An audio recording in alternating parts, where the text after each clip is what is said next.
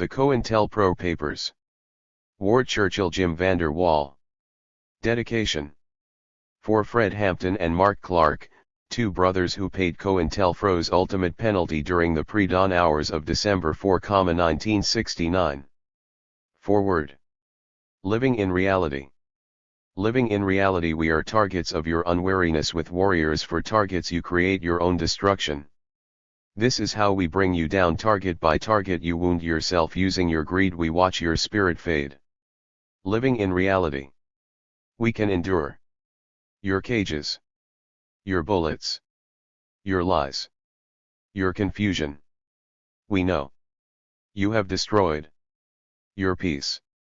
Living in reality. You only exist. John Trudell. 9. The face of COINTELPRO.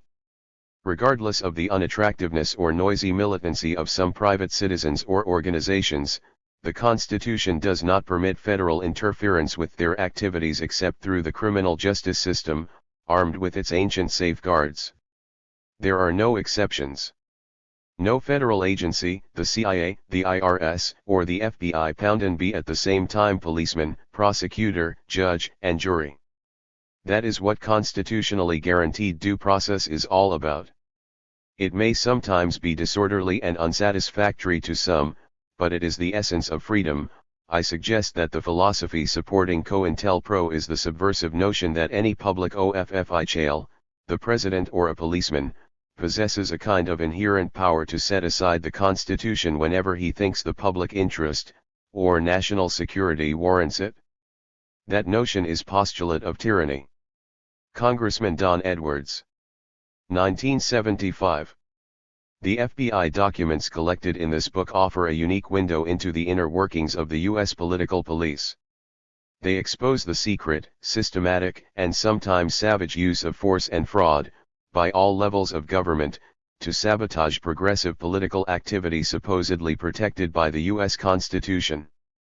They reveal ongoing, countrywide CIA-style covert action, infiltration, psychological warfare, legal harassment, and violence, against a very broad range of domestic dissidents.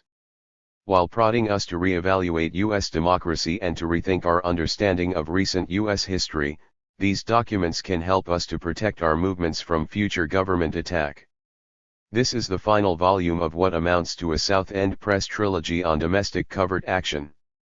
Ward Churchill's and Jim Vander Wall's Agents of Repression 1 details the FBI's secret war on the Black Panther Party and the American Indian Movement.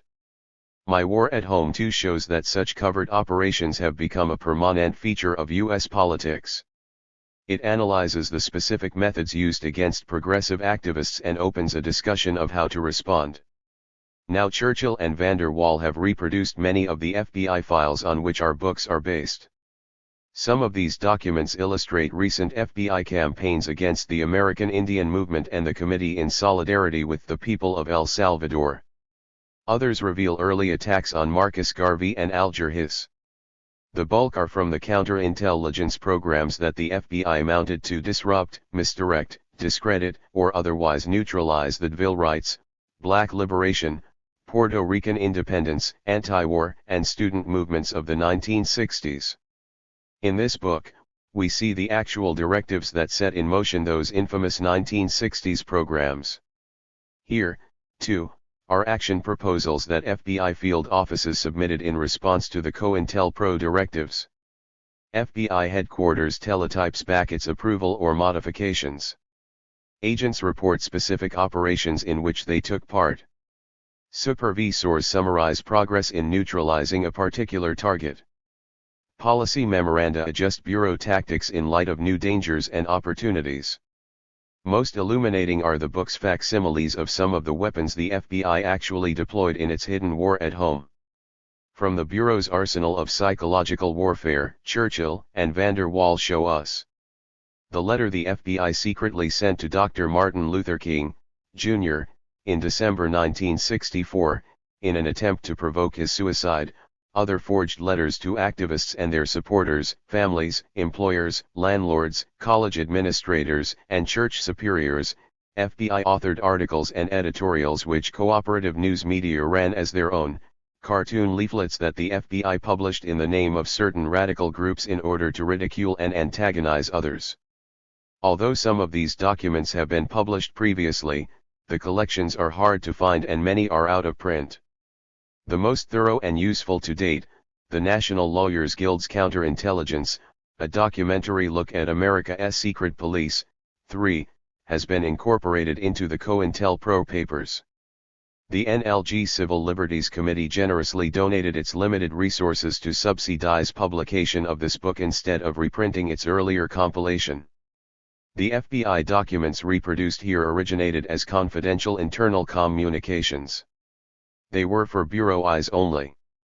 They remained secret until March 1971, when a Dyson's committee to investigate the FBI removed boxes of files from an FBI resident agency office in Media, Pennsylvania, and released them to the press. Gradually, more files were obtained through the Federal Freedom of Information Act, which had been temporarily strengthened to help restore public confidence in government in the wake of Watergate and the exposure of official lies about the Vietnam War. A few agents and informers began to disaffect from the FBI and publicly confess their misdeeds. New Senate and House Intelligence Committees held public hearings and published voluminous reports. These, in turn, enabled activists to get more documents through FOIA requests and lawsuits. The full story of COINTELPRO has not yet been told. The Bureau's files were never seized by Congress or the courts. Many have been destroyed. Others remain hidden or were released with such heavy deletion that only the and but remain. The most heinous and embarrassing counterintelligence actions were not committed to writing, and ex-operatives are now legally prohibited from disclosing them. Still, an unprecedented wealth of detailed information has been amassed. That material is summarized in Agents of Repression, War at Home and Elsewhere. What sets the COINTELPRO papers apart is the number and scope of the FBI documents it reproduces. As the title indicates, these documents are drawn mainly from the FBI's formal counterintelligence programs, in place from 1956 to 1971. This is not because these were the FBI's only programs of domestic covert action. Rather, it is because they were the only ones to have their records substantially revealed. COINTELPRO involved a unique experiment.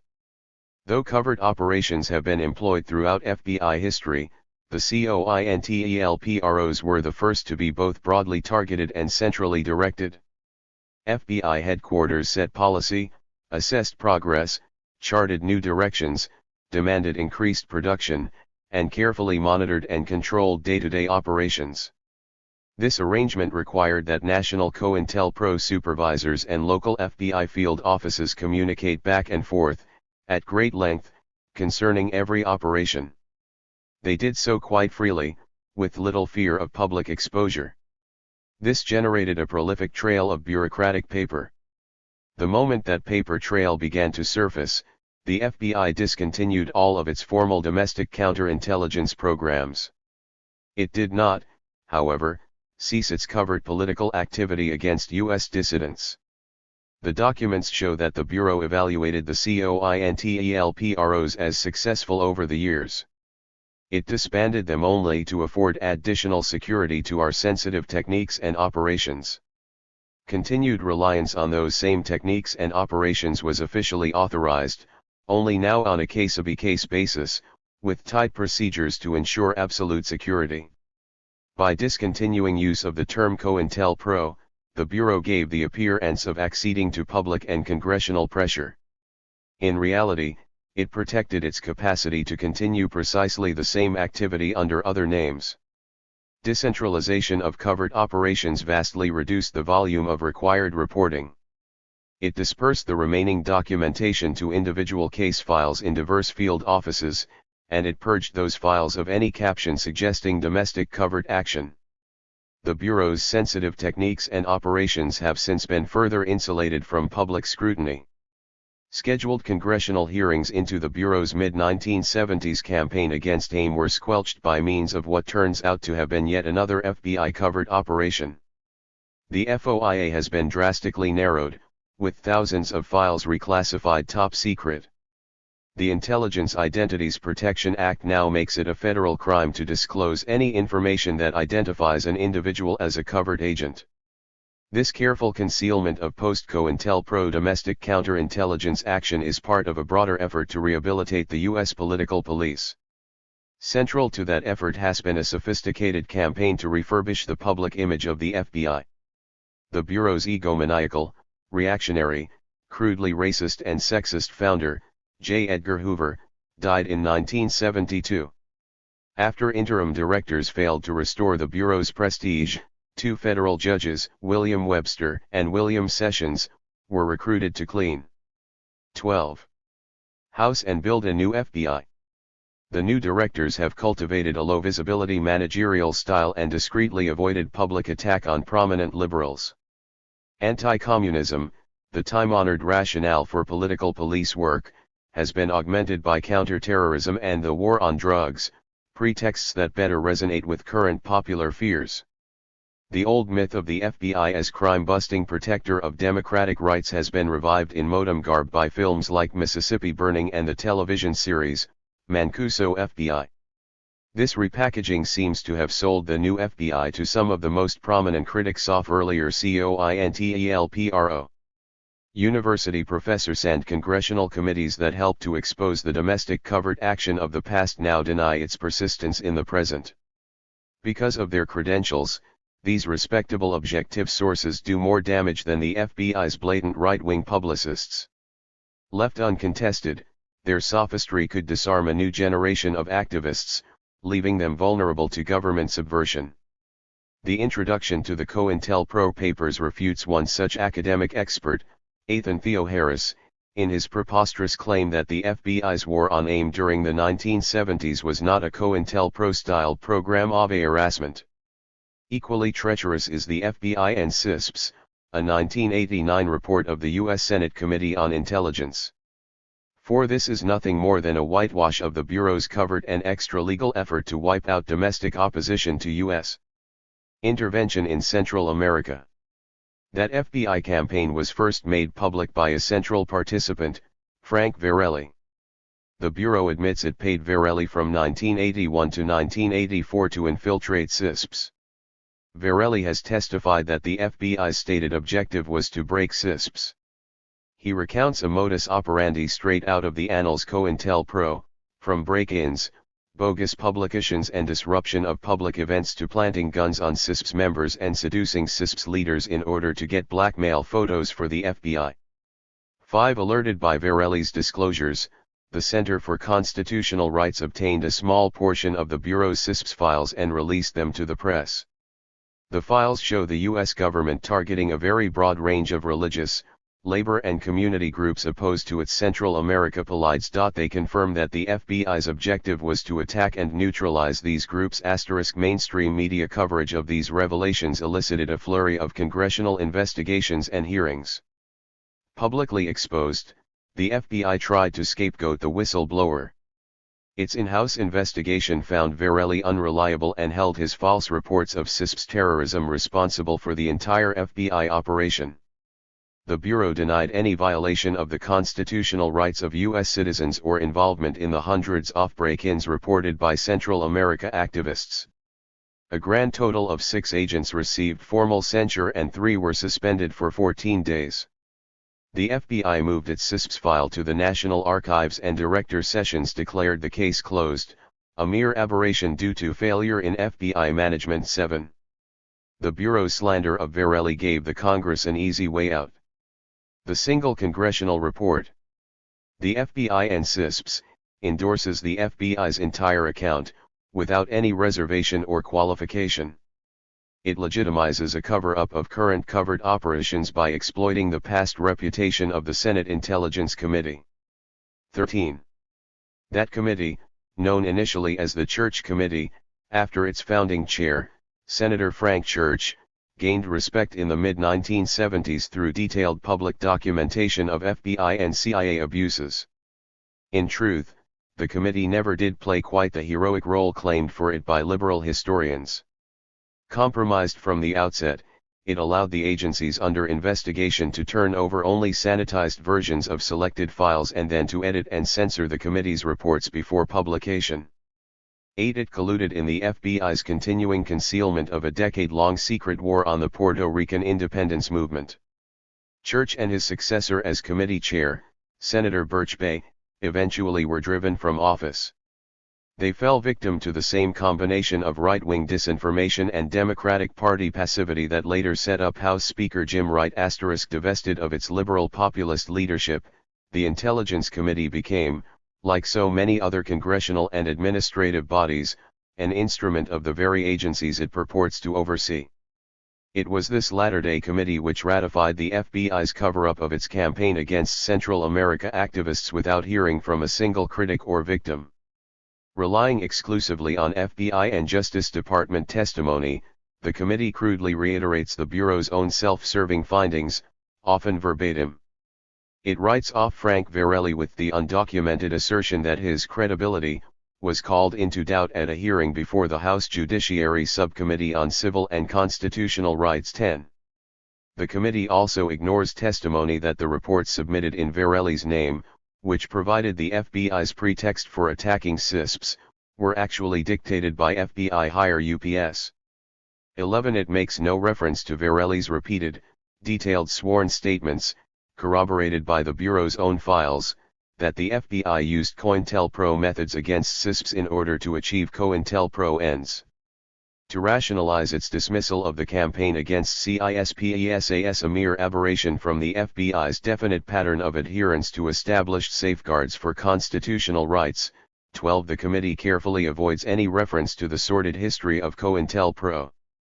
Neither the acronym nor the concept appear even once in its report. Such a whitewash should not be allowed to obscure the reality of continuing cointelpro-type attacks on progressive activists. Ongoing domestic covertation is more than amply documented by the COINTELPRO papers, Agents of Repression and War at Home. The targets are not limited to the opponents of U.S. intervention in Central America. They include virtually all who fight for peace and social justice in the United States, from AIM, Puerto Rican Independentistas and the Coalition for a New South, to environmentalists, pacifists, trade unionists, homeless and seniors, feminists, gay and lesbian activists, radical clergy and teachers, publishers of dissident literature, prison reformers, progressive attorneys, civil rights and anti-poverty workers, and on and on. Consider the following examples drawn from 1989 alone: National Leaders of Earth First. Imprisoned on the word of an FBI infiltrator, Mike Tate, 18. 14. The coordinator of the National Lawyers Guild's Anti-Repression Task Force, active in the defense of Puerto Rican independentistas, subpoenaed at the FBI's instigation before a gratuitous, punitive grand jury and faced with jail for refusing to testify against a former client. 14. More than 200 African American elected officials in Alabama, Georgia, and North Carolina victimized by FBI smear campaigns, false criminal charges and elaborate sting operations. 15. These can be no more than the tip of the iceberg, given that the great bulk of COINTELPRO-type operations remain secret until long after their damage has been done. By all indications, domestic covert operations have become a permanent feature of U.S. politics. The implications of this are truly alarming. In the name of protecting our fundamental freedoms, the FBI and police systematically subvert them. They routinely take the law into their own hands to punish dissident speech and association without the least semblance of due process of law. Those who manage to organize for social justice in the United States, despite the many obstacles in their path, face countrywide covert campaigns to discredit and disrupt their constitutionally protected political activity. The documents reproduced in this book reveal a U.S. political reality which is the antithesis of democracy. They also suggest an alternative reading of recent U.S. history. Memoirs and commentaries on the 60s have recently become quite popular. COINTELPRO, however, receives little attention in these accounts. It is rarely mentioned, and even then it seems somehow not to affect the rest of the story. Otherwise responsible historians describe a systematic campaign to covertly discredit progressive movements without so much as considering the possibility that their own perceptions might be distorted as a result of that campaign. Take, for instance, Todd Gitlin's often insightful and eloquent account of his experience in the 1960s. A sophisticated participant observer and early president of Students for a Democratic Society, Gitlin is well aware of COINTELPRO. Yet, at least one pivotal incident reported matter-of-factly in his book turns out to have been an FBI-covered operation. Recalling a 1969 telephone thread which helped split the emerging women's movement from SDS, Gitlin repeats a widely accepted account attributing the call to Kathy Wilkerson, a late SDS and future Weather Underground militant. Gitlin was shocked to learn, at an SDS reunion in 1988, that neither Wilkerson nor any other SDS woman had made such a call. Who knows how many other incidents represented as historical fact by Gitlin are actually COINTELPRO fiction. 16. COINTELPRO has been especially effective in distorting the public image of the Black Panther Party. The BPP was the most prominent African American political force in the U.S. during the late 60s, with chapters all across the country. Working from a 10-point socialist program for black self-determination, it formed armed street patrols to deter KKK and police brutality, gave out free food and 15. health care, and fought against hard drugs. The BPP was instrumental in forging a broad-based rainbow coalition against U.S. intervention abroad and for community control of the police, schools, and other key institutions at home. Its weekly newspaper, The Black Panther, brought a radical anti-imperialist perspective on national and international developments to over 100,000 readers. These achievements have by and large been ignored by white historians, who present instead only the FBI's view of the BPP. Even books about COINTELPRO tend to regurgitate as scholarship the very lies and racist caricatures which the Bureau promoted through COINTELPRO. At best, such studies equate the government's violence with the EP's, overlooking the fact that the FBI and police harassed, vandalized, beat, framed, and murdered Panthers for years before finally provoking the party's retaliation.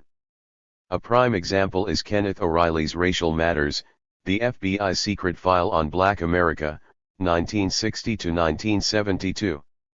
Here we find the BPP identified as a gang of preening ghetto generals spouting off the pig rhetoric and sporting black leathers, Cuban shades, and unkempt afros. They were peripheral characters, who never attained mass support. In a portrayal laced with the FBI's racist epithets, monsters, cold-blooded killers, nihilistic terror, O'Reilly argues that the Black Panther Party invited the sort of FBI repression that typified Lyndon Johnson's last 2 years in the White House and Richard Nixon's first 4. Such invitation consisted, we are told, of a coloring book depicting black children challenging white law and order in the ghetto. Only the most careful reader will discover, some 21 pages later, that this outrageous Panther provocation was actually a COINTELPRO forgery published by the FBI to discredit the BPP. Clearly, COINTELPRO and similar operations under other names work to distort academic and popular perceptions of recent U.S. history. They violate our basic democratic rights and undermine our ability to alter government policy and structure. They have done enormous damage to the struggle for peace and social justice. Though formidable and dangerous, such domestic covert action is not insurmountable. It can be overcome through a combination of militant public protest and careful internal education and preparation within progressive movements. The greatest gift of the COINTELPRO papers is its potential for helping present and future activists grasp the methodology of this form of repression in order to defeat it. Read these documents with that in mind, and use them well. Brian Glick. New Rochelle, New York, March 1990. Guide to the Documents by Chip Burlett and Brian Glick. 12 Memo, Hoover to Attorney General Re, Marcus Garvey, prominent Negro agitator. Neutralize his political work with fraud prosecution. 13 Report, from infiltrator who targeted Garvey. 14-5 Letter, his defense investigator actually reported to FBI. 16 Memo, FBI knew his prosecution claims regarding typewriter forgery were false. 17 Teletype, agent to infiltrate Dallas CISPs. 18-9 Teletype, attack CISPs for defying government policy. 24 Rosenberg memo text entirely deleted. 25 Document, systematic deletions from FBI documents follow pattern. 40 Memo, COINTELPRO initiated against CP, USA. 42 Memo, cause organized crime to attack CP, USA. 43 FBI circulates bogus camp leaflet to provoke mafia. 44-6 FBI authored anonymous letter incites Teamsters against CP, authority requested for more. 47 Memo, Teamster business agent of weak character cultivated as informant. COINTELPRO SWP. 51 Memo, anonymous phone call to subvert NAACP support for committee to aid Monroe defendants. 52-3 Teletype, authority sought for media smear of SWP organizers running for public office. 54-5 Memo, Phoenix FBI requests authority for anonymous letter campaign to provoke firing of SWP faculty member. 56-7 Memo/cartoon, from campaign to disrupt anti-war movement and SWP. COINTELPRO, Puerto Rican independence movement. 68 Document, launch program to disrupt Puerto Rican independence movement. 69 Memo, New York suggests exploiting factionalism in Puerto Rican independence movement. 70 Document, Hoover suggests plan to promote hostility toward Puerto Rican independence movement by planting articles in media. 71 Document, New York and San Juan discuss plans to disrupt Puerto Rican independence movement. 17. 73 Document, split and disrupt group seeking Puerto Rican independence. 75 FBI secretly authors daily newspaper editorial attacking Puerto Rican student independentistas. 76 Document, delve deeply into independentistas' personal lives to disrupt their activities and compromise their effectiveness. 77 Anonymous leaflet circulated by FBI to discredit independentista leader Juan Mari Braz. 78 Memo, FBI gloats over Mari Braz heart attack and claims its anonymous letter was partial cause. 79 Memo, anonymous leaflet mailed to 300 in effort to fuel factionalism among independentistas. 80 Document, anonymous mailing and other covert operations to crush budding high school pro-independence movement. 81 Airtel, anonymous letter approved to foment disputes within independentista movement, as long as bureau role remains hidden. 83 Memo, San Juan suggests anonymous letter on supposed sexual affair to discredit Mari Braz and alienate other independence advocates. 85 Airtel, San Juan informs Hoover of campaign to subvert 1967 UN plebiscite on Puerto Rican political status. 87 Bogus cartoon ridicules Mari Braz in name of other independentistas. 89 Bogus cartoon linking Puerto Rican independentistas with Fidel Castro, issued in name of fictitious Puerto Rican group set up by FBI to subvert 1967 plebiscite.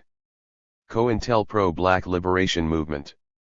92-3 Document, establish program to disrupt, misdirect, discredit, or otherwise neutralize black nationalist organizations and leaders. 98 Document, remove Dr. Martin Luther King from leadership role in civil rights movement. 99 Anonymous letter, urges King to commit suicide or face exposure of alleged misdeeds. 100-1 Memo, anonymous leaflet and article planted in news media to undermine American Friends Service Committee work in Poor People's Campaign.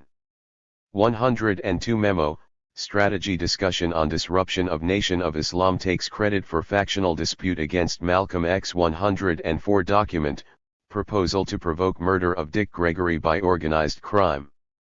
107 Memo expands program to neutralize black movement. 108-11 Airtel, anti-black program expanded, prevent coalitions, respectability, youth militancy, rise of a messiah. 113-4 Memo, disrupt marriage of St. Lewis civil rights activist Reverend Charles Cohn and discredit him in black community through anonymous accusations of sexual infidelity.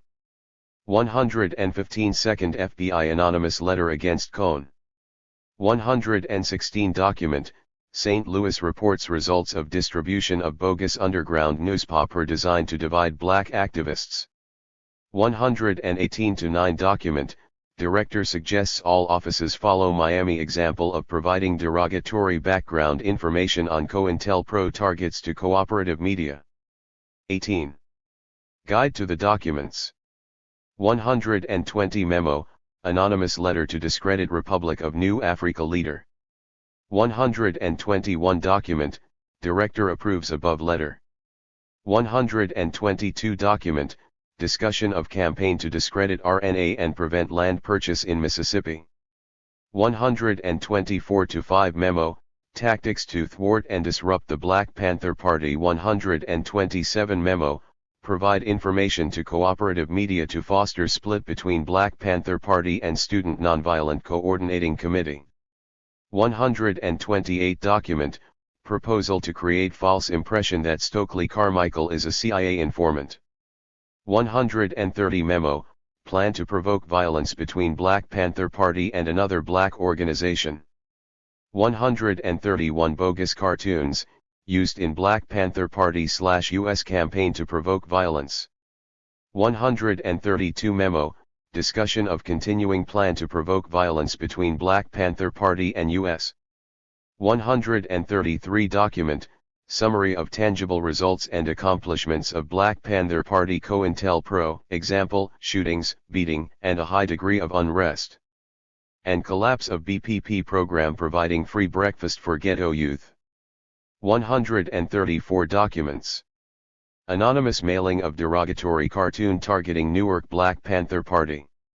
136-7 memo, proposal to provoke Jewish Defense League violence against BPP. 138 document, anonymous letter to Chicago gang leader Jeff Ford provoking violence against BPP. 139 document/sketch. FBI informant's drawing of floor plan showing where BPP leader Fred Hampton slept. Used by police to murder Hampton and Mark Clark. 141 Airtel, cash bonus requested for FBI informant who targeted Hampton for deadly raid. 144-5 Airtel, Hoover reprimands San Francisco FBI for criticizing plan to discredit and destroy BPP. 148 memo, summary of anti-black COINTELPRO, friction created among BPP leaders. 150 Airtel, Hoover informs agents that when targeting BPP, purpose is disruption, and it is immaterial whether facts exist to substantiate the charge. 151-2 Teletype, propose forged letter to divide BPP and isolate Geronimo Pratt. 154-5 memo, bogus underground newspaper proposed to discredit Geronimo Pratt, ridicule BPP, and foment mistrust and suspicion among its members. 156 Teletype, continue targeting Pratt. 158 memo, FBI and prosecutor collude to keep evidence from judge and defense attorneys in trial of 3 former Panthers. 160-1 Airtel, director summarizes success in shattering BPP and driving BPP leader Huey Newton crazy. 162-3 memo, thwart BPP newspaper, FBI anonymous letters charge BPP anti-Semitism to disaffect donors solicited by conductor Leonard Bernstein, further disinformation and Jewish Defense League provocation. COINTELPRO New Left. 177-8 memo, disruption of New Left formalized as new program. 19. 180 target anti-war leaders Dellinger and Hayden. 181-2 Newark proposes New Left be destroyed or neutralized from the inside / Hayden labeled as informer. 183 12-point master plan for COINTELPRO against New Left. 185-6 memo, cartoons, pamphlets, and anonymous letters used to disrupt SDS at Temple University. 187 cartoon used to discredit SDS at Temple University. 192-3 Memo, block emergence of Detroit Area Anti-War Coalition, bogus letter in name of Black United Front demanding $25,000 from white liberals. 194-6 Disrupt Liberation News Service through divisive anonymous letter. 197 Memo, Milwaukee proposes plan to discredit alternative newspaper in Madison, Wisconsin. 199 Airtel, Newark proposes plan to disrupt Princeton SDS through conservative campus group. 200 Airtel, Director approves plan to disrupt Princeton SDS. 201 Cartoon from campaign to disrupt Princeton SDS. 202 Director urges plan to drive a wedge between the New Left and the Black student power advocates at New York University. 203 FBI authored racist letter from anonymous SDS member used in COINTELPRO operation at NYU. 204 letter, approval of NYU COINTELPRO. 205-7 Memo, plan to use anonymous messages with a mystical connotation to harass Temple University New Left activists. 209 Director urges anonymous communications to cause confusion in the organizing for demonstration by causing dissent amongst its sponsors. 210 Memo, COINTELPRO operation proposed to inhibit the embryonic alliance between SDS and BPP. 211 Letter, authority granted for above operation by using informants to create rift. 212 Memo, Detroit requests device to squirt foul-smelling feces on publications distributed by Radical Education Project. 213 Airtel, divide SDS and BPP through bogus racist, sexist, homophobic attack in name of Newark SDS. 214-5 Airtel, plant newspaper article decrying Jane Fonda's fundraising for BPP. 216-7 Airtel, FBI authored letter to newspaper columnist from fictitious person smearing BPP supporting actress Jean Seberg as pregnant from Black Panther rather than white husband. 218 Director approves action vs. Seberg, with adjustments to protect FBI cover. 219 document / Los Angeles Times clipping, claim Seberg COINTELPRO successful. 227 document / postcard, FBI sends Minutemen death threat postcard to intimidate author Churchill. COINTELPRO, AIM. 242 report, source describes Denver AIM organizational structure. 243 teletype, report on AIM sent to legal attaché in Ottawa, Canada. 245-6 teletype, police brutality against AIM activist Russell Means. XX. Guide to the documents.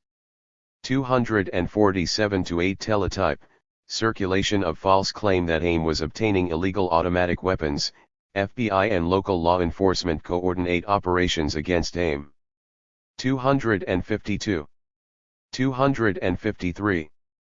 Document, establishing predication for criminal investigation of AIM. Teletype, use of reporter at Wounded Knee as unwitting informant for FBI through covert cooperation of management. 256-60 Memo, position paper on role of FBI in case of a major confrontation in Indian country, based on analysis of Wounded Knee operations. 263-5 teletype, unsubstantiated rumor of AIM arms purchases, proposal to use that rumor to block funding of AIM by Sammy Davis, Jr. 266-7 document, initiate forceful and penetrative interview program against AIM activists. 271. 274. Memo, characterization of AIM as violent and destructive insurgents. Memo, COINTELPRO veteran agent Richard G. Held assigned to direct investigation into death of 2 agents in Peltier Pine Ridge killings case. 275. 276. Memo, involvement of agent Richard W. Held, son of Richard G., in Pine Ridge case.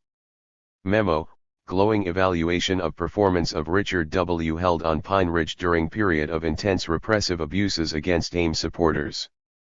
277 Memo, Director desires prompt resolution of any inconsistencies in stories relating to Pine Ridge killings. 279 Tactical summary shows use of grand jury to coerce reluctant witnesses to implicate Peltier and others in Pine Ridge killings. 280. 281. Teletype, Richard G. Held returns from Rapid City to duties as SAC Chicago. Memo, Richard G. Held continues involvement in Pine Ridge case, plans to meet with Judge. 282-3 FBI Terrorist Digest, AIM included in summary of possible terrorist attacks on 1976 bicentennial celebrations. 284-7 Teletype, lengthy report from single unverified source alleges non-existent AIM dog soldiers plan massive campaign of murder and terrorism. 288-9 Memo, media leak that FBI shared information on Native American protests with CIA. 290-3 FBI analyzes acquittal in first Pine Ridge killings trial in order to be sure to convict Peltier in second trial. 294 Memo, co-defendant dismissed so full prosecutive weight of the federal government could be directed against Leonard Peltier. 296 Affidavit, Myrtle Pourbaix alleges she heard Peltier plan to ambush FBI agents at Pine Ridge, and that later he confessed. 297. 298-9 Affidavit, Myrtle Pourbaix alleges she saw Peltier actually shoot FBI agents. Affidavit, Myrtle Pourbaix abandons claim Peltier planned and confessed killings, adds substantial detail to her eyewitness account. 300 Airtel, enclosed here with one pair of hands taken from as yet unidentified Anna Mae Aquaj. Initial autopsy inconclusive despite bullet lodged in skull. 301. 302. Identification report, fingerprints reveal identity of Anna Mae Aquaj. Teletype, ballistics test showed rifle claimed as Pine Ridge killings weapon could not have fired the cartridge casing recovered from trunk of car. 303 Lab notes, firing pin test showing lack of match described as inconclusive at trial. XXI.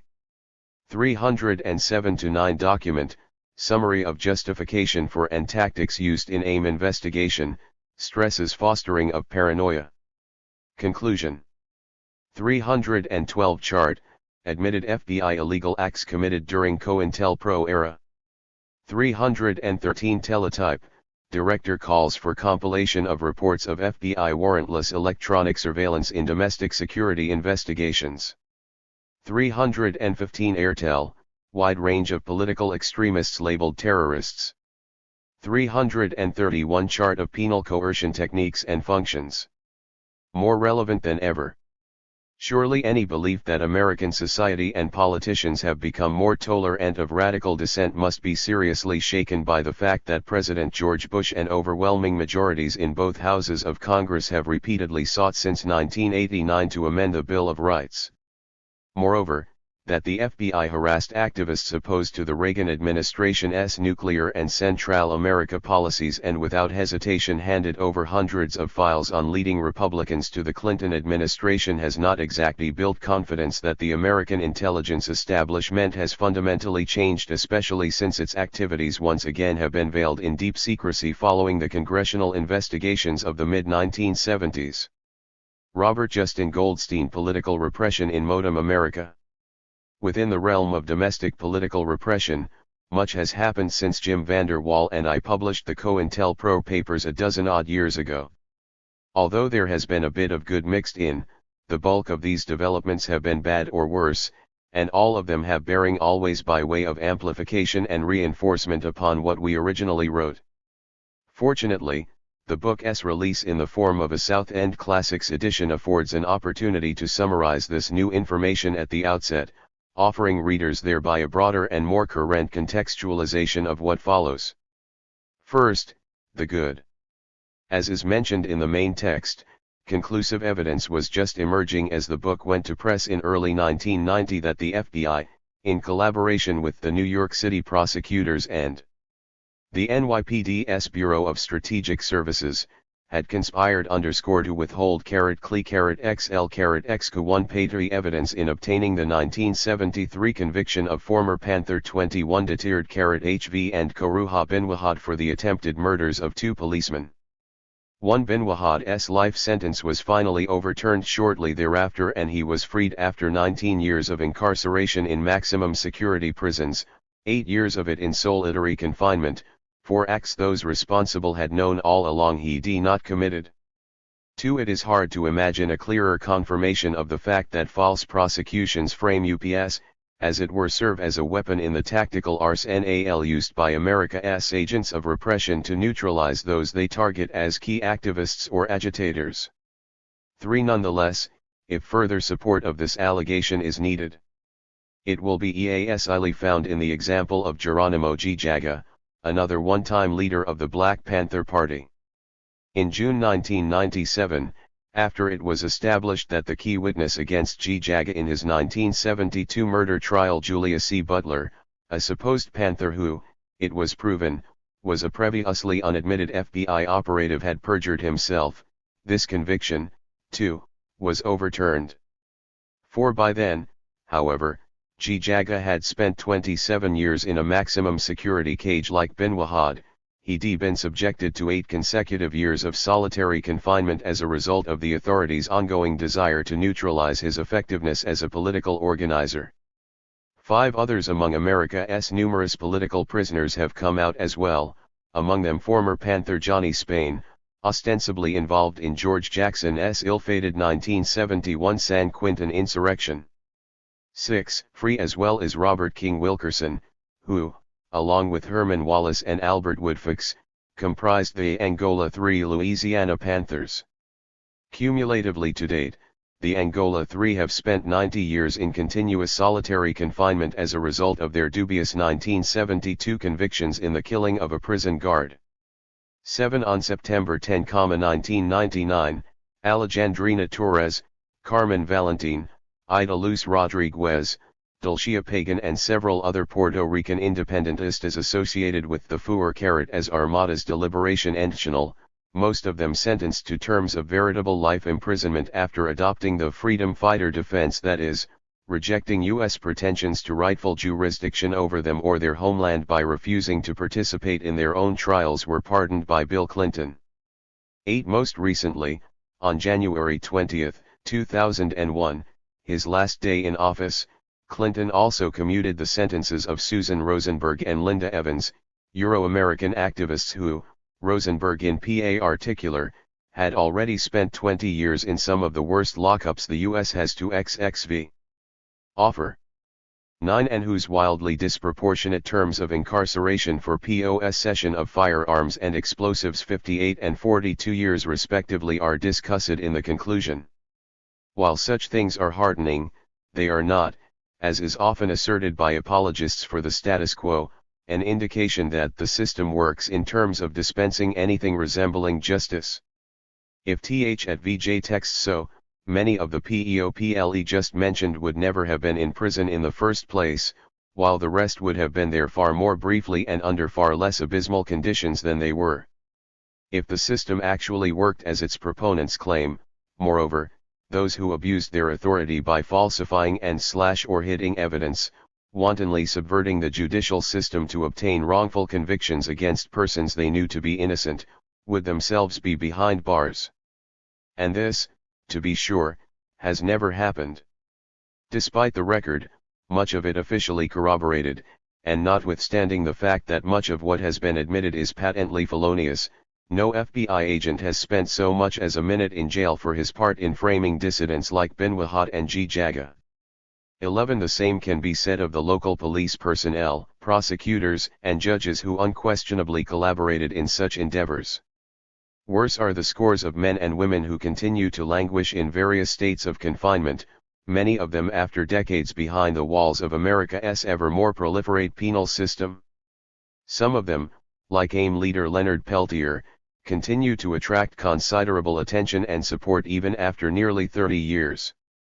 12. The same is true of former Panther cum award-winning radio journalist Mumia Abu Jamal, whose recent manumission into the general prison population after 2 decades on Pennsylvania's death row should count as a victory, however incomplete.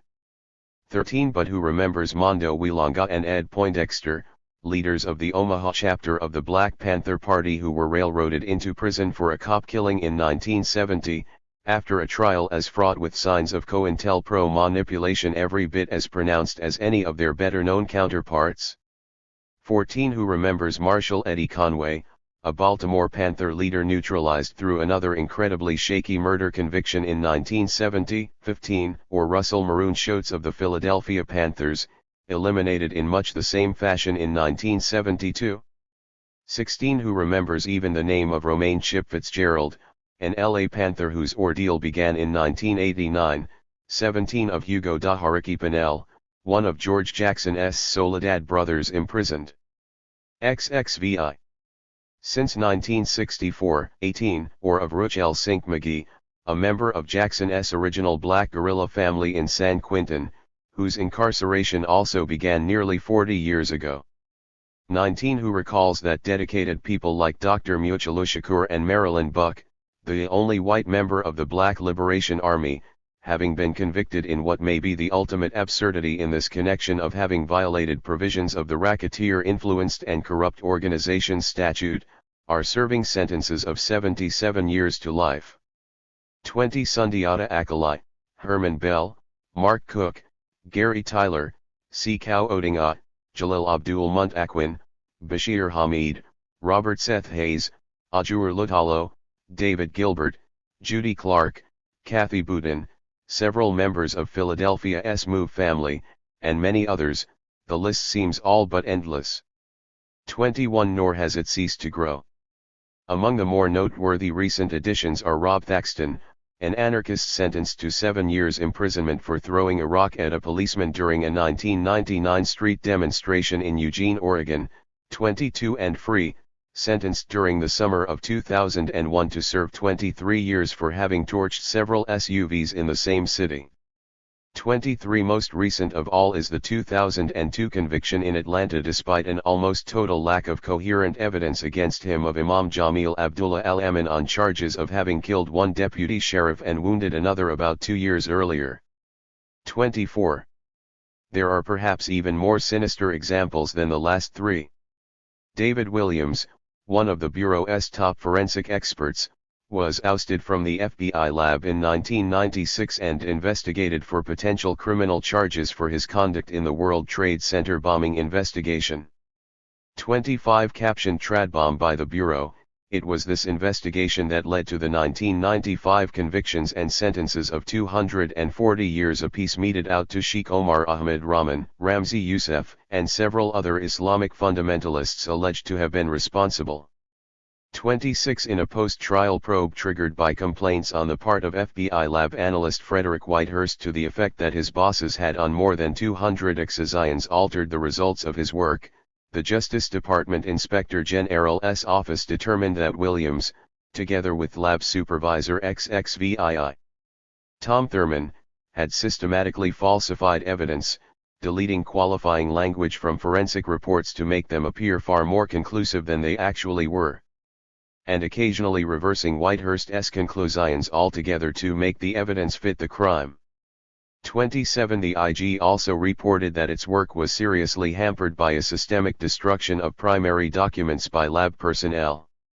28. The same pattern was found with regard to the FBI's Oklahoma City bombing investigation, at about the same time. On September 5, 1995, Williams issued a 28-page, lab report on the bombing that showed all the hallmarks of his tendency to work backward, draw unscientific conclusions, and overstate results, all in aid of the incrimination of the only suspects, Timothy McVeigh and Terry Nichols. 29. Although the laboratory had issued a policy memorandum on September 1, 1994, explicitly requiring the verbatim inclusion of reports in summaries presented to juries, Williams later admitted changing the reports of David Burmeister, the chief explosives residue analyst on the Oklahoma City case in a manner slanted, in favor of the prosecution. 30. The quality of Williams' material was peer-reviewed by a pair of British experts, Brian Caddy, a British forensics professor, and Dr. John Lloyd, a Fellow of the Royal Society of Chemistry and 30-year veteran of forensic investigation, both of whom had worked IRA bombing cases. 31 As Caddy put it, "If these reports are the ones to be presented to the courts as evidence, then I am appalled by their structure and information content. The reports, in my opinion, are not reports as such but a mere catalogue of items and the results of some experimentation. The structure of the report seems designed to confuse the reader rather than help him." 32 Lloyd concurred. "The reports are purely conclusory in nature. It is impossible to determine the chain of custody, or precisely what work was done on each item, or the reliability of the reported results, e.g. of specificity and freedom from the effects of spurious contamination, or the competence of whoever was responsible for the results."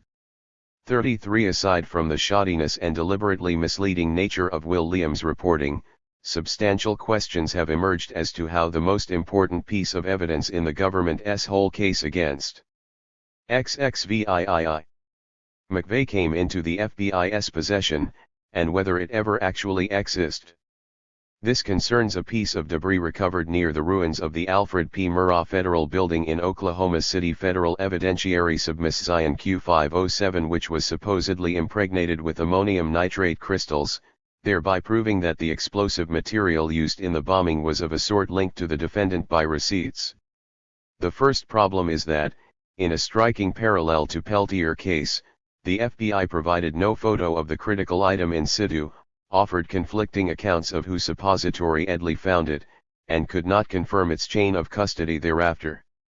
34 Indeed, even in the lab itself, the Bureau was forced to concede that while Williams' initials appeared on virtually every piece of evidence submitted at trial, he did not actually check the evidence in, there's placed his initials on the evidence at his instruction.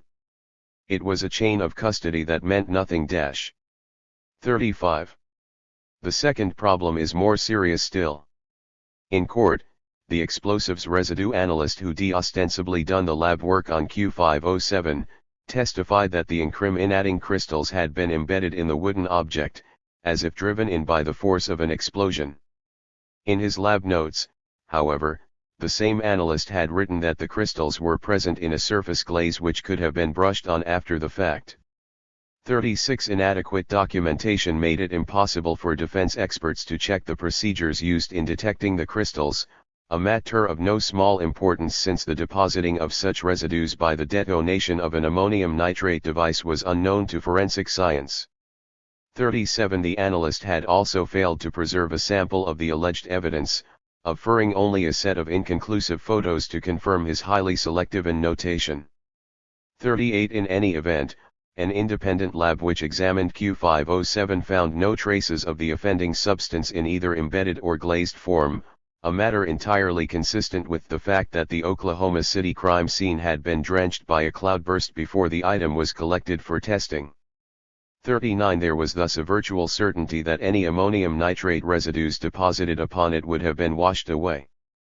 40 Although the FBI lab's violations of the most basic rules of evidence were so flagrant with respect to Q507 that the trial judge, Richard Match, could easily have ruled it inadmissible, thereby collapsing the government's cases against both McVeigh and Nichols, he failed to do so.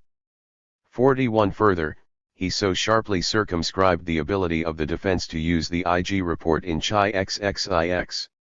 Lending the integrity of the Bureau's lab work. Match ruled that only 6 of the document's 517 pages, all of which arguably necessary to put the lab's performance in context, could be admitted as evidence. 42 That the jury was left with the false impression that the overall case against McVeigh had been scientifically proven when, in fact, exactly the opposite was true.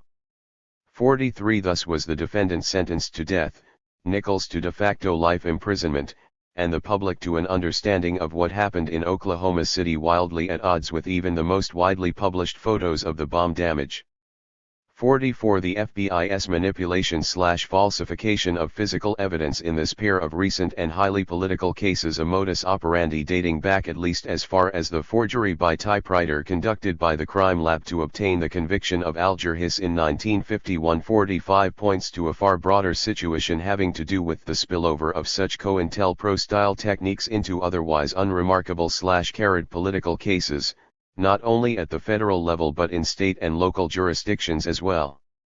As for the Bureau itself, such efforts to pump up conviction rates, and thus reinforce its reputation as the nation's premier crime-fighting agency, 46 can be traced to a point not later than the mid-1970s, 47 when Thomas Curran, an examiner in the lab's serology department, was exposed as having lied repeatedly under oath about his credentials. He was variously a zoologist, a biologist, and a psychologist for different court appearances, although he possessed no degree at all, and that, while he'd been involved in nothing but routine prosecutions, his lab findings had been just as persistently deceptive as his claims to holding both a BA and MA in science. 48 That Curran's example was by no means anomalous is readily borne out by the still unfolding case of Joseph Salvati, a completely unoffending Boston truck driver and father of 4, a random bystander, in effect who, as is now officially conceded, was framed and sentenced to life imprisonment in 1967 for a murder to which the FBI personnel who testified and otherwise fabricated the evidence used to convict him knew he had not the remotest connection. Why?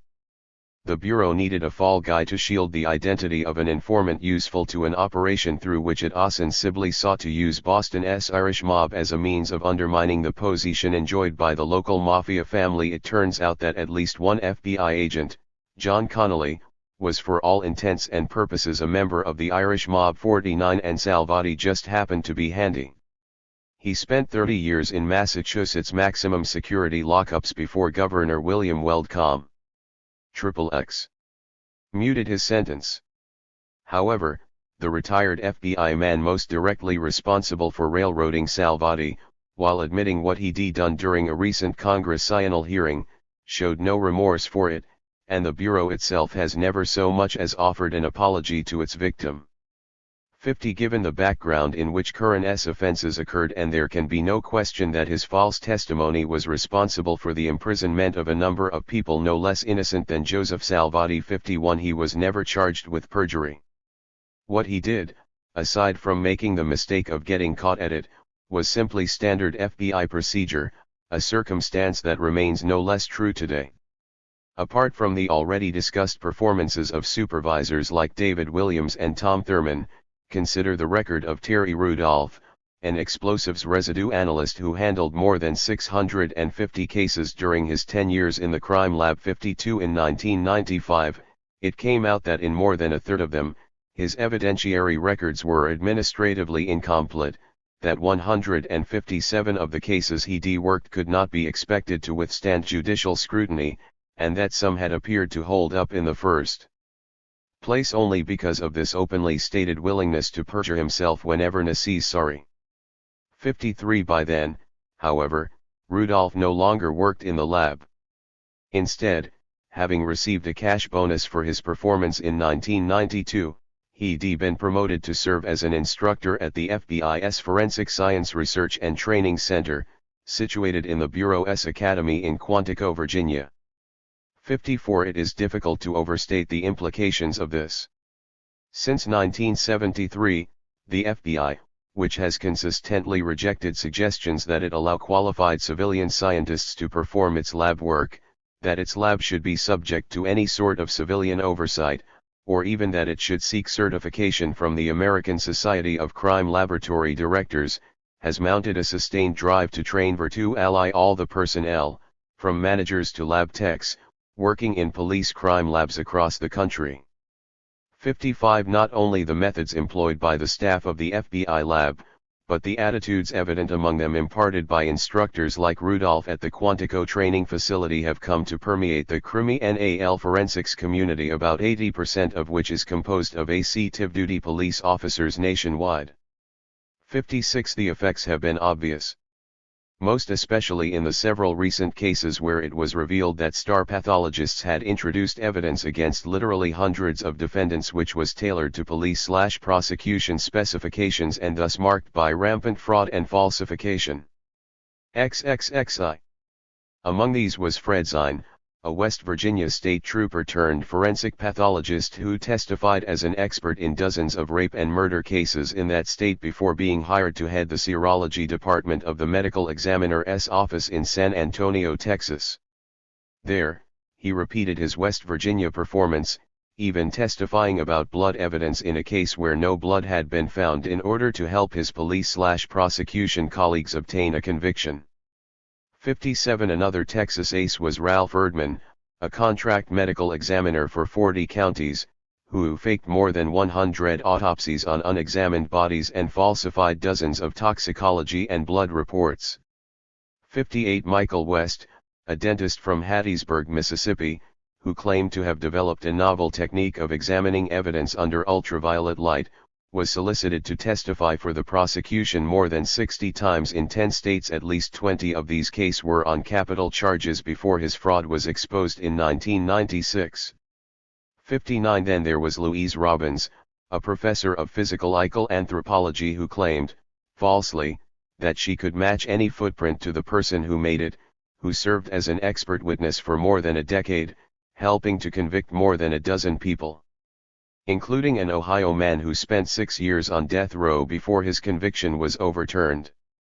60. In 2001, it came out that Joyce Gilchrist, a forensic specialist for the Oklahoma City Police, had sent dozens to death row, and scores of others to prison for long periods, through perjured testimony and falsification/suppression of physical evidence. 61. All told, between 1974 and 1994, 48 people sentenced to death were freed after convictions were found to be based on fabricated evidence or because exonerating or exculpatory evidence was withheld. 62 scores of others have been executed on the basis of equally dubious evidence, however, including 11 of 23 men scheduled to die as a result of Joyce Gilchrist's participation in the cases presented against them. 63. This is just the tip of the iceberg. Even under less sensational circumstances, there can be little question that the sort of falsification of results routinely engaged in at the FBI lab have become endemic to the broader context of police forensics. A competitive testing conducted during the late 1970s among about half the nation's crime labs revealed miserably levels of scientific proficiency. 71% of all participants reported faulty results in blood testing, 68% failed in hair sample analysis, more than half erred in matching paint samples, over one-third couldn't make proper soil analysis, and nearly 30% made serious mistakes in XXXII. Firearms identification. 64. In a 1995 examination conducted by Collaborative Testing Services, 156 representative fingerprint examiners produced a 22% error rate in performing fingerprint IDs. 65. Much the same pattern prevailed with regard to the Bureau's self-validating claims with respect to DNA tests during the late 1980s and early 1990s. Although the FBI's experts have consistently testified that their methods of DNA matching were ironclad, it came out in the 1991 case US v. Ye that during an internal quality control study conducted in 1988 and 1990, the Bureau's examiners erred 21% of the time. 66. The results obtaining in state and local police labs is believed to be even worse. 67. Small wonder that about two-thirds of the 400-odd forensic facilities now operating in the U.S. have followed the lead set by the world's premier crime lab, as the FBI has billed its operation since it was established in 1932-68 by never applying for certification by the Laboratory Accreditation Board or review by any other outside professional association. 69. More to the point, there has been no discernible inclination on the part of police or police-affiliated forensic specialists to equivocate their often contradictory or completely erroneous findings in the least. On the contrary, they all but invariably lard their presentations, whether written or verbal, with an aura of scientific certainty. Hence, prosecutorial perjury has become truly ubiquitous. Damning evidence is presented against the wrong person in approximately 1 in every 5 felony trials in the U.S., according to David Grieve, editor of the Journal of Forensic Identification. One registered other experienced observers have placed the proportion much higher still. 71 add in the time-honored, generally conceded, and not infrequently documented tendency of street cops and detectives to plant evidence and or juice their testimony in order to get scumbags off the street. 72 1,400 such cases are at issue in the LAPD's Ramparts crash team scandal alone, another 1,400 with respect to a single elite unit in Philadelphia, and so on. 73 and the old quip about there being no guilty people in prison begins to take on a rather different meaning. Applying only Grieve's low-end formulation would mean that some 400,000 of the roughly 2 million people currently residing in America's burgeoning penal system, still proportionately the largest of any in the world, aside from Russia's 74, have been wrongfully convicted. There is no reason, on the face of it, to expect the ratio among death row inmates to be lower than among any other sector of the prison population. Quite the opposite, there are indications that it may be even higher in that quarter. 75 Numerous researchers have concluded that the problem is structural. XXXIII. James Starrs, a professor of law and forensic science at George Washington University, noting that the defense seldom possesses the resources necessary to hire its own forensic experts, has observed that it is therefore normal to find laboratory facilities and personnel who are, for all practical intents and purposes, an arm of the prosecution. They analyze material submitted, on all but rare occasions, solely by the prosecution. As a result, their impartiality is replaced by a viewpoint brightly colored with prosecutorial bias. 76 The same view is voiced by William Thompson, professor of criminology at the University of California at Irvine. The culture of such places, run by police or agents, for police or agents, is inimical to good scientific practice. The reward system, promotion, incentives, in the end your paycheck is based on successful prosecutions, not good science. 77 Starrs has gone further, explaining that insofar as the standard procedure adopted among those trained by FBI instructors and employed by the police is essentially to run the investigation backwards, starting with the hypothesis of guilt, then going out to try and prove it, their findings are not science, and, correspondingly, official pretensions to the contrary notwithstanding, these people aren't scientists at all. 78 As long ago as 1979, former California Congressman Don Edwards, then a member of the House Subcommittee on Civil and Constitutional Rights, and himself a one-time FBI agent, effectively concurred, observing that the only way that a measure of genuine scientific objectivity might be injected into what was is being passed off as forensic science would be for the FBI lab to be made independent of the FBI. It has a basic conflict of interest in working for the prosecution. 79 Plainly, the kind of institutional reform Edwards found imperative has not been made. Indeed, the FBI and collaborating police agencies have become steadily more adamant in their collective rejection of the idea that their forensic evidence should meet any but the most self-defined and illusory standards. 80 While the judiciary has cooperated by steadily lowering the bar of its own expectations as to what constitutes hard evidence and making it more and more difficult for defense attorneys to impeach prosecutors' scientific experts. 81 Meanwhile, the bar has been ratcheted steadily upwards with respect to the evidentiary threshold which must be reached if reversal of a conviction is to be obtained on appeal, with the result that such traditional procedural safeguards as habeas corpus have been all but nullified. 82 And even proof of actual innocence has sometimes been ruled insufficient grounds to obtain a convicted person's release from prison. 83 Thus have the fates customarily reserved for COINTELPRO targets like Doroba Binwahad and Geronimo G. Jaga come to be visited upon an ever wider swathe of the public at large. Another trend that has become ever more pronounced since 1990 has been militarization of the police. Already well underway at the time the COINTELPRO papers was first published, The spectacle has by now progressed to the point that it is difficult to find even a mid-sized city where the law enforcement apparatus is not outfitted with an armored vehicle or two, helicopters and or fixed-wing spotter aircraft, as well as a special weapons and tactics team whose members have usually been recruited on the basis of prior experience in the Army Rangers, Special Forces, Navy SEALs, or Marine Force Recon, and who are trained, equipped, and sanctioned to undertake for civilian police agencies missions comparable in many respects to those assigned such elite military units. 84 One result has been the assembly of police arsenals that would generate envy among the militaries in many small countries, submachine guns, 12-gauge street sweeper shotguns, and much more. 85 Here again, there has also been a noticeable spillover effect. Body armor, once reserved mostly for SWAT teams, and then only when they were committed to action, has become a standard and usually required part of the daily uniform worn by rank-and-file street cops almost everywhere. The rest of the uniform has tended to mutate as well, with the typical police look of yesteryear increasingly replaced by bloused combat boots, side-pocketed, black-dyed commando fatigues, military-style web gear, and other such nifty fashion statements.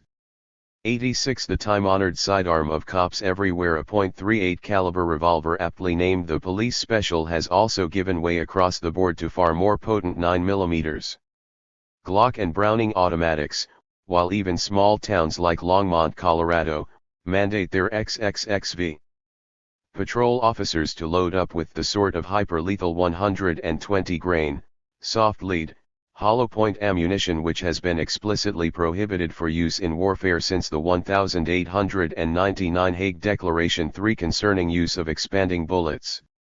87 The idea of SWAT ostensibly originated in Austin, as a response to the 1963 Bell Tower sniper incident at the University of Texas.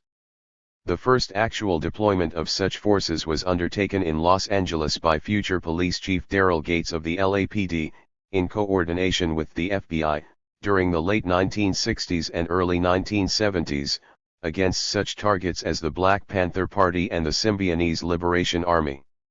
88 By the early 1970s, counterinsurgency theorist Louis O. Giuffrida, at the time running a subpart of the California Specialized Training Institute, had been secretly commissioned by Governor Ronald Reagan to develop scenarios for deploying rapid reaction forces integrating state and local SWAT teams with police political intelligence units, the National Guard, FBI counterintelligence and SWAT personnel, military intelligence, and selected patriotic organizations to quell civil disturbances. Codenamed Garden Plot and Cable Splicer, Giuffrida's plans were tentatively adopted by the Bureau, field-tested against AIM during the 1973 Siege of Wounded Knee, 89 and, with by then President Reagan's appointment of Giuffrida as founding director of the Federal Emergency Management Agency in 1982, and, in a refined form, fully incorporated into the structure of repression on a fully national basis.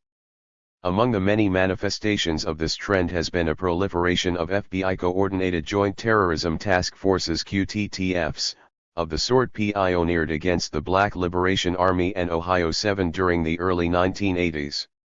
By 1996, 14 of these federal/state/local combines had been set in place, 30 by 2001, and the current goal is to add another 20 by mid-2003. 91 of the newest was formed in Portland, Oregon, in 1999 to undertake a neutralization campaign against environmental activists involved in the Earth Liberation Front, as well as the area's hefty and somewhat overlapping contingent of Black Bloc anarchists. 91 That such operations carry a lethal edge is readily demonstrated by the attempted assassination of Earth First organizers Judy Bari and Darrell Cherney, both of whom narrowly escaped death when an anti-personnel bomb planted under the seat of their car exploded as they were driving through Oakland, California, on May 24, 1990. 92 A major lawsuit pursued by Cherney Bari died of cancer in 1997, naming veteran COINTELPro specialist Richard Wallace held, among others, as having been responsible for the blast, is currently entering its final phases before the federal court in San Francisco. 93 More typical has been the sort of exemplary muscle flexing evident in a pyrotechnic assault mounted by a combined LAPD/FBI SWAT force against an SLA safe house on May 17, 1974, 94, and the multi-agency Wounded Knee operation 2 years earlier. One such incident occurred on May 13, 1985, when Philadelphia police SWAT units surrounded a house rented by MOVE, a local African-American anarchist group, and, using C4 plastic explosives provided by FBI consultants, set it ablaze. 95 In the resulting conflagration, 11 people in the targeted building, 6 adults and 5 children were burned to death and the 2 survivors nearly so. 96 The police had ordered firemen to let it burn, standing aside as not only the MOVE house but 2 city blocks were consumed by the flames, an entire inner-city neighborhood rendered homeless. 97 In the aftermath, city officials claimed the police order resulted from MOVE's refusal to surrender. There is substantial indication, however, that several victims attempted to escape the inferno, only to be driven back inside by police gunfire. 99 A smaller scale, but no less vicious, series of events transpired at Ruby Ridge, Idaho, in August 1992, when first a 6-man team from the U.S. Marshals Service Special Operations Group, then a much larger force of FBI SWAT personnel, including the Bureau's ultra-elite hostage residential Q Team 100, laid siege to the remote cabin of a former Green Beret-turned-white separatist, Randy Weaver. 101 Although Weaver was wanted only for failure to appear on a minor weapons charge of which he was later acquitted, 102 And despite the fact that he could be easily arrested whenever he ventured into town for supplies, authorities opted to make an example of him. 103 One result was that a SOG man, William Deegan, was shot to death. 104 So, too, were Weaver's 13-year-old son, Sammy, and wife, Vicky, the latter while holding her baby in her arms, by one of the FBI's top snipers, veteran HRT member Lon Horiuchi. 105 During Randy Weaver's subsequent trial, he and co-defendant Kevin Harris were charged with murdering Deegan. Both were exonerated. 106 And in investigations conducted by both the Justice Department and Congress, it was shown that Horiuchi had eliminated Vicky Weaver in response to a shoot-to-kill order crafted by HRT head Richard Rogers and approved by FBI headquarters. 107 As the Justice Department report acknowledged, the order authorized the use of deadly force beyond the scope of the Constitution and in direct contravention of the Bureau's own written rules of engagement. 108 Unlike Weaver and Harris, however, neither Horiuchi nor his superiors were prosecuted for murder.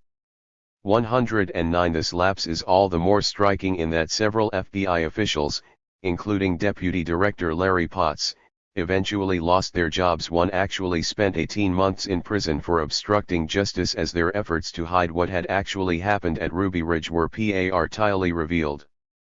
110 The Ashes of Waco. Meanwhile, as the Weaver/Harris trial was running its course, what Ed Sullivan might have described as the really big show began.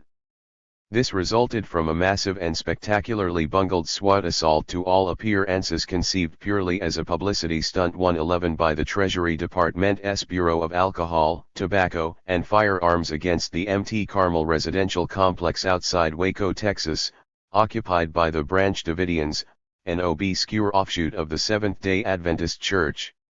112 The BATF operation, carried out on February 28, 1993, under the codename Showtime, involved 76 SWAT personnel supported by 3 helicopters, all on the pretext of serving a warrant which had been fraudulently obtained, 113 which they failed to bring along, 114 and which in any event the Davidians had repeatedly offered to peacefully accept. 115 Having thus opted to force an armed confrontation, the BATF proved itself utterly inept, suffering 4 dead and 20 wounded, most, it seems, from friendly fire. 116 Before beating a bedraggled retreat.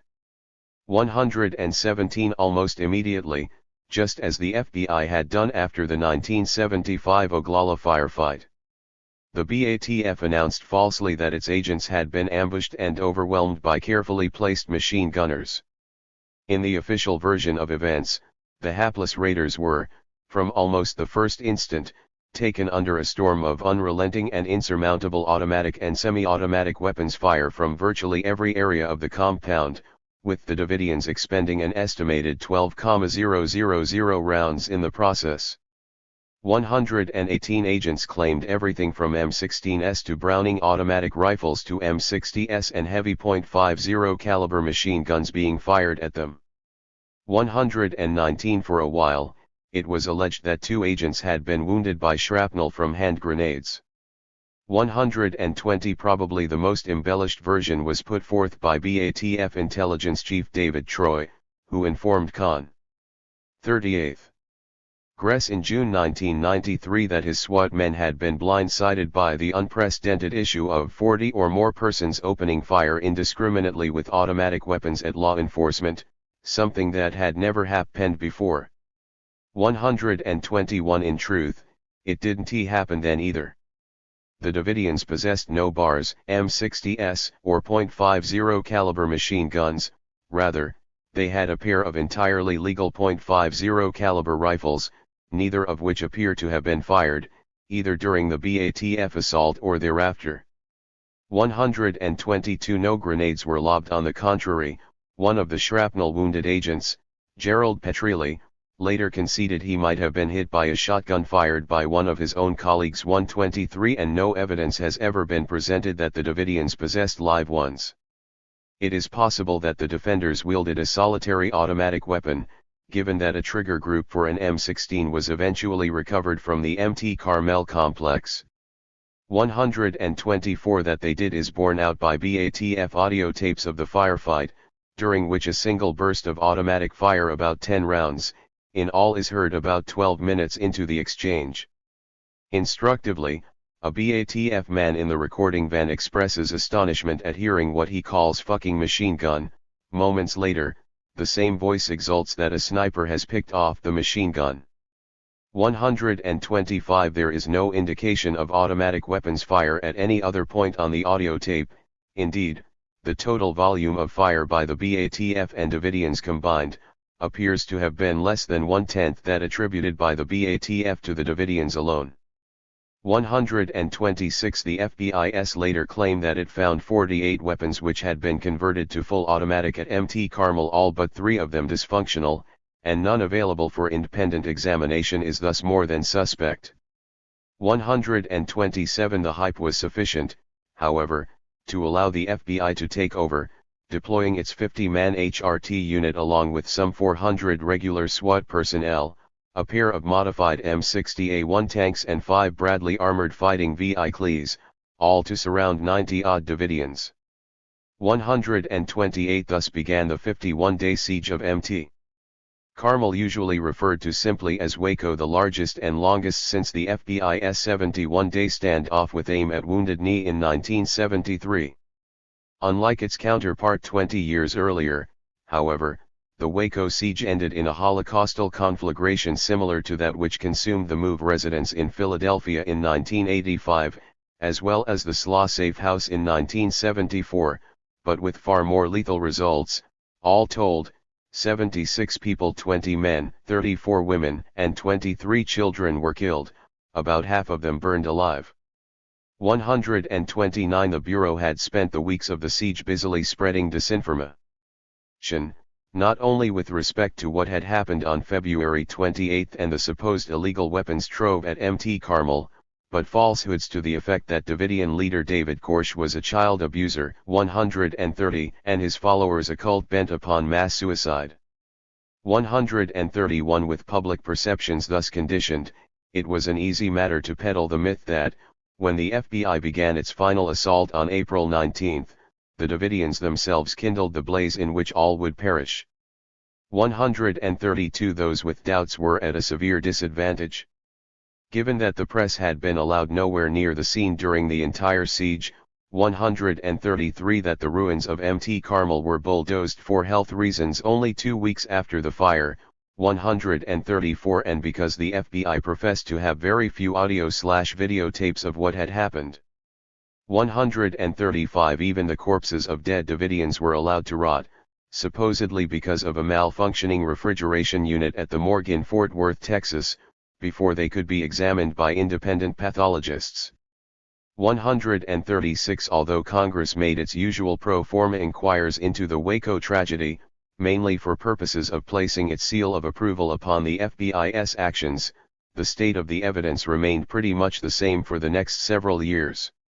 137 A generalized public dis-ease over the sheer gruesomeness of what had been done to the Davidians does seem to have placed a cautionary brake upon large-scale SWAT assaults. 138 There was no comparable violence during Montana's 81-day Freeman standoff in 1995. For example 139 But official responses to the slaughter are best characterized by increases to the BATF budget and a near doubling in the FBI's HRT strength. 140 Meanwhile, the toll taken by small-scale SWAT operations, both federal and local, whether by FBI-like design or as is sometimes clearly the case BATF-style incompetence, has continued to mount at a steady rate. 141 Things began to unravel for both bureaus when, in late 1995, former CIA Director William Colby leaked a dub of a forward-looking infrared video shot from an FBI helicopter during the final assault to a PRIVAT investigator. 142 The FLIR tape was analyzed by Dr. Edward Allard, an independent examiner long employed by the military's Night Vision Lab, then by a retired Texas Instruments infrared expert, then by the Infraspection Institute in Vermont, and finally by Carlos Gigliotti, a leading specialist retained by House investigators for that purpose. 143 All concurred that the FLIR's thermal imagery revealed muzzle flashes indicating that snipers had been deployed to the rear of Mt. Carmel and, as the complex went up in XL flames, fired upon anyone attempting to escape. 144 At one point two of the shooters moved into the building onto it might be a better term, since the area had been reduced to rubble after being rammed 30 times by Bradley fighting vehicles and delivered what appears to have been close-range, aimed fire at one or more Davidians.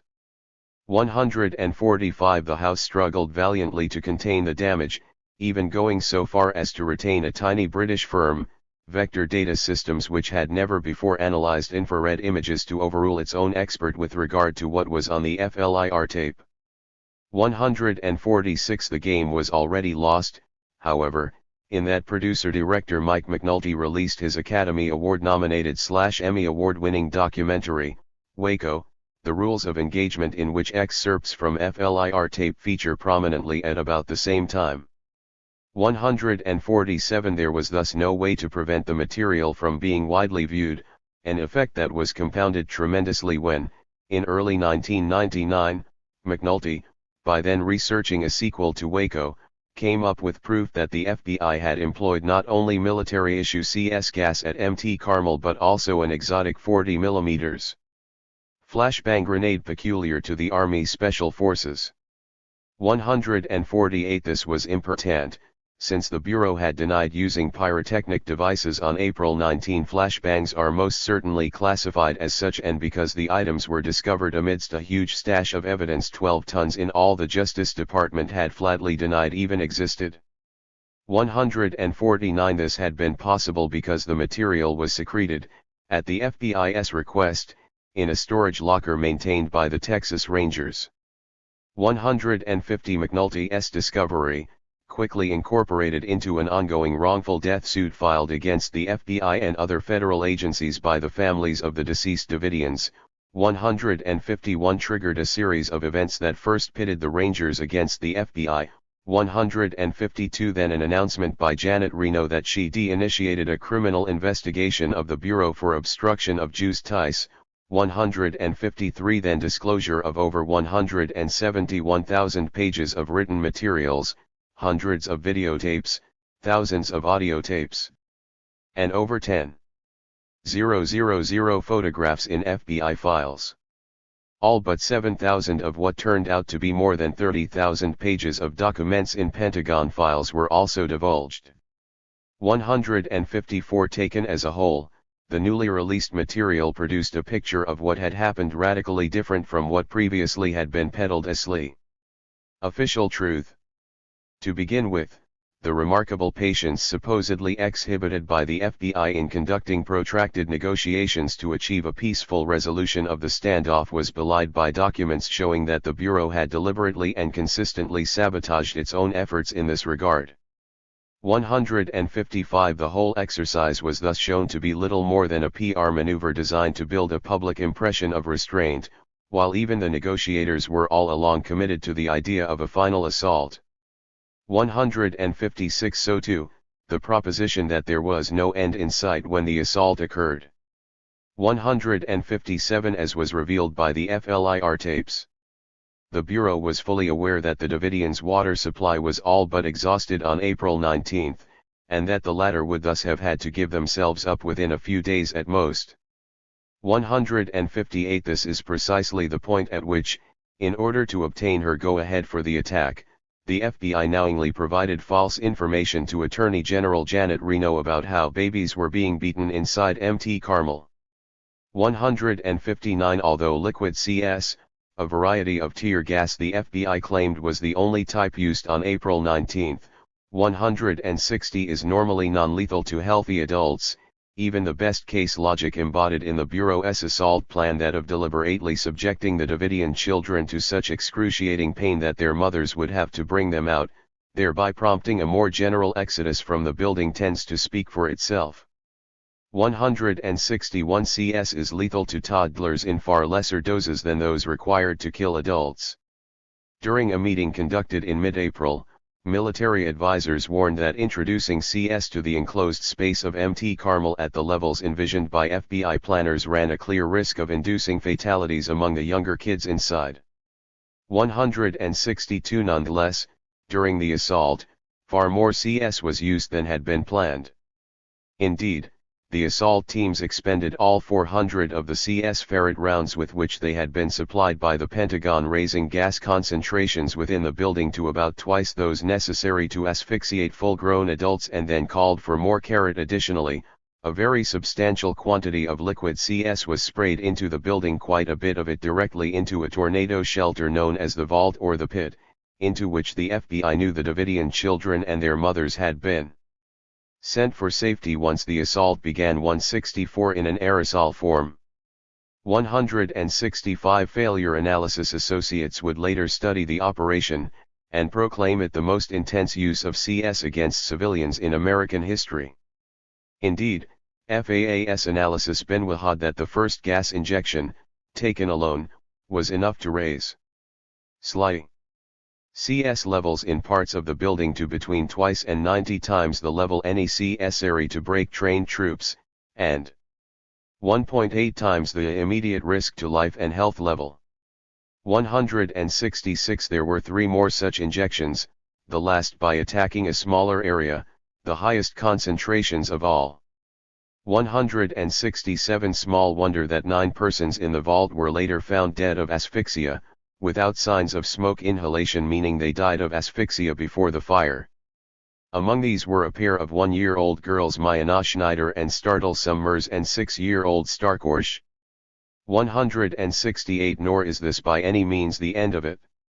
McNulty's discovery of the expended flashbangs lends credence to observations by surviving Davidian Clive Doyle that at least some of the gas projectiles fired into Mt. Carmel during the assault could be heard hissing and were too hot to pick up.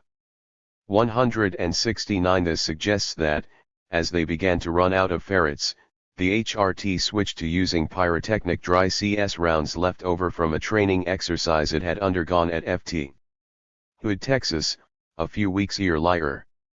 There is evidence, moreover, HRT had requested and received a supply of 140 mm illumination rounds, and 140 mm high explosive rounds, both of which are designed to be fired from the same M79 grenade launchers used to deliver ferrets and dry CS projectiles.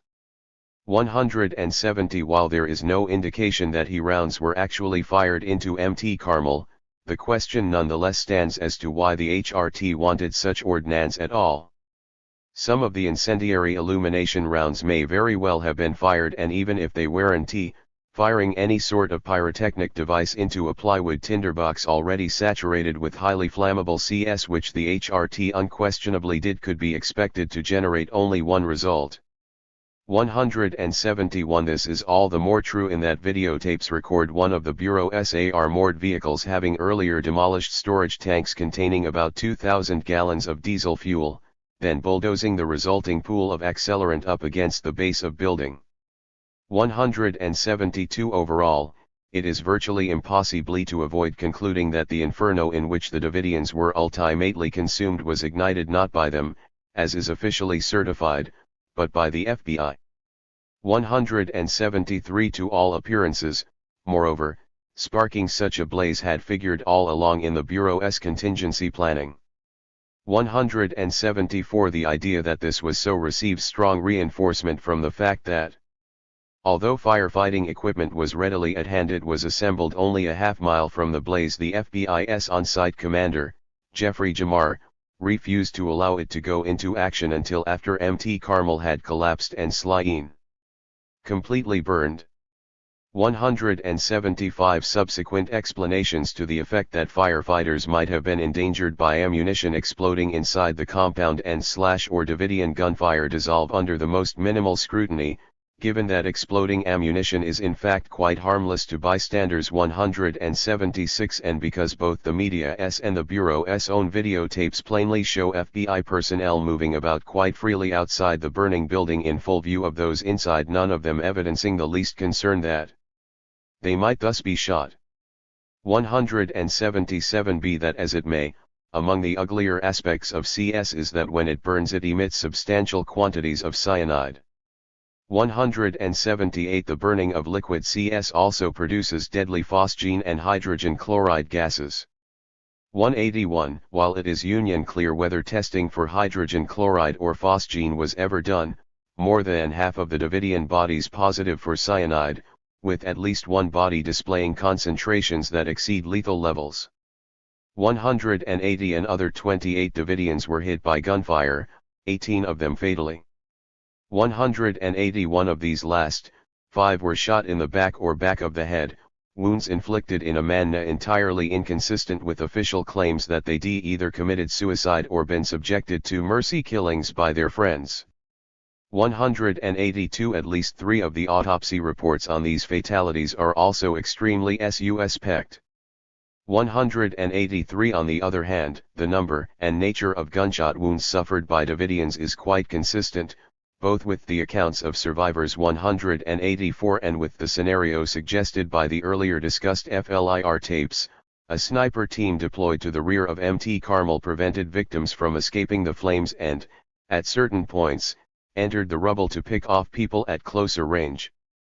How else to explain that while the fire was still raging, CNN news outlets reported that as many as 20 Davidians were seen fleeing out the back of the building, but that all members of the group were tallied among the dead inside the complex. 185. How else to explain that, of the 9 Davidians who did in fact survive, 8 came out through the front where they remained visible to the media's telephoto lenses as they were taken into custody, while only 1 managed to escape through the back. 186. How else to explain that, as the fire died down, FBI vehicles were captured on tape systematically bulldozing debris otherwise known as evidence into the flames, so that it could finish burning. 187. That this would have included the bodies of any Davidians shot outside the building is self-evident. 188. Praetor. The onus of suspicion concerning who, exactly, comprised the active sniper team at Mt. Carmel has always rested squarely upon the FBI's HRT, especially the Sierra One group headed during the assault by Lon Horiuchi.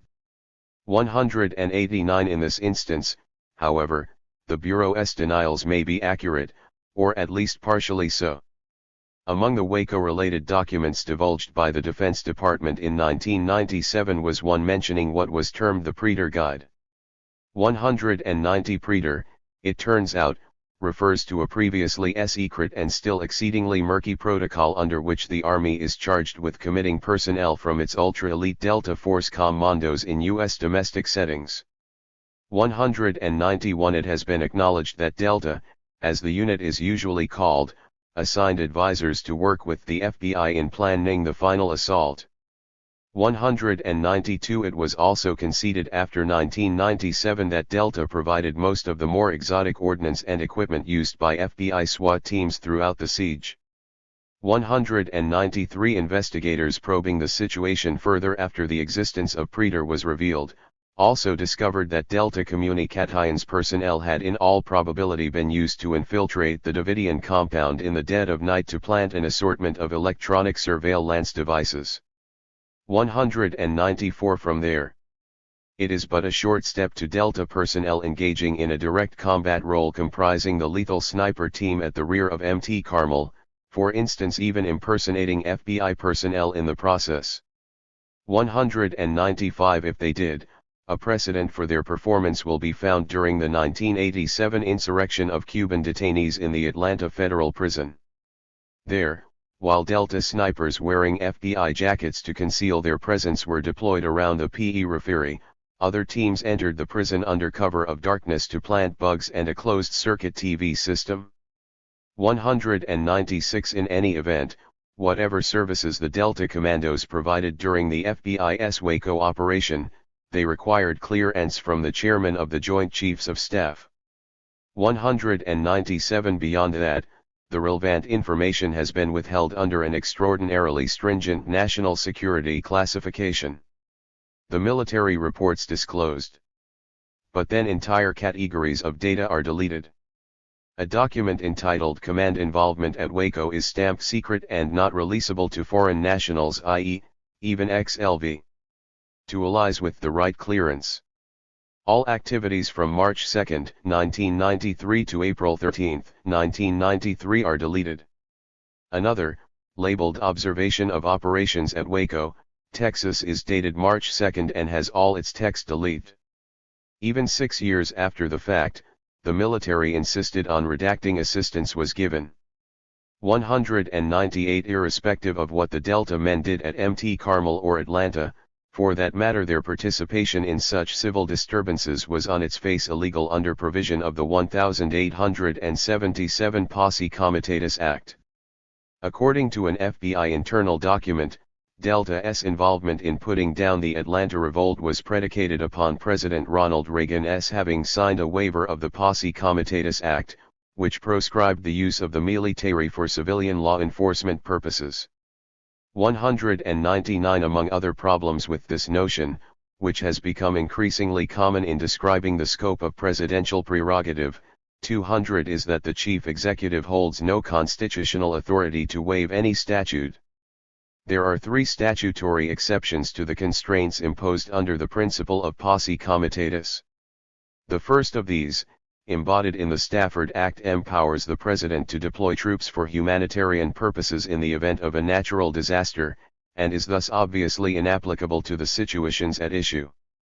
The second exception, devolving upon the Economy Act, actually amends the Posse Comitatus statute itself, allowing non-combat military participation in fighting the so-called war on drugs. 201 Both the BATF and FBI indulged in ludicrous attempts to place their Waco operations under this rubric. Their argument was that since a methamphetamine dealer was thought to have lived there years before the Davidians, Mt. Carmel should be seen as part of a drug nexus in order to qualify for free military support. 202 The General Counsel of the Army saw the charade for what it was, however, determining that the matter did not involve any significant drug interdiction or counter-drug objectives, and the Army's controller thereupon demanded a $206,000 reimbursement for lost or damaged equipment. 203 The third and final exception, codified at 10 U.S.C. 332, allows the President to employ the military to restore order, should enforcement of the law by civil authorities become impracticable.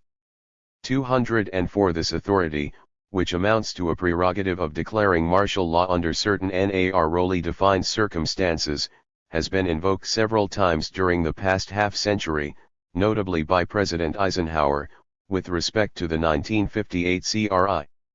Sylvie Sis in Little Rock, Arkansas, and by Lyndon Johnson to quell the 1967 rebel lion in Detroit. More ambiguous were George H.W. Bush's use of troops during the 1992 Los Angeles insurgency, and Bill Clinton's during the recent WTO protests in Seattle. 205 Neither Atlanta nor Waco involved a public declaration on the part of the president, however, and in both cases a significant number of the military participants went to considerable lengths in trying to hide their participation. 206 There is, moreover, nothing to support contentions that law enforcement by civil authorities had been rendered impracticably as opposed to difficult at either Atlanta or Waco. Plainly, secret military operations conducted against U.S. citizens on the basis of equally secret presidential decrees do not fall within the parameters of 10 U.S.C. 332, or the Constitution itself. Yet, as the Atlanta and Waco examples indicate, and as Praetor guidelines confirm by virtue of their very existence, this has long since become a standard, though once again highly secretive, operating procedure in the back corridors of American power. The fully integrated force structure envisioned in Louis Giuffrida's imaginative counterinsurgency scenarios of the late 1960s, refined, polished, and perfected through 3 decades of field testing, technological innovation and conceptual adaptation, is now an ever-present reality. Questions of whether soldiers can be peace officers are moot, they already are. 207 The time-honored lines separating military from civilian authority in the United States have been not so much blurred as dissolved altogether. In our conclusion to the 1990 edition of the COINTELPRO papers, van der Waal and I compared everything ostensibly progressive in the U.S. body politic to a person standing on a railway track, the police/penal/military establishment as an oncoming train. At Waco, 3 years later, the inevitable collision occurred. Unfortunately, all too few progressives bothered to notice. Preoccupied as always with things happening half a world away and with such weighty issues as how to remove ashtrays and other accoutrements of poor people's sensibility from every public space in North Amer ICA 208, progressives by and large defaulted, abandoning both the high ground of moral outrage and attempts at mounting an appropriate response to Timothy McVeigh and others of the radical right. 209 Worse, in looking to the state to enact laws imposing their personal lifestyle preferences on others, self-proclaimed progressives have stood at the forefront in rationalizing quality of life policing. 210 A predicate to the draconian zero-tolerance policies which have emerged in a nationally normative fashion over the past decade. 211 This, in turn, has fostered a climate, a collective mentality, as its lei were conducive to the consolidation of something along the lines of Praetor. If, as surely it must, the degree of freedom obtaining in a country is measured by the relative absence of rules regulating the activities of its citizens, then the land of the free has by now become one of the least free societies ever conceived. 212 In describing it, the word totalitarian as in totalizing or totally controlling springs all too readily to mind. 213 So too, and all the shallowness entailed in formally democratic procedures to the contrary notwithstanding, the word dictatorial. 214 Witness how in 1985, just before they began to roast children alive, the SWAT units of the Philadelphia police announced through a bullhorn, "Attention, move. This is America. You have to abide by the laws of the United States." 215 Witness as well the fact that in the aftermath of the much larger child roasting at Mt. Carmel, FBI official Larry Potts explained in a surprising moment of candor that the Branch Davidians' real offense was to have thumbed their noses at law enforcement. 216 And witness how rapidly officials like Bill Clinton and Janet Reno chimed in to hope that the example set at Waco would deter others from doing the same. 217 Horrific events like the Move and Davidian massacres should in this sense be considered exemplary actions, exclamation points punctuating a broader and grindingly consistent syntax of social discourse, best illustrated perhaps by the fates bestowed upon people like Rodney King, Betty Jean Aborn, and Amadou Diallo, intended to impress upon the populace the rigor with which it is obliged to comply with even the most arbitrary requirements of order. 218. No one, anywhere, at any time, or for any reason, is allowed to opt out, no matter how partially or transiently. The free people of the United States are free only to do exactly what they are told, exhibiting an unquestioning and instantaneous obedience to anyone endowed with a badge. As Mike Davis has pointed out, the most truly serious offense one can commit on the streets of modern America is contempt of cop. 219. We are confronted thus with the reality of a totalitarian dictatorship, clinically definable as such but invariably masquerading as the exact opposite of itself, a phenomenon Herbert Marcuse once described as democratic totalitarianism. 220. Its structural integrity protected not only by an ever more comprehensive establishment, but quite literally a Praetorian Guard.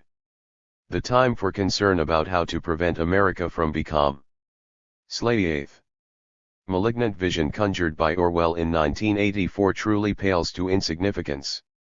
But then, 1984 is now ancient history to the tune of almost 20 years. This nation of laws. In line with the Marcusian conception of democratic totalitarianism, it has remained exceedingly important from an elite perspective to maintain an appearance that, as Chief Justice of the Supreme Court John Marshall famously put it in his 1803 Marbury opinion, the United States is a nation of laws, not men. 222. Even as they themselves treat such things as the Constitution, international law, and the federal statutory code as veritable toilet paper, those in power understand quite well the hegemonic function served by larding their initiatives with an illusion of utmost legality. 223. Nothing has ever proven quite so narcotizing to either the conscience or the sense of simple self-preservation presumably vested in the body politic as the intonation of the single phrase, "It's the law." 224. Concerning cointelpro and related matters, its exposure precipitate by the release of documents taken during the April 1971 burglary of the Bureau's Media Pennsylvania resident agency by a group calling itself the Citizens Commission to Review the FBI led to a series of highly publicized hearings conducted by the Senate Select Committee to study government operations with respect to intelligence activities in 1974 and early 75. 225. While it severely castigated the FBI for certain of the illegalities embodied in its counterintelligence activities, the Church Committee studiously avoided mentioning the worst of the criminal activity at issue. 226. Outright assassinations, for example. 227. And permanently postponed scrutiny of the Bureau's then ongoing campaign to neutralize AIM. For this reason, the committee's revelations might be better viewed as an exercise in damage control and containment. Its findings resulted, not in the prosecution of offenders, but only in the promulgation of a set of Attorney General's guidelines which, it was announced in 1978, would preclude the FBI's pattern of abuse from being repeated. 228. This supposed protection lasted all of 3 years, being effectively nullified when Ronald Reagan signed Executive Order 12333 on December 4, 1981, authorizing many of the techniques formally prohibited under the guidelines.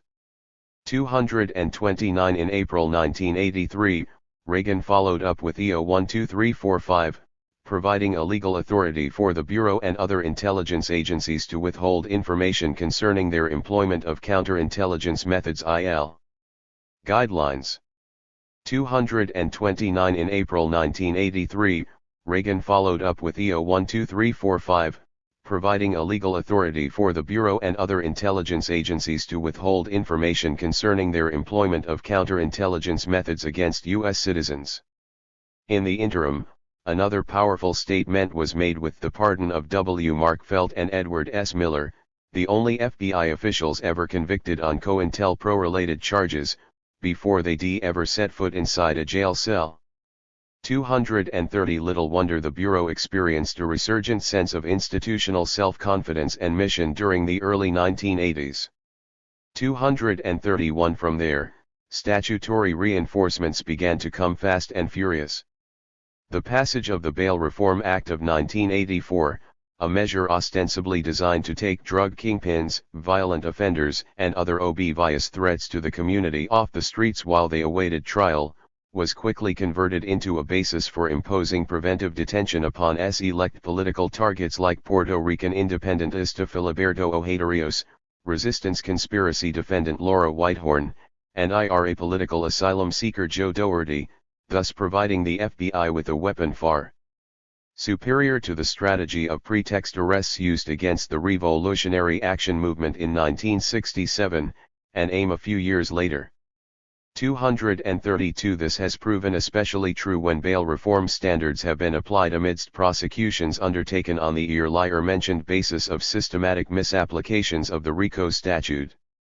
233 By the late 1980s, there is ample indication that COINTELPRO-style operations had been fully reinstated, albeit, as is discussed in the conclusion, under the rubric of counterterrorism. In a 1989 report, the General Accounting Office revealed that between January 1982 and June 1988, the FBI had opened and closed about 19,500 international terrorism cases. The FBI collected as many as 30,000 folders of data on groups and individuals in the name of investigating international terrorism. 234 During the same time period of 1982 through 1988, there were 25 international terrorist incidents in the U.S., all of them in 1982 and 1983. From 1984 through 1988, there were no international terrorist incidents in the United States. Nearly 68% of the international terrorism cases studied by the GAO were closed because no evidence was uncovered linking the subject to international terrorist acts. This reinforces 1. The finding that most of the FBI cases do not involve the investigation of actual terrorists. 235 As congressional investigators ascertained at about the same time, however, the Bureau was doing far more than investigating its targets. To the contrary, it was demonstrated that the Bureau had mounted a concerted effort to disrupt and discredit the entirely legitimate political activities of the committee in solidarity with the people of El Salvador and several hundred other organizations opposed to the Reagan administration's Central America policies. 236 Similar operations were conducted against Palestinian student groups, Amnesty International, ACT UP and the Green Movement. 237 There is ample indication that destabilizing operations were also carried over from the 1970s against such targets as AIM. 238 Even libraries were encompassed within the parameters of the Bureau's domestic counterintelligence initiatives by 1990. 239 With agents assigned to investigate such things as the class projects undertaken by elementary school students. 240 In 1994, the apparatus of domestic repression was considerably reinforced by enactment of the Clinton administration's Omnibus Crime Bill which, among other things, supplemented the FBI's counterterrorism budget with an additional $25 million per year, provided the Bureau with an additional $25 million per year for purposes of training state and local SWAT teams, created an economic terrorism task force, and prescribed the death penalty for a dozen new categories of terrorist activity. 241-1994 also saw passage of the Violent Crime Control and Law Enforcement Act which terminated importation and/or domestic manufacture of several classifications of military-style semi-automatic rifles. 242 In a rather transparent effort to ensure that no segment of the citizenry might maintain something resembling a tactical parity of firepower with the country's rapidly proliferating SWAT units. 243 Of 305 murders committed in Baltimore in 1990, only 7 involved rifles of any kind, and even fewer involved semi-automatic rifles or shotguns. In Bexar County, Texas, including the city of San Antonio, assault weapons were used in only 0.2% of homicides from 1987 to 1992. A gun-by-gun count of confiscated weapons by the Denver police in March 1991 turned up only 14 assault weapons out of 1,752 total. Of more than 4,000 guns seized by Los Angeles police in 1988, only 3% could be included in sweeping definition of assault weapon. In Florida, so-called assault weapons were used in only 17 of 7,500 gun crimes between the years 1986-89. New Jersey could not find a single murder case involving a rifle, much less a semi-automatic rifle. Only 80 assault-type rifles were found among 16,000 guns seized by New York police in 1988. Director of the Washington, D.C., Police Firearms Section revealed in 1989 that not a single semi-automatic rifle among the more than 3,000 confiscated by police in 1988. 244 then, in 1996, with passage of the Anti-Terrorism and Effective Death Penalty Act, came the real body blow. Although there was precious little terrorism for the new law to combat, according to the FBI's own reports, in the 11 years from 1984 through 1994, there had been only 2 incidents in the United States carried out by international groups. 245 For example, its sweeping provisions served to license almost the full range of repressive techniques which had been quietly continued after COINTELPRO was supposedly terminated.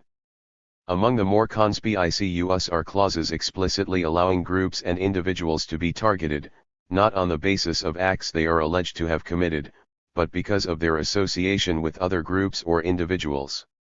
246 Certain activities, fundraising, for instance, which would otherwise be considered entirely legal, are criminalized to the extent that they can be shown to have been undertaken in behalf of groups exhibiting a terrorist orientation. 247 While terrorism is defined so vaguely and thus broadly that it can be construed as virtually anything officials wish to say it is at any given moment. 248 In effect, radicalism of any sort can thus, at the government's discretion, be formally defined as terrorism.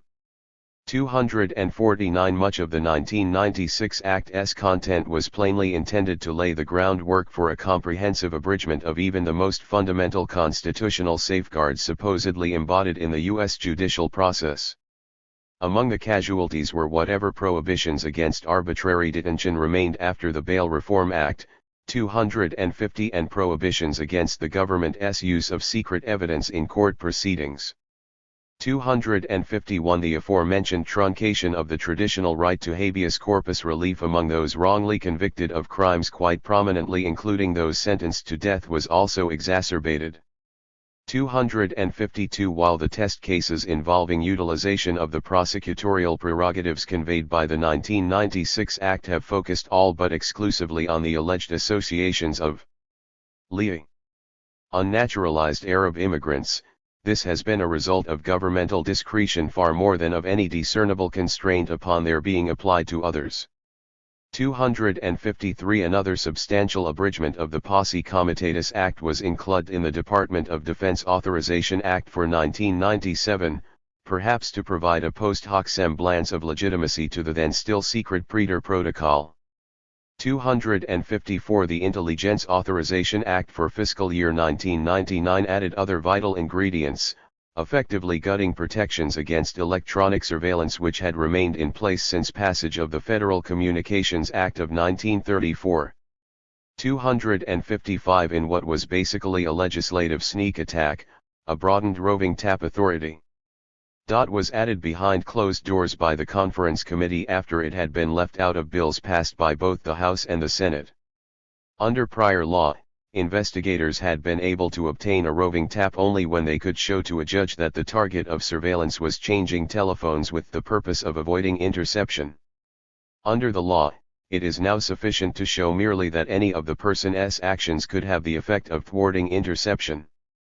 Moreover, the roving tap may remain for such time as it is reasonable to presume that the person is or was reasonably proximate to the instrument through which such communications will be or was transmitted. This means the government can tap the phones in the homes and offices of friends, relatives, and business associates visited by a suspect, obliterating the Fourth Amendment's requirement that the government specify with particularity the person or place to be searched. 256 In addition, the 1999 Act included other enhancements in FBI authority, creating explicit authority to use pen register and trap and trace devices in counterintelligence and international terrorism investigations. 257. One indication of the implications is that when Congress authorized the FBI to order phone lines set aside to support its electronic surveillance, the FBI promptly ordered 60,000.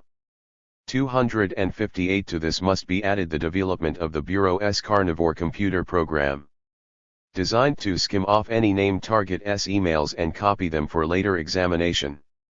259. Things have obviously come a long way from the then illegal mail cover operations conducted by the FBI, CIA, and other intelligence agencies during the 1960s. 260. The same can be said with respect to the use of human intelligence assets, informants and infiltrators authorized in the name of lying, crime fighting and counterterrorism. 261. Also propelled by both the 1996 and 1999 acts has been consolidation of a vast computerized law enforcement database, interlocking information flows from the full array of federal agencies with those from literally every local police department in the country, a matter facilitated through the establishment of 28 regional policing institutes. 262. By 2002, in Denver alone, this initiative had resulted in the city police compiling some 3,200 files on individuals, and another 208 on organizations such as Amnesty International and the Chiapas Coalition. Designated criminal extremists. 263. One prod used in obtaining uniformity in such matters was a stipulation put forth by the Justice Department in early 2000 that, in order to qualify for federal funding, the police in every locality in the country would have to provide annual and detailed terrorist risk assessments of potential threat elements within their immediate areas. 264. This has led to absurdities such as the Iowa Department of Public Safety reporting in 2001 that there were probably 3 or 4 terrorist cells operating within its domain, and the department's Kansas counterpart worrying that environmental groups such as the Sierra Club posed a potential danger. 265. In February of 2002, Attorney General John Ashcroft announced that the effort had been so successful that an additional $1 billion is being allotted to expand it. 266. All told, from 1993 through the end of fiscal year 1999. The portion of the FBI's annual budget devoted directly to counterterrorism operations swelled from $78 million to $301 million. 267. Factoring in resource commitments dedicated to supporting such operations in a more indirect fashion would stand to more than double the dollar amount involved. Encompassing comparable commitments of resources by the CIA, NSA, FEMA, and other federal agencies during the same time frame, not to mention those underwritten by state and local authorities, would undoubtedly increase the aggregated bottom line to well over $10 billion per year by fiscal year 2000. 268. Yet, as was made abundantly clear on September 11, 2001, none of this, not the lavish funding increases, nor the virtually unlimited latitude granted law enforcement agencies to engage in politically repressive activities during the 1990s, yielded the least effect in terms of protecting anyone from the ravages of bona fide terrorist attacks. 269. Indeed, there is every indication that, like the counterterrorism investigations of CISPs and other organizations during the 1980s, they were never really intended to accomplish such results. Instead, they seem more live than anything to have represented a final drive towards consummation of the kind of anti-democratic ordering of American society described quite eloquently by Robert Justin Goldstein in both the opening and the closing pages of his magisterial study, Political Repression in Modern America. Trademarked, the so-called USA Patriot Act rushed into effect in the wake of 9/11 simply adds the finishing touches, mandating not only another massive infusion of cash but an overt horizontal/vertical integration of the FBI/CIA/military/police apparatus in a manner imaginable to only the most irresponsible students of the subject only 2 short years ago. 271. Military tribunals, checkpoints populated by camouflage-clad troops armed with M16s, and eavesdropping on attorney-client conversations have become the order of the day. 272 The feeble remnants of the U.S. Constitution have thus for all intents and purposes at last been shredded. Cast like confetti into Leon Trotsky's proverbial dustbin of history. This has been done in the name of the law, order, national security, public safety. 273 The means are now in place by which the complete pacification not of terrorists but of the American body politic can finally be accomplished.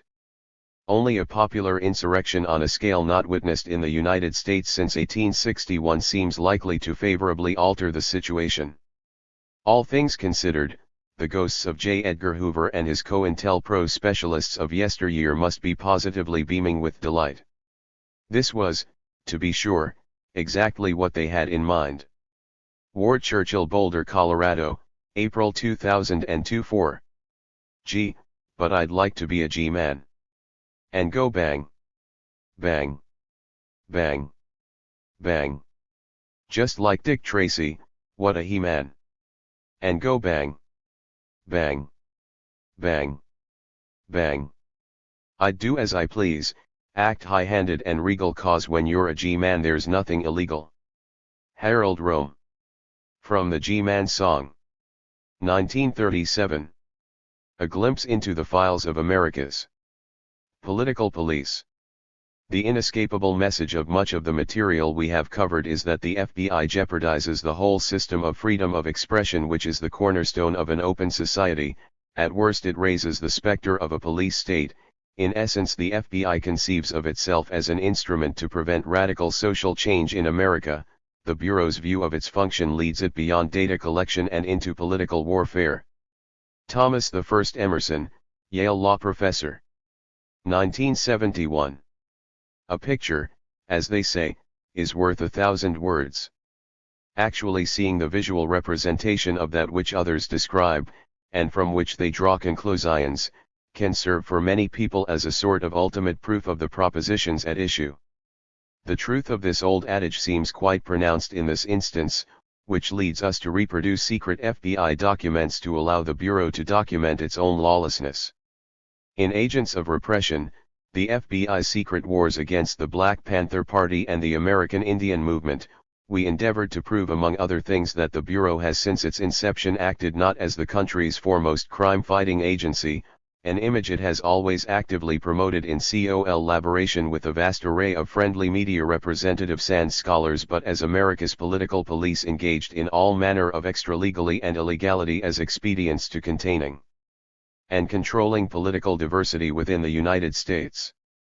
In essence, we argued that the FBI's raison d'etre is and always has been the implementation of what the Bureau formally designated from the mid-1950s through the early 70s as COINTELPROs designed to disrupt and destabilize, cripple, destroy or otherwise neutralize dissident individuals and political groupings in the United States, a process denounced by congressional investigators as being a sophisticated vigilante operation. 1.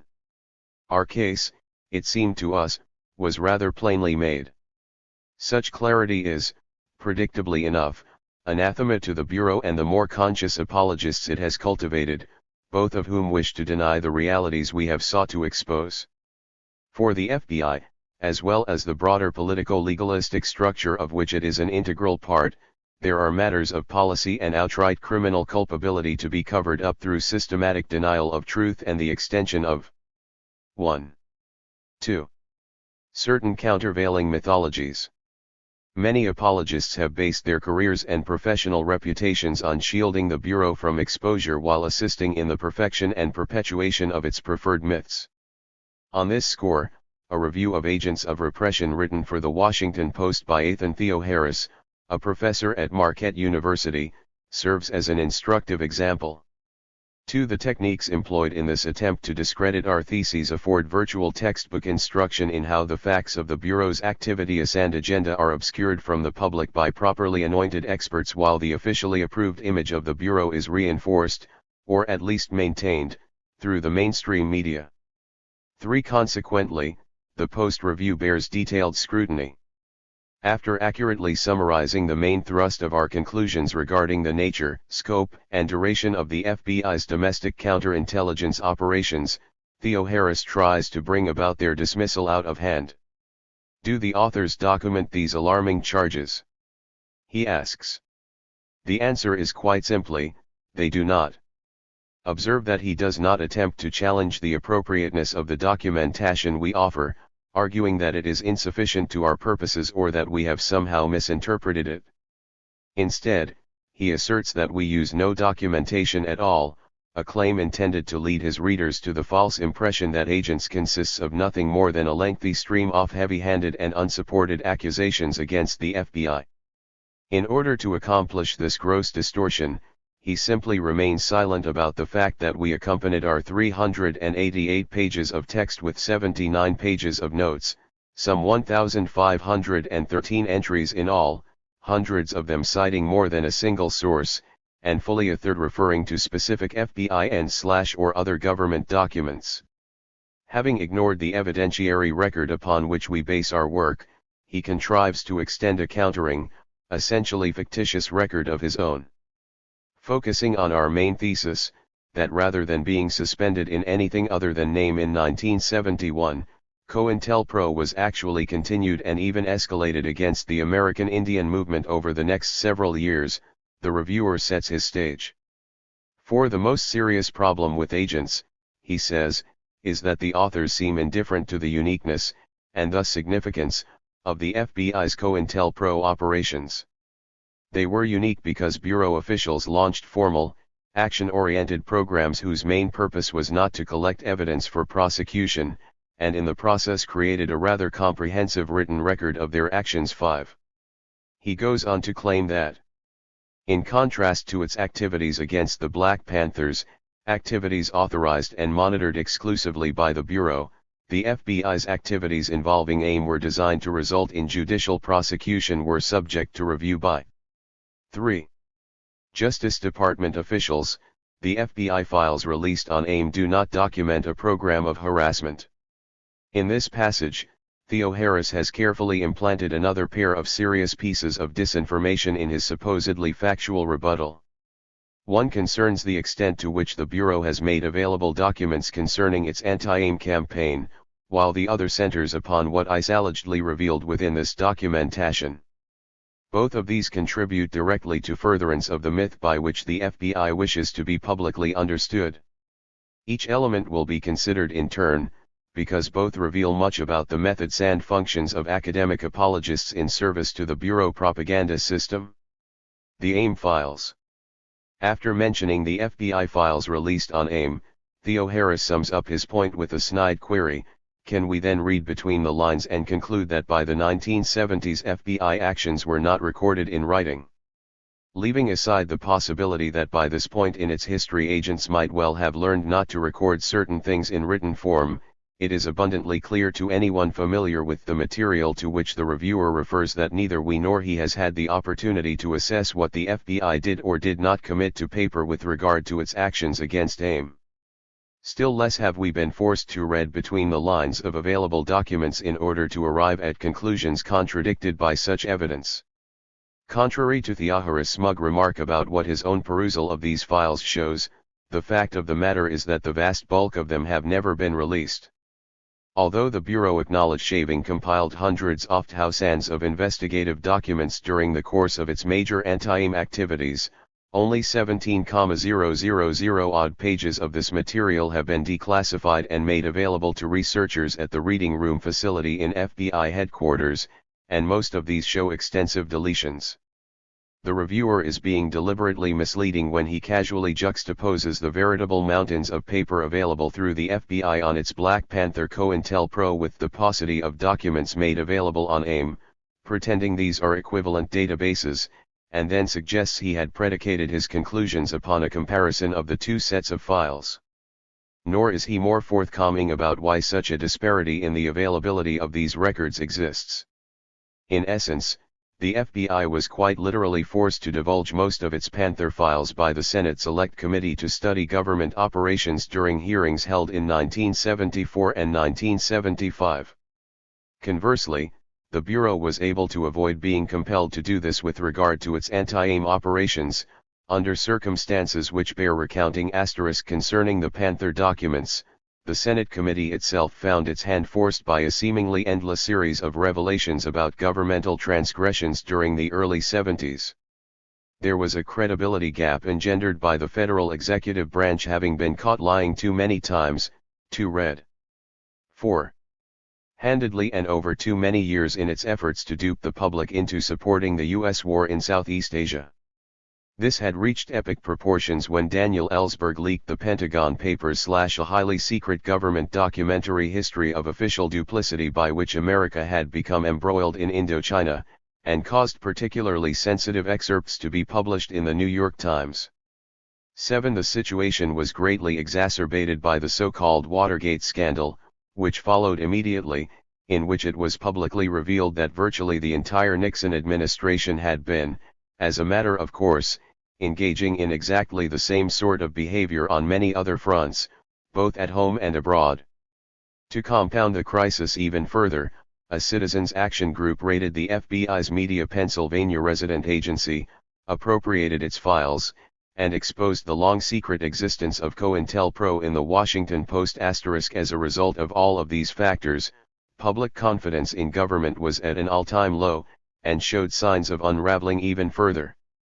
In this peculiar and potentially volatile set of circumstances, a government-wide effort was undertaken to convince the citizenry that its institutions were fundamentally sound, albeit in need of fine-tuning and a bit of house-cleaning. It was immediately announced that U.S. ground forces would be withdrawn from Vietnam as rapidly as possible.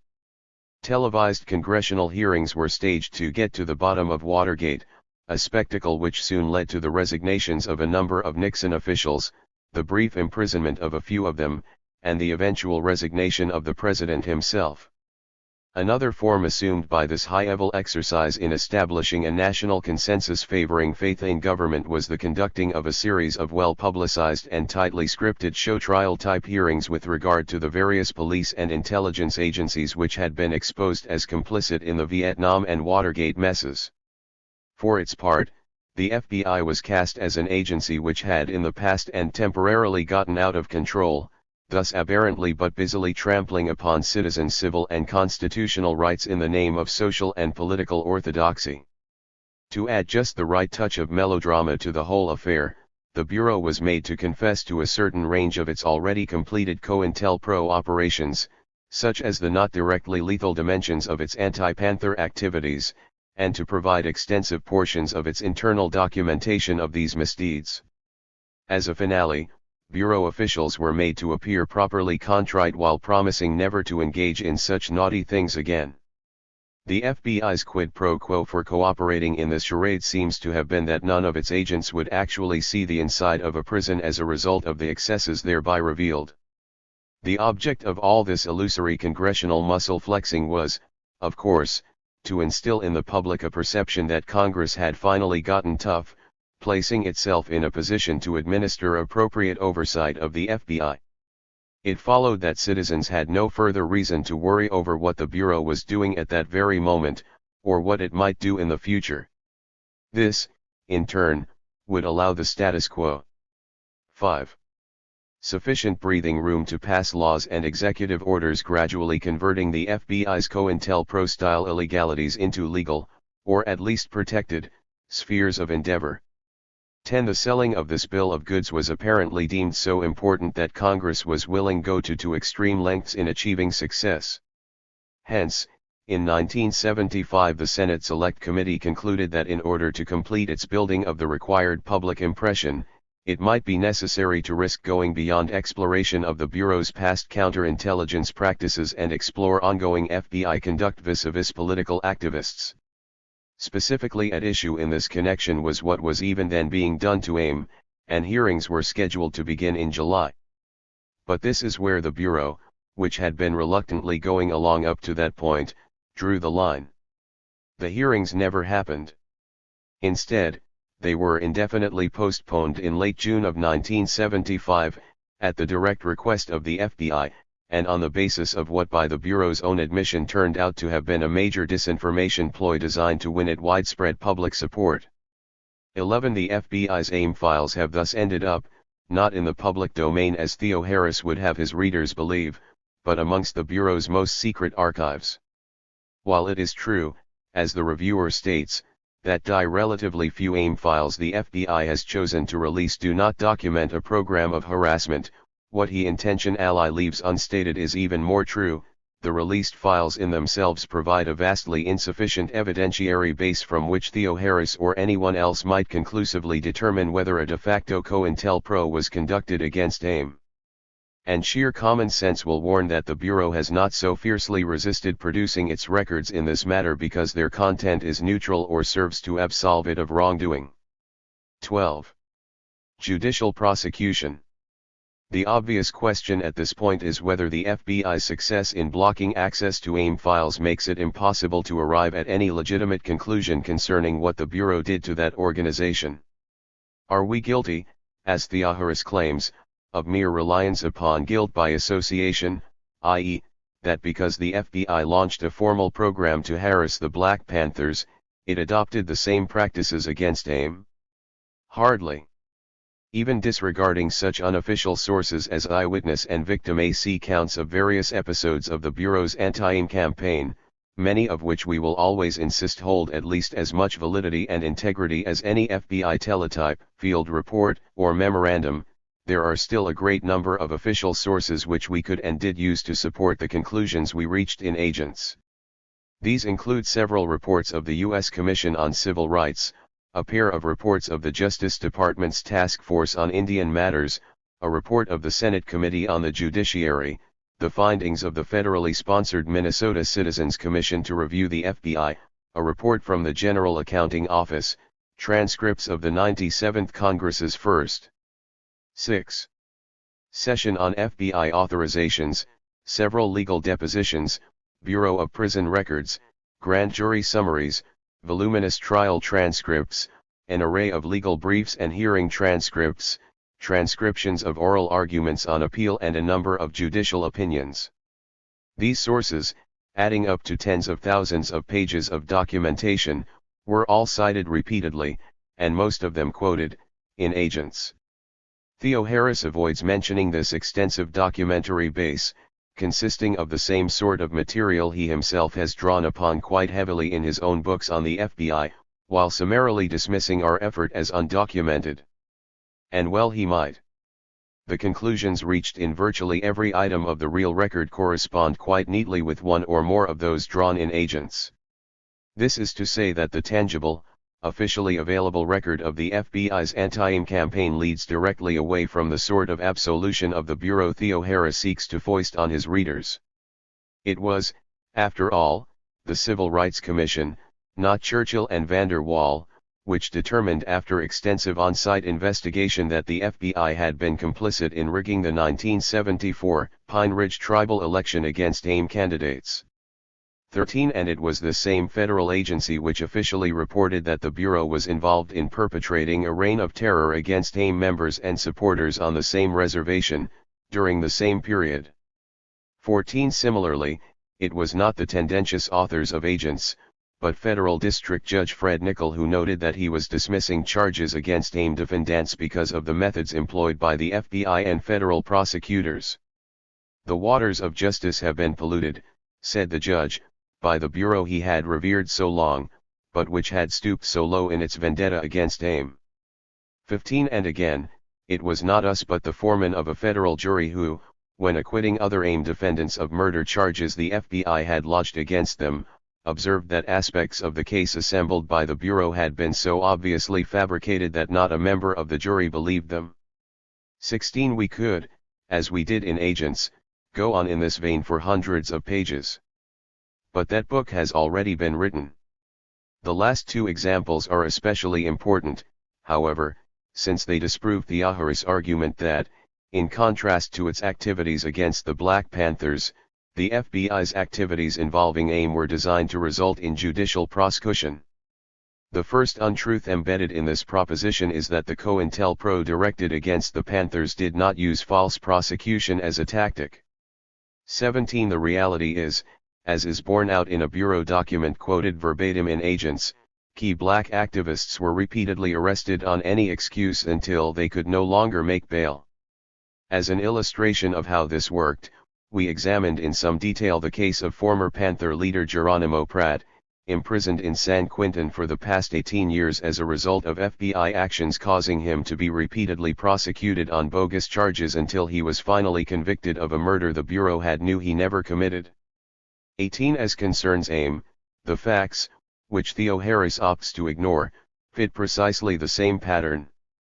After the 1973 siege of Wounded Knee, for instance, the FBI caused 542 separate charges to be filed against those it identified as key AIM leaders. Russell. 7. Means alone was faced with 37 felony and 3 misdemeanor charges. Organization members often languished in jail for months as the cumulative bail required to free them outstripped resource capabilities of AIM and supporting groups. Yet, when it came time for the trials, the transparency of the Bureau's evidence was such that hundreds of charges were simply dropped while the remaining defendants were acquitted in droves. The net result of this FBI prosecution effort was an absurdly low 15 convictions, all on such petty or contrived offenses as interfering with a federal officer in the performance of his duty. None of the 40 charges leveled at Means held up in court. 19. But, while the juridical nature of what the Bureau was doing may be seen as ludicrous at best, this prosecutorial element of the anti-AIM campaign self-evidently served to disrupt, destabilize and even cripple its target. At another level, one might reasonably ask what sort of bona fide investigation to facilitate prosecution is involved in FBI agents bribing an individual, as they did with Louis Moves Camp, to testify as an eyewitness to the participation of others in felonious acts allegedly committed at a time when the witness was 1,000 miles from the scene? 20. This is just one of the Bureau activities involving AIM which came out during the 1974 trial of Russell Means and Dennis Banks, the sort of activity which caused Judge Nickel to dismiss charges and write the opinion quoted earlier. The same query might be entered with regard to other of the FBI's efforts to secure conviction of AIM members. For example, what sort of legitimacy is it that attaches itself to the arrangement in which charges were dropped against Marvin Redshirt, confessed murderer of Los Angeles cab driver George Aird, in exchange for his admittedly perjured testimony against AIM members Paul Skyhorse Durant and Richard Mohawk Billings, men who were subsequently exonerated from having any part in the crime? 21. We can easily go on framing such questions. What, exactly, is the difference between the way the FBI subverted the judicial system to get results during its COINTELPROs against black extremists, and its well-documented kidnapping and raw coercion of a mentally unbalanced Indian woman, Myrtle Poor-Bear, in order to force her to sign 3 mutually contradictory, and utterly false affidavits? The Bureau's choice of the affidavits was, to be sure, duly submitted in court as an expedient to obtaining AIM member Leonard Peltier's extradition from Canada. 22. For that matter, what is the precise distinction between the COINTELPRO usage of phony witnesses such as Julio Butler in order to obtain the murder conviction of Geronimo Pratt on the one hand, and the FBI's later use of Poor-Bear in the same capacity to secure a murder conviction against AIM member Richard Marshall on the other? 23. And again, what are we to make of FBI agents who went on the stand and testified to one thing in the murder trial of AIM members Dino Butler and Bob Robideau, only to reverse completely their testimony on the same events during the subsequent trial of Leonard Peltier on the same charge? Obviously, the documented nature of the FBI's activities designed to result in judicial prosecution of AIM members was identical to those it employed under the 8th rubric of COINTELPRO against the Black Panther Party and other black liberation organizations. For Theo Harris to argue that the Bureau's prosecutorial tactics against AIM are normal FBI procedure not only tends to dissolve the very distinction between the COINTELPRO and post-COINTELPRO eras he seeks to establish, it bespeaks a very interesting view on his part of how the judicial process should be used. Theo Harris does make an important and serious point when he observes that the Panther COINTELPRO was action-oriented in ways which went beyond any conceivable definition of the judicial arena. We agree. So much so that, in Agents, we broke the tactical methodologies of COINTELPRO out into 10 separate categories, only one of which concerned manipulation of the judicial system, and demonstrated by example how each had been applied to the Panthers and other black liberation groups. This, however, hardly serves to validate either his assertion of a contrast between what was done to the Panthers and AIM, or his contention that the latter was not subjected to a comparable program of harassment. To the contrary, we also demonstrated, on the basis of available documentation, that each of the remaining 9 non-judicial COINTELPRO methods was utilized during the repression of AIM. Take, for example, the category of black propaganda. In the book, we quote verbatim one of the FBI's dog soldier teletypes, deliberately released to the press in 1976 under the guise of alerting the public to the fact that some 2,000 AIM warriors were on the verge of launching an outlandish wave of terrorism throughout South Dakota. We cite a number of articles in major newspapers across the country in which this disinformation immediately and prominently appeared, as well as statements by local police authorities responding to the menace. And we quote then Director of the FBI Clarence Kelly, on the witness stand shortly thereafter, admitting that he knew of no factual basis whatsoever to support these wild public allegations on the part of his typically close-mouthed bureau. Several other instances of FBI activity vis-a-vis AIM in the propaganda area are also chronicled and substantiated with comparable documentation in Agents. 1 or, take the matter of the COINTELPRO tactic of infiltrating agents provocateurs into target organizations. In Agents, we present an undeniable case that this was done to AIM in exactly the same fashion as it was done to the Panthers. The matter concerns the activities of one Douglas Durham, and is abundantly documented through such sources as the earlier mentioned Skyhorse/Mohawk case, the provocateur's own admission of what he'd done after he was unmasked as an infiltrator in 1975, and his subsequent testimony before the Senate Subcommittee on Internal Security. And so it goes, point by point, down the entire list of elements comprising the Bureau's COINTELPRO repertoire. 9. All of this disproves Theoharis' assertion that, when it came to AIM, the FBI's methods were designed to result in judicial prosecution. It also contradicts his accusation that, in concluding otherwise, we were forced to rely upon sheer guilt by association. And, by rights, it should expose for what it really is the reviewer's allegation that at no time do substantiate conjecture that an FBI orchestrated conspiracy to harass AIM. Contrary to the fabricated version of reality presented in Die Post Review, it has been solidly demonstrated that the American Indian movement was very much the victim of a de facto COINTELPRO operation. Mythology. Merely being on the receiving end of a disingenuous review, while never pleasant, hardly warrants the assembly of an in-depth counter-critique such as we have provided here. At issue here, however, is not just the fact that Theoharis used his mainstream media forum as a vehicle with which to prevent accurate information from reaching the public, but the kinds of inaccuracies he seeks to promulgate as a replacement. It is not so much that he denies the validity of the way in which we used our documentation in Agents, for example, as that he denies such documentation exists.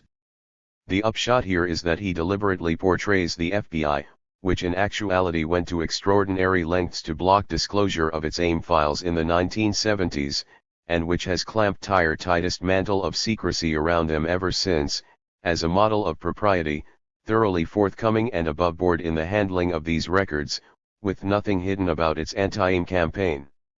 The image projected by Theoharis' reference to a fictional release of AIM files is that the Bureau, which in reality has once again taken to treating the Freedom of Information and Privacy Acts as so much toilet paper, generally refusing to release any new document unless expressly required to do so by court order, is that of an open agency which typically makes its records available to researchers and the public at large. The resultant misimpression is a building block in the reviewer's reasonably subtle construction of the real contrast he wishes to impart concerning what was done to the Black Panther Party and what was done to AIM. The locus of the false distinction Theoharis is after lies not so much within the experiences of the two groups as within the FBI itself. In the bad old days of COINTELPRO, the story goes, the Bureau was proven to have committed criminal acts and used official secrecy to conceal them, but those days ended forever in the wake of the Church Committee investigations. When an FBI agent like Richard W. Held orchestrated a program in 1971 to disrupt and destroy the Los Angeles Black Panther Party, Theo Harris agrees that this was a political counterintelligence program because FBI documents released to the Church Committee concerning THIRD activities bore the caption COINTELPRO.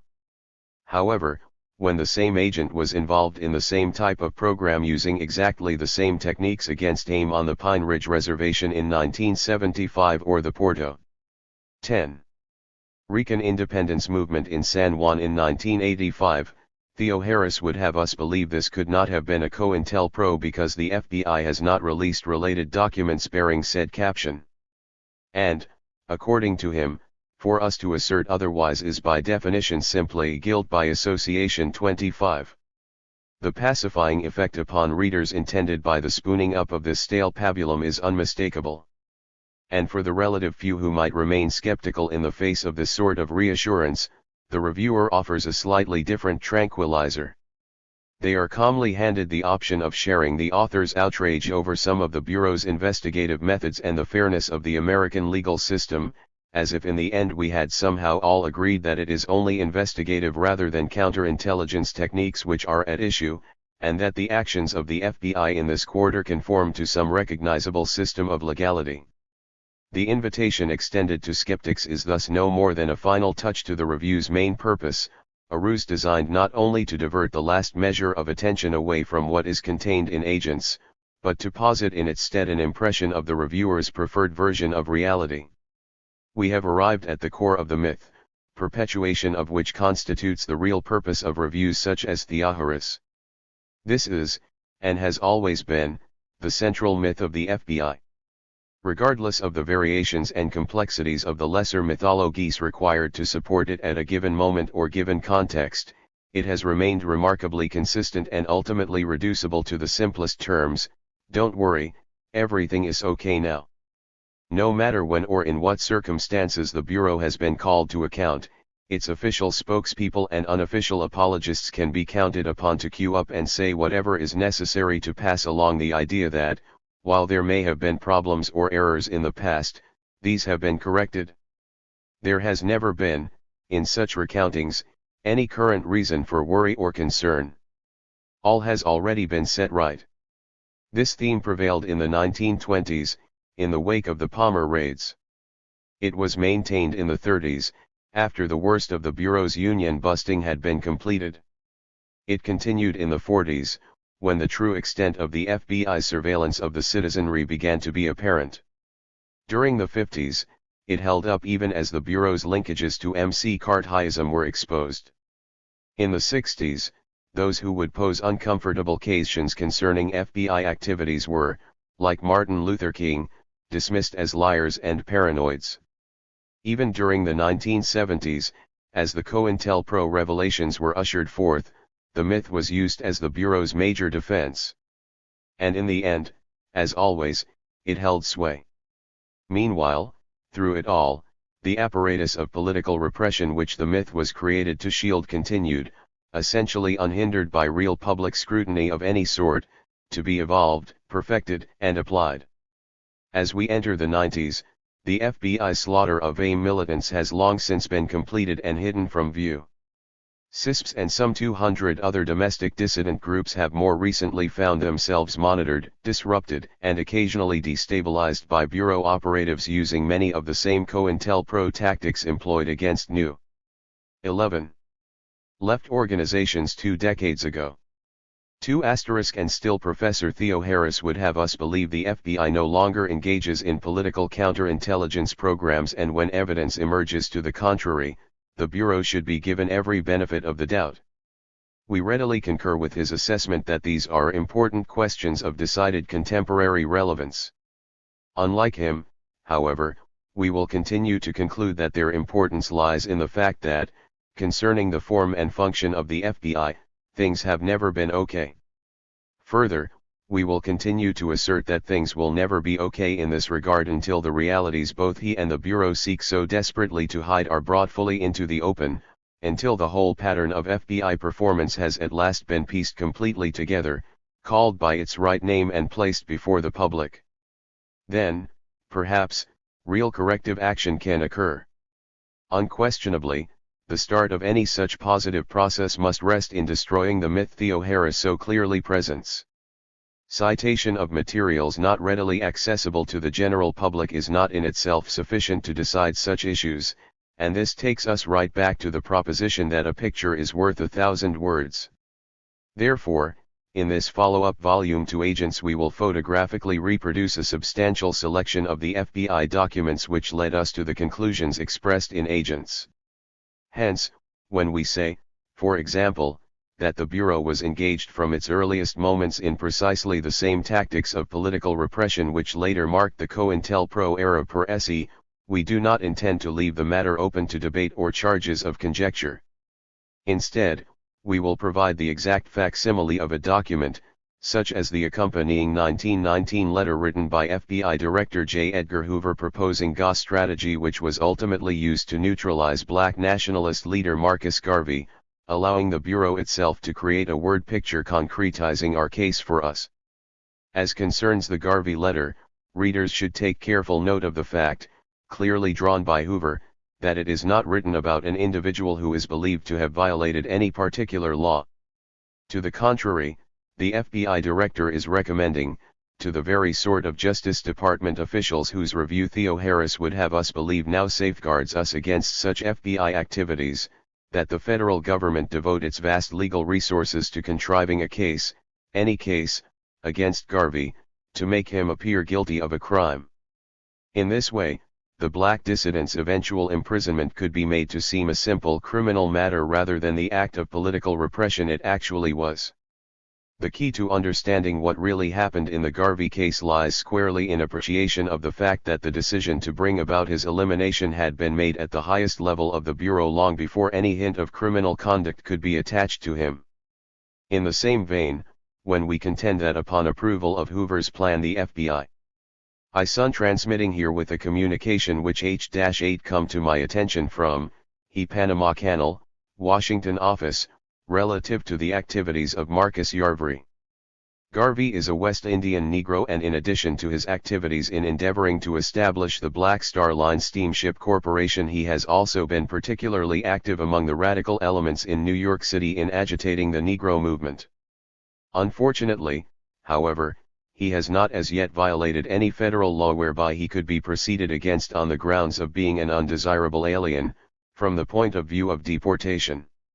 It occurs to me, however, from the attached clipping that there might be some proceeding against him for fraud in connection with his Black Star Line propaganda, and for this reason I am transmitting the communication to you for your appropriate attention.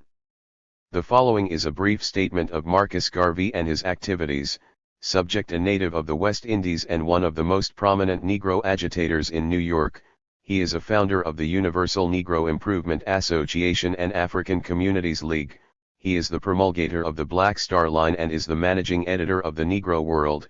He is an exceptionally fine orator, creating much excitement among the Negroes through his steamship proposition, in his paper The Negro World.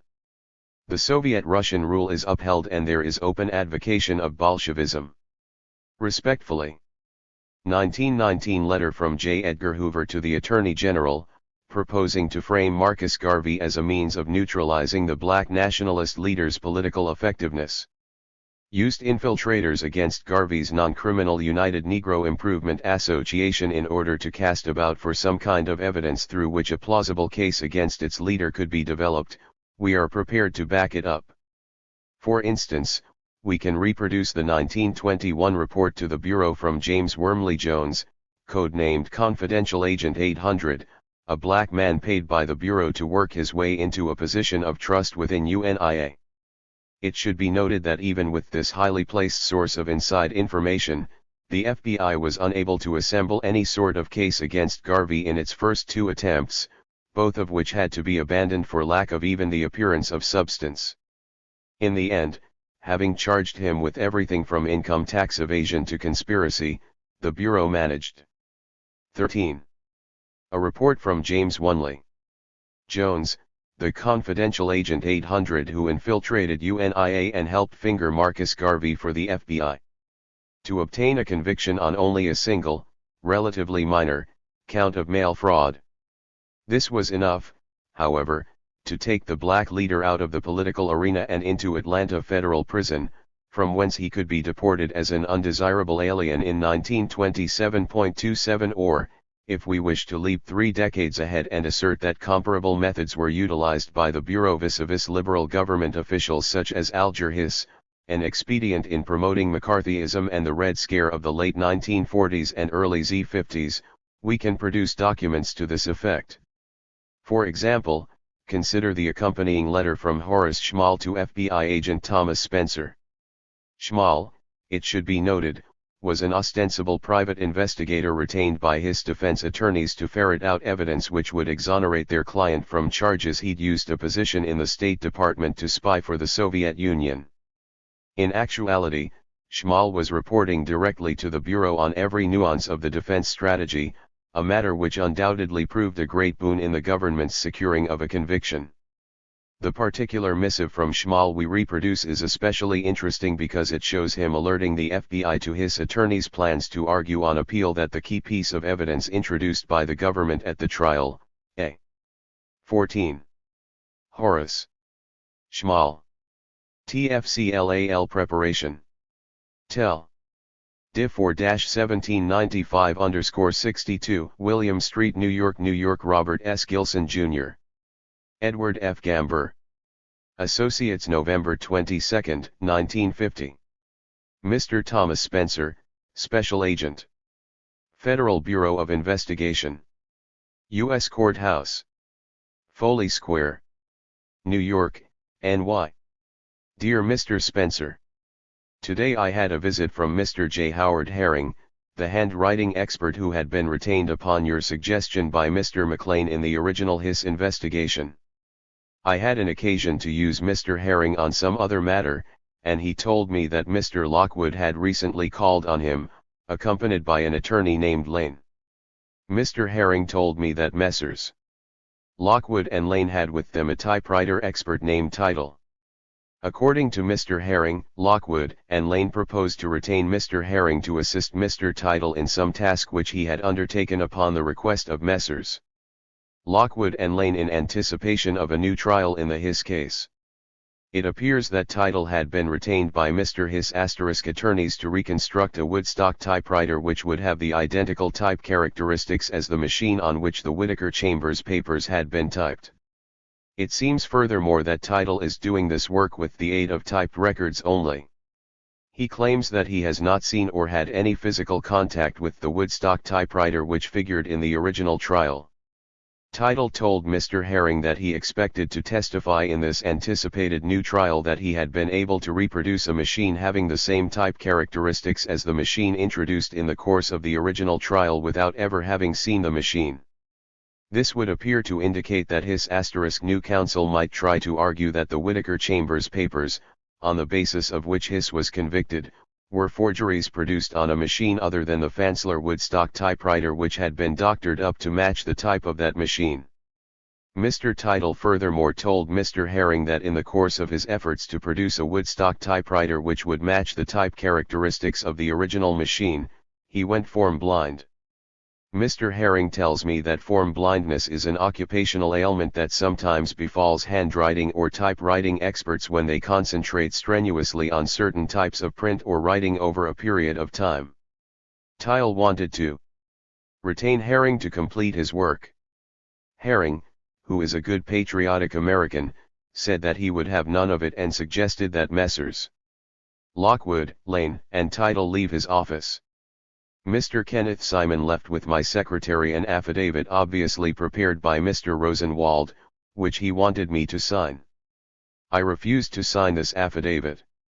However, I am sending you here with enclosed a copy of it for your files. I expect to be pretty well tied up for the remainder of this week and therefore, find it difficult to drop up and see you personally. I would prefer that you destroy this letter after it has served your purpose. I remain, with my very best personal regards to yourself and Mr. McAndrews. Faithfully yours. Horace Schmal. P.S. Needless to say that any other information that will come into my hands will be promptly submitted to you. Sufficient time to assemble a countering argument that no such modifications to a typewriter were possible. When we say the FBI was aware that its counter-argument, which served to keep the government's proof of espionage propaganda campaign alive, was categorically untrue, we can make our case by reproducing the accompanying January 1951 memo from A.H. Belmont to D.M. Ladd, in which the author admits the FBI laboratory advised that it would be possible for a person who is well versed in typewriter defects and similarities in type design to construct a typewriter so that it would make these defective characteristics appear on paper when the machine was used. Instructively, both documents were among the many thousands of pages in its HIS files the Bureau kept secret for nearly 3 decades after the case was closed. 28 Both of the examples used thus far have seemed to demonstrate that the reality of COINTELPRO greatly predates the formal adoption of the acronym during the mid-1950s. If, on the other hand, we wish to demonstrate that this reality has continued to exist after the FBI so pointedly abandoned the term in 1971, we can readily illustrate our point. We can, for example, simply reproduce the accompanying September 1983 teletype concerning the infiltration of an agent with extensive UC experience into the Dallas chapter of CISPs. Unless the reader be persuaded the Bureau was doing this because it genuinely believed the organization was engaged in bona fide criminal activities, terrorism, according to current FBI Director William Sessions, attention should to advise that the HIS attorneys Hano attempted to construct a Joe Adstock typewriter which will have the same typing characteristics as the typing on the Chambers documents used as evidence in this case, that by pure kanji they apparently intend to show that Chambers had constructed a food stock typewriter on which Chambers typed these documents, and that they, too, can construct a similar typewriter from the typing characteristics on the Chambers documents, that they are also endeavoring to prove that the film on which the Punakin papers *V air photographed was not manufactured in 1935, but was manufactured at a later date. The FBI laboratory advised had it would be possible for a person who is well versed in typewriter defects and similarities of type design to construct la typewriter so that it would make these defective characteristics be paid to the next reproduction, a November 1983 teletype originally classified as secret.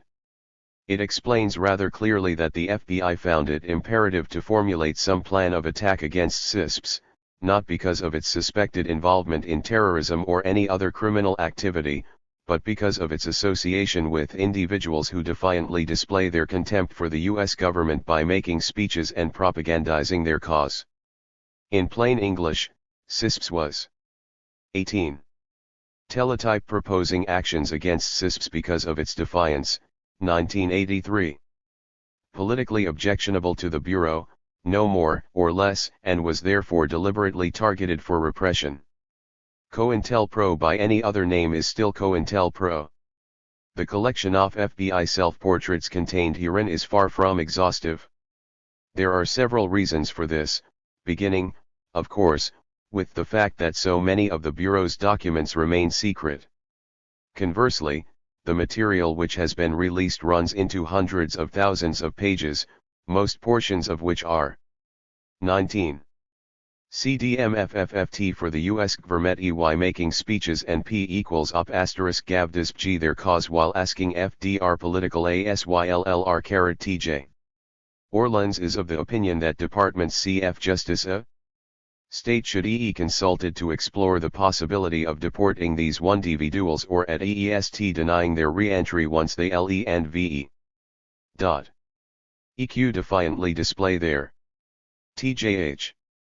Redundant, a seemingly endless repetition of the same theme. Many thousands of the documents released over the years were provided in such poor quality that they are simply impossible to reproduce with enough clarity to render them legible in book format. Still others were released in such deleted form as to be useless in any way at all. A final problem presents itself in that the Bureau has run so many of these sorts of counterintelligence operations, and over such an extended period, that any attempt to offer a comprehensive, start-to-finish exposition would inevitably prove too bulky for a single volume, or even a dozen volumes.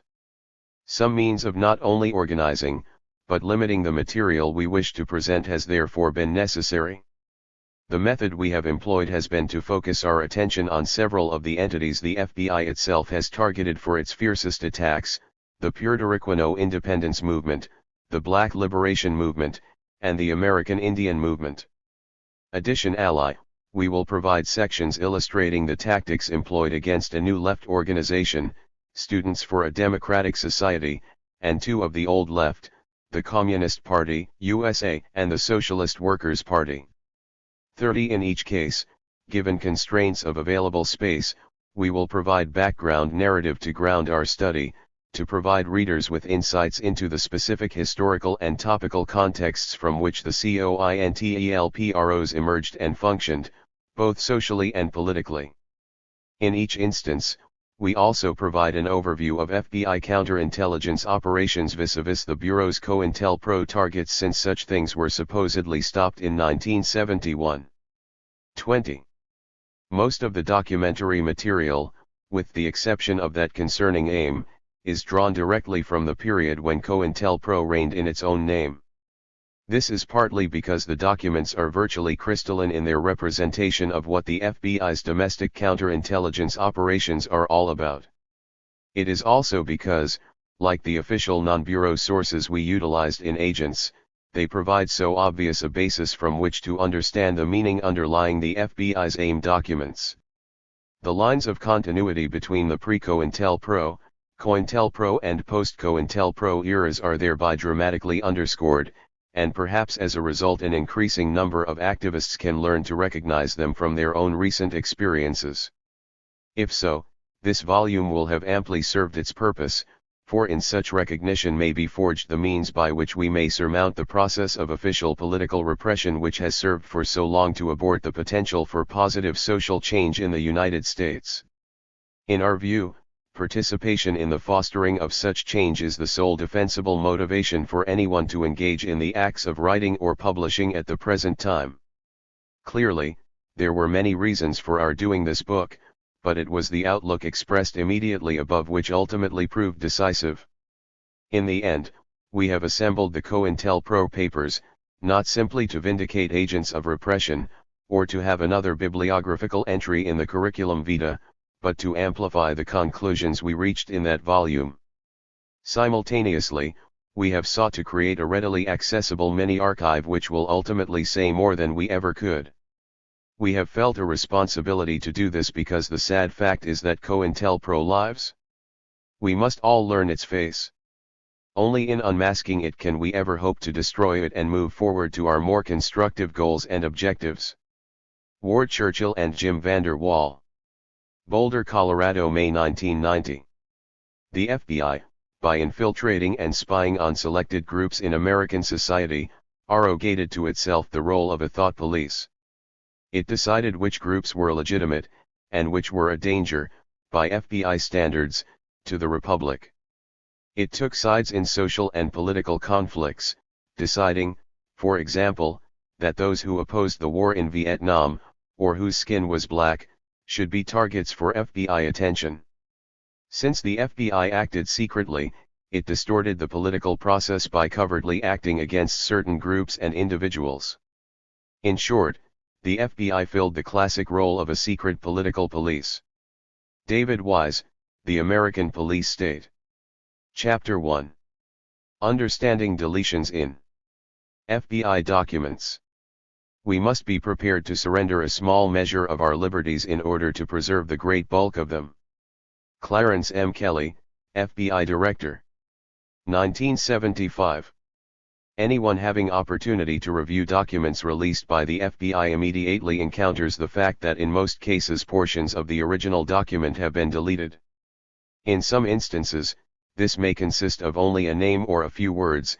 Elsewhere, the entire text of documents has been obliterated prior to their having been made available to the public. In such cases, Bureau censors will almost always scribble a code or series of codes - for example, in the margins of each page, explaining the statutory basis upon which they decided to withhold particular bits of information. In order to understand not only the codes, but their underlying basis, it is necessary to review the evolution of such exemptions. National security. The origins of the FBI's ability to declare its documents secret by reason that their release might compromise the security of the United States lie in two executive orders handed down during the early 1950s.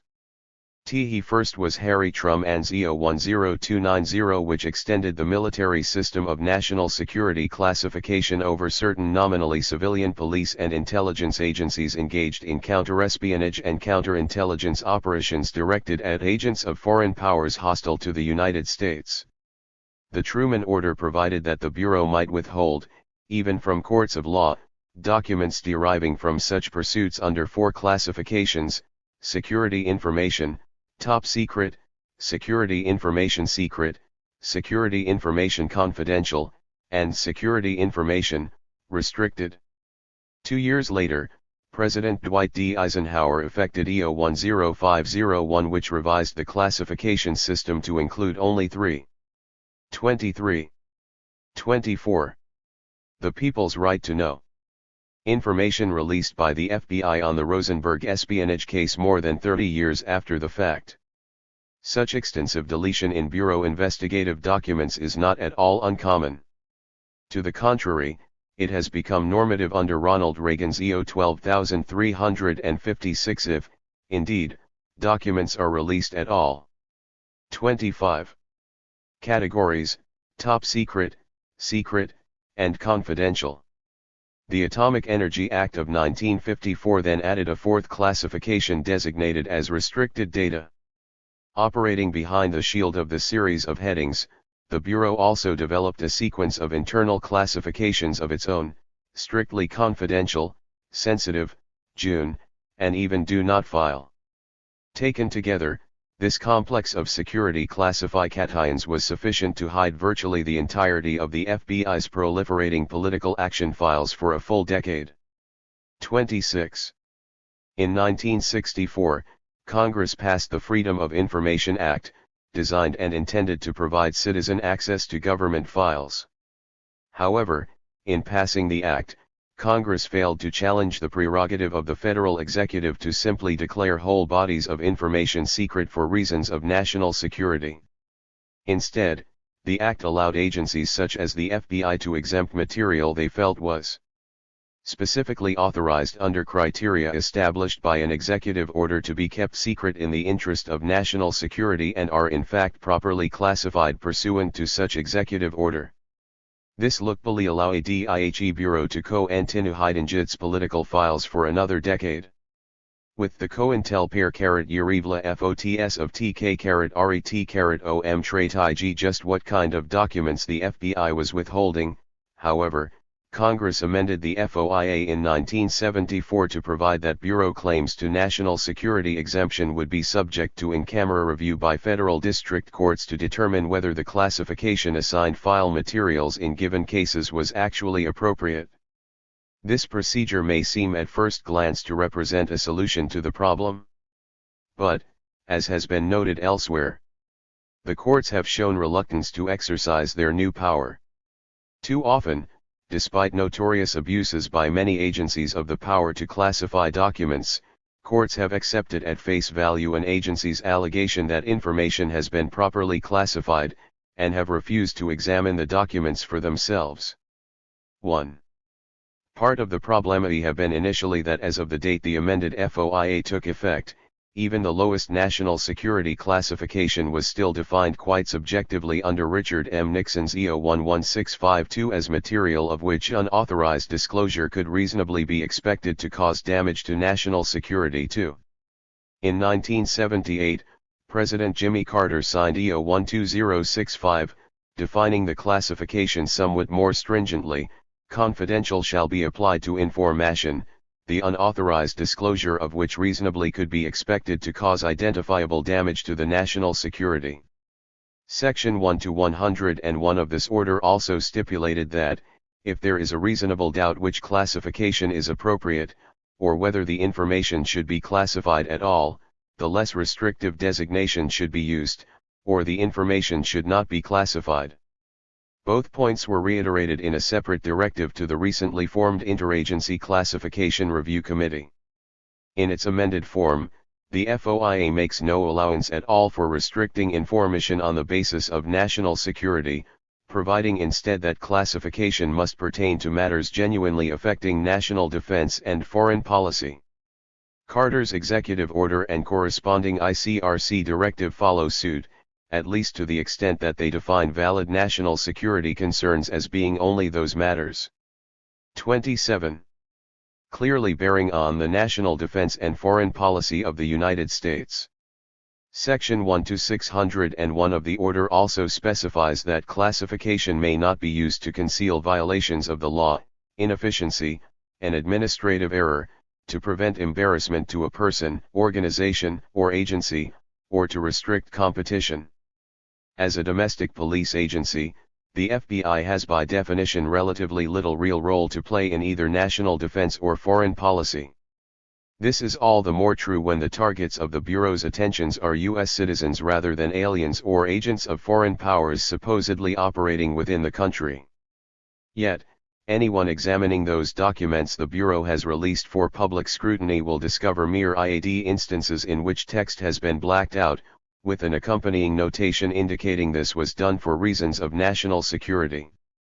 The text of entire documents is often deleted on this basis, as was the case with some 95,000 pages pertaining to the Rosenberg case alone. Further, as Anne-Marie Betrago and Leon Andrew Immerman have pointed out, the FBI has also been known to white out classification markings entirely, so that the reader cannot tell whether the markings had ever been made. This is an unjustifiable practice unless, as is quite unlikely, the markings themselves are exempt under the FOIA. These deletion practices have been patently illegal since 1975 when the amended FOIA took effect, and were even more so in light of President Carter's instructions in 1978. Hence, although no FBI employees were ever penalized for their blatantly consistent violation of the law in this regard, occasional court victories forced select batches of documents into the open.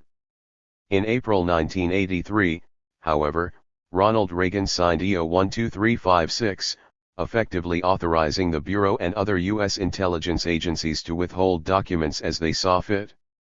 While this does not in itself legalize the FBI's documentary misconduct, it greatly confuses the issue, making it as difficult to force the Bureau to reveal its files as it was in the late 1960s. Police records. The FOIA offers another set of loopholes, collectively known as the exemptions, through which the FBI has routinely passed en route to deleting information. The statutory language at issue allows the Bureau to withhold investigatory records compiled for law enforcement purposes, but only to the extent that the production of such records would interfere with law enforcement proceedings, deprive a person of a right to a fair trial or impartial adjudication, constitute an unwarranted invasion of privacy, disclose the identity of a confidential source, and, in the case of a record compiled by a criminal law enforcement authority in the course of a criminal investigation, or by any agency conducting a lawful national security investigation, confidential information for 28. Nished only by the confidential source, disclose investigative techniques and procedures, or endanger the life or physical safety of law enforcement personnel. Taken together, these provide an umbrella under which the Bureau can hide many things. A particularly striking example concerns the use of the category. The FBI has consistently sought to employ it, but has argued that FOIA applicants should not even be informed that it was being employed insofar as such notification might alert the subjects of investigations that there was an investigation of them, and that the investigation was in regard to suspected criminal activities. By the same token, says the Bureau, notifying applicants officially that there was no investigation of their activities might serve to allow them to continue criminal conduct secure in the knowledge that the FBI is not yet on their trail. Thus, in simplest terms, the Bureau holds that it should be able to use the exemption whenever it wants, but the exemption itself should be considered exempt within the spirit of the FOIA. As is usually the case, the FBI has simply proceeded to put its novel interpretation of the law into practice from time to time. Hence, one finds occasional passages blacked out by Bureau censors without provision of accompanying code notations in the margins. While struggling to prevent its reliance upon from becoming a part of the record, the Bureau has, on the other hand, indulged itself spectacularly in the use of, ostensibly to protect the privacy of third parties mentioned in documents, but who were not themselves subject to the investigation in question. This tends to possess a certain appropriate sense until we note that the censors have often left many, even all, genuine third-party names undeleted in the documents released while simultaneously blacking out the names of agents and FBI officials. The latter, of course, are public officials rather than bona fide third parties, and have never been legally entitled to privacy while in performance of their public duties. The Bureau's attempt to reconcile the situation has led censors to apply the exemption to all names of third parties and FBI personnel alike in many documents. Bureau abuse of this exemption category was so flagrant that, in a memo dated May 25, 1977, the Justice Department set forth guidelines intended to curtail at least the worst manipulations. If the FBI has a file on John Doe or requester and information has been deliberately placed in that file which pertains to Richard Roe, that Roe information is presumptively information about Doe as well and should not ordinarily be withheld from him on 7 grounds. If it does not pertain to Doe, one may well ask, why is it in the Doe file at all? The routine excising/denial of all third-party information is to cease. The Bureau didn't comply, of course, any more than it has ever conformed to the legal requirements that it restrict its deletions with regard to informer confidentiality to appropriate instances. Despite a June 2, 1977 Justice Department 29. Memorandum emphasizing that the FOIA explicitly prohibited such exemptions to conceal unlawful activities on the part of the Bureau, the FBI has continued to conceal the fruits of its black bag jobs behind wording indicating they derive from anonymous sources and deleting material as if these sources were actually human beings. Similarly, the product of ELSERs is typically referred to as coming from confidential sources, with information carefully deleted in such a way as to make it appear that censors are protecting live informers. One key to determining the type of activity at issue lies in the use of FBI internal informant identity codes left intact in the documents. Permanent numbers are assigned to sensitive sources of information, for example CSNY 1020S** or CNDI5. Source numbers followed by S are security sources, by a C, criminal, by an R, racial. Asterisk sources are unavailable to testify and are likely to be illegal investigative techniques. Electronic surveillances and burglaries are often given S** numbers. 5. The FBI has also contended that it is entitled to utilize the exemption with regard to the identity of virtually any informant insofar as individuals performing such a service have done so only on the basis of a promise of confidentiality, either expressed or implied. For the most part, this is a categorically false contention.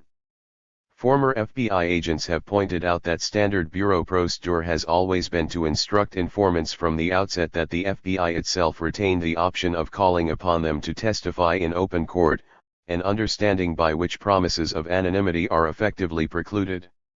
6. The Bureau's convenient interpretation of the FOIA in this connection serves to retain its power in determining what information concerning informers will be released, and facilitates its hiding of illegal intelligence gathering techniques within the framework of exemptions.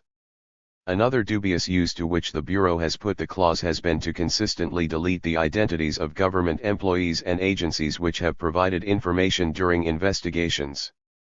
This is not only contrary to the intent of the FOIA, but in direct contravention of the guidelines laid down in the FBI's own manual, which states clearly that federal employees cannot be considered confidential sources. Bureau censors also habitually extend this lid of secrecy to cover the identities of state and local agencies and personnel, such as police departments, although they have absolutely no legal authorization to do so. Finally, as with exemptions, there have always been serious questions about how the Bureau utilizes to withhold information for reasons of national security. Many of the FBI's more outrageous activities have been reclassified under national security headings in order to hide them. Although the cluster of exemptions is legally bound to the 1974 FOIA amendments, Congress' Zion Al-Conference Committee definition that national security considerations exist. 30. Solely in military security, national defense, or foreign policy, as pertains to. Most national security investigations had no connection to any national security interest. Investigations other than criminal or applicant were most often called subversive, not national security cases. Such cases were conducted under headings such as domestic intelligence, internal security, subversive matters, racial intelligence, or extremist. Such cases involved domestic dissenters almost exclusively, with no connecting strand to national defense or foreign relations. Yet these investigations are now, for concealment under FOIA exemptions, being justified in the name of national security. The very term investigation is an euphemism when, as is often the case, it denotes a program to suppress lawful political action and speech. 7. As with the primary, national security escape mechanism, much of this transparently illegal Bureau manipulation of the classification system was shielded by Ronald Reagan EO 12356 in 1983. Other loopholes. One might think the preceding provided more than ample latitude for the Bureau to hide most anything it desired. Not in the view of the FBI. For instance, deletions have often been made on the alleged basis that they are authorized through the FOIA provision that reporting agencies might exempt information pertaining exclusively to internal administrative procedures such as personnel's use of parking facilities or regulation of lunch hours, statements of policy as to sick leave and the like. A 1976 Supreme Court ruling added that the general thrust of the exemption is simply to relieve agencies of the burden of assembling and maintaining for public inspection matters in which the public could not reasonably be expected to have an interest. Notwithstanding these firm instructions, the Bureau has consistently construed to mean that it is free to excise such things as markings referring to file numbers, markings referring to type of investigation, records of document dissemination, case leads, agents' initials and notes synopsizing the contents of given documents. Self-evidently, all of this might well be of legitimate interest to the public. A May 25, 1977 Justice Department memo ostensibly ended the routine deletion of such material, yet the FBI has persisted in blacking out whatever in the sphere it considers sensitive. 10. An indication of what is meant by this may be readily discerned in the fact that justone of the markings, June, refers exclusively to unwarranted electronic surveillance and surreptitious entries. Its very appearance would therefore provide prima facie evidence of illegal Bureau activity. The notation seldom appears with reference to FBI deletions. When it does, it usually refers to information associated with secret grand jury proceedings. Although the secrecy surrounding such proceedings is objectionable in a number of ways, it is legally valid for the Bureau to withhold such material. Similarly, the 31 exemption, allowing the withholding of documents originating in other government agencies, is seldom used by FBI censors, although it does appear from time to time. Another occasionally used exemption notation derives not from the FOIA but from the Privacy Act of 1974. This allows withholding of investigative material compiled solely for the purpose of determining suitability, eligibility, or qualifications for federal civilian employment, military service, federal contracts, or access to classified information, but only to the extent that the disclosure of such material would reveal the identity of a source who furnished information to the government under an express premise that the identity would be held in confidence, or, prior to the effective date of this section, under an implied promise that the identity of the source would be held in confidence. Finally, as Petrago and Immerman note, one more exemption must be considered, one which, though not mentioned by the FOIA or PA, enables the FBI to keep significant information from requesters. The FBI normally refuses to provide, or inform the requester of, information unilaterally determined to be outside the scope of or not pertinent to a request.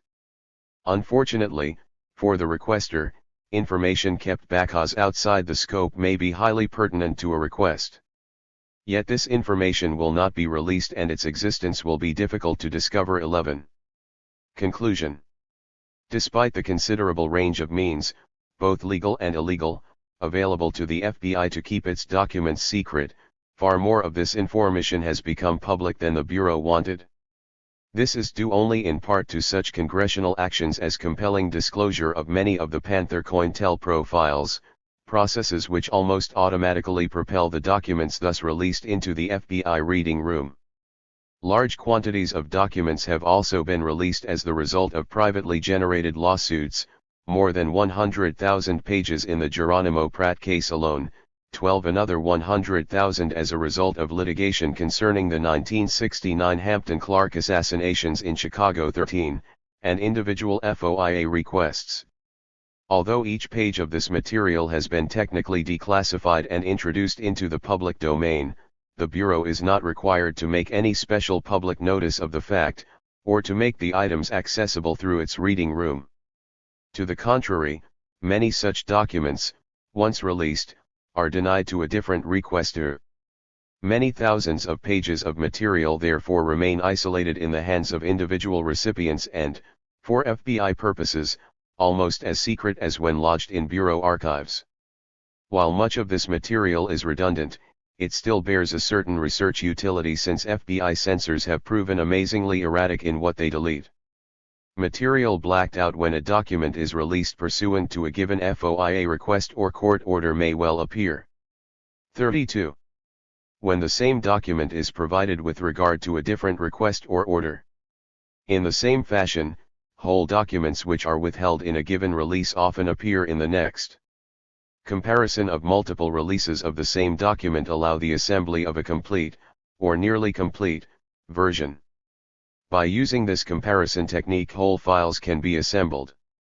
The task confronting those who wish to see as complete as possible a documentary record on FBI activities is thus not simply to try to compel the Bureau to reveal more of its documents, although this is plainly an important and necessary enterprise. It is also to assemble as broad as possible a selection of those FBI materials which have already escaped from Bureau control in one place, where they may be properly catalogued, indexed, compared, and rendered generally accessible to the public. Indeed, a need has long been recognized, and on at least one occasion seriously attempted, by progressives. The expense and sheer scale of such effort, however, greatly outstrips the resources and capabilities of even the most ambitious individuals and private political or legal organizations. Still, the need is there. And it stands as mute testimony to the shallowness of established rhetoric on scholarship, openness, and the public's right to know that no element of government, or any major library or university, has ever undertaken to approach the task in anything resembling a systematic and comprehensive way. Until someone does, it is left to each of us to gather what we can, and to learn whatever is possible from what we gather. Chapter 2. During the 10 years that I was on the U.S. Intelligence Board, never once did I hear anybody, including myself, raise the questions: is this course of action which we have agreed upon lawful, is it legal, is it moral and ethical? We never gave any thought to this realm of reasoning, because we were just naturally pragmatists. The one thing we were concerned with was this: will this course of action work, will it get us what we want, will it reach the objective we desire to reach? William C. Sullivan, former FBI Assistant Director. 1975.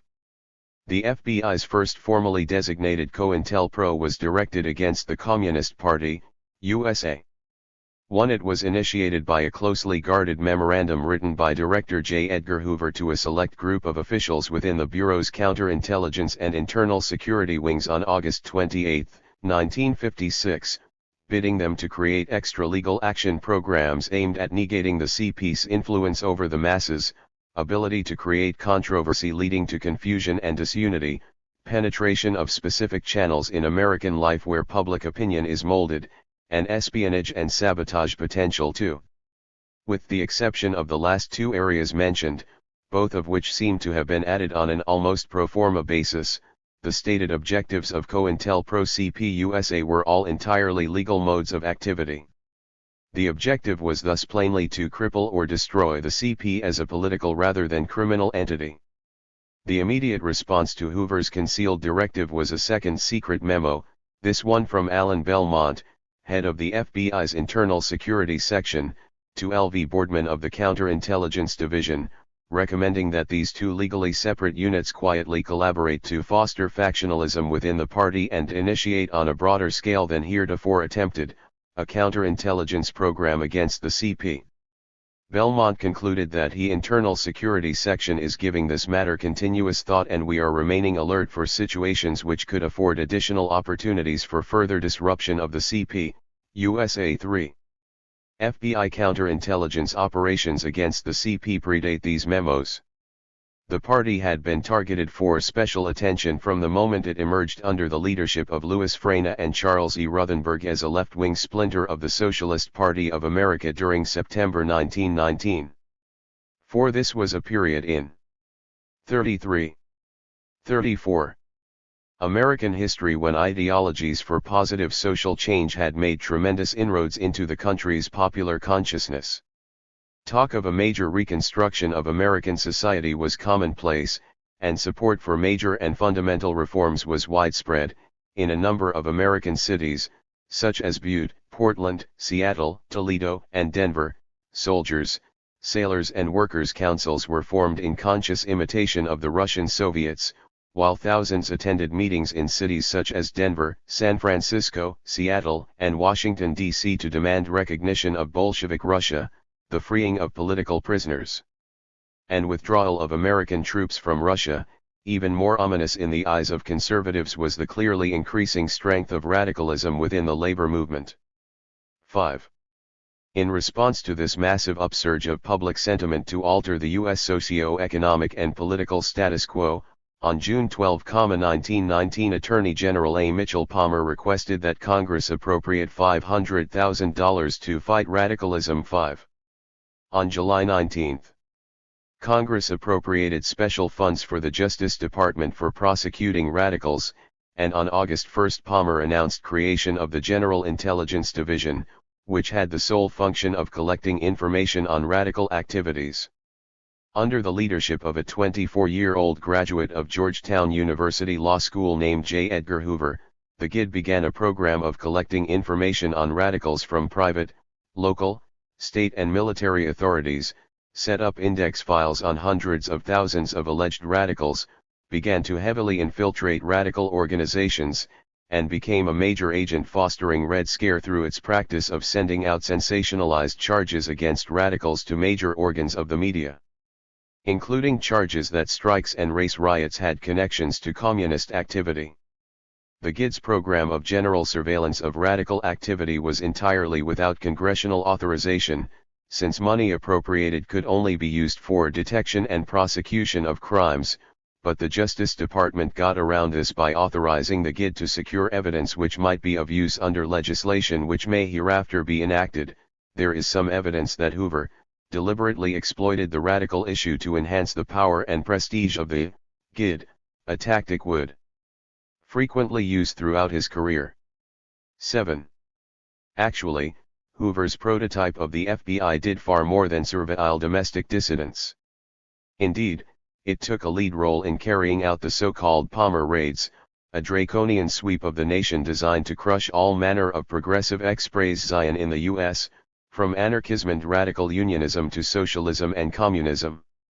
The first of these occurred on November 7, 1919, with GID agents raiding the offices of the Union of Russian Workers in 12 cities across the country. Although no evidence of criminal activity was ever linked to the URW, more than 650 warrantless arrests were effected. 250 more occurred in Detroit alone on November 8. By December 21,242 alleged radical aliens, who had received no token of due process in the matter, were packed aboard the steamship Buford and arbitrarily deported to the USSR as concerns the CP. 35. The climactic event of the Red Scare occurred on January 2, 1920, when federal agents under the direction of Hoover and Palmer swooped down on radical hangouts in over 30 cities across the country and arrested somewhere between 5 and 10,000 persons believed to be alien members of the CP and the CLP. Those arrested included virtually every local or national leader of the parties, and the raids disrupted the activities of practically every local communist organization in the country. The majority of arrests and break-ins were made without either search or arrest warrants. 10. In New Jersey, several bombs were seized which turned out to be iron bowling balls.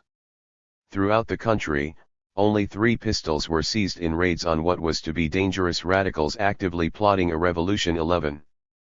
Nonetheless, the January 2 raids were followed up with minor sweeping operations in various parts of the country during the next 6 weeks, with the last major raid in Seattle on January 2012.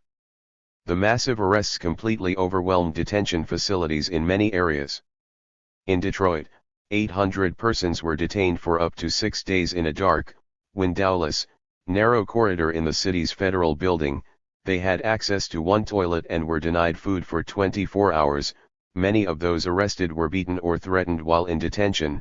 In some cases, persons coming to visit or bail out those arrested were themselves arrested on suspicion of being communists.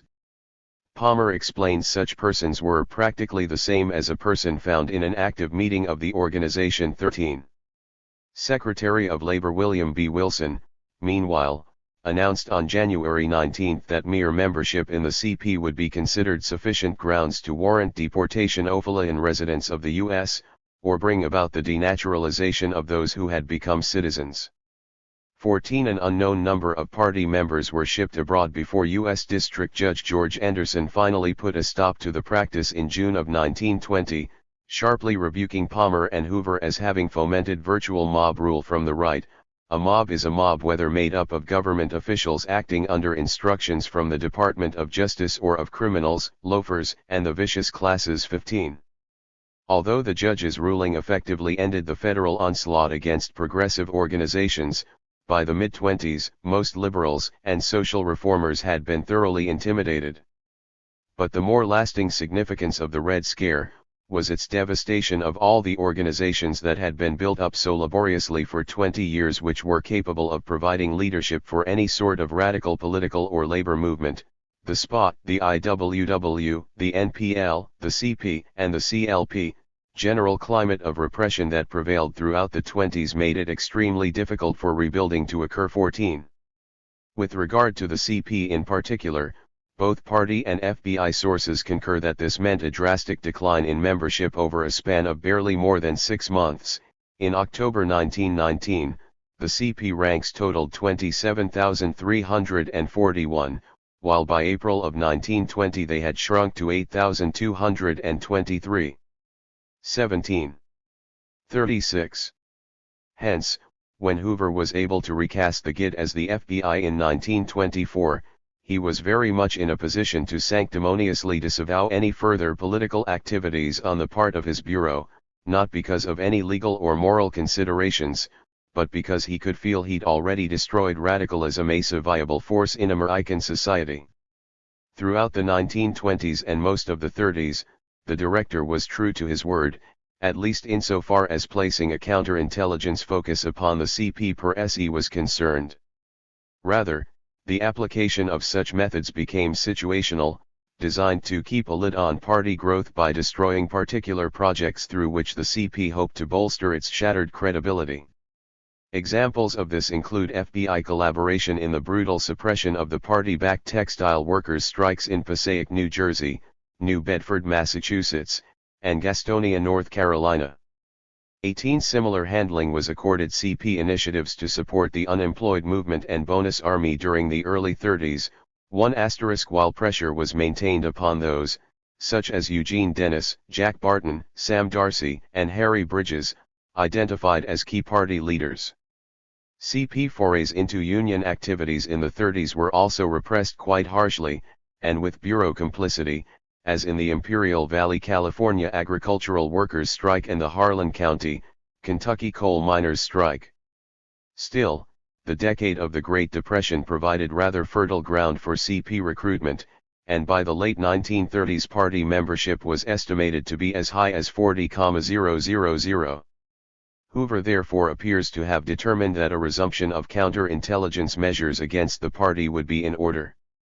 In this desire, he was aided to some extent by the formation of Representative Martin Dye's House Un-American Activities Committee in May 1938 and, briefly, by a wave of anti-CP sentiment following the signing of the Nazi-Soviet Mutual Non-Aggression Pact in August of 1939. Beginning at least as early as September 6, 1939, Hoover utilized a directive from President Franklin D. Roosevelt as the authorizing basis for illegal action against the party. The relevant portion of Roosevelt's instruction reads as follows. The Attorney General has been requested by me to instruct the Federal Bureau of the Department of Justice to take charge of the investigative work in matters relating to espionage, sabotage, and violations of the neutrality regulations. This task must be conducted in a comprehensive and effective manner on a national basis. To this end, I request all police officers, sheriffs, and other law enforcement officers in the United States promptly to turn over to the nearest representative of the any information obtained by them relating to espionage, sabotage, subversive activities, and violations of the neutrality laws.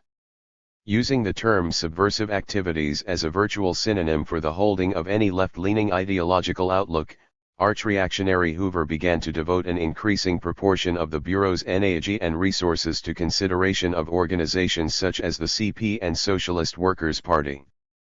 He encountered no resistance from the Roosevelt administration in such activities, and, as COINTELPRO architect William C. Sullivan would later recall, the methods 37 of investigation included such anti-CP counterintelligence measures as sending out anonymous letters and phone calls. In 1941, Sullivan also recounted how one of his first assignments as an agent, in December 1941, was to bug and monitor party meetings in Milwaukee. 26 But, by late 1942, the situation had changed appreciably. With the U.S. engaged in World War II, and the Soviet Union a crucial ally in the campaign against Nazi Germany, Roosevelt sought to clarify his earlier position. On January 3, 1943 he issued another statement. On September 6, 1939, one issued a directive providing that they should take charge of investigative work in matters relating to espionage, sabotage, and violations of the neutrality regulations, pointing out that the investigations must be carried out in a comprehensive manner, on a national basis, and all information sifted and correlated in order to avoid confusion and irresponsibility. Am again calling the attention of all law enforcement officers to the request that they report all such information promptly to the nearest field representative of the 27. Despite the President's careful avoidance of using the words subversive activities, a matter which can be construed as removing whatever authorization Hoover might previously have enjoyed in terms of placing a Bureau emphasis upon operations targeting communists and communist sympathizers, the director consistently cited this 1943 directive as further authorization for his war on Bolshevism. The FBI's anti-communist activities were thus continued without disruption. For instance, on February 27, 1946, Intelligence Division Head D.M. Ladd suggested in a memo to Hoover that the Bureau undertake a campaign to influence public opinion by leaking educational material about the CP through available channels. The purpose of this, according to Ladd, was hardly investigative or designed to stop criminal activity, either real or perceived. Rather, it was expressly to cause the political undermining of party support accruing from such liberal elements as churches and labor unions, and to demonstrate the basically Russian nature of the Communist Party in this country. 28. Hoover approved, and Ladd turned to conservative columnists such as Walter Winchell as well as outright fascist sympathizers like Father John Cronin to carry the word. 2. Finally, in 1948, the Bureau's role as a bastion of anti-communism, and as the primary vehicle for covert action against the CP, was concretized and to some extent legitimate. Attorney General Tom Clark formulated a Justice Department policy position, shortly after released as a public statement by President Harry Truman, which relied almost entirely upon J. Edgar Hoover's interpretation of Roosevelt's earlier posture. On September 6, 1939, and again on January 8, 1943, a presidential directive was issued providing that the should take charge of investigative work relating to espionage, sabotage, subversive activities, and in related matters, the has fully carried out its responsibilities with respect to the internal security of the United States under these directives. Point 1 Wish to emphasize at this time that these directives continue in full force and effect. J. Investigations in matters relating to the internal 38. Security of the United States must be conducted in a comprehensive manner, on a national basis, and by a single central agency. The is the agency designated for this purpose. At this time again, I request that all information concerning activities within the United States, its territories, or possessions, believed to be subversive in nature, be reported promptly to the nearest field representative of the Federal Bureau of Investigation, registered. After a lengthy review and consultation with his National Security Council, Truman issued a revised version of this statement, broadening his authorization of Bureau action against subversives, and in related matters, on July 24, 1950. Meanwhile, during HUAC hearings in 1949-50, the FBI resumed its open collaboration with the now democratically controlled committee. In fact, the major purpose of HUAC hearings during these years seemed to be that of publicizing information in FBI Files 32, as the matter has been put elsewhere. Efforts to contain radicalism by leaking derogatory information about prominent radicals and organizations did not constitute the sole political activities of FBI officials. They also sought to reduce the ability of radical organizations to function effectively or recruit new members. For a time, with the intensification of Cold War fears and the rise of McCarthyite politics, these informal efforts bore fruit. In 1948, for example, 12 Communist Party leaders were indicted under the Smith Act of 1940. Then, under provisions of the McCarran Internal Security Act of 1950 and the Communist Control Act of 1954, Communist, Communist Front, and Communist Action organizations were required to register as foreign agents with the Subversive Activities Control Board and to label their publications as communist propaganda.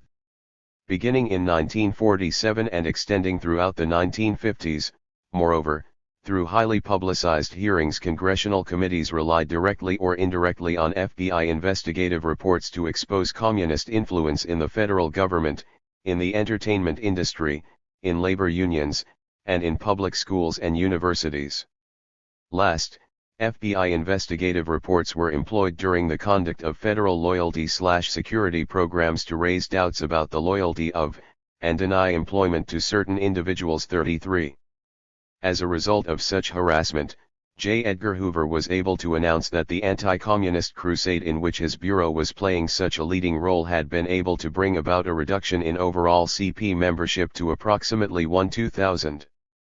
34. Apparently realizing that his boast might be construed as an admission that there was no longer a need for the Bureau's services in combating subversion, he quickly offered a warning that although the number of party members might no longer be large, the public should not allow the information to be used by the ignorant and apologists and appeasers of communism in our country as minimizing the danger of these subversives in our midst. 35. The 1953 change from Truman's liberal Democratic administration to that of conservative Republican Dwight D. Eisenhower entailed no discernible alteration. 39. In the government's view of the FBI's self-defined mission of fighting communism. To the contrary, on December 15, 1953, Eisenhower issued a statement in this regard which amounted to little more than a paraphrase of that offered by Truman in 1950. 34. Under Eisenhower, the bulk of FBI anti-CP activity was carried out under the heading Common Phil. Within this program, the Bureau supposedly investigated party attempts to influence blacks, young people, women, veterans, religion, education, industry, and other targets. But, as the Senate Intelligence Committee reported in 1976, although the Cominfil investigations were supposed to focus only on the CP attempts to infiltrate various groups, in practice the target often became the domestic groups themselves, and the Cominfil investigations reached into domestic groups in virtually every area of American political life. 37. There is no evidence that anyone in the Eisenhower administration ever expressed concern over the situation. Cumulatively, all of these things laid a reasonably solid post hoc policy foundation under the Bureau's anti-CP counterintelligence efforts. The early 1940s, 33, a flow of activity which congealed into COINTELPRO CP USA by the mid-50s. That the new program was devoted entirely to extra-legal rather than prosecutorial initiatives was both because what the FBI had typically found objectionable about the party was its politics rather than any defined criminal behavior, 3*, and even when this was not the case. High-level FBI officials had always been deeply concerned about prosecuting activities. These concerns increased after 1947 as FBI officials became troubled by the effect of prosecution on the FBI's intelligence-gathering capabilities. For example, over 100 FBI informants had to be exposed during the various Smith Act trials and Subversive Activities Control Board proceedings.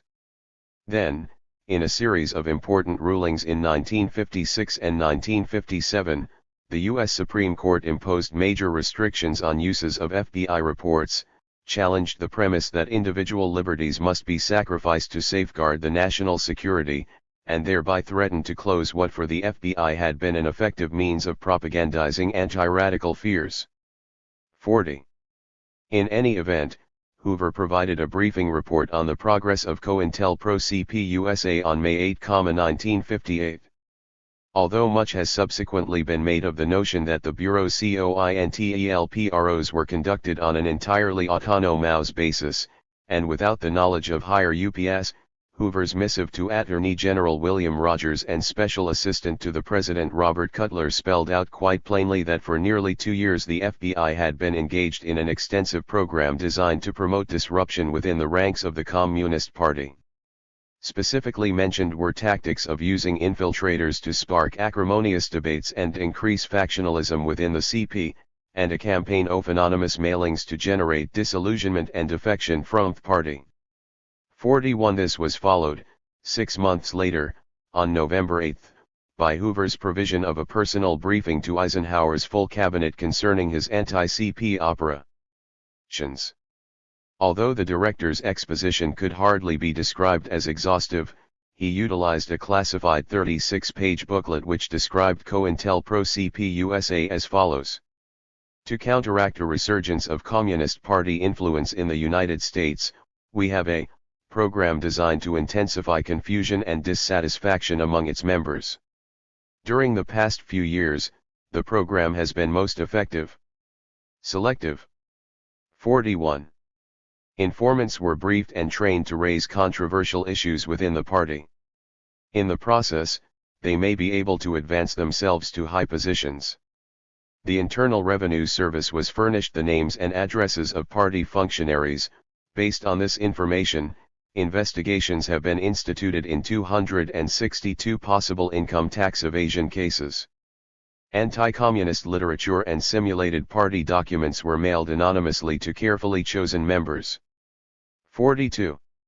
As Robert Justin Goldstein has observed, although the precise results of FBI efforts cannot be determined, between 1957 and 1959, what was left of the CP was virtually destroyed by factional infighting.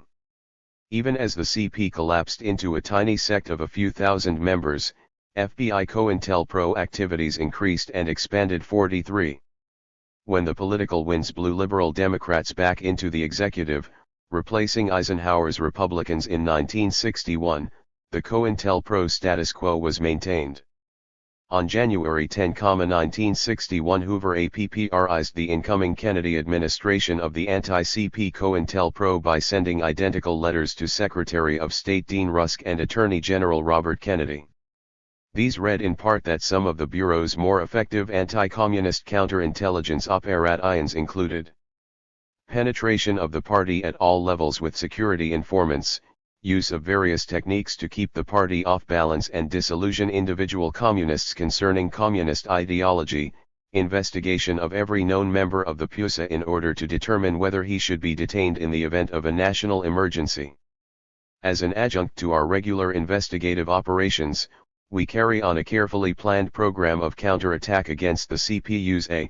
In certain instances, we have been successful in preventing communists from seizing control of legitimate organizations and have discredited others.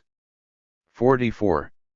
Neither Rusk nor Robert Kennedy, nor John F. Kennedy, for that matter, appear to have asked any questions on this matter, or suggested that perhaps the Bureau was exceeding its investigative mandate in launching intentionally disruptive direct action operations against a domestic political formation. The same may be said for President Lyndon B. Johnson. Under his administration, subsequently admitted COINTELPRO operations numbered 230 in 1964, 220 in 1965, 240 in 1966, 180 in 1967, and 123 in 1968.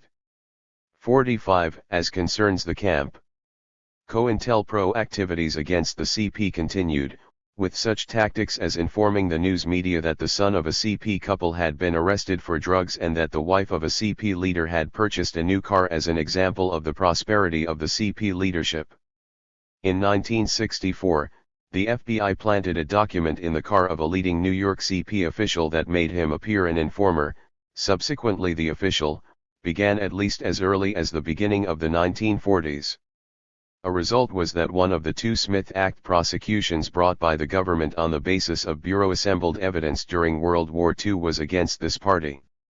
One, as Howard Zinn frames the matter, only one organized socialist group opposed the war unequivocally. This was the Socialist Workers' Party. The Espionage Act of 1917, still on the books, applied to wartime statements.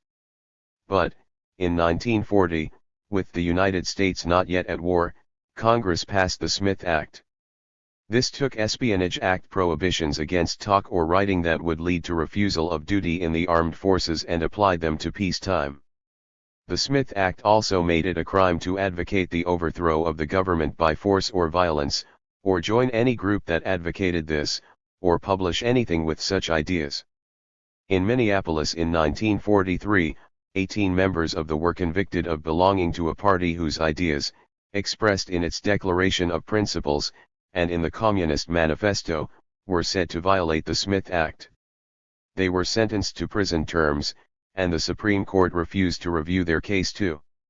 When the High Court finally did get around to considering the Smith Act in 1950, it was in order to allow Justice Robert H. Jackson, fresh from a stint in Nuremberg prosecuting Nazis for, among other things, their legalistic persecution of leftists during the 1930s, to articulate America's liberal philosophical alternative in handling subversives. Utterly ignoring the Act's proscriptions on anti-draft agitation, Jackson held that it was no violation of free speech to convict communists for conspiring to teach or advocate the forcible overthrow of the government, even if no clear and apparent danger could be proved. To await the danger becoming apparent, he argued, would mean that communist plotting is protected during the period of incubation, its preliminary stages of organization and preparation are immune from the law, the government can move only after imminent action is manifest, when it would, of course, be too late. Thus, for the Supreme Court. 49. 50. Some legal formula that will secure existing order against radicalism was called for.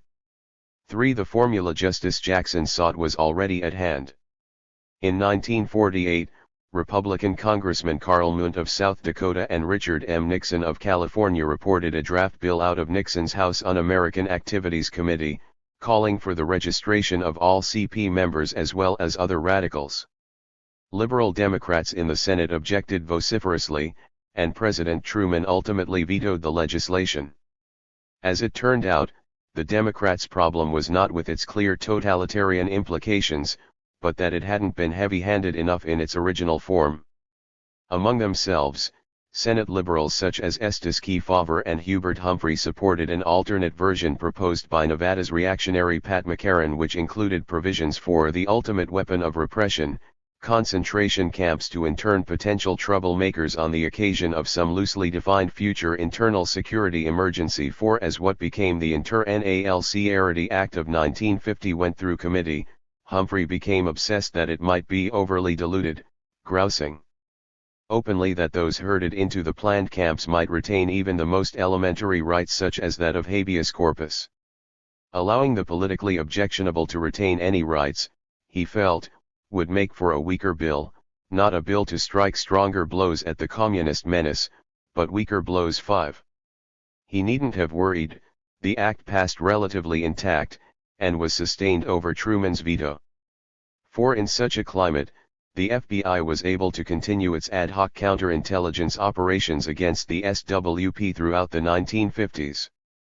7. Unlike the situation with the CP, however, these were never consolidated into a formal COINTELPRO during that decade, a situation which seems largely due to J. Edgar Hoover's personal assessment that the term socialist was somewhat less extreme than the word communist. Nonetheless, by 1961, with a tacit green light from the newly installed Kennedy administration on his anti-CP COINTELPRO already in hand, the director determined it would be both timely and appropriate to proceed in the same fashion against the SWP. Hence, on October 12 of that year he dispatched a memorandum to several field offices instructing them to begin the new disruption program. The rationale for this, according to Hoover, was that the SWP has, over the past several years, been openly espousing its line on a local and national basis through the running of candidates for public office and strongly directing and/or supporting such causes as Castro's Cuba and integration problems arising in the South. The SWP has been in frequent contact with international Trotskyite groups. Stopping short of open and direct contact with these groups, it is felt that a disruption program along similar lines could be initiated against the SWP on a very selective basis. One of the purposes of this program would be to alert the public to the fact that the SWP is not just another socialist group but follows the revolutionary principles of Marx, Lenin, and Engels. 51.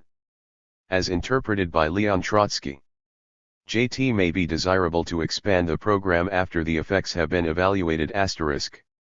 One of the first tasks undertaken through COINTELPRO SWP was to attempt to abort the judicial process in the case of the so-called Monroe defendants, a group of blacks and a white supporter who had followed the leadership of Monroe, North Carolina NAACP leader Robert Williams in adopting a posture of armed self-defense against Ku Klux Klan terror in 1961. The SWP extended its cooperation to the NAACP in establishing a multiracial committee to aid the Monroe defendants to put together a legal effort through which to obtain acquittals on the serious charges resultantly leveled against the accused.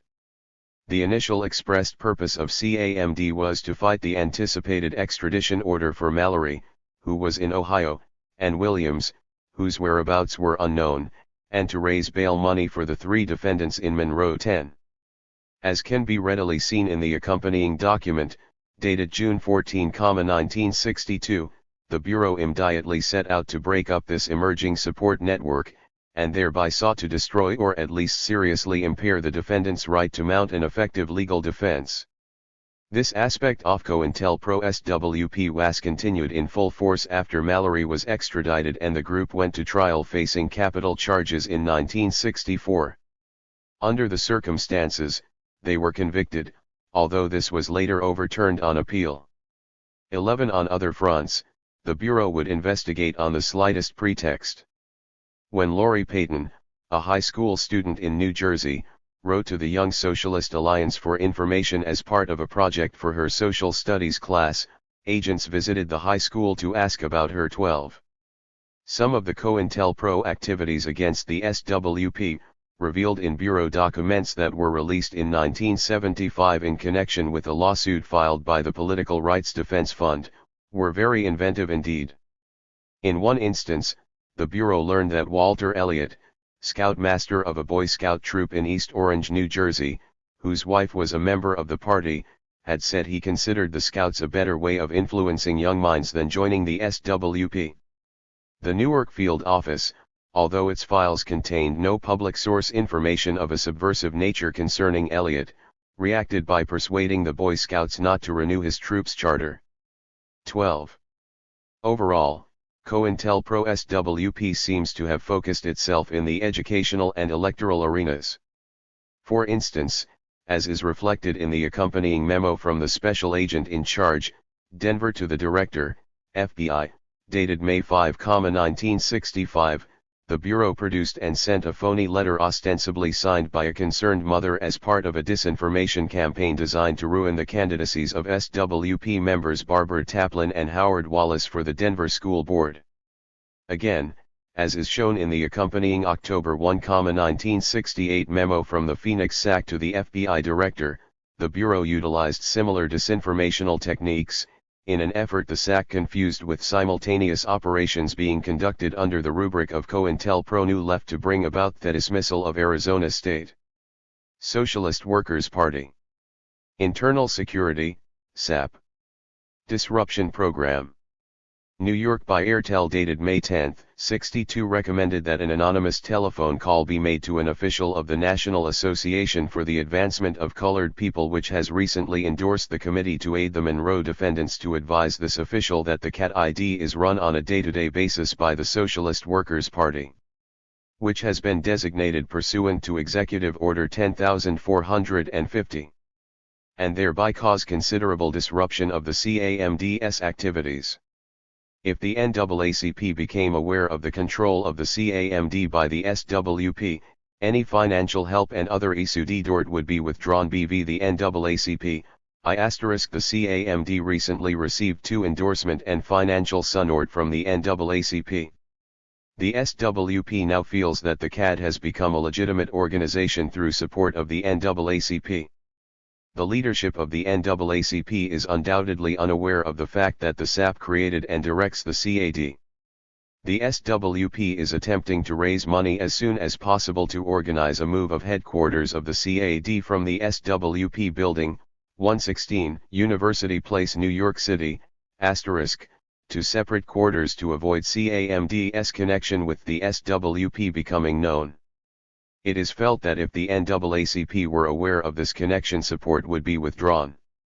University professor Morris Starsky.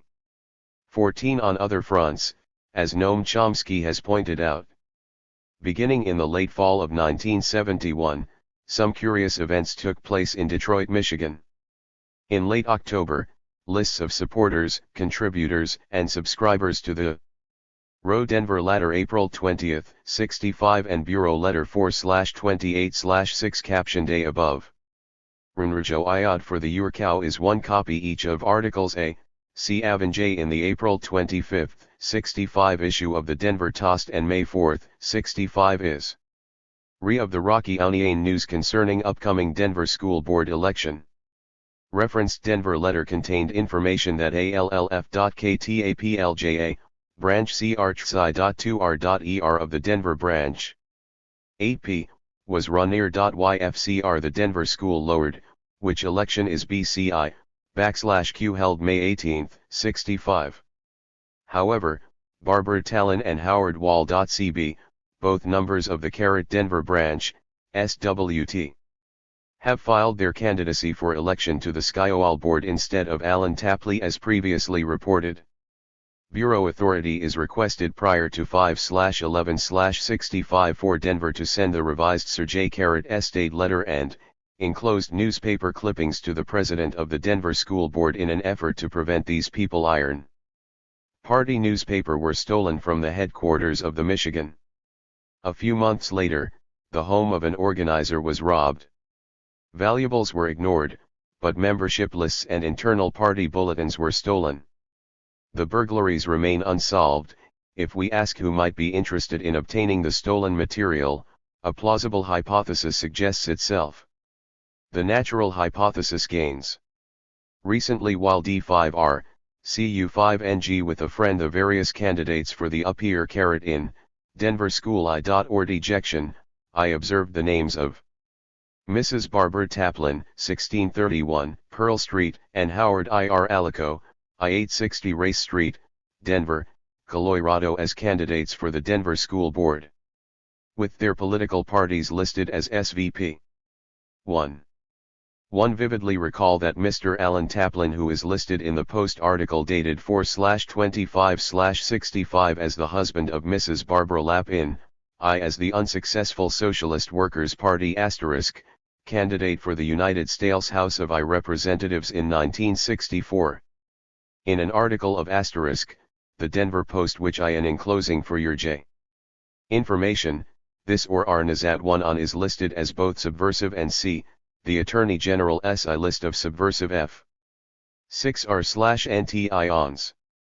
Me article I, also hints that Mr. Seven Lin is a communist, I being, a Conch Mao's voter and mother of school-age children, feel that someone should do something to prevent persons of this sort from being elected to the school board.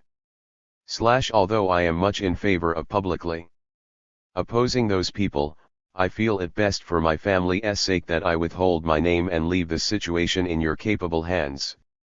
A concerned mother. If authority is granted to mail this letter, instructions concerning previous approved letter will be followed. Text of bogus letter targeting Taplin and Wallace. Memo initiating action against SWP member Morris Starsky, which cost him his faculty position at Arizona State University. Support from the feat that persons whose names appear on the stolen lists were then contacted and harassed by FBI agents, and a personal letter of resignation from the party, apparently stolen from the headquarters, was transmitted by the FBI to the one potential counterintelligence action. Morris J. Starsky, by his actions, has continued to spotlight himself as a target for counterintelligence action. He and his wife were both named as presidential electors by and for the Socialist Workers' Party when the SWP in August 1963 gained a place on the ballot in Arizona. In addition, they have signed themselves as treasurer and secretary respectively of the Arizona BNP. Professor Starsky's status at Arizona State University may be affected by the outcome of his pending trial on charges of disturbing the peace. He is alleged to have used violent, abusive, and obscene language against the assistant managing director of Gamage Auditorium at ASU during memorial services for Martin Luther King last April. Trial is now scheduled for October 8, 68 in Justice Court, Tempe, Arizona. A recommendation for counterintelligence at phone.res to Starsky will be submitted by separate lect-pf. Bureau approval is requested to nail a copy of the enclosed anonymous letter to each member of the faculty committee which is hearing the charges against Starsky. This committee is sitting in the law school on the ASU campus and is composed of the following faculty members. 1. Dr. Ross R. Rice, Chairman. 2. John A. Cochran. 3. Richard V. Efland. 4. John P. Decker. It seems appropriate that you should be informed of one of the most recent activities of Morris J. Starsky. Starsky learned of a suicide attempt by one of his close campus co-workers, David Murphy. Feeling that, Murphy could no longer be trusted as a member of Campus Socialist, ROPE, Starsky demanded that Murphy return all literature and OTLR materials belonging to TNC Socialist. ROPE. Murphy refused to give Starsky the quantity of socialist literature in his possession until Stars would pay him a sum slightly in excess of $30, which was OV-D for telephone calls charged by Starsky to Murphy's telephone. Morris Starsky was indignant at Murphy's independent attitude, and at 2:00 a.m. on April 5, LJ7 he, Accord.Pan led by his wife Panola and 2 young male association in T1, invaded Murphy's apartment and under threat demanded return of TH socialist literature. Murphy refused unless Starsky paid the phone bill. Starsky told him that his 2 associates would brat him unmercifully. Murphy, convalescing after accent hospital stay, was under great fear of bodily harm or death and surrendered the literature. I find this episode interesting. Where did Starsky learn of the EIFT Ivans J of Inaniag into Apur, SI.RR at 2 o'clock a.m. Also, of utilizing, L.RIRP_R_UF to threat, TRE health or life of someone. Is this in C:? People of Mkad C socialism? Should the ASM Sud 2 IJE enjoy the GU.DIUEOL such an instructor? It seems to I.E that this type of activity is something that Himmler or ETJIQLD accept with pride. If Starsky did not enjoy th pre tige and a to iy of his posit ion, he would be a properly punished I or such s totalitarian vent.e. For innately, Murphy is to ter *give 1 to testily against slayer I /o/akota kinet $u alumnus. Text of one of the bogus letters by which Starsky's dismissal was accomplished. Civil Service Commission. Information that has since been obtained about FBI activities, including burglaries over many years, lends further substantiation to the conclusion that the FBI was engaged in one of its multifarious endeavors to undermine and disrupt activities that fall beyond the narrow bounds of the established political consensus. The Detroit events recall another incident which, with its aftermath, became the major news story of 1974. But it would be misleading to compare the Detroit burglaries to the Watergate caper. Detroit burglaries are a far more serious matter, and Detroit it was the political police of the national government which, in their official function, were engaged in disrupting the sanctity of the democratic process, not merely a gang of bunglers working outside the system. 57. The FBI's subversion of the electoral process through COINTELPRO SWP has had a number of effects which go far beyond the question of who was allowed to win in a given race. A classic example concerns the 1966 candidacy of SWP member Judy White for governor of the state of New York. In a memo dated October 24, 1966, the SAC, New York informed Hoover that the New York field office had been successful in undertaking a disinformation campaign which resulted in the state legislature's changing of the New York election laws to preclude anyone under 30 years of age not only from being seated as governor, but from campaigning for the governorship as well. The intent of this, from the FBI point of view, was to block the SWP from having a forum. 14. The law, as altered by the Bureau, remains in effect a quarter century later. While COINTELPRO SWP appears never to have entailed anything approaching the level of hope for violence evident in COINTELPRO CPUSA's Operation Hoodwink, or the concretely lethal dimension of several other COINTELPROs, there is at least one instance in which the FBI attempted to set an SWP candidate up to suffer physical harm. This concerns the party's 1968 presidential candidate, Fred Halstead, who incorporated a trip to visit U.S. forces in Vietnam into his campaign.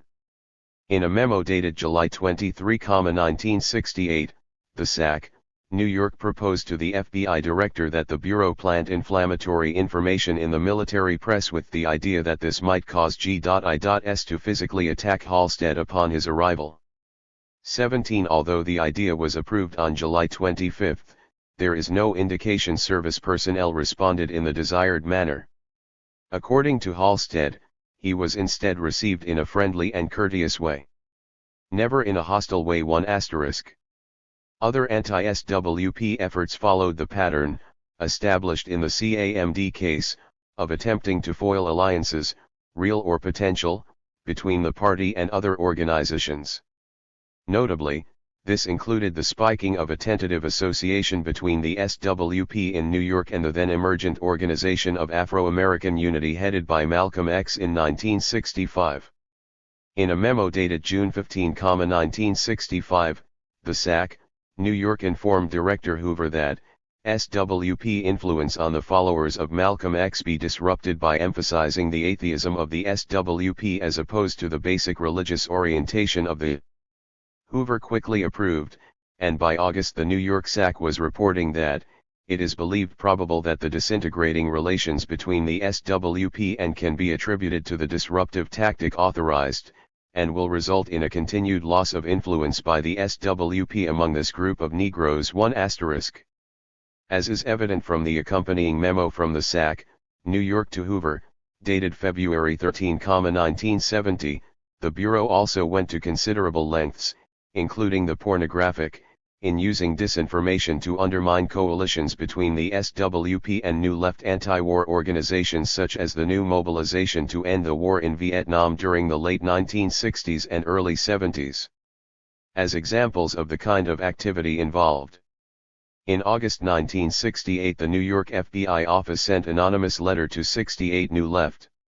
Enclosure. The Bureau is a copy of an unsigned / leaflet entitled *D Fly United, mailed this past week to some 230 selected individuals and organizations in New Left and related groups under the COINTELPRO at New York with prior Bureau authority. The leaflet is designed to cause disruption in the peace movement, primarily in the New Mobilization CC.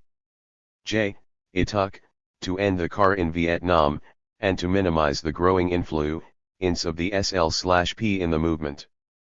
It is also designed to cause VJ consternation and confusion in the SUP itself. The enclosed has been marked obscene because of its contents. The copy program on the leaflet has been written, in the jargon of the Hugh Left, necessitating the use of a certain amount of profanity. Copies of the leaflet have been mailed to members / the SWP, its youth group the Young Socialist Alliance, the / Student Mobilization Committee, CPUSA, DCA, and other groups. No tangible results have been detected at this Y/I early date, although one source, RRJZJSW, has attributed the leaflet to dissident elements in the Hugh Mobilization Committee. Memorandum proposing action to drive a wedge between the SWP and New Mob, one of the New Left's array of anti-war organizations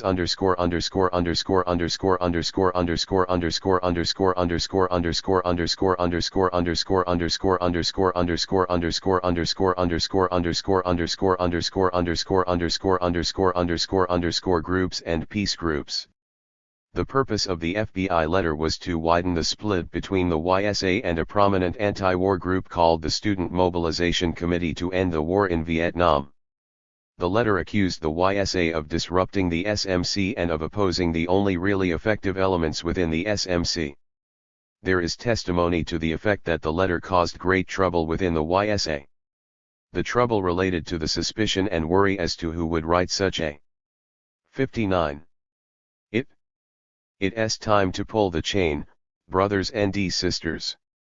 If TR.IPCACNT in AR Crike is to survive, the crap influence of the Soci.LLST worker party and its bustard youth group Young Socialist All/UCC, must be flukned from now Moponak and for all.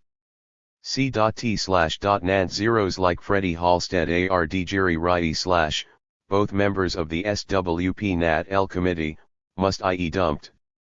L. TAR.OT rid of the Carol Lipmans, QWC, OOI.TR/I the Jun MFR.NLLR. Along with other SWP Alt- Suite 900, 10 9th Vermont Ave.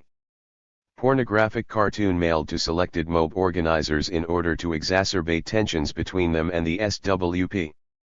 Letter and what its effects would be. In September 1968, to further embarrass the SWP and the YSA, the FBI sent a follow-up anonymous letter. This letter ridiculed these organizations for cowardice in the demonstration at the 1968 Democratic Party convention in Chicago. The letter implored the SWP and YSA to stay home on future occasions of this kind. The SWP and YSA participated in an anti-war group called the National Mobilization Committee. In February 1969, the FBI's 60. New York office sent out an anonymous letter ridiculing MOBE's activities at the so-called counter-inaugural that took place in Washington, D.C. at the same time as President Nixon's inauguration in January 1969. The letter was sent to members of various anti-war groups, including the SWP and YSA. There is testimony that this letter aggravated certain problems within MOBE. MOBE ceased operation in February 1969. The next FBI effort involved an anti-war parade in New York City that took place on April 5, 1969. This parade was jointly sponsored by the SWP, YSA, and SMC. Since it was to involve both civilians and military personnel, the sponsors of the parade considered it particularly important to keep the parade peaceful, so as not to draw the military personnel into trouble with the law. Just before the parade, the FBI's New York office distributed an anonymous leaflet entitled Notes from the Sand Castle, accusing the SWP-YSA-SMC coalition of cowardice in not being willing to fight the pigs and to accumulate battle wounds. The FBI's expressed purpose in creating the leaflet was to disrupt plans for the demonstration and create ill will between the SWP-YSA and other participating non-Trotskyist groups and individuals. The evidence shows that this communication created difficulties in managing the march. In December 1969, the New York FBI office sent an anonymous obscene leaflet to 230 individuals and organizations urging them to flush the SWP and YSA from the successor to MOBE, called New MOBE. From the scope and nature of the operation, the court concludes that it had a disruptive effect of the kind intended by the FBI. In February 1970, the New York FBI office sent a memorandum to various anti-war activists purporting to be written by a member of New MOBE. The FBI's purpose was to create splits between the SWP participants and other groups in the New MOBE coalition.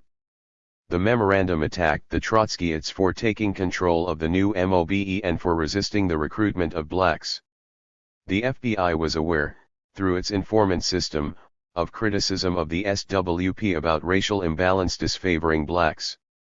The court concludes that this operation had a disruptive effect of the kind intended by the FBI. The SMC planned a conference at Catholic University, Washington, D.C. in February 1971. An internal FBI memorandum recommended efforts to bring the university's attention to the SWP/YSA's alleged domination of the SMC, and to disrupt the conference. The FBI distributed an anonymous leaflet in advance of the conference date, entitled Trotskyists WEL Comet at Catholic University. The leaflet questioned whether the Catholic Church had been duped again, in allowing its facilities to be used by the SMC. This operation was carried out under the COINTELPRO New Left program. The evidence shows other instances of FBI operations designed to disrupt the SWP. 20. Although COINTELPRO SWP had been officially terminated by the time its existence was revealed through a court-ordered release of documents to NBC reporter Carl Stem on March 7, 1974, 21. The New York Times reported 2 years later that FBI infiltration and disruption of the party was continuing unabated. 22. For instance, an FBI report dated June 20, 1973, refers to the FBI having obtained items stolen from the YSA local office. 61.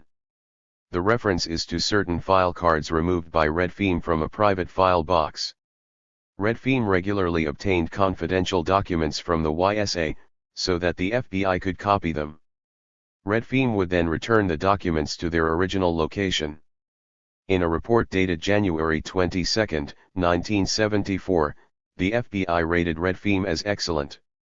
On February 3, 1975, Red Feem was arrested by the Denver police for burglaries unrelated to his informant activities. Red Feem requested FBI assistance, but the FBI declined to help him. Red Feem then cooperated with local police and gave them information regarding other persons who were burglars or fences.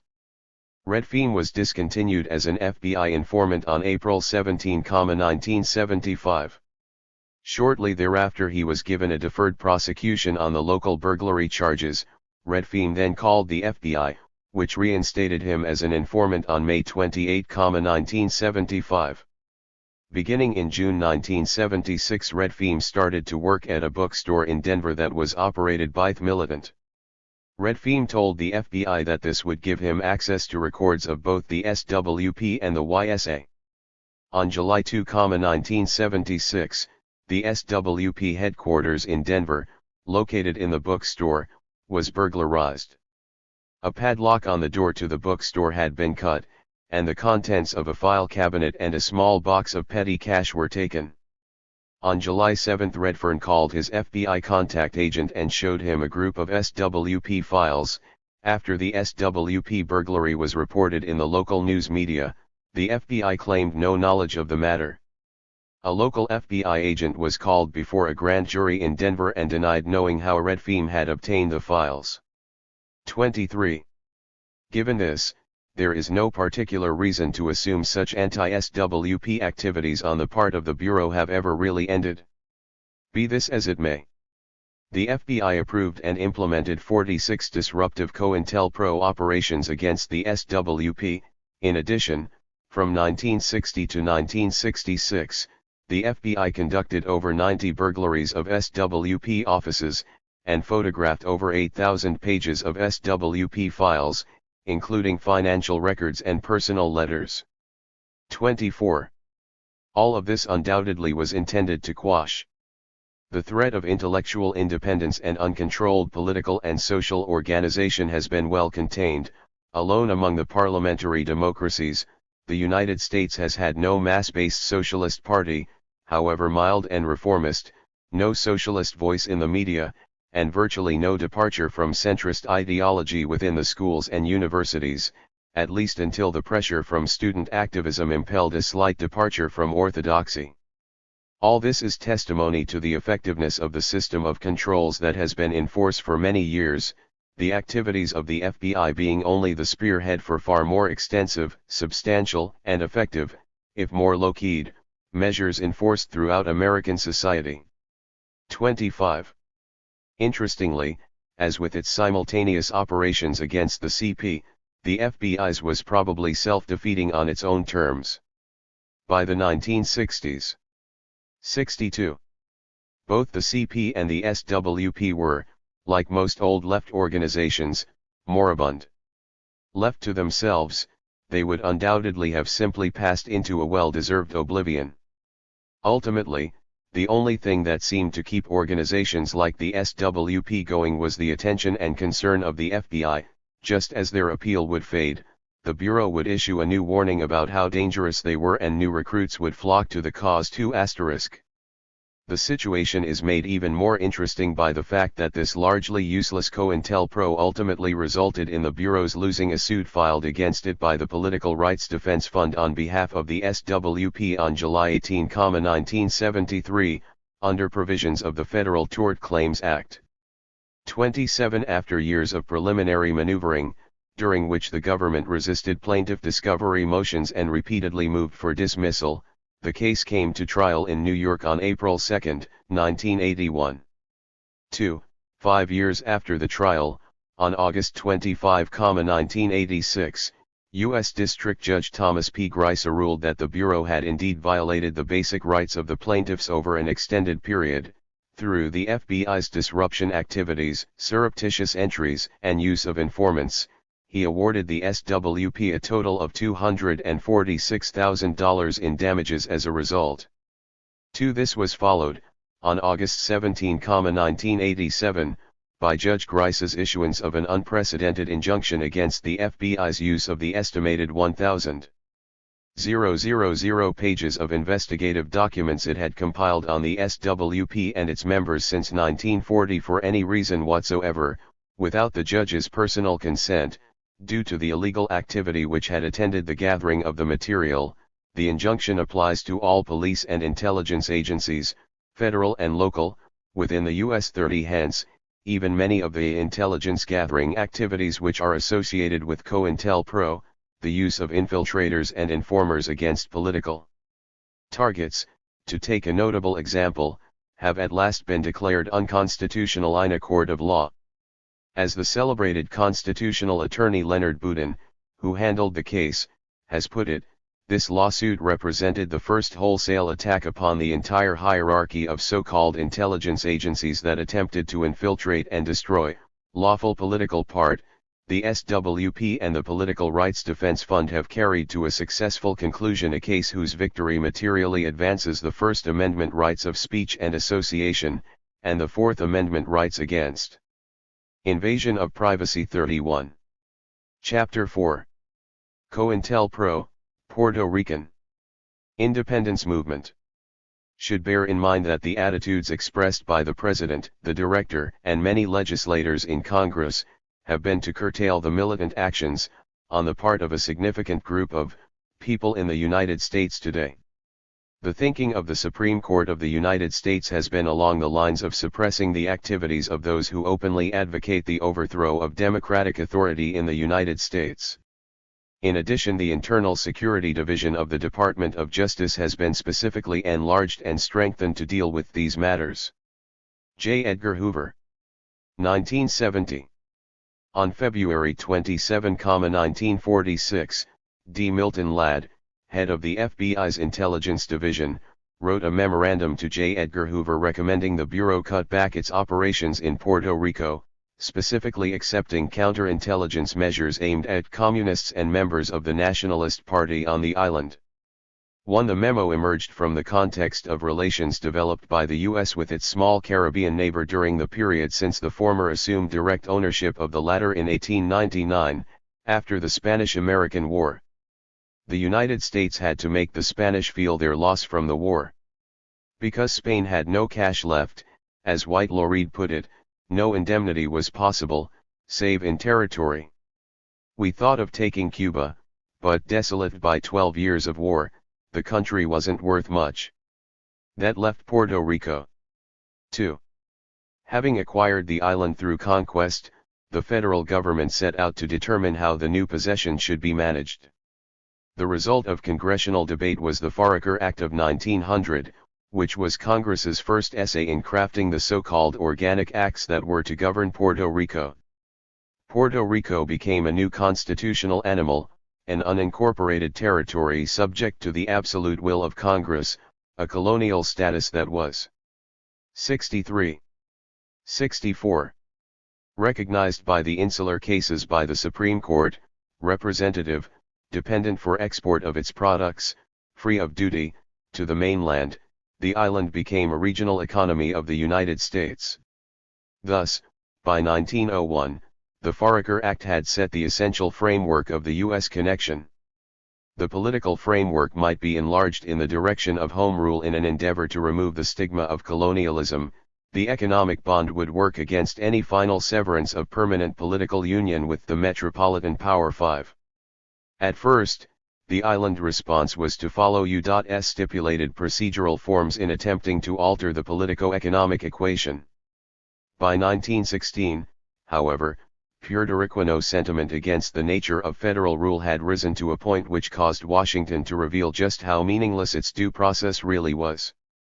Concerned that a scheduled referendum on the imposition of U.S. citizenship and the military draft might result instead in an overwhelming vote for complete independence, President Woodrow Wilson arbitrarily suspended balloting until July 1917, after passage of the Jones Act unilaterally conferred citizenship and its attendant obligations upon the island populace, regardless of Puerto Rican desires.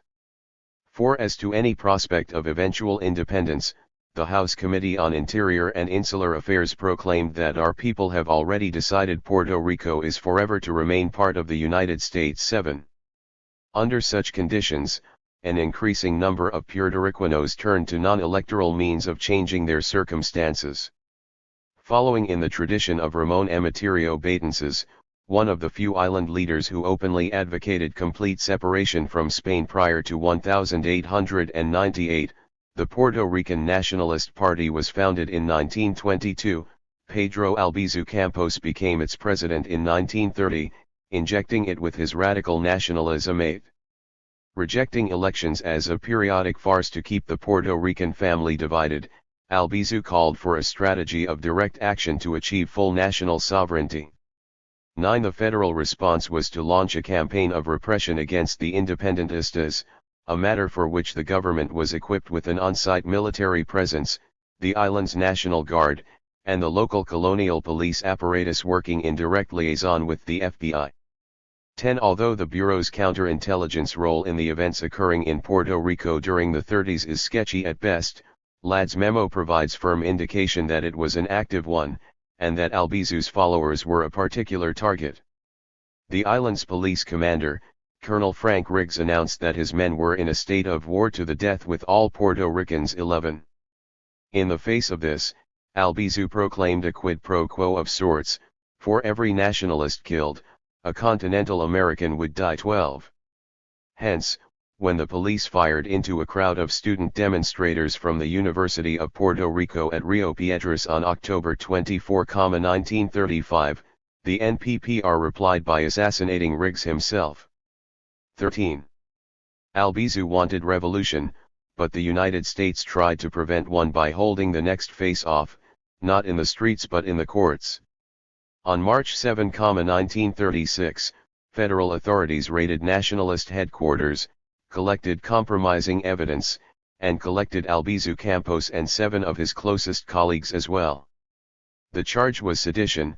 The penalty, if convicted, was a long stretch in a mainland, never Puerto Rican, prison. 14. As Ronald Fernandez has observed, since 8 Americans and 4 Puerto Ricans failed to reach a consensus, the first trial ended in a hung jury. In the second trial, federal officials took no chances. They stacked the jury with 12 safe people. 10 were Americans, 2 were Puerto Ricans, and together they produced a verdict which federal prosecutors found satisfactory. 15. Official opinion held that the 2 to 10-year sentences meted out to Albizu and most of the other NPPR leadership ought to go far to restore order and tranquility on the island. 14. This assessment undoubtedly seemed all the more solid to the government insofar as the prosecution's need to gather evidence for the sedition trial had been used as the basis from which to undertake the first use of grand jury proceedings to harass, intimidate, and cripple an organized national liberation movement. 17. Specifically at issue in this regard was the sentencing, on April 2, 1936, to a year in federal prison of the then Secretary General of the Nationalist Party, Puerto Rican poet Juan Antonio Carretero, for contempt, in refusing to surrender to the minutes and list of members of the party. 18. However, exactly the opposite occurred. Indeed, after the Federal Court of Appeals upheld Albizu's conviction in February 1937, Puerto Rico witnessed what is quite accurately referred to as a massacre of nationalist supporters. To show solidarity with Albizu, his followers planned a parade in Ponce. Evilly armed police blocked off every street in the vicinity. A shot rang out. Within minutes, 20 civilians, some just bystanders, had been killed and more than 150 wounded. 19. Despite government contentions that the NPPR itself was responsible for the bloodbath, the American Civil Liberties Union, after an exhaustive investigation, concluded facts show that the affair of March 21, 1937, in Ponce was a massacre, due to the denial by police of the civil rights of citizens to parade. 66. And assemble. This denial was ordered by the governor of Puerto Rico. 20. Badly battered, the independentistas responded with a rapid series of reprisals before withdrawing into an extended period of regroupment. In June 1937, 2 nationalists tried to kill the federal judge who presided at Albizu's trial, during a rally at which Puerto Rico's resident commissioner defended the use of the American flag. 2 nationalists tried to kill him. And, on July 25, 1938, at a parade celebrating the 40th anniversary of the American takeover, Albizu's followers tried to assassinate Governor Blanton Winship by firing more than 80 shots at the reviewing stand. Somehow Winship escaped injury, but his bodyguard was wounded and a colonel in the National Guard was killed by a stray bullet. 21. With Albizu in prison, he ultimately served more than 18 years behind federal bars before dying of radiation-induced cancer in 1965. 22. The NPPR underwent a period of intense internal turmoil.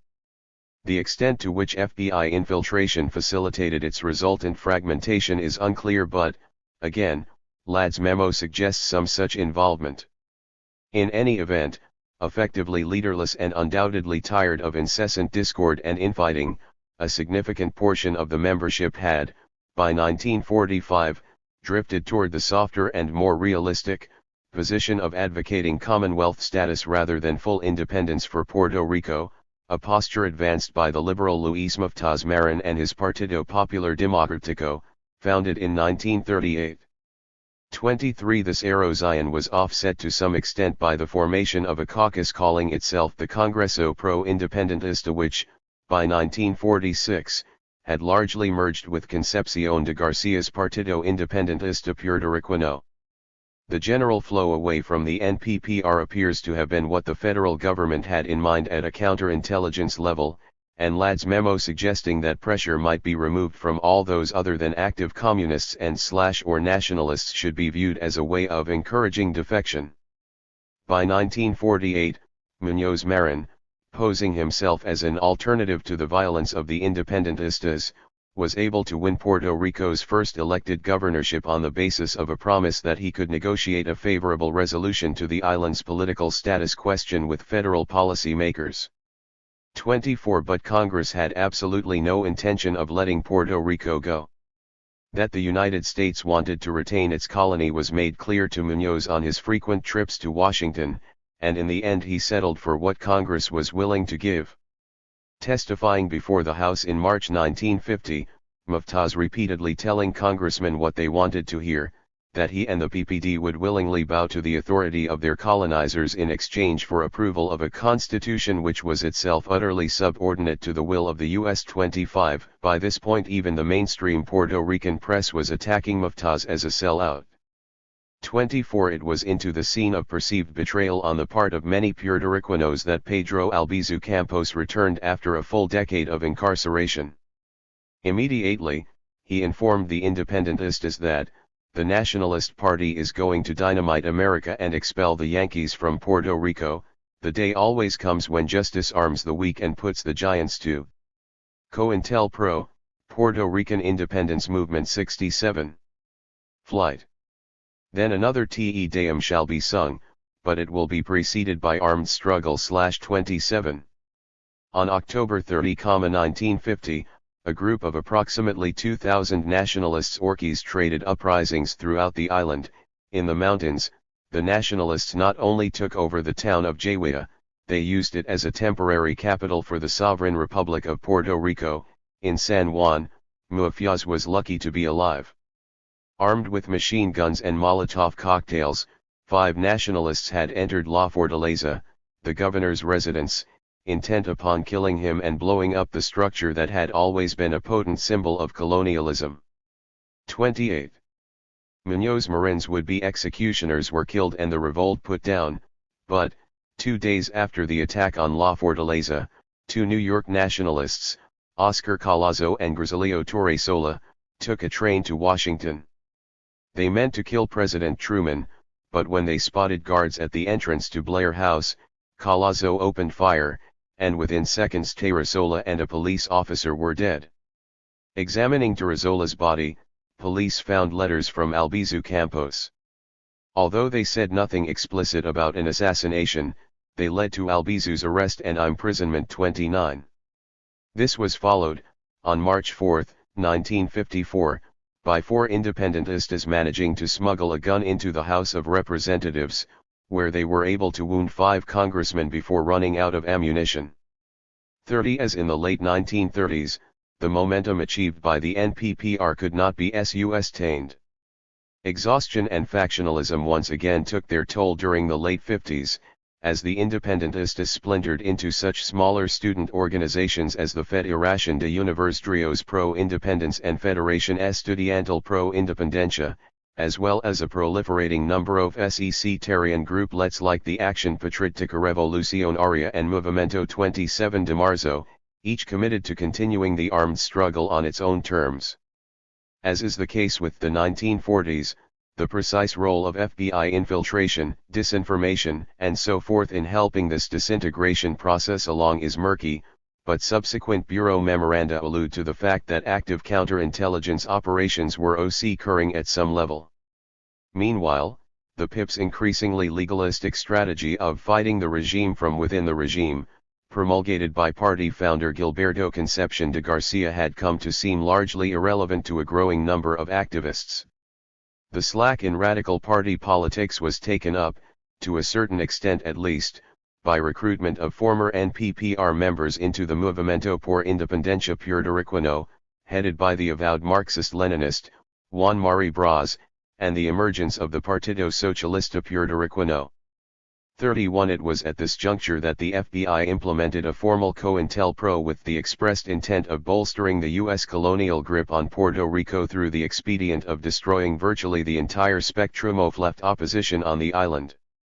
In a memorandum to the SAC, San Juan, on August 5, 1960, FBI Director J. Edgar Hoover announced that the Bureau was considering the new the Burse Ruthries considering the feasibility of instituting a program of disruption to be directed against organizations which seek independence for Puerto Rico through other than lawful, peaceful means.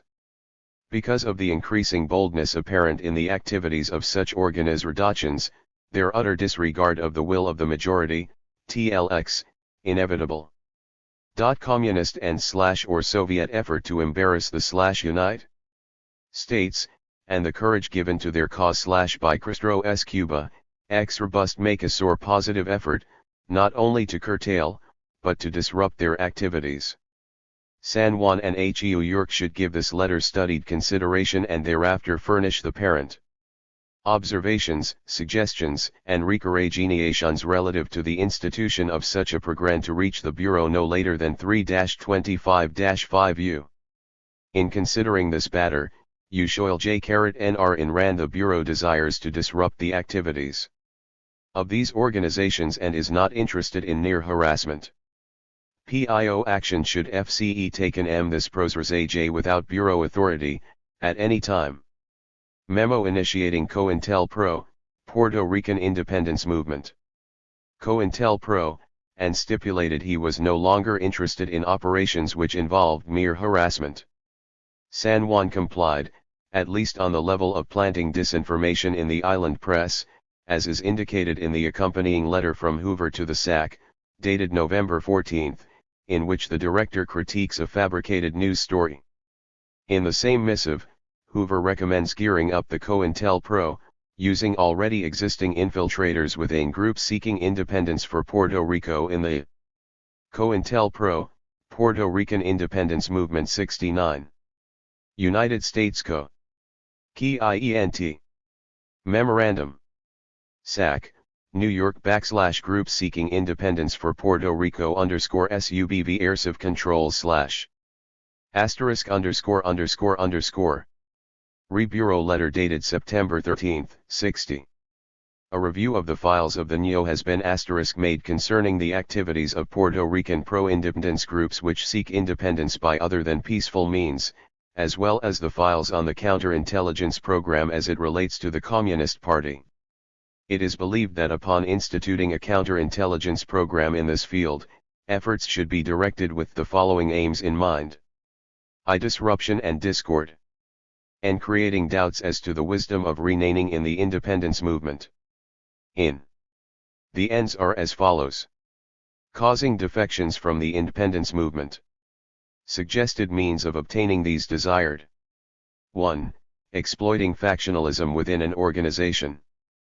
Factionalism is a common fault within pro-independence groups, and it is believed that this existing element can be developed, enlarged, and exploited. As an example, after the demise of the Acción Patriótica 2-Bureau 2/Y San Juan 1-4 New York *JJTVCB New York Field Office response to COINTELPRO startup. Role of provocateurs. The director felt that carefully selected informants might be able to raise controversial issues within independentista formations such as the MPPR, as they were even then doing within the CPUSA and preparing to do within the SWP. Further, he pointed out that such individuals might be utilized effectively to create situations in which nationalist elements could be pitted against the communist elements to disrupt some of the organizations, particularly the MPPR and FUPL. He also instructed that the San Juan office should be constantly alert. 70. SAC, San Juan November M. ISU. A. TN, I. Group seeking independence. For Puerto Rico. RUREP October 26, 60. After careful review of the proposed article *it law believed that it would not achieve the results desired, namely to cause animosity between Juan Marlbrat and Juan Antonio Carretero nor would it convey to the readers of the article the dangerousness of the Puerto Rican independence groups. The question of voting or not voting in the general elections in Puerto Rico is not now the type of issue which lot offloclently divisive to accomplish the puxpos of THIA program. As an alternative it law suggested San Juan prepare a brief article which would be in the nature of alerting Puerto Ricans to the dangerousness of the various segments of the independence movement in Puerto Rico. Such an article would of course have to be interesting enough to interest a newspaper contact to utilize the same and sufficiently informative to develop hostility in the minds of readers towards the elements engaged in the independence movement. The article should be self-sustaining in interest and informative without using confidential information received from our sources and it should not embarrass the Bureau. With regard to your request for information relating to counterintelligence tactics and techniques employed against the Communist Party USA for possible use against the Puerto Rican independence groups it appears that the exact same tactics would not be applicable. Some varied forms of the same tactics may undoubtedly be applied, for example, New York. C.U.I10 Hem. 00. Mild 27. November 14, 196 $W. Comply. The Bureau's first plan of attack against the independentistas. 4 articles extolling the virtues of Puerto Rico's relationship to the United States as opposed to complete separation from the United States, for use in anonymous mailings to selected subjects in the independence movement who may be psychologically affected by such information.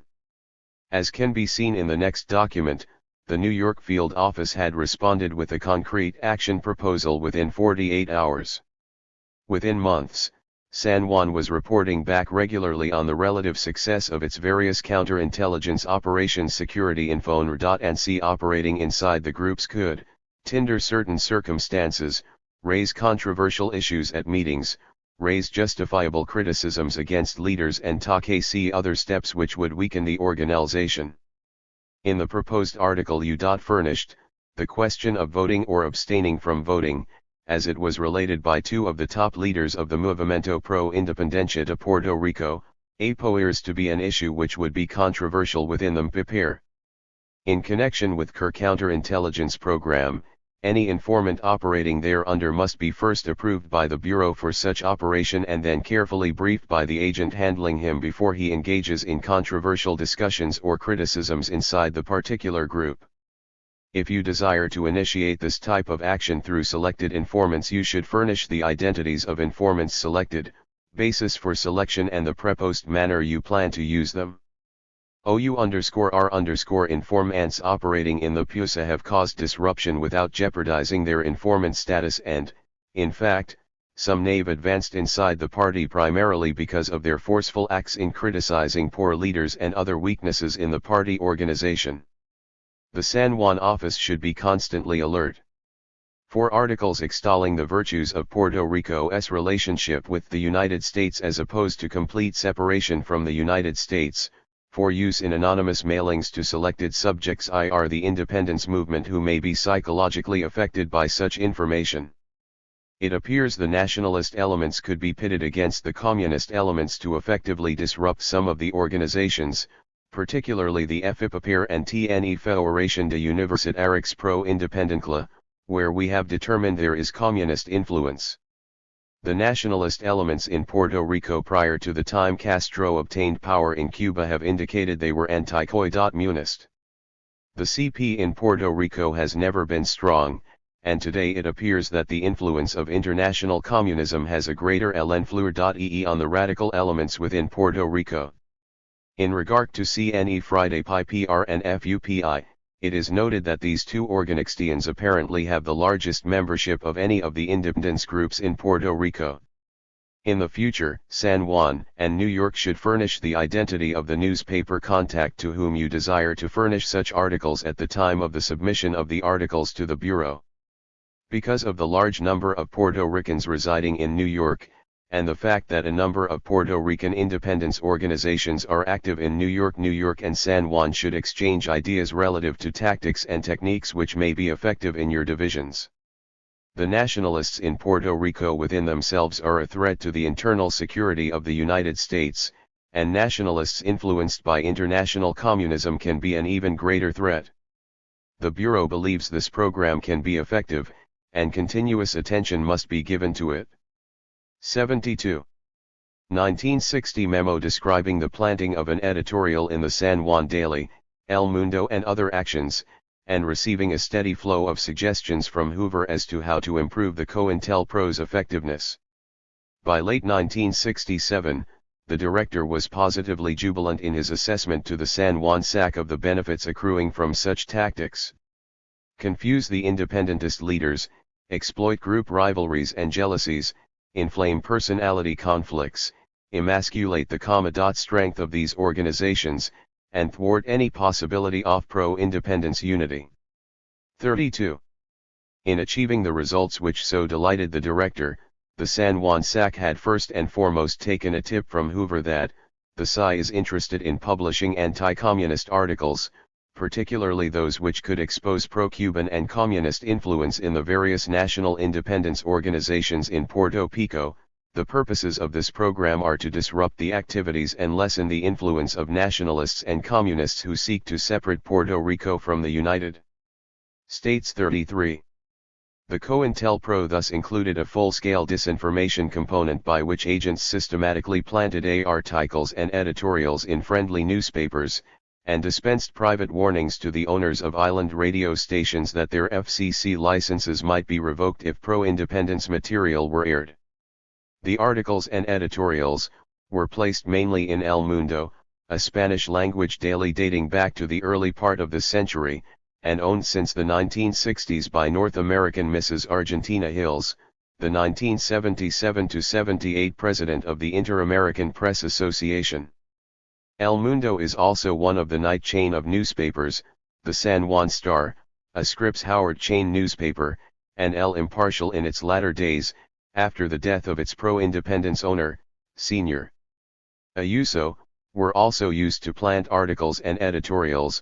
Other less prominent newspapers like El Vigia, the University of Puerto Rico's Catholic youth organ, and the so-called Bohemia Libre Puertorriqueña, well described by the Bureau as an anti-communist and anti-Cuban publication, were also used to disseminate the accusation that FUPI was communist and thus scare other university students away from joining it. 34. Concerning radio programming, there is clear evidence that agents talked to the owners of radio stations WLEO in Ponce, WKFE in Yauco and WJRS in San German about their licensing as early as 1963. 35. One result was cancellation of the 1-hour daily time block allotted to Radio Bandera, a program produced by the APU. 36. Such tactics to deny a media voice to independentistas accord well with other, more directly physical methods employed during the 1970s, after COINTELPRO supposedly ended. The bombing of Claridad printing presses, which has occurred at least 5 times in the present decade. Although the MPI usually furnished the police with detailed information as to the perpetrators of these acts, not even one trial has ever been held on this island in connection with these bombings, nor even one arrest made. The same holds true for a 1973 bombing of the National Committee of the 37. Operating in this sort of curtailment in exposure of valid independentist views, the FBI was able to sow discord and factionalism within and between targeted groups much more effectively, beginning with FUPI and the IN 1960, through the IN 1962 and 1963, Ligua Socialista Puertorriqueña, the MPI and the PIP 38. In order to accomplish this, as the accompanying June 12, 1961 memo from the San Juan SAC to Hoover indicates, the Bureau engaged in intensive investigation of independentista leaders both on the island and in New York in order to ascertain their weaknesses in terms of morals, criminal records, spouses, children, family life, educational qualifications, and personal activities other than independence activities.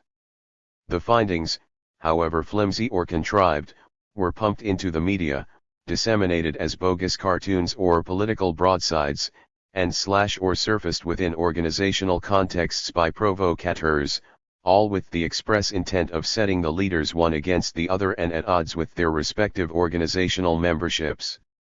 The Bureau assessed such undertakings as being quite successful, a matter witnessed by the accompanying airtel from Hoover to the SAC, San Juan, dated March 9, 1962, in which distribution of a bogus leaflet accusing the FUPI leadership of secret links to communism is discussed.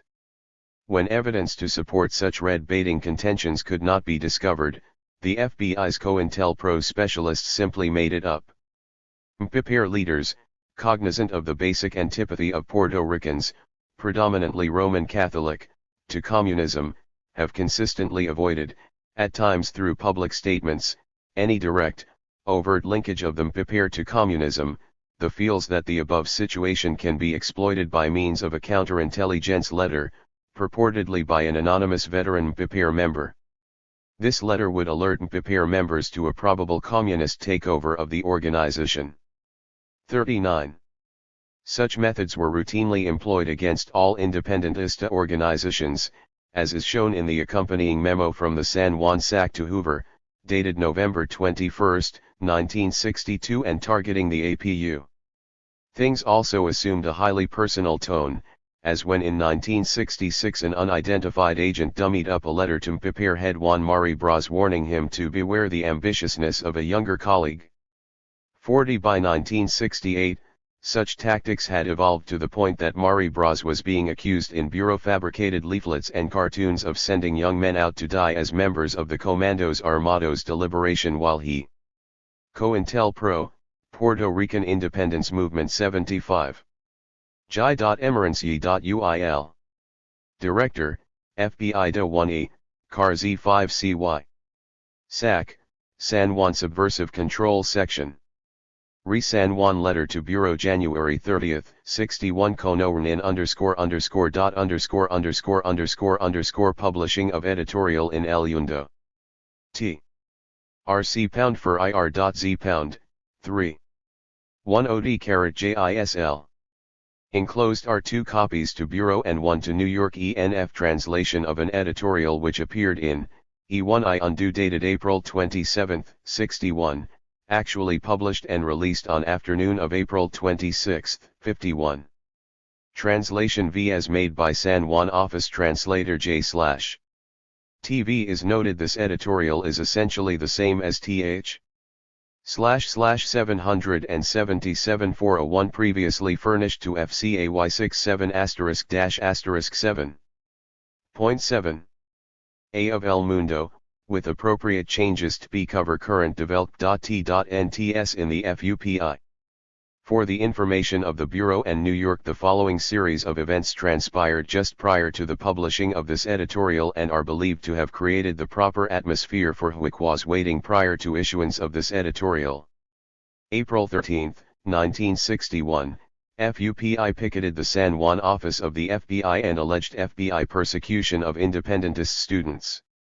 April 19, 1900, FUPI conducted spontaneous victory demonstration in streets of Rio Piedras when news received that Fidel Castro had wiped out invading forces, violence as a result. Students and 12 FUPI demonstration ended in of clash when anti-Castro members were arrested. /2 Bureau. ILNW York and the results obtained thereby. Such methods were used against independentistas throughout the duration of the COINTELPRO in Puerto Rico. 76.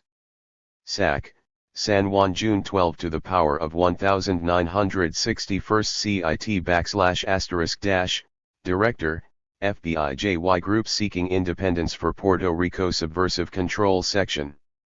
In order to appraise the caliber of leadership in the Puerto Rican independence movement, particularly as it pertains to our efforts to disrupt their activities and compromise their effectiveness, we should have an intimate detailed knowledge of the more influential leaders as individuals. The names of each of the leaders listed below are maintained in the Security Index. New York, San Juan. Your files will contain descriptive information appropriate to our investigative reporting.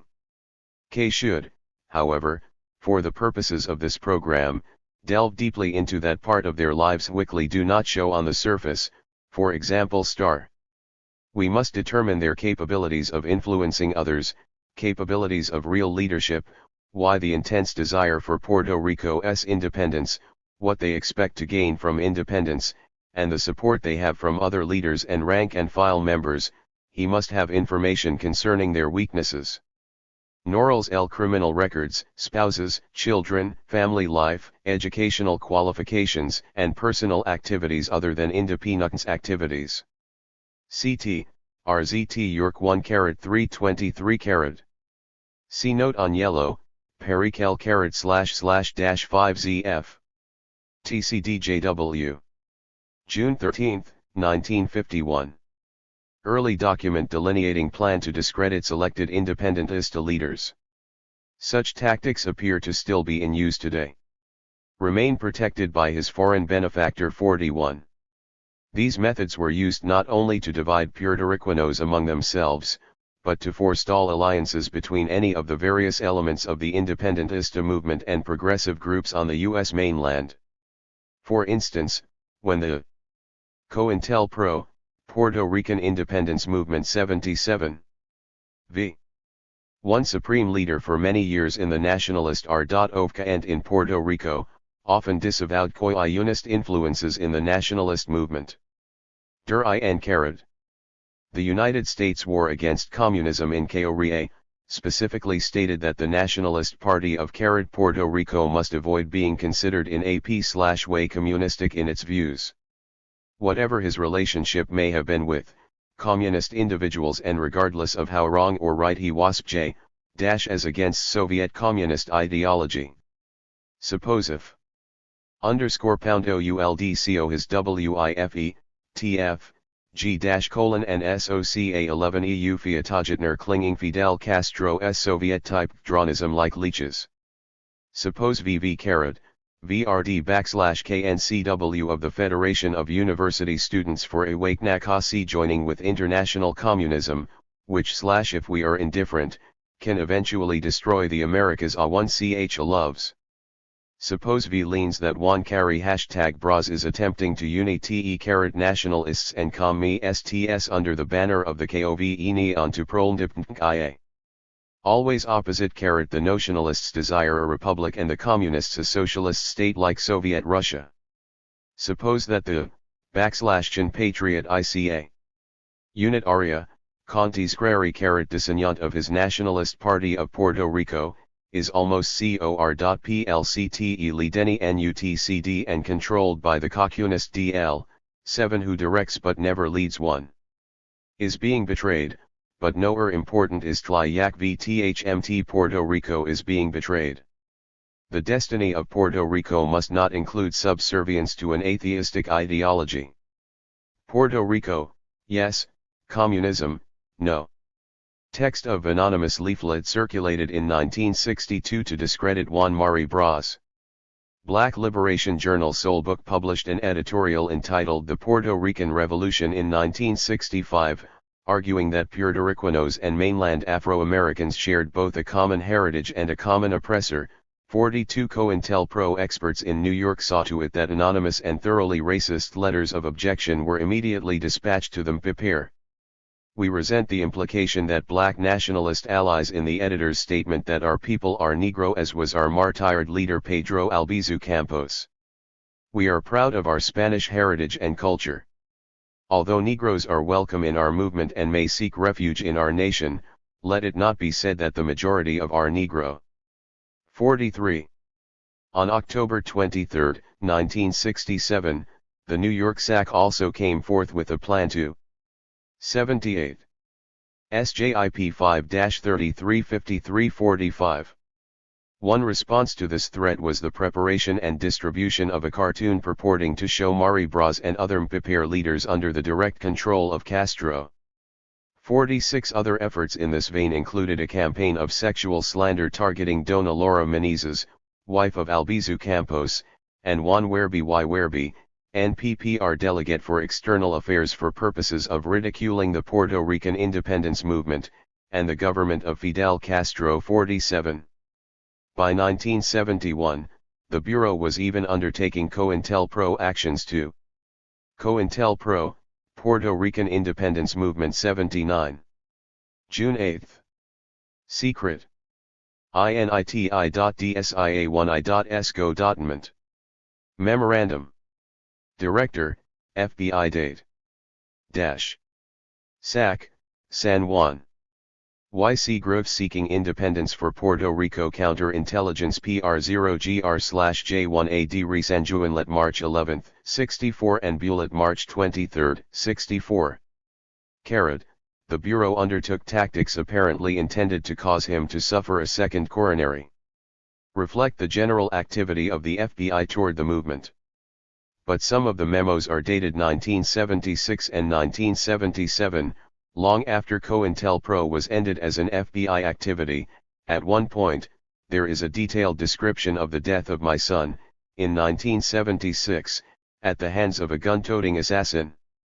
The bottom of the memo is fully deleted, leaving one to wonder who the assassin was. The main point, however, is that the memo is almost joyful about the impact his death will have upon me in my gubernatorial campaign, as head of our party, in 1976. 49. After this impact expressed itself in the form of an attack of severe depression the same year, the San Juan SAC noted in a memo to FBI headquarters that, it would hardly be idle boasting to say that some of the Bureau's activities have provoked the situation of Mari Bras 50. Obviously, one possible interpretation of this language is that the FBI had a hand in orchestrating the murder of the MPPR leader's son, or at least helped cover the trail of the assassin. Given the context established by the Bureau's own statements vis-a-vis Mari Bras, it also seems quite likely that one of the means by which the FBI continued to exploit its achievements in provoking the situation of the independentista leader was to arrange for the firebombing of his home in 1978, 51 in addition to maintaining such normal INVs. 82. Targeted harassment as obtaining copies of every single deposit slip and check written on his personal account for more than 20 years. 52 Plainly, the lethal or near-lethal dimension of the Puerto Rico COINTELPRO expanded dramatically during the 1970s, after such operations had been allegedly terminated. As Alfredo Lopez recounted in 1988. For the past 15 years, 170 attacks, beatings, shootings, and bombings of independence organizations and activists have been documented. There have been countless attacks and beatings of people at rallies and pickets, to say nothing of independentistas walking the streets. The 1975 bombing of a rally at Mayagüez that killed 2 restaurant workers was more dramatic, but like the other 170 attacks remains unsolved. Although many right-wing organizations claimed credit for these attacks, not one person has been arrested or brought to trial. 53. This pattern of seeming ineffectuality on the part of the FBI and cooperating local police agencies when it comes to solving violent crimes against groups or individuals targeted by COINTELPRO is revealing in a way which will be explored more thoroughly in our chapter on the Bureau's anti-AIM operations. Suffice to say that there can be no question that lack of manpower accounts for such apparent ineptitude. By the 1970s, the FBI's San Juan field office was rostered with 4 squads, with another squad posted to each of the 3 resident agencies, exclusive of a steady flow of technicians from the mainland brought in to perform one or another special task, all interlocked tightly with the island's substantial local police force. 54 Further, the Bureau is known to have customarily shared information and coordinated activities on the island with the CIA, Secret Service, Naval Intelligence Service, 771st Military Intelligence Detachment, the State Department, and Office of Naval Intelligence, all of which maintain facilities and appreciable numbers of personnel on site in Puerto Rico. 55 All of this adds up to an incredible saturation of agents on a small Caribbean island with an aggregate population of only 3.5 million. And, while the Bureau can't seem to muster the wherewithal to apprehend any of the perpetrators of the beatings and bombings of independentistas, it has always had ample resources available to engage in anti-independentista gossip and editorializing, keeping track of Mari Bras' checkbook, and arresting numerous FUPI students engaged in distributing pro-independence literature on such weighty charges as possessing marijuana cigarettes. 54. In those few instances when the FBI did actually become involved in the investigation of the murders of independentistas during the 70s, the results have been bizarre. For example, when Teamster activist Juan Caballero disappeared in 1977, the Bureau atypically joined in the search for him. On October 25, a body was found in the El Yunque rainforest, badly decomposed and trussed up in electrical wire. This, the FBI announced, was Caballero, who had probably been killed by associates who suspected him of having been a police informant. No such suspicion had existed prior to the Bureau's announcing it. Then, mysteriously, it was discovered that the dental structure of the corpse failed to match that of Caballero. Further, COINTELPRO, Puerto Rican Independence Movement 83. COINTELPRO continues. Ongoing disinformation operation against Mari Bras and the Mpipir in 1969. Note sexual innuendos. Tests revealed that the body lacked evidence of a bone fracture in the right hand the ostensible victim was known to have suffered. The fingers of a hand were then severed and shipped to the FBI crime lab in Washington, D.C., for fingerprint identification. The lab promptly lost the fingers. The fate of Juan Caballero thus remains unknown, as does the identity of the individual actually murdered in El Yunque. 57. 84. Equally novel have been the techniques by which the Bureau has amassed evidence of alleged independentist violence. Take, for instance, the case of the hopping fingerprint after the shooting of North American attorney Alan Randall in September 1977. Shortly after the killing, a communique was supposedly received from a workers' commando, taking credit for the action and explaining the rationale underlying it. A follow-up communique was said to have been received within a matter of hours. 2 days later, local police, acting on information provided by the FBI, arrested Island Teamster head Miguel Cabrera and several other key union organizers. Cabrera's fingerprint, the Bureau said, had been found on the first communique. At a pretrial hearing during January of 1978, however, the prosecution produced Bureau-provided evidence that Cabrera's fingerprint was on the second communique rather than the first, thus producing the joke among the defendants that the print was busily hopping from document to document in the FBI crime lab. During the trial in 1979, police records were subpoenaed by the defense which showed that the Bureau had requested a set of Cabrera's prints prior to receiving Ghani evidence in the case, a matter which strongly suggested the crime lab's conclusions had been predetermined. As a result, Cabrera and his colleagues were acquitted. 5. A much clearer instance of direct FBI involvement in anti-independentist violence is the Cerro Maravilla episode of July 25, 1978.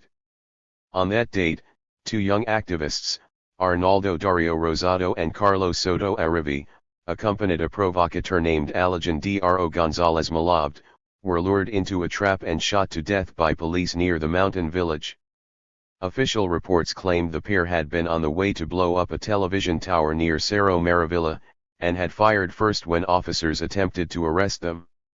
A taxi driver who was also on the scene, however, adamantly insisted that this was untrue, that neither independentista had offered resistance when captured, and that the police themselves had fired 2 volleys of shots in order to make it sound from a distance as if they'd been fired upon. It was a planned murder, the witness said, and it was carried out like that. 40. What had actually happened became even more obvious when a police officer named Julio Cesar Andrades came forward and asserted that the assassination had been planned from on high and in collaboration with the Bureau. 41. This led to confirmation of Gonzalez Malabd's role as an infiltrator reporting to both the local police and the FBI, a situation which prompted him to admit having planned and urged the bombing in order to set the 2 young victims up for execution. 42. In the end, it was shown that Dario and Soto surrendered.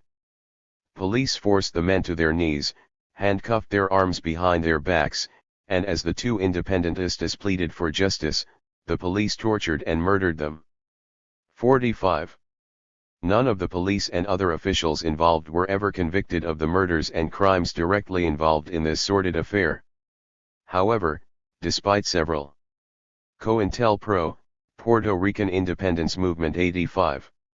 1967 Airtel from SAC, San Juan to J. Edgar Hoover describing a portion of the COINTELPRO methods to be used in subverting the 1967 United Nations plebiscite to determine the political status of Puerto Rico. 86. Years of systematic cover-up by the FBI and U.S. Justice Department, working in direct collaboration with the guilty cops. 10 of the latter were finally convicted on multiple counts of perjury and sentenced to prison terms ranging from 6 to 30 years apiece. 64 Having evaded legal responsibility for his actions altogether, provocateur González Molave was shot to death in front of his home on April 29, 1986, by party or parties unknown. 65. This was followed, on February 28, 1987, by the government's payment of $575,000 settlements to both victims' families, a total of $1,150,000 in acknowledgement of the official misconduct attending their deaths and the subsequent investigation. 66 At about the same time that Dario and Soto were summarily executed, the FBI was hosting an international conference on counterterrorism in San Juan. Among the participants in this three-day event were Anthony Quainton, British General Richard Clutterbuck, Uruguayan General Manolo Cairolo, Reinhard Ruprecht, Robin Bourne, Inspector Ronald McIntyre of the Royal Canadian Mounted Police, J. Mallon, Dr. Aaron Katz, and Louis Ogiafrida. In addition, the meeting was attended by several high-ranking FBI men, including COINTELPRO specialist Richard Wallace Held, then special agent in charge of the Bureau's San Juan field office. 67.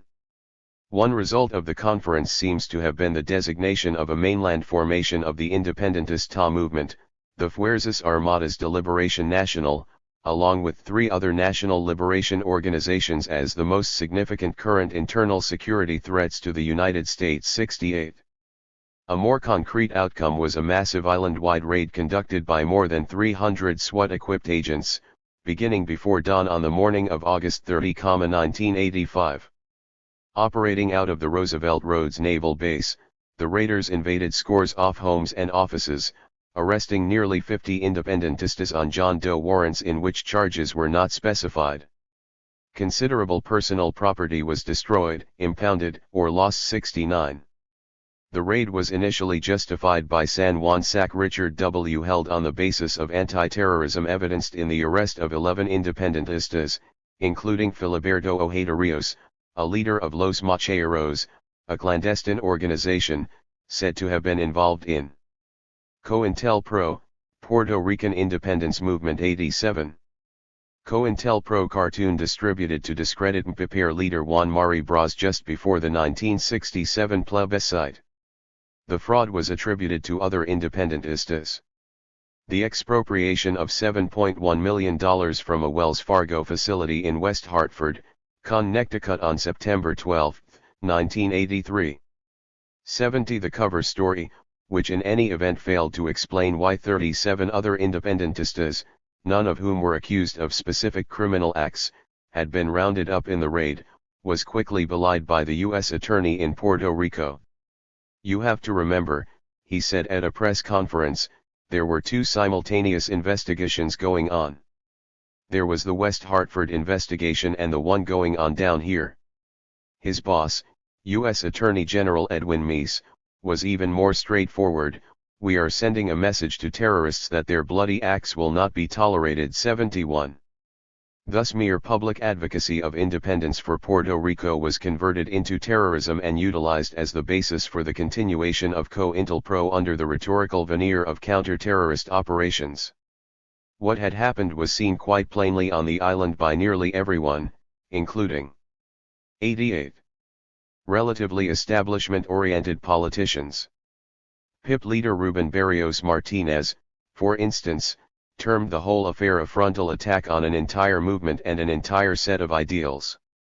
"It is virtually an act of war upon our people's will, determination and rights." 72. Even Governor Carlos Barcelo Romero, no friend of the independentist TAS, formally protested the trampling upon Puerto Rico's constitution inherent to the Bureau's brand of counterintelligence activity. 73 The governor was saying more than he intended. Inevitably, the FBI's concerted efforts to repress the independentista perspective in Puerto Rico's political life has served to deform the Puerto Rico political process as a whole. And, as was the case with COINTELPRO SWP, this appears to have been quite conscious and intentional. But, in Puerto Rico, the implications extend rather further. Not only did the Bureau's systematic denial of media access to, spreading of disinformation about, and fostering of factionalism within the independentista movement have the effect of negating much of the movement's electoral potential within the island arena itself, such tactics also subverted other initiatives to resolve the issue of Puerto Rico's colonial status in a peaceful fashion. This concerns in particular a plebiscite called for July 23, 1967. During the 10 months prior to the scheduled referendum to determine the desires of the Puerto Rico public with regard to the political status of their island, the Bureau went far out of its way to spread confusion. The COINTELPRO methods used included creation of two fictitious organizations, Grupo Pro Uso Voto del MPI and the Committee Against Foreign Domination of the Fight for Independence, as the medium through which to misrepresent independentista positions from the inside. 74. One outcome was that Puerto Rican voters increasingly shied away from the apparently jumbled and bewildering independentista agenda and accepted continuation of a Commonwealth status under U.S. domination which satisfied virtually none of the populace. With this accomplished, the Bureau set about seeing to it the independentistas remained artificially discredited by shifting responsibility for the disaster onto its foremost victims. It might be desirable to blame the communist bloc and particularly Cuba for the failure of the United Nations and to criticize Mari Bras and others for isolating the Puerto Rican independence forces from the democratic countries. 75. Since 1967, although Mari Bras and other independentistas have made an annual pilgrimage to the UN Committee on Decolonization, and in 1978 managed to achieve formal international recognition that the island remains a colony despite designation as a Commonwealth, 74 the U.S. has been able to shunt off the issue. U.S. diplomats routinely argue that the 1967 referendum permanently reaffirmed by popular consent the domestic status of Puerto Rico accepted by Muñoz Marin in 1953. This, according to the diplomats, represents the exercise of self-determina. COINTELPRO, Puerto Rican Independence Movement 89. More Bureau artwork.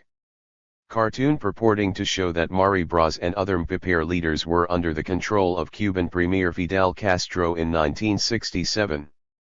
The cartoon was distributed in the name of the Grupo Pro Uso Voto del MPI, a fictitious independentista entity invented by the FBI for such purposes. The fabrication was circulated immediately prior to the UN plebiscite. 90. By Puerto Ricanos, and renders the island's affairs an internal concern of the United States rather than a matter of international jurisdiction. 77 And, just in case the utterly contrived nature of the U.S. position failed to prove sufficiently convincing to third world nations, Ambassador Jeane Kirkpatrick made it clear to non-aligned nations that, a vote against the United States would carry penalties when the independentistas finally managed to bring their questions to the General Assembly in 1981. 78 With literally every avenue of due and democratic process sealed off by the extra-legal methods of their colonizers, the independentistas have been left with entirely no recourse but armed struggle. Some realized this as early as the 1930s, others much later. For its part, the FBI seems to have understood from the outset that this would be the result of its mission in keeping Puerto Rico firmly within the U.S. orbit. Hence, the Bureau's early undertaking of counterintelligence operations against the NPPR and the evolution of these activities into the much more inclusive anti-independentista COINTELPRO beginning in 1960. Such an assessment also accounts for the apparent escalation of the sort of counterintelligence tactics used against the independentistas after 1971, when COINTELPRO was supposedly a thing of the past. As the events of 1985 abundantly demonstrate, in Puerto Rico the essentials of COINTELPRO remain very much alive. And, under the conditions which now prevail, its continuation promises to be more treacherous and violent than ever. Chapter 5. COINTELPRO. Black Liberation Movement. Predictably, the most serious of the FBI's disruption programs were those directed at black nationalists. These programs, initiated under liberal democratic administrations, had as their purpose to expose, disrupt, misdirect, discredit, or otherwise neutralize the activities of black nationalist, hate-type organizations and groupings, their leadership, spokesmen, membership, and supporters. Agents were instructed to inspire action in instances where circumstances warrant. Specifically, they were to undertake actions to discredit these groups both within the responsible Negro community and to Negro radicals, and also to the white community, both the responsible community and to liberals who have vestiges of sympathy for militant black nationalists. Noam Chomsky, COINTELPRO. Although the FBI's COINTELPRO against the Black Liberation Movement was not formally initiated until issuance of J. Edgar Hoover's August 25, 1967 memo quoted above by Noam Chomsky, the roots of the Bureau's anti-black counterintelligence operations extend much deeper into U.S. history.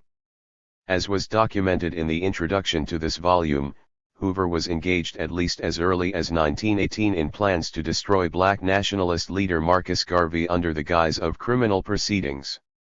This occurred in the context of the infamous race riot that first engulfed East St. Louis in July 1917, taking the lives of 39 blacks and 9 whites, and the explosion that occurred less than 2 months later in Houston, Texas, in which 2 black soldiers and 17 white men lost their lives. 1. Such violence was part of the process by which the U.S. national order, in which blacks as an overall population lived under near total political disenfranchisement, economic prostration, and super-exploitation of their labor, the Euro-American status quo, was intended to be preserved. In the aftermath of World War I, blacks had begun to mount the first serious challenge to such circumstances since the Reconstruction period immediately following the Civil War. Hoover and his proto-FBI organization, in kind with white vigilante formations, seem to have seen one of their primary missions as keeping blacks in their place by whatever repressive means were available. 2. Personal attention to all offices. ERR instructed of THLC file, captioned as above, and to immediately establish a control. To assign responsibility for following and coordinating this new counterintelligence program to an experienced and imaginative special agent well versed in investigations relating to black nationalist, hate-type organizations. The field office control file used under this program may be maintained in a pending inactive status until such time as a specific operation or technique is placed under consideration for implementation. The purpose of this new counterintelligence endeavor is to expo fly repair, erserit, fliskerse, or omeru neutralize the A5UVLTL6AD. Bulletin TT nationalist, NAS ZYJPB organizations and groupings, TNHLFZ DEFNIPSP by pound ES-DE7 membership, ANA supporters, ANA to counter their propensity for violence and civil AI-ORAER. XNE activities OX and SUC groups of intelligence interest to this Bureau must be followed on a continuous basis so we will be in a position to promptly take advantage copyright. All opportunities for counterintelligence and to inspire action in instances where circumstances warrant. The pernicious background of such groups, their duplicity and devious maneuvers must be exposed to public scrutiny or such publicity will have a neutralizing effect. FPAIR/FS. Of the various groups / San Francisco, Washington Field Office. Memo initiating COINTELPRO, Black Liberation Movement. It was into this disturbed atmosphere, further disturbed by the painful experiences of black soldiers during the mobilization, that a new generation of radical black spokesmen, calling themselves the New Negro, stepped, buoyed by a wide array of spirited newspapers and militant journals that helped shape the black community's political consciousness. The New Negro radicals represented a new and startling breed, radical, some might even say revolutionary, Prescriptions for overturning the status quo of white supremacy. 3. COINTELPRO, Black Liberation Movement 93. Ladder to EAC, ALBME. EB, Counteract to Legion 3 Program. Black Hat, Ocalist, Hats Groups. To underscore conailidate their forces or to recruit near or youthful ex-adherents must be frustrated. Ho opportunity should be slost. I to exploit through counterintelligence techniques the organizational and personal conflicts of the leaderships of the groups and where possible an effort ohald be made to capitalize upon existing conflicts between competing black nationalist organizations. When an opportunity is apparent to disrupt or neutralize black nationalist, hate-type organizations through the cooperation of established local news media contacts or through such contact with sources available to the seat of government, in every instance careful attention must be given to the proposal to ensure the targeted group is disrupted, ridiculed, or discredited through the publicity and not merely publicized. Consideration should be given to techniques to preclude violence-prone or rabble-rouser leaders of hate groups from spreading their philosophy publicly or through various mass communication media. Many individuals currently active in black nationalist organizations have backgrounds of immorality, subversive activity, and criminal records. Through your investigation of key agitators, you should endeavor to establish their unsavory backgrounds, be alert to determine evidence of misappropriation of funds or other types of personal misconduct on the part of militant nationalist leaders. 00 Any practical or warranted counterintelligence can be instituted. Intensified attention under this program should be afforded to the activities of such groups as the Student Nonviolent Coordinating Committee, the Southern Christian Leadership Conference, Revolutionary Action Isavaint, the Deacons for Defense and Justice, Congress of Racial Equality, and the Nation of Islam. Particular emphasis should be given to extremists who direct the activities and policies of revolutionary or militant groups such as Stokely Carmichael, H. Rap Brown, Elijah Al-Bamad, and Maxwell Stanford. At this time the Bureau is setting up no requirement for status letters to be periodically submitted under this program. It will be incumbent upon you to ensure the program is being afforded necessary and continuing attention and that no opportunities will be overlooked for counterintelligence action. This program should not be confused with the program entitled Communist Party, UBA, Counterintelligence Program, Internal Security, C, which is directed. 2. Development of this new racial awareness on the part of blacks led to a sharp increase in the number of lynchings after 1917, 76 blacks were lynched in 1919 alone, and the simultaneous unprecedented wave of violent racial clashes, culminating in the summer of 1919, that must be seen largely as the attempt by whites to restore the racial status quo ante. In trying to contain the movement, the U.S. government chose to respond by launching a massive surveillance campaign to counter the influence of black leaders. Spearheaded by the Justice Department's Bureau of Investigation, forerunner of the 94 Federal Bureau of Investigation, the intelligence services tended to view the newly awakened black militancy through the tinted prism of the Red Scare, leading them to adopt against blacks many of the same repressive measures employed against so-called subversives. What the OFFI evidence now discloses is the apprehension by authorities of a parallel black scare. 4 In this regard, Marcus Garvey and his Universal Negro Improvement Association were a primary target. When the FBI was able, after 5 solid years of intensive effort, to arrange for Garvey's indictment and subsequent conviction on extremely dubious fraud charges, he was jailed without even one day to arrange for UNIA's future. Instead, he was surrounded by heavily armed federal agents who conducted him to the Tombs prison, from which he was taken to the Atlanta Federal Penitentiary in February 1925, as if he were a public menace rather than, at worst, the perpetrator of an offense devoid of physical violence. 5 As a result, by the summer of 1926 was no longer a coordinated unit, even though it still had hundreds of thousands of members, perhaps a million.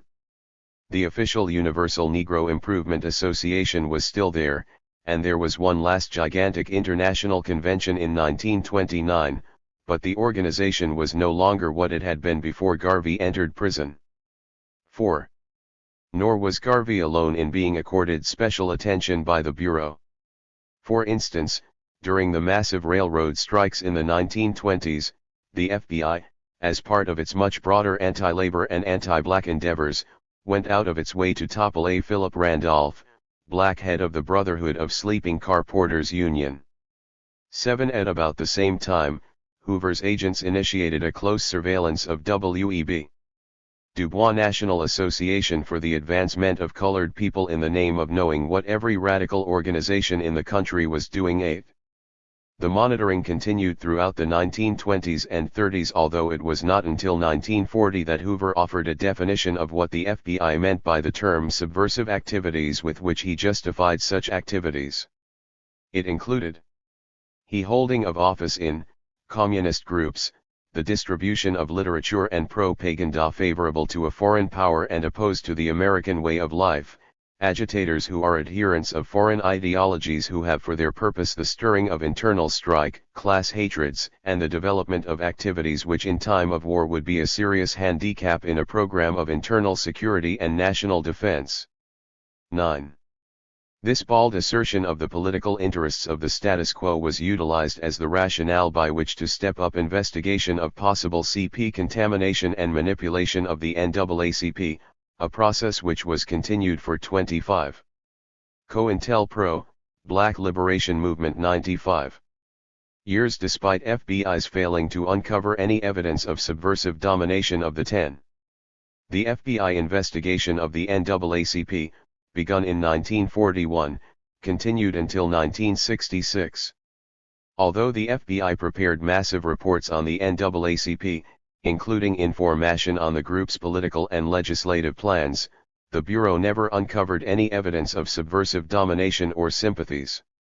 In 1957, the New York field office of the FBI prepared a 137-page report on NAACP activities during the previous year, based on information supplied by 151 informers or confidential sources. From 1946 to 1960, the FBI used about 3,000 wiretaps and over 800 bugs, and obtained membership and financial records of dissident groups. 11. Notwithstanding its tangible lack of success in linking the NAACP to the CP or any other foreign-dominated organization, the FBI lobbied to have it included among the groups covered by the Communist Control Act of 1954, and a cluster of corresponding state laws. 12. Only a series of Supreme Court decisions prevented the entire NAACP membership from being forced to register as subversives, or going to prison for refusing to do so.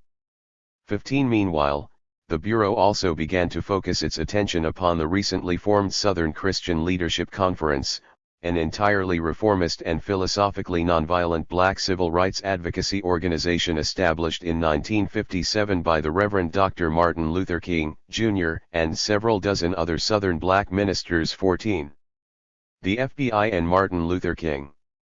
The stated objective of the SCLC, and the nature of its practical activities, was to organize for the securing of black voting rights across the rural South, with an eye toward the ultimate dismantlement of at least the most blatant aspects of the Southern U.S. system of segregation. Even this seemingly innocuous agenda was, however, seen as a threat by the FBI. In mid-September of 1957, FBI Supervisor J.G.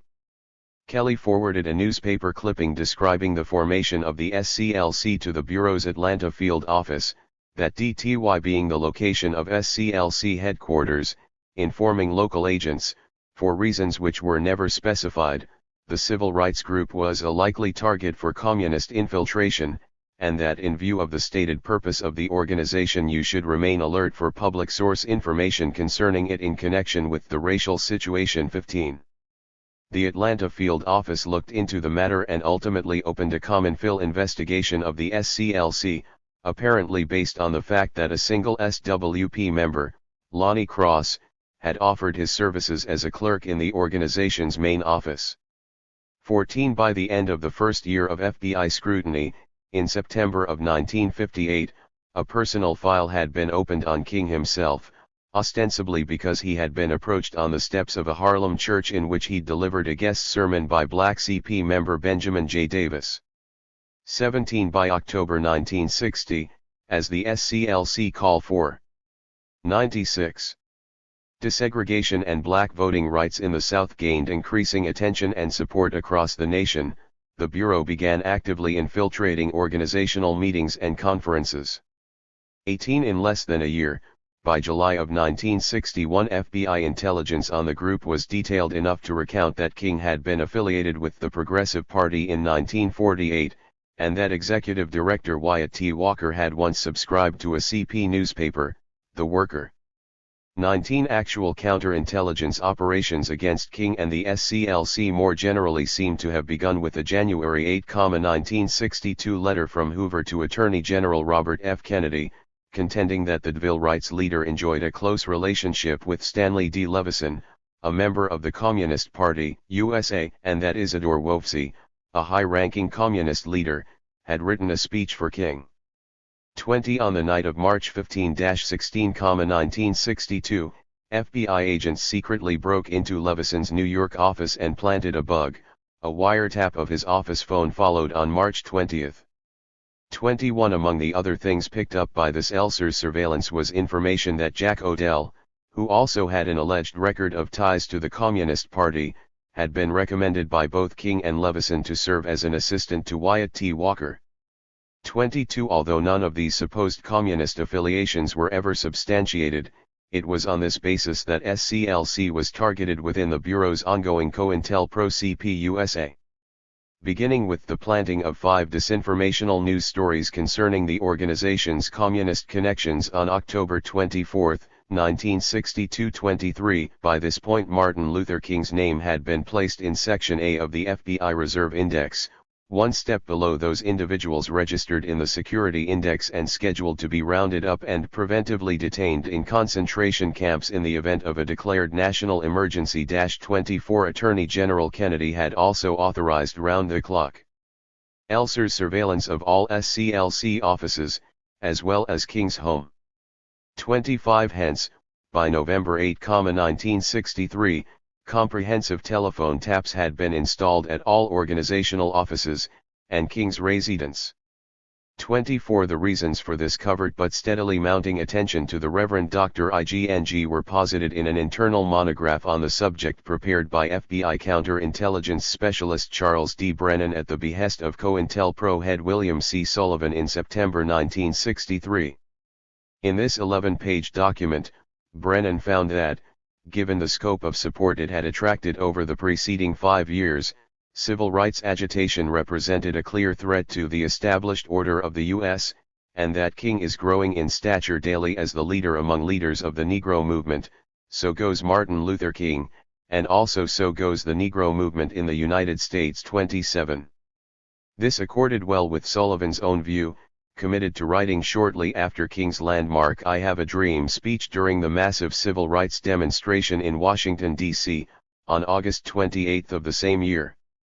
We must mark now, if we have not before, as the most dangerous Negro in the future of this nation from the standpoint of communism, the Negro, and COINTELPRO, Black Liberation Movement. 97.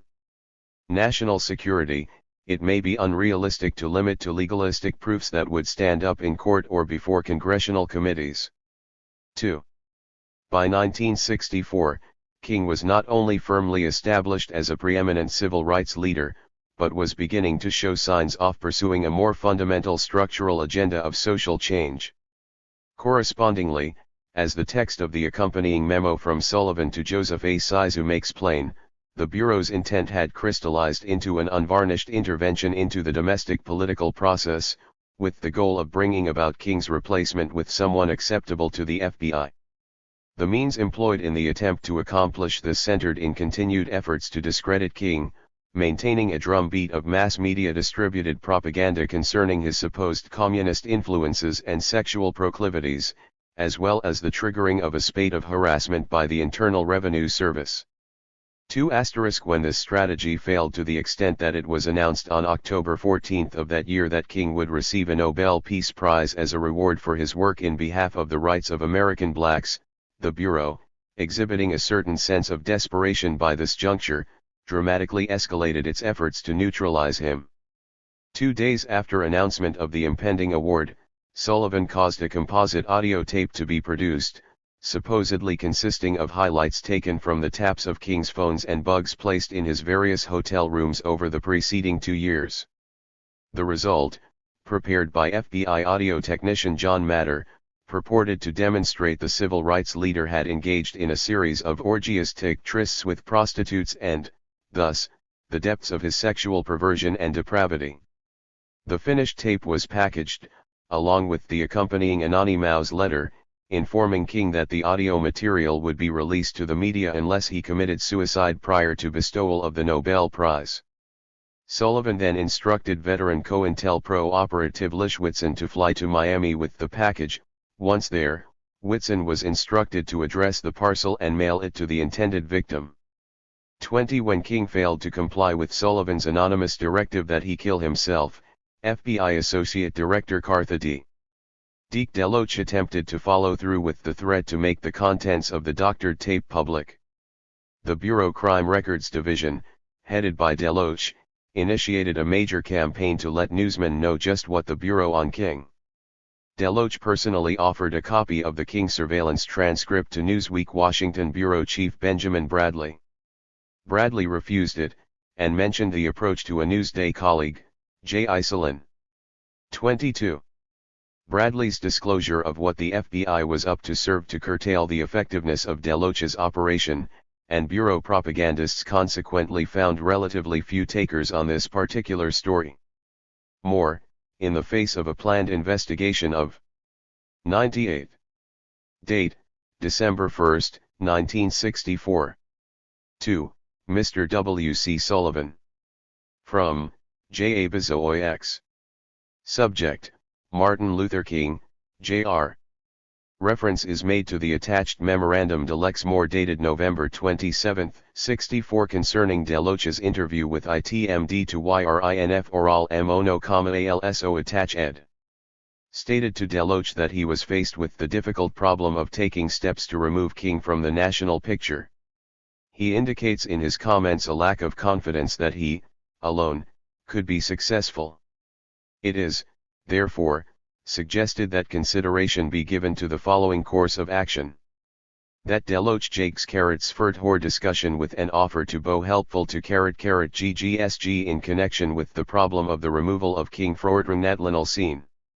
That Deloach suggests that might desire to call a meeting of Negro leaders in Tly country which might include, for instance, 2 or 3 top leaders in the civil rights movement such as James Farmer and A. Philip Randolph, 2 or 3 top Negro judges such as Judge Parsons and Judge Hasty, 2 or 3 top reputable ministers such as Robert Johnson, moderator of the Washington City Presbytery, 2 or 3 other selected Negro officials from public life such as the Negro Attorney General from one of the New England states.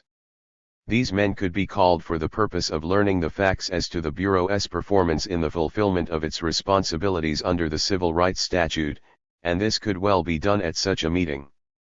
The inclusion of U.S. government officials, such as Karl Rauh or Ralph Bunche, is not suggested as they might feel a duty to advise the White House of such a contemplated meeting.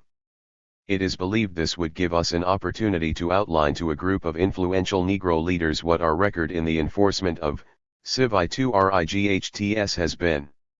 One would also give them, on a confidential 1 basis v information concerning King which would convince the danger of King to the overall civil rights movement. ILS already well aware of this. This group should include such leadership as would be capable of removing King from the scene if they, of their own volition, decided this was the thing to do after such a briefing. The group should include strong enough men to control a man like James Farmer and make him see the light day. Is might have the effect of increasing the stature of Ubo a capable person and is ambitious. There are refinements which, of course, could be added to the above which is set forth in outline form for possible consideration. COINTELPRO, Black Liberation Movement 99. 71 D-Pound, look into your heart. You know UIRIOR.OL T Fursid NA, L, sat liability to all of, and 7 gross. Side of Bla in Thea country have carrot naya fraud cf their own bulletin 1 dr, juts they don t have 1 rt this time that is any v hers near your aquil. You are no clergyman and you know it. Zero carrot t carrot ou underscore underscore underscore underscore sr asterisk s colossal farad dot nar. Vil, vicious on dash t that. The American Arabulk, the church organizations that HVE bin Helal pound, pro/testant, Catholic, and JEWA will know you for what you are, an evil, abnormal beast. So will others who have backed you. You are done. PTLNX, there is only one THLNR left for you to do. You know what at 13. You have lost 3 days in which to do proposing the sending of an anonymous letter to Martin Luther King in an unsuccessful attempt to convince him to commit suicide. Electronic surveillance by government agencies announced by Democratic Missouri Senator Edward V. Long, J. Edgar Hoover was forced to order the rapid dismantling of the Elsers coverage of both King and the SCLC, drying up much of the source material upon which Sullivan and his COINTELPRO specialists depended for authenticity. Hoover's weakness on this matter appears to have infuriated Sully. 100. Memorandum. Subject, Counterintelligence Program. Black nationalistic groups. Racial intelligence. This is to recommend. Poor People's Campaign be given a cooperative news media source on a confidential basis by the Crime Records Division. A source has advised that some leaders of the Poor People's Campaign feel that the American Friends Service Committee, a Quaker group, is trying to dominate the PPC in Washington, D.C. The AFSC has assisted the Southern Unrisksy and Lower Snap Conference in various phases of its campaign. This situation is so serious that Fred C. Bennett, in charge of security for the PPC, refuses to go to the campaign office in Washington because of the presence of AFSC representatives. An item has been prepared, copy attached, to show this jealousy on the part of PPC leaders. It is felt this should be given a cooperative news media source on a confidential basis by the Crime Records Division. Action. 7. Campaign. That attached item regarding the Poor People's be furnished a cooperative news media source on a/confidential basis by Crime Records. Van, who seems to have felt that Congress should simply have been defied, setting in place a permanent rift between the two senior FBI officials. 33 Still, the Bureau's counterintelligence operations against King continued apace, right up to the moment of the target's death by sniper fire on a Memphis hotel balcony on April 4, 1968. 34 Indeed, as the accompanying memo from Sullivan to George C. Moore on May 22 of the COINTELPRO, Black Liberation Movement 101. RTCM. Friends Too Friendly for I Leaders GF Poor People's Campaign. Leaders of the Poor People's Campaign in Washington, D.C., are not exactly grateful for the assistance of the American Friends Service Committee on the campaign. They feel help is a subtle effort to dominate the campaign. One campaign leader is so irritated with the Friends that he refuses to go to the campaign office NT 1401 U Street, UW. Washington, D.C., because of the Friends asterisk there. He claims the representatives of the Icon Friends Service Committee that are at the campaign office are uncooperative. Memo proposing anonymous letter to disrupt the Poor People's Campaign. Text of letter appears above. Same year amply demonstrates, certain of King 7's projects such as the Poor People's Campaign, remain the focus of active COINTELPRO endeavors even after their leader's assassination. By 1969, as has been noted elsewhere, efforts to expose Martin Luther King, Jr., had not slackened even though King had been dead for a year. Furnished ammunition to conservatives to attack King's memory, and tried to block efforts to honor the slain leader. 35. 102. United States. Overnement. Memorandum. Trechter, FBI 2. From Icago. Date, 1/22/691. Subject. C. Interintelligence Program Black Nationalist, Hate Groups Racial Intelligence. Rurlet, January 7, 69, Chicago Letters December 24, 68 and January 14, 69. Rebullet has been thoroughly studied and discussed by the SAC, the supervisor, and agents familiar with facets of the NOI which might indicate trends and possible future direction of the organization. The Bureau's concern is most understandable and suggestions appreciated. Over the years considerable thought has been given, and action taken with Bureau approval, relating to methods through which the NOI could be discredited in the eyes of the general black populace or through which factionalism among the leadership could be created. Serious consideration has also been given towards developing ways and means of changing NOI philosophy to one whereby the members could be developed into useful citizens and the organization developed into one emphasizing religion, the brotherhood of mankind, and self-improvement. Factional disputes have been developed. The most notable being Malcolm X Liddy.K. Prominent black personages have publicly and nationally spoken out against the group, U.S. District Court Judge James Benton Parsons being one example. The media of the press has played down the NOI. This appears to be a most effective tool as individuals such as Muhammad assuredly seek, any and all publicity be it good or bad. However, if the press is utilized it would appear it should not concentrate on such aspects as the alleged strength of the NOI, immoral activities of the leadership, misuse of funds by THPSE officials, etc. It is the opinion of this office that such exposure is ineffective, possibly creates interest and maybe envy among the lesser educated black man, causing them out of curiosity to attend meetings and maybe join, and encourage the opportunist to seek personal gain, physical or monetary, through alignment with the group. At any rate it is felt such publicity in the case of the NOI is not OURL/1. IRL. Lay U.S. savings bonds KT-Ullerly on the payroll savings plan. Memo taking credit for the assassination of Malcolm X, killed in an FBI-provoked factional dispute on February 14, 1965. King and the SCLC were, of course, hardly the only objects of the Bureau's de facto cointelpro against the emerging black liberation movement during this period. As Manning Marable has pointed out, the FBI also went after the student. COINTELPRO, Black Liberation Movement 103.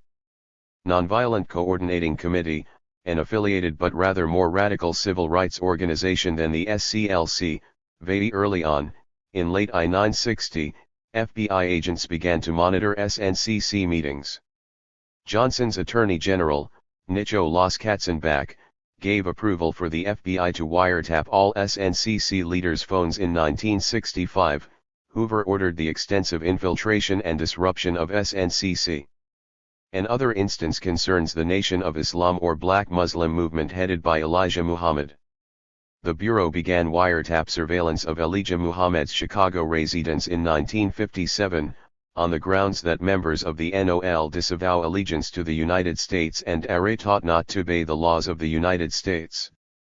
When Elijah Muhammad bought a winter home in Arizona in 1961, a wiretap and microphone were installed there. Both forms of surveillance continued for years, played assorted COINTEL tricks on the organization as early as the late 1950s. 7. As was documented in Chapter 3, when Malcolm X, one of Elijah Muhammad's principal lieutenants, broke away from the NOL in March of 1964 to establish a separate church, the Muslim Mosque Incorporated, and a consciously political black organization, the Organization of Afro-American Unity, the Bureau undertook concerted COINTELPRO actions to block the development of alliances between the OAAU and white radical organizations such as the SWP. By the point of Malcolm's assassination during a speech in Harlem on the night of February 14, 1965, the FBI had compiled at least 2,300 pages of material on the victim in just one of its files on him, the NOL and the OAAU. Malcolm X was supposedly murdered by former colleagues in the NOL as a result of the faction fighting which had led to his splitting away from that movement, and their natural wrath at his establishment of a competing entity. However, as the accompanying January 22, 1969 memo from the SAC, Chicago, to the director makes clear, the NOL factionalism at issue didn't just happen. Rather, it had been developed by deliberate bureau actions, through infiltration and the sparking of acrimonious debates within the organization, rumor-mongering, and other tactics designed to foster internal disputes, which were always the standard fare of COINTELPRO. The Chicago SAC, Marlin Johnson, who would shortly oversee the assassinations of Illinois Black Panther Party leaders Fred Hampton and Mark Clark, makes it quite obvious that he views the murder of Malcolm X as something of a model for successful counterintelligence operations. Nor was it necessary for black spokespersons to be heading or forming political organizations in order to be targeted for elimination by the FBI's informal counterintelligence methods. As the accompanying May 15, 1968 memo from Director Hoover to the Chicago SAC reveals, even independent activists such as the writer-slash-comedian Dick Gregory came in for potentially lethal treatment. In Gregory's case, these assumed the form a la COINTELPRO CPUSA's Operation Hoodwink, of attempting to provoke La Cosa Nostra into dispensing with him. A considerable body of circumstantial evidence suggests, although Docu. Chicago Ulrich and UJH Dal at May 2, 08 VDCPT load Richard Claxton Gregory concern a speech by ER April 28, 68 whom he noted that syndicate boot s to Gregory's attack on IC-17. It is noted that other speeches by Gregory also contain attacks on the LCN. No counter-intel 11 Genet action should be taken without due authority. TJD Pag/Rara J. Note. Teletype from New Orleans to Director. /8N/83F captioned Richard Claxton Gregory * reported a page by Gregory referring to the Director and FBI agents in derogatory terra. The Director noted, on the infuriative note of TR teletype which said we would recommend counterintelligence, action against Gregory when indicated, right. 2 *T, 1960. It May 15 R *P. Proposal to provoke the murder of comedian/activist Dick Gregory by La Cosa Nostra for La COINTELPRO, CPUSA's Operation Hoodwink. Ments have yet to be released, that the Bureau undertook comparably Machiavellian efforts to achieve the neutralization of a number of other black leaders during the late 1960s and early 1970s.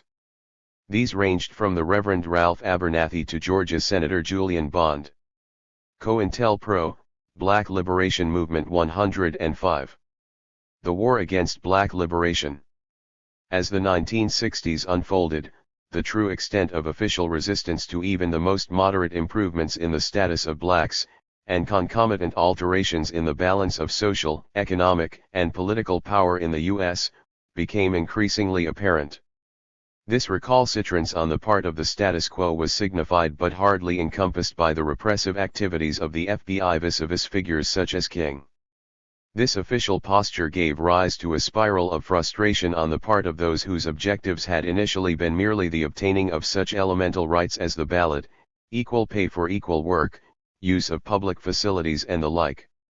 In turn, this frustration both led to broad acceptance of increasingly radical analyses of U.S. society on the part of black activists and theorists. By the mid-60s, the primacy of those such as King who had developed a mass following on the basis of appeals for equal rights was being rapidly supplanted by that of younger leaders such as SNCC Stokely Carmichael and H. Rap Brown, who espoused a much more militant vision of Black Power 40. At the same time, not only conscious Black Power adherents, but the black community as a whole, showed increasing signs of abandoning the posture of principled nonviolence which had all along marked the SCLC performance.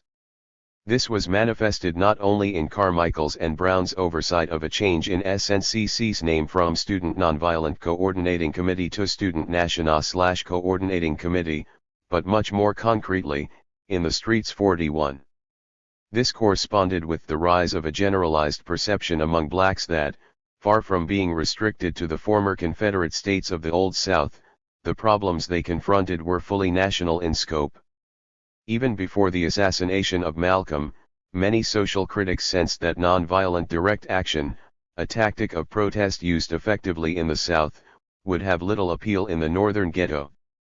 Far more likely were a series of urban social upheavals which could not be controlled or channeled by Thirdville Wright's leadership. In the spring and summer months of 1964, 1965, 1966, 1967 and 1968, massive black rebellions swept across almost every major U.S. city in the Northeast, Middle West, and California. In Watts and Compton, the black districts of Los Angeles, black men and women took to the streets, attacking and burning white-owned property and institutions. The Watts rebellion left $40 million in private property damage and 34 persons killed. Federal authorities ordered 15,000 state police and National Guardsmen into Detroit to quell that city's uprising of 1967. In Detroit, 43 residents were killed, almost 2,000 were injured, 2,700 white-owned businesses were broken into, and 50% of these were gutted by fire or completely destroyed.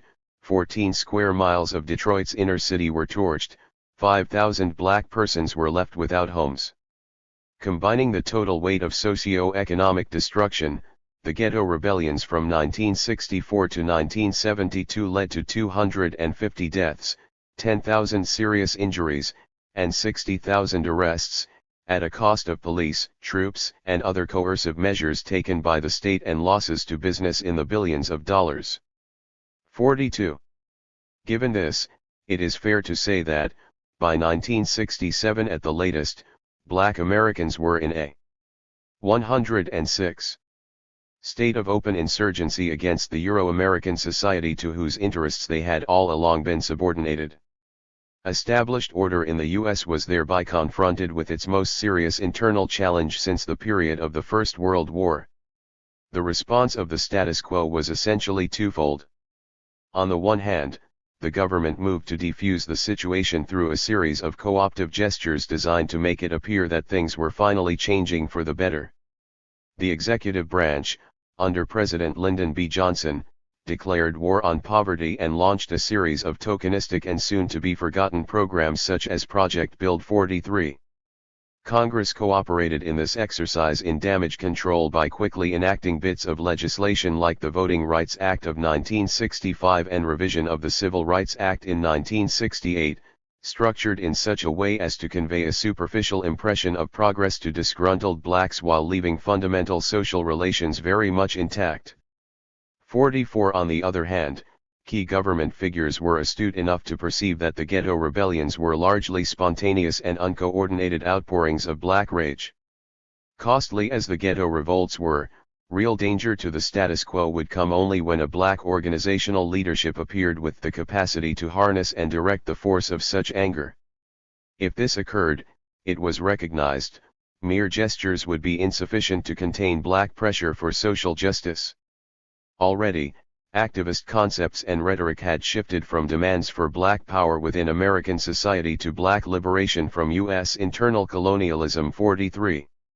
The task thus presented in completing the federal counterinsurgency strategy was to destroy such community-based black leadership before it had an opportunity to consolidate itself and instill a vision of real freedom among the great mass of blacks. In this, of course, the FBI assumed a central role. President Johnson publicly announced, in the wake of the 1967 uprisings in Detroit and Newark, that he had issued standing instructions that the Bureau should bring the instigators of such riots to heel, by any means at its disposal. 44. While his Attorney General, Ramsey Clark, instructed Hoover by memo to se the maximum resources, investigative and intelligence, to collect and report all facts bearing upon the question as to whether there has been or is a scheme or conspiracy by any group of whatever size, effectiveness, or affiliation to plan, promote or aggravate riot activity. 47.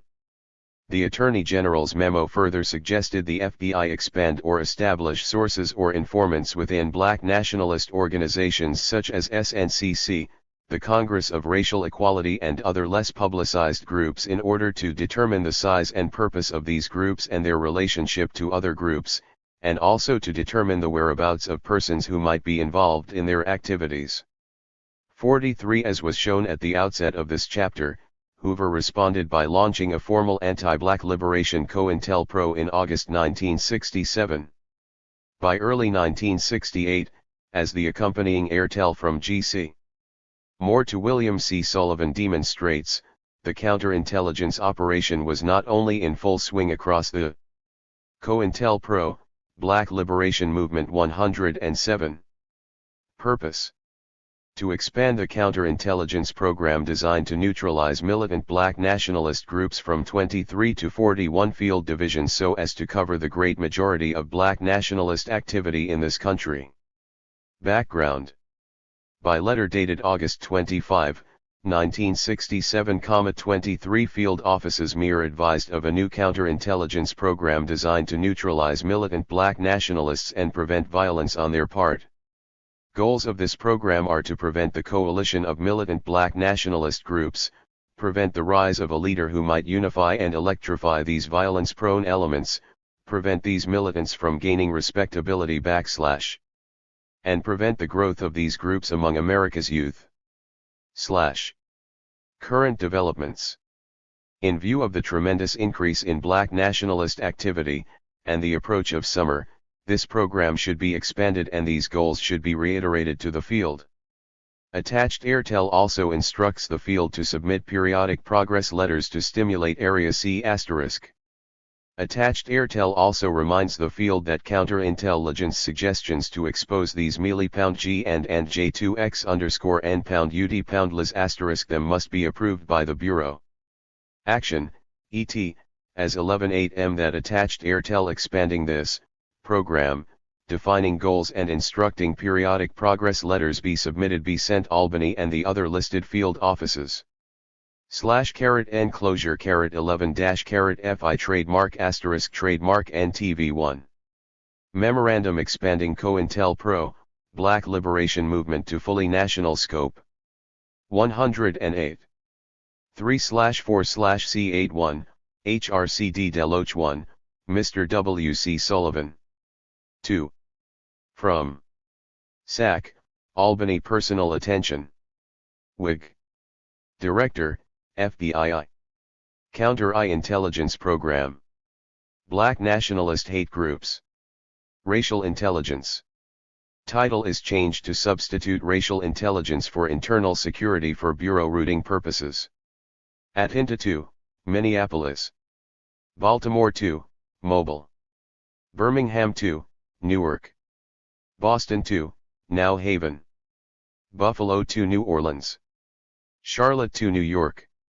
Chicago 2, Omaha. Cincinnati 2, Philadelphia. Cleveland 2, Phoenix. Denver 2, Pittsburgh. Detroit 2, Portland. Houston 2, Richmond. Indianapolis 2, Sacramento. Jackson 2, San Diego. Jacksonville 2, San Francisco. Kansas City 2, Seattle. Los Angeles 2, Springfield.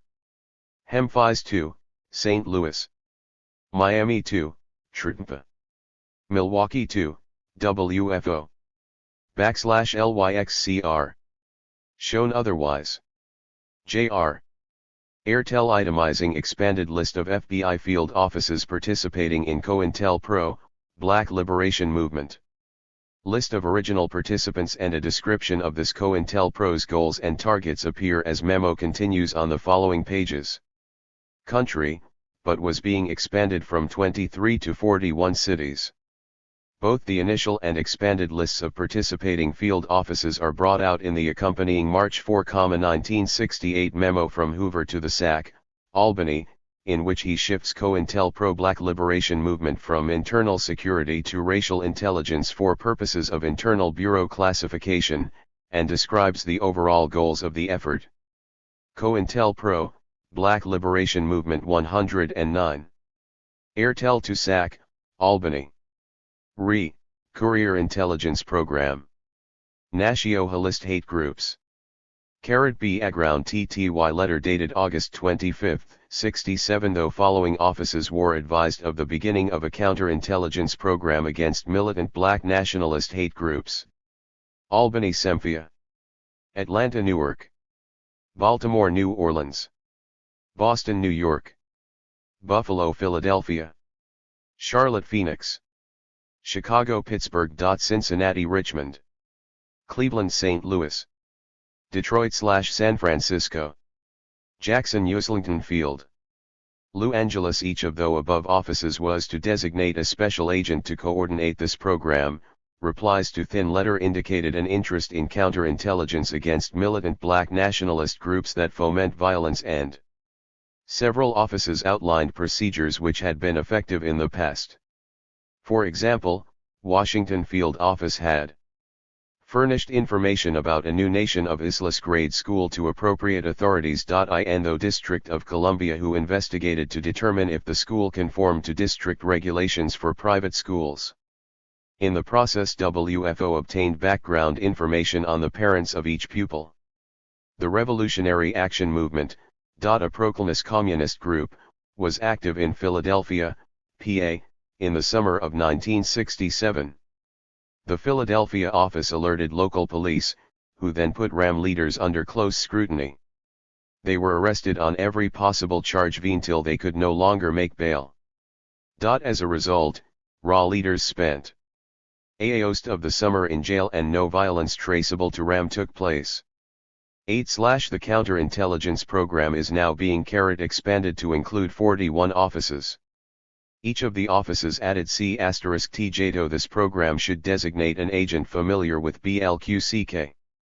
These last explicitly include the blocking of coalitions between radical black political organizations, the targeting of key leaders such as Martin Luther King, Stokely Carmichael, and Elijah Muhammad for special attention by the Bureau, the neutralizing, by unspecified means, of both organizations and selected leaders, the undertaking of propaganda efforts to discredit targeted groups and individuals in order to deny them respectability within their own communities and, hence, prevent the long-range growth of militant black nationalist organizations, especially among youth. Elsewhere, Hoover called upon his operatives to intervene directly in blocking free speech and access by black radicals to the media. Concede. 110. Airtel to SAC, Albany Re, Counterintelligence Program. Black nationalist hate groups, nationalist activity, and interested in counterintelligence, GTO coordinate this program.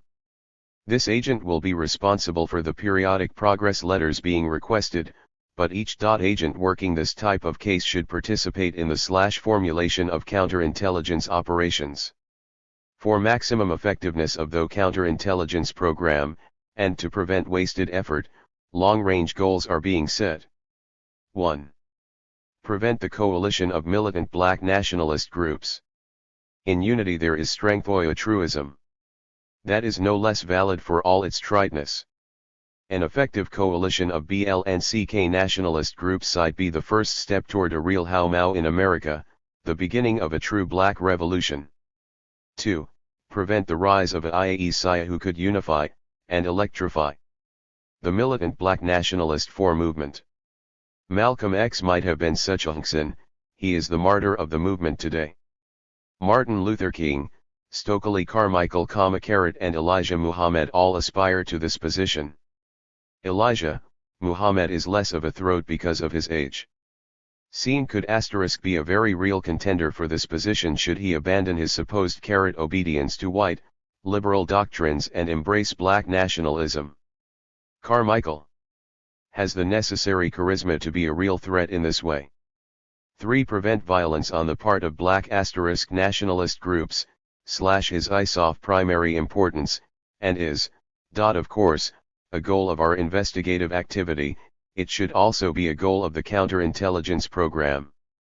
Through counterintelligence it should be possible to pinpoint potential troublemakers and neutralize them before they exercise their potential for violence. 4. Prevent militant black nationalist groups and leaders from gaining respectability, by discrediting them to separate segments of the community. IHO goal of discrediting black nationalists must be handled tactically and through ways. You must discredit these groups and individuals to, first, the responsible Negro community.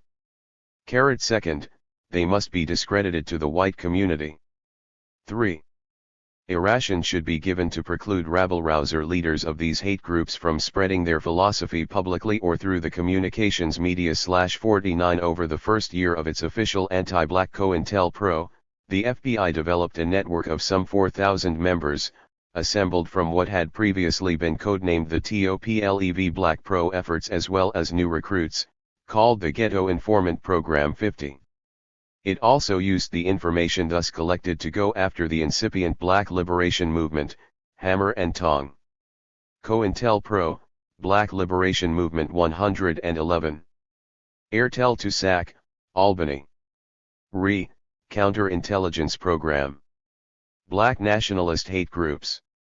Both the responsible community and to diamond suit liberals who have a zero vestiges of sympathy for militant Black Nationalist SLNPLW, because they are Negroes.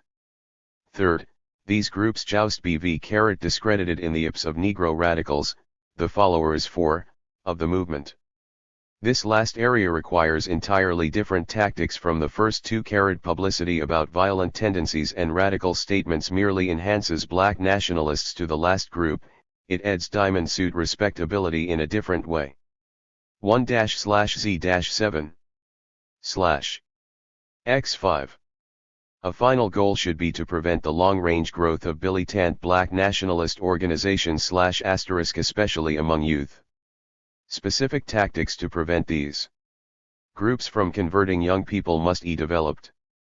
Besides these 5 goals, counterintelligence is a valuable part of our regular investigative program as it often produces positive information. Targets. Primary targets of the counterintelligence program, Black nationalist hate group, should be the most violent and radical groups and their leaders. Should emphasize those leaders and organizations that are nationwide in scope and are capable of disrupting this country. These targets should include TBO radical and violence prone leaders, members, and followers of this J. Student Nonviolent Coordinating Committee, Southern Christian Leadership Conference T- Revolutionary Action Movement. Nation of Islamo. Offices handling these cases and those of Stokely Carmichael of SNCC, H. Bap Brown of SNCC, Martin Luther King of SCLC, Maxwell Stanford of RAM, and Elijah Muhammad of NOI, should be alert for counterintelligence suggestions. Instructions. Z. J. /J. The effectiveness of counterintelligence depends on the quality and quantity of positive information available regarding the target and on the imagination and initiative of agents working the program. The response of the field to the counter-intelligence program against the Communist Party, USA, indicates that a superb job can be done by the field on counterintelligence. Counterintelligence operations must be approved by the Bureau. Because of the nature of this program, each operation must be designed to protect the Bureau's interests so that there is no possibility of embarrassment to the Bureau. Beyond this, the Bureau will give every possible consideration to your proposals. Note *. See Memorandum GC more to Mr. W. C. Sullivan captioned as above dated .2/29/68, prepared by TJDRMM. _112. In August 1967, FBI Director J. Edgar Hoover ordered the extensive infiltration and disruption of SNCC, as well as other formations, such as the Militant Revolutionary Action Movement, the Deacons of Defense, and Corps. FBI agents were sent to monitor Carmichael and Brown wherever they went, seeking to elicit evidence to imprison them. Brown was charged with inciting a race riot in Maryland, and was eventually sentenced to 5 years in a federal penitentiary for carrying a rifle across state lines while under criminal indictment. Featherstone and activist C.H. Payne were murdered on March 9, 1970, when a bomb exploded in their automobile in Bel Air, Maryland. Sellers was indicted for organizing black students in South Carolina and for resisting the draft. 51. As has been noted elsewhere, The FBI had between 5,000 and 10,000 active cases on matters of race at any given time nationwide. In 1967, some 1,246 FBI agents received racial intelligence assignments each month. By the number had jumped to L678, Hoover to compile a more refined listing of vociferous rabble-rousers than provided by the Security Index. Hope the first edition of the new rabble-rouser index of individuals who have demonstrated a potential for fomenting racial discord would facilitate target selection for the new black nationalist counterintelligence program. Everything was computerized. 52. Although Hoover contended the Bureau's COINTELPRO tactics were necessitated by the violence of its intended victims, his March 4 memo negates even this flimsy rationalization by placing King's purely pacifistic SCLC among its primary targets from the beginning, adding King himself in February 1968, shortly before the civil rights leader's assassination. 53. Similarly, he included SNCC, still calling it by its long-standing descriptor as a nonviolent entity. Even in the case of Maxwell Sanford's Revolutionary Action Movement, which had never offered signs of pacifist intent, Hoover was forced to admit that his agents had turned up no hard evidence of violence or other criminal activities. Rather, the director points with pride to an anti-RAM COINTELPRO operation undertaken during the summer of 1967 in which RAM members were arrested on every possible charge until they could no longer make bail and consequently spent most of the summer in jail, even though there had never been any intent to take them to trial on the variety of contrived offenses with which they were charged. 54. Hoover recommended this campaign of deliberate false arrest as being the sort of neutralizing method he had in mind for black activists, and then ordered each of the 41 field offices receiving his memo to assign a full-time coordinator to such COINTELPRO activities within 30 days.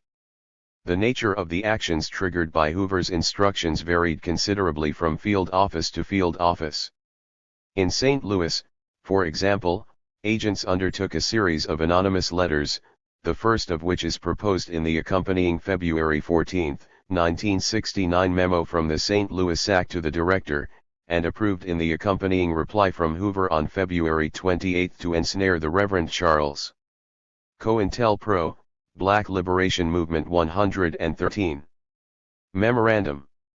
Subject, V. Director, FBI. SAC, St. Louis. P. Counterintelligence Program. Black Nationalist, Hate Group / Det *, February 14, 69. 4. I enclosed for the Bureau a re-2 copies and for Springfield letter to I1 copy the following Counterintelligence Act. The S. His wife and Ron they have a dangerous cause suspicion troublemaker in EMP among the black one their midst. Proposed. Background. Who sends her? AHD innate liberators that *. EOPC apparently convinced that her husband he occasionally ng wife, who is vital service to the black world a bothering him young mother. Is performing arrest endure this separation without ications and intelligible. Her husband, on the other hand, considers himself a Romeo and he frequently enjoyed the bed JH*LAQ Iberatcris, including MW*OHW actually fee conjecture, but T is highly probable that he wants no problems at home that would detract from his black nationalist vorjake, or cast a reflection upon him with the white ministers in the area who are sympathetic and previously helpful to him. Rec #. Bureau RM2 Springfield RM1, St. Louis /JFSWA. US Benz PSYTLNRLY and the PTJ/NLL Tinvini PL *. Memo proposing COINTELPRO against the Reverend Charles Cohn in St. Louis. Cohn, a longtime SNCC activist, in a web of sexual innuendo and / or outright slander.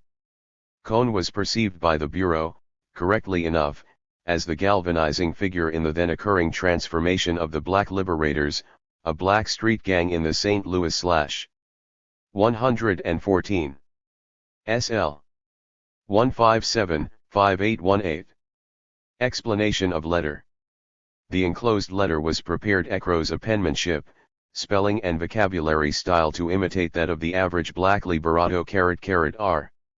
It contains several accusations which should cause great concern. The letter is to be sailed in a cheap enrenarkt with no return address and sent from Street Louis Toll MH residence in Cairo. Since her letters to MMV re usually sent via the Black Liberator headquarters, any said BC would have access to getting her address across one of her envelopes. This address is available to the Street Louis division. Is difficult to nullified _JF she that HHVTND the sent, the below. Her response, upon receipt of this letter predict and the counterintelligence effect will be does not discuss it with his. Therefore, to ensure black liberators are made aware that the letter was follow-up action is necessary, St. Louis will furnish Springfield with a machine copy of the actual letter that is sent. Attached to this copy will be a neat typed note saying, J. Mutual friend made this available without V knowledge. I understand she recently received this letter from St. Louis. One suggest you took into this matter. God bless you.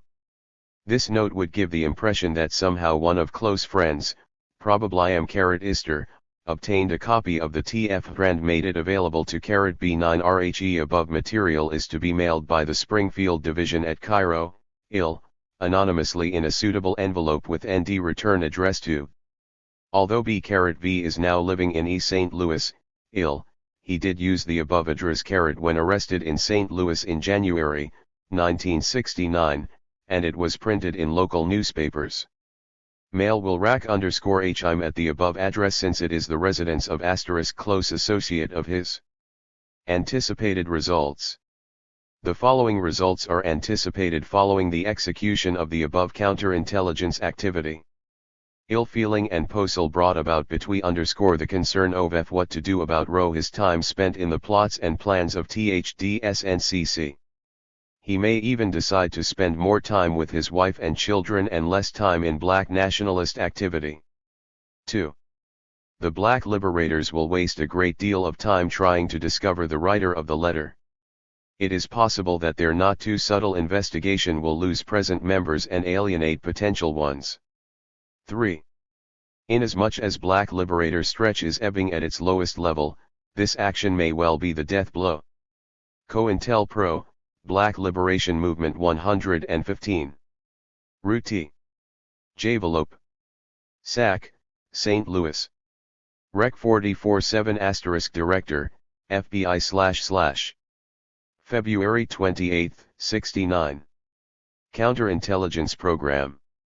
Duck Nationalist, Hate Groups. Racial Intelligence. Rarely February 14, 69. St.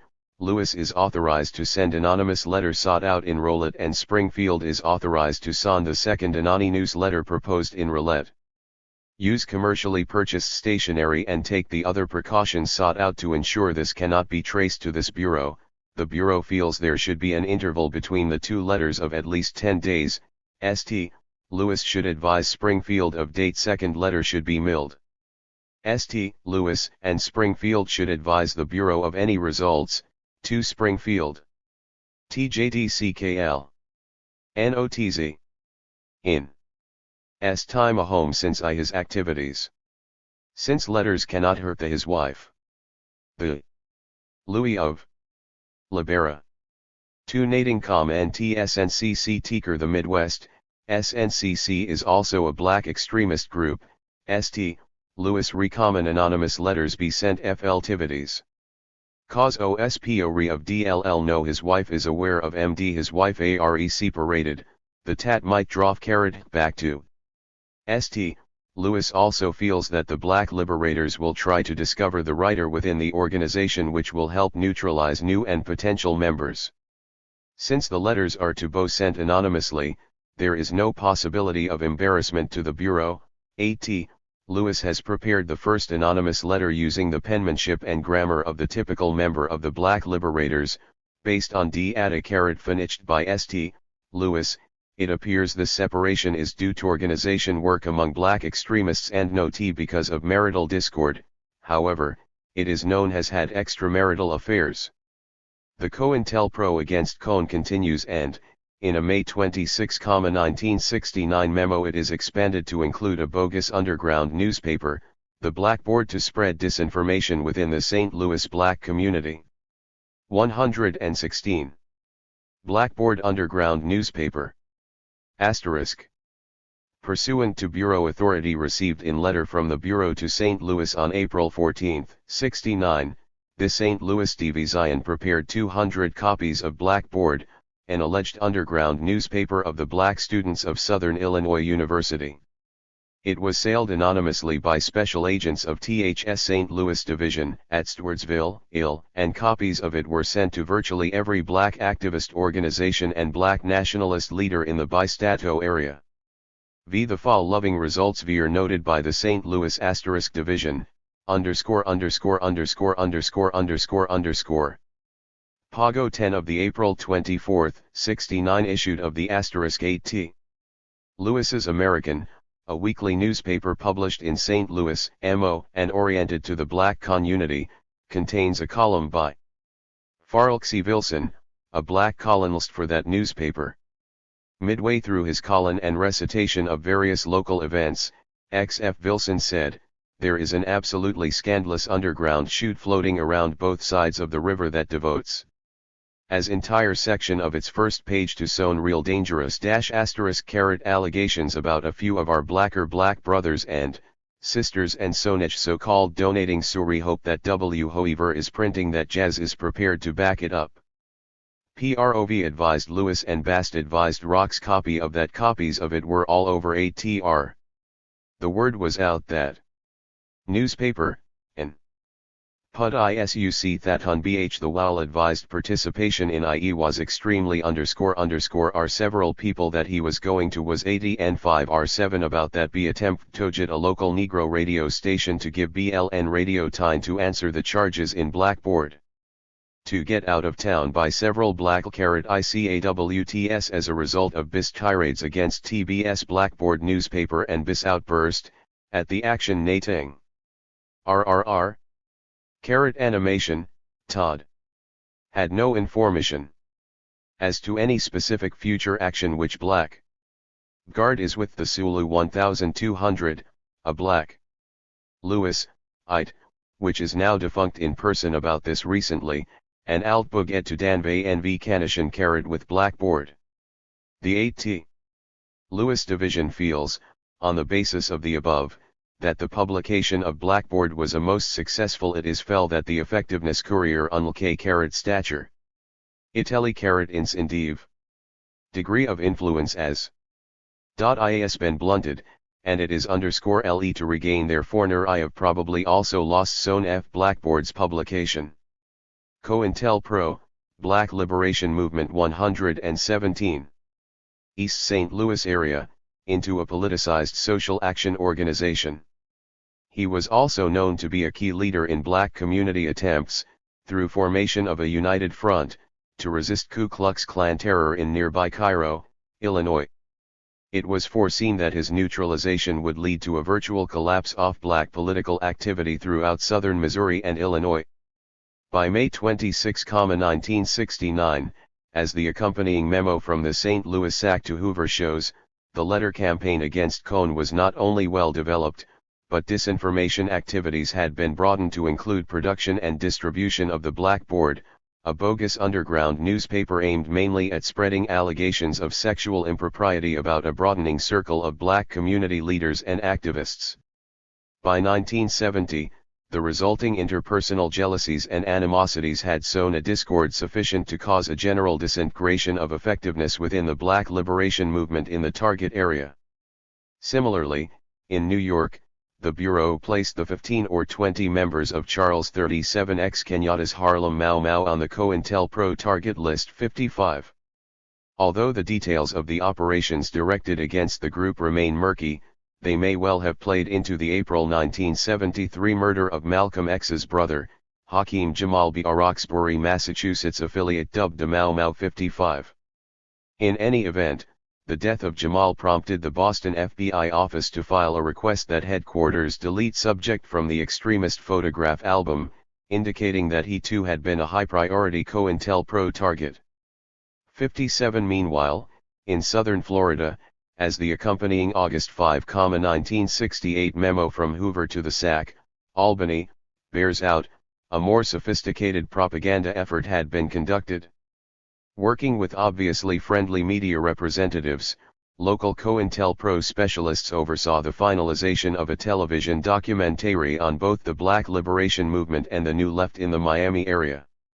The program, which was viewed by a mass audience, was consciously edited to take the statements of key activists out of context in such a way as to make them appear to advocate gratuitous violence and seem cowardly, and utilized camera angles deliberately selected to make those interviewed come off like rats trapped under scientific observation.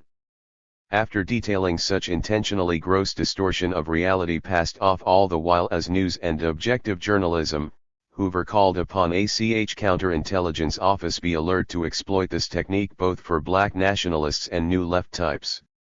Overall, it appears that most field offices complied with this instruction to the best of their respective abilities, a matter which perhaps accounts for much of the negativity with which the Black Liberation Movement came to be publicly viewed by the end of the 1960s. In Detroit, COINTELPRO operatives set out to destroy the recently founded Republic of New Africa by targeting its leader, Imari Abubakari Obadile.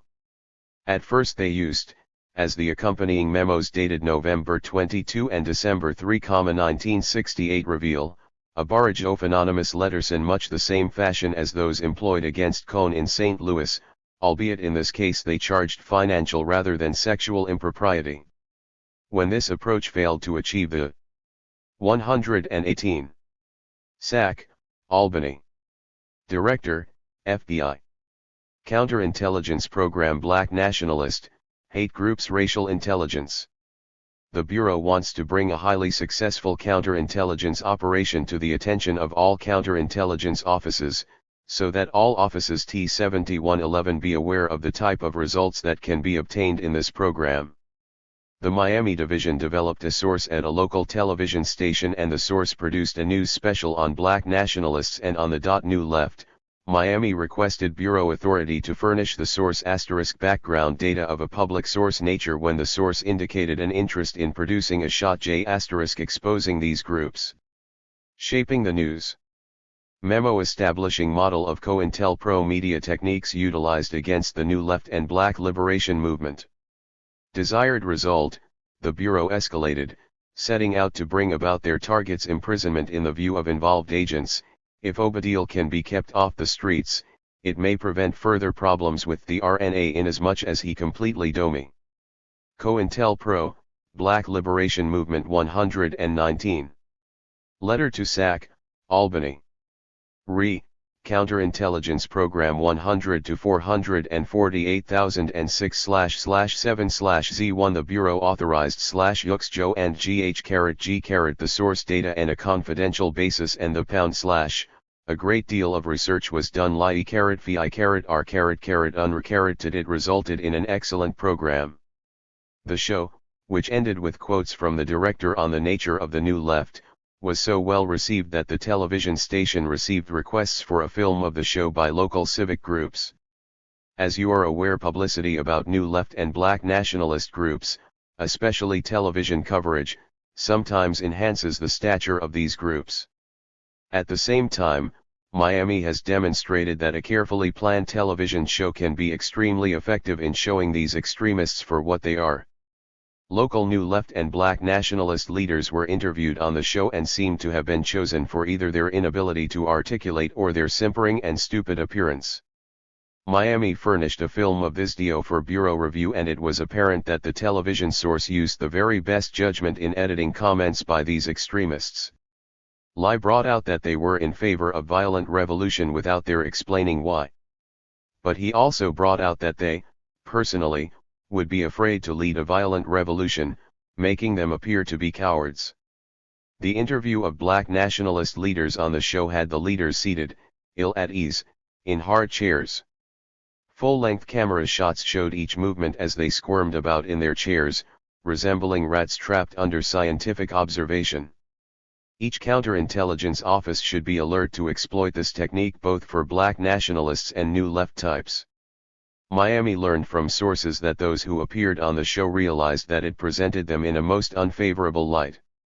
One even complained to the television station about it. This counterintelligence operation will be of great value in the South Florida area, and the Bureau hopes these results can be duplicated in other offices. Success in this case resulted from hard work and acumen on the part of the agents who handled the matter. Especially important was the choice of individuals interviewed, as they did not have the ability to stand up to a professional newsman. The fine job of interviewing and editing done by the news people involved was also most important. Asterisk. Each office should be alert to the possibility of using this technique. No counterintelligence action should be taken without Bureau authority, for your information operations of this type must be handled through reliable, established sources and must be set up so that the FBI is not revealed as the source. Note. See Memorandum GC. More to Mr. W. C. Sullivan, captioned as above, dated August 1, 68, prepared by 120. 2 Memorandum *. 2. Director, FBI November 22, 68. SAC, Detroit. Hunter Intelligence Program. Black. Nationalist, Hate Groups. Racial Intelligence. Re-Bureau Airtel to Detroit, dated October 31, 63. Per suggestion set forth in Re-Bureau Airtel, Detroit requests mailing letters prepared on commercially purchased paper to various members of the Republic CF New Africa with the exception of Richard Henry, signed by a concerned RNA brother. The letter will read as follows. Dear brother and sister. Lately I have been concerned /T*U about the lack of funds of the RNA. I know that many brothers and sisters, shortly after the organization's founding in 1968. COINTELPRO, Black Liberation Movement 121. Copyright LLIU using COR Zener Daily Purchased Stationery. Ensure this mailing cannot be traced to the Bureau, and advise of results. If results are favorable, consider submitting a recommendation for circulating this letter to OTHC Iliamisbears in other cities. TJDECV. Note. This anonymous letter criticizes Richard Henry, an RNA officer who allegedly is using RNA funds for personal expenses. This has been a matter of discussion with enough RHA members so as to protect core sources. Criticism of leaders of black nationalist extremist groups, such as the RNA, for misusing funds, is an effective method of neutralizing these leaders. Since this is an anonymous letter, there is no possibility of embarrassment to the Bureau. Memo authorizing COINTELPRO against Imari Obadil and the RNA. Natees the organization and all members follow his instructions. 58. Hence, when the RNA leader moved south to consummate an organizational plan of establishing a liberated zone in the Mississippi River Delta, near Jackson, Mississippi, the FBI moved to provoke a confrontation which could then be used to obtain a conviction. First, as is shown in the accompanying December 12, 1970 memo from the SAC. 122.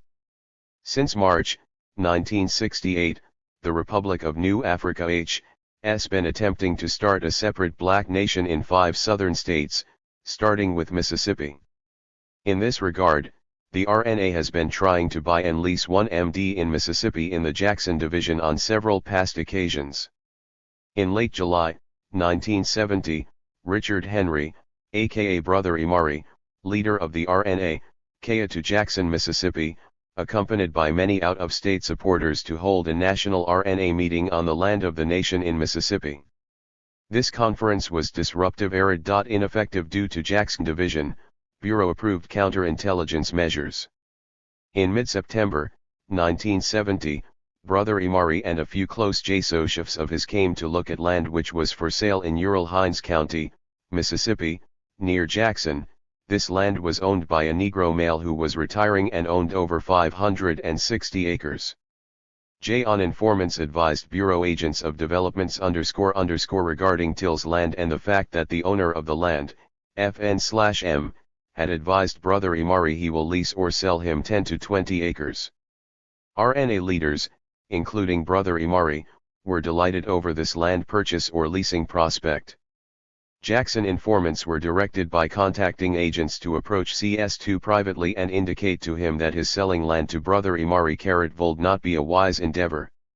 Additionally, on October 9, 70, J7.2 TT was interviewed by bureau agents and advised of the true nature and violence potential of the RNA and its leaders. The interview lasted $1 hours. Following the interview, indicated he would reconsider whether he would sell or lease anyone, and to J. RNA, on 10/21/ bureau agents interviewed W. was assisting the RNA in their dealings with regarding the land. The true nature and violence potential of the RNA and its leaders was explained TOF/ as a result of the HOVE counterintelligence efforts. The land which the RNA had almost finalized plans regarding purchasing or leasing in rural Hinds County, Miss, has not been sold or /eased to them. Jackson has maintained contact WLTH /, and he has advised he has no plans to lease or sell any land to the RNA in the immediate future. There have been no recent visits by top officials of the RNA to Mississippi regarding the land, it being noted they made several visits in September 1970, when their prospects for the land purchase or leasing was good.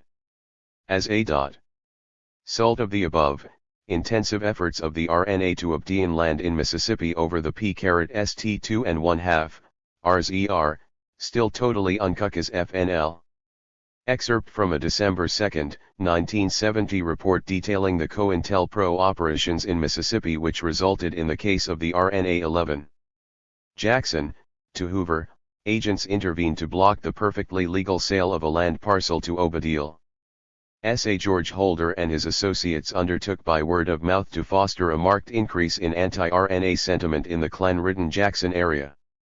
Finally, they coordinated an early morning assault on RNA facilities in the city involving some 36 heavily armed agents and local police headed by Sack Lindbergh, as well as an armored car, on August 18, 1971. COINTELPRO, Black Liberation Movement 123. In the resultant firefight, one police officer, William Skinner, was killed and an agent, William Stringer, was wounded. Imari Obadiel and 10 other RNA members were arrested, thereby becoming the RNA 11, and charged with murder, assault, sedition, conspiracy, possession of illegal weapons, and treason against the state of Mississippi. Tellingly, the original charges, which had ostensibly provided a basis for the massive police raid, were never brought to court. In the end, 8 of the accused were convicted blatantly of conspiracy to assault federal officers, assault, illegal possession of a non-existent automatic weapon, and having used weapons in the commission of these other felonies. *0. This is to say they were imprisoned for having defended themselves from the armed attack of a large number of FBI agents and police who could never show any particular reason for having launched the assault in the first place.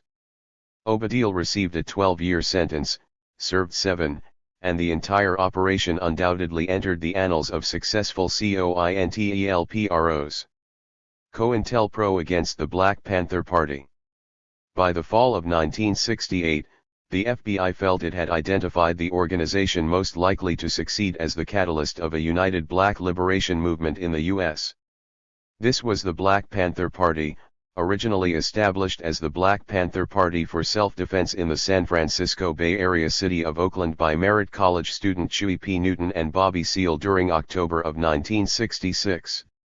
On September 8, 1968, J. Edgar Hoover let it be known in the pages of the New York Times that he considered the Panthers the greatest threat to the internal security of the country. *1.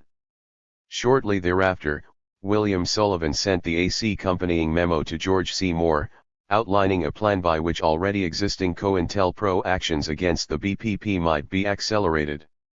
Although Sullivan utilized the habitual bureau pretense that targets of such attention were violence-prone and making efforts to perpetrate violence in the United States, the party's Predikationsavondst in its 10-point program was in some ways rather moderate and, in any event, entirely legal. Too far from conducting physical attacks on police, as Sullivan claimed, the Panthers were well known to have anchored themselves firmly in the constitutional right to bear arms and effect citizens' arrests in order to curtail the high level of systematic violence customarily visited upon black inner-city residents by local police. More to the point, but left unmentioned by the FBI Assistant Director, was that the entire thrust of BPP organizing, reliance on the principle of armed self-defense included, went to forging direct community political control over and economic self-sufficiency within the black ghettos. 4 As has been noted elsewhere, in late 1967, the Panthers initiated a free breakfast program for black children, and offered free health care to ghetto residents. 5. By the summer of 1968, these undertakings had been augmented by a community education project and an anti-heroin campaign. The party was offering a coherent strategy to improve the realities. Counterintelligence program. Buck rationalist, hate groups. Racial intelligence. Purpose: to obtain authority for the attached letter to star those field divisions having Black Panther Party activity, instructing that the counterintelligence program against this organization be accelerate and that each office submit concrete suggestions as to future action to be taken against the BPP. The extremist BPP of Oakland, California is rapidly expanding. It is the most violence-prone organization of all the extremist groups now operating in the United States. This group has a record of violence and connections with foreign revolutionaries. It puts particular emphasis on not only verbal attacks but also physical attacks on police.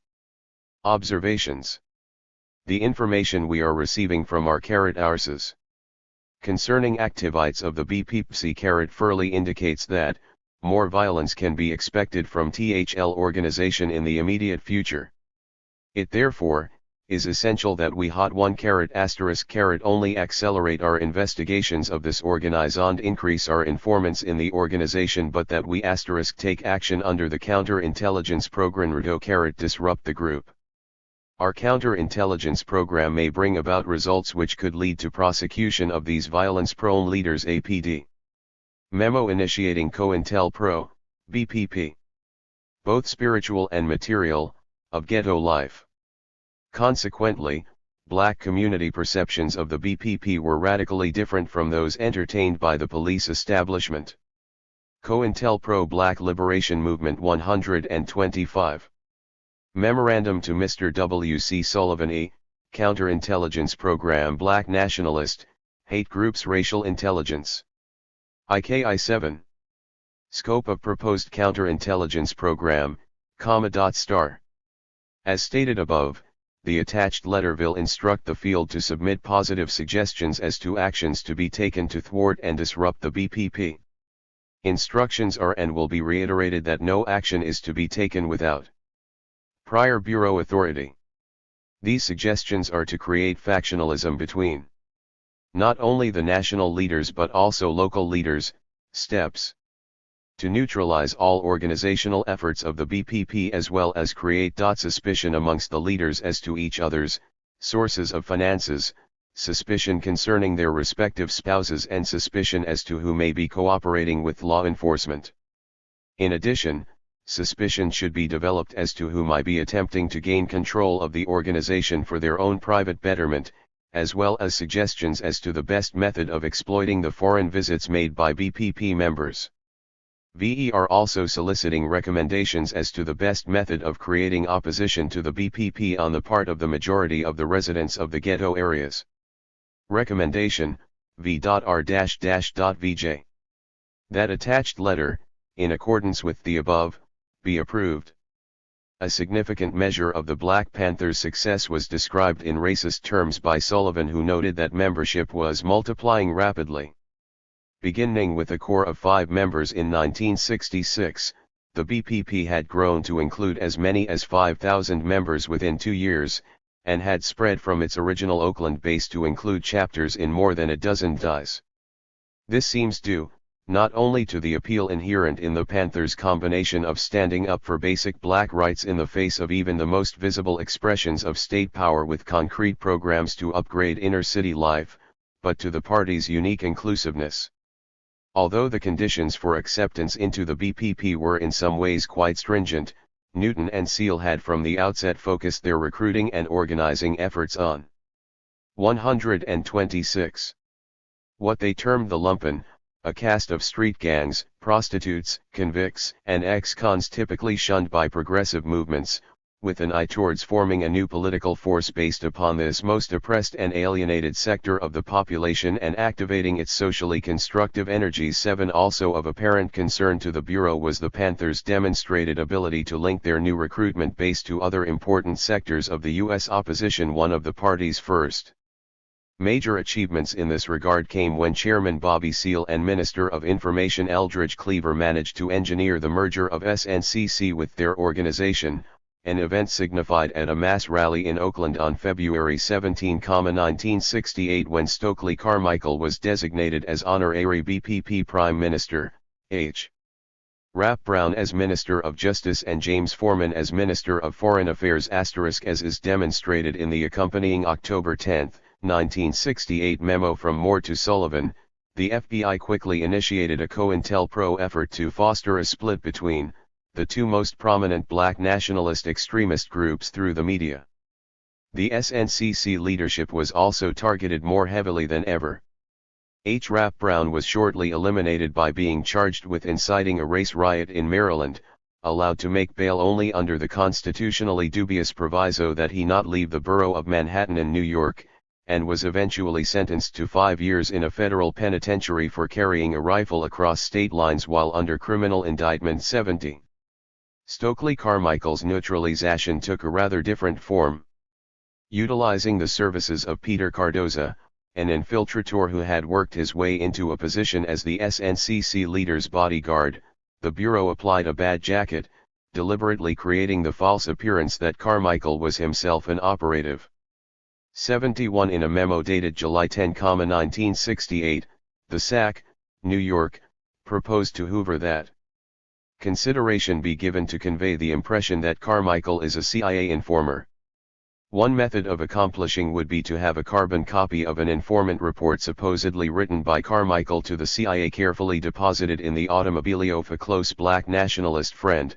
It is hoped that when the informant report is read it will help promote distrust between Carmichael and the black community. JT is also suggested that we inform a certain percentage of reliable criminal and racial informants that we have it from reliable sources that Carmichael is a CIA agent.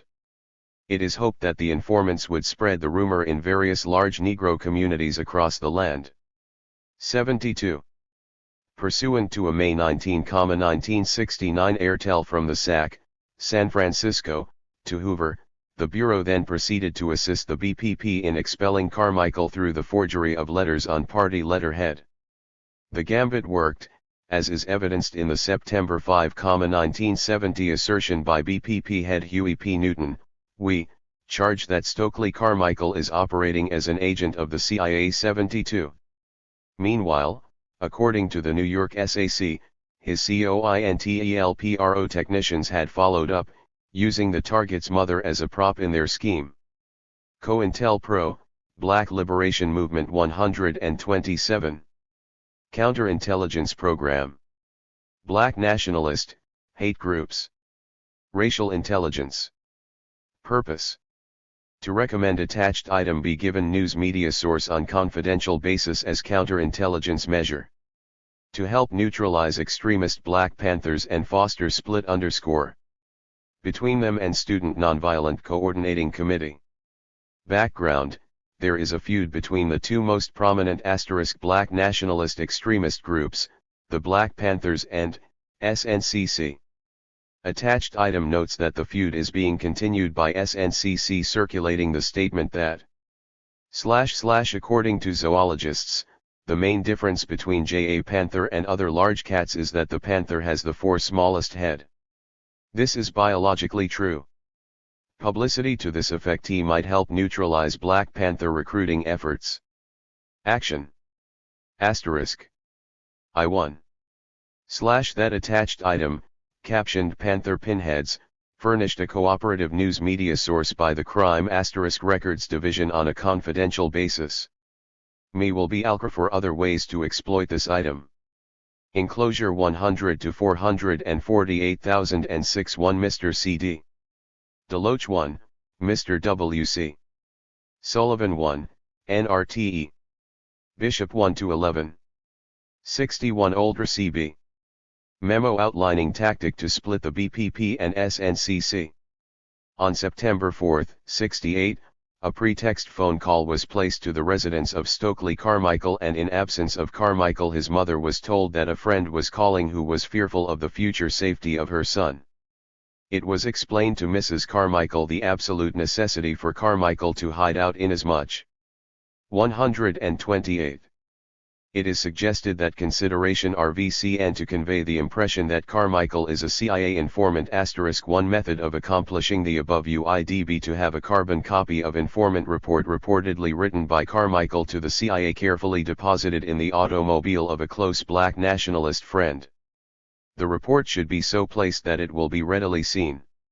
It is hoped that when the informant report is read it will help promote distrust between Carmichael and the black community. It is suggested that carbon copy of report be used to indicate that Carmichael turned original copy into CIA and kept carbon copy for himself. It is also suggested that we infer * certain percentage of reliable criminal and racial inf grants that we heard from reliable sources that Carmichael is a CIA agent. It is hoped that these informants would spread the rumor in various large Negro * navimunitals across the land. Excerpt from July 10, 1968 memo proposing the badjacketing of SNCC/BPP leader Stokely Carmichael. As several BPP members were out to kill him. Mrs. Carmichael appeared shocked upon hearing the news and stated she would tell Stokely when he came home. 74. Although there is no evidence whatsoever that a Panther hit team had been assembled to silence the accused informer, Carmichael left the U.S. for an extended period in Africa the following day, and the SNCC/Panther coalition was effectively destroyed. As all this was going on, Cleaver was developing another highly visible alliance, this one with white mother country radicals, which he and Seal had initiated in December 1967. 75 This was with the so-called Peace and Freedom Party, which planned to place Cleaver, not only in his capacity as a leading Panther, but as the celebrated convict author of Soul on Ice, * and parolee editor of Ramparts magazine, on the California ballot as a presidential candidate during the 1968 election. His vice presidential candidate was slated to be SDS co-founder Tom Hayden, while Huey P. Newton was offered as a congressional candidate from his prison cell. 77 The ensuing campaign resulted in a wave of positive exposure for the BPP which the authorities were relatively powerless to counteract. Hence, Cleaver, the powerful writer and speaker at the center of it all, was targeted for rapid elimination. On April 6, 2 days after Martin Luther King was killed, Cleaver was in the Ramparts office in the late afternoon, dictating his article, Requiem for Nonviolence. In a matter of hours he and other Panthers would be involved in a shootout with the Oakland police. 17-year-old Bobby Hutton died, shot in the back moments after he and Eldridge, arms above their heads, stumbled out of the COINTELPRO, Black Liberation Movement 129 building where they'd taken refuge. Cleaver, who was wounded in the leg, was taken first to Oakland's Highland Hospital, then to the Alameda County Courthouse where police made him lie on the floor while he was being booked, and finally, that same night, to San Quentin Hospital where a guard pushed him down a flight of stairs. He was brought to the state medical facility at Vacaville and confined in the hole. Although Cleaver was never convicted of any charge stemming from the firefight, and it soon became apparent that Ray Brown's Oakland Panthers squad had deliberately provoked the incident, his parole was quickly revoked, and for 2 months he sat at Vacaville. The adult authority had exercised its authority to suspend or revoke parole without notice or hearing, basing its actions solely on police reports. 3 parole violations were listed: possession of firearms, associating with individuals of bad reputation, and failing to cooperate with the parole agent. But, when Charles Gary, Cleaver's attorney, petitioned for a writ of habeas corpus, it was granted by State Superior Court Judge Raymond J. Sherwin, in Solano County. Judge Sherwin almost immediately dismissed the claim that Cleaver had associated with persons of bad reputation, noting that the adult authority had been unable to even list who was supposedly at issue. The non-cooperation claim was also scuttled when Gary introduced evidence that the parole officer in question had consistently assessed Cleaver in written reports as reliable and cooperative since his release from prison. The state's weapons possession claim also fell apart when the judge found that Cleaver's only handling of a firearm was in obedience to a police command. He did not handle a handgun at all. *1. The judge concluded that it has to be stressed that the uncontradicted evidence presented to this court indicated that the petitioner had been a model parolee. The peril to his parole status stemmed from no failure of personal rehabilitation, but from his undue eloquence in pursuing political goals which were offensive to many of his contemporaries. Not only was there absence of cause for the cancellation of his parole, it was the product of a type of pressure unbecoming, to say the least, to the law enforcement paraphernalia of the state. *1. With that, Judge Sherwin ordered Cleaver's release, a ruling which was immediately appealed by the adult authority to the state appellate court. The higher court, refusing to hear any evidence in the matter, simply affirmed the arbitrary power of the adult authority to revoke parole. Consequently, despite having been shown to have engaged in no criminal activity at all, Cleaver was ordered back to San Quintin as of November 27, 1968. Under such conditions, he opted instead to go into exile, first in Cuba, then Algeria and, eventually, France. The immediacy of his talents, energy, and stature were thus lost to the BPP, along with the life of Bobby Hutton, one of its earliest and most dedicated members, while the stage was set for a future COINTELPRO operation. ECT Counterintelligence RPG RKFN 77 Black Nationalese, GRQB. Racial INIELLIG ECRF /BAJA CK *BA1. FCRV he information. Struggle is taking place between 7 and the U.S. organization. The _that it is taking on the aura threats of murder and reprisal of recipient offices a serious in the Black Panther Party. Struggle has reached such purport of gang warfare with attendant. In order to fully capitalize upon BPP and U.S. differences as well as to exploit all avenues of creating further dissension in the ranks of the BPP, recipient offices are instructed to submit imaginative and hard-hitting counterintelligence measures aimed at crippling the BPP. Commencing December 2, 1958, and every 2-week see thereafter, each office is instructed to submit a letter under this caption containing counterintelligence measures aimed against the BPP. The bi-weekly letter should also contain accomplishments obtained during the previous 2-week period see captioned program. All counterintelligence actions must be approved at the Bureau prior to taking steps to implement them. Memo initiating the lethal COINTELPRO which pitted the U.S. organization against the BPP. Note the similarity in method to that of Operation Hoodwink. Anti-Panther COINTELPRO activities were directed not only at blocking or destroying the party's coalition building. They were, as the accompanying November 25, 1968 memo from Hoover to the SAC, Baltimore, bears out, also devoted to exacerbating tensions between the BPP and organizations with which it had strong ideological differences. In the case of the so-called United Slaves, a black cultural nationalist group based primarily in Southern California, this was done despite, or because of, the struggle, taking on the aura of gang warfare with attendant threats of murder and reprisal. What was meant by the Bureau fully capitalizing on the situation is readily attested by the accompanying November 29 memo to Hoover from the SAC, Los Angeles, proposing the sending of an anonymous letter, attributed to the Panthers, revealing a fictional BPP plot to assassinate U.S. head Ron Karenga. The stated objective was to provoke an U.S. and BPP vendetta.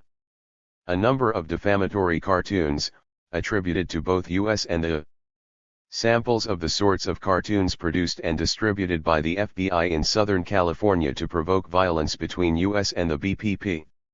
The Los Angeles office is currently preparing an anonymous letter for bureau approval which will be sent to the Los Angeles Black Panther Party supposedly from / a member of the U.S. organization, in which it will be stated that the youth group of the U.S. organization is aware of THQ_BPP contract to kill Ron Karenga, leader of U.S., and they, U.S. members, in retaliation, have made plans to ambush leaders of the BPP in Los Angeles.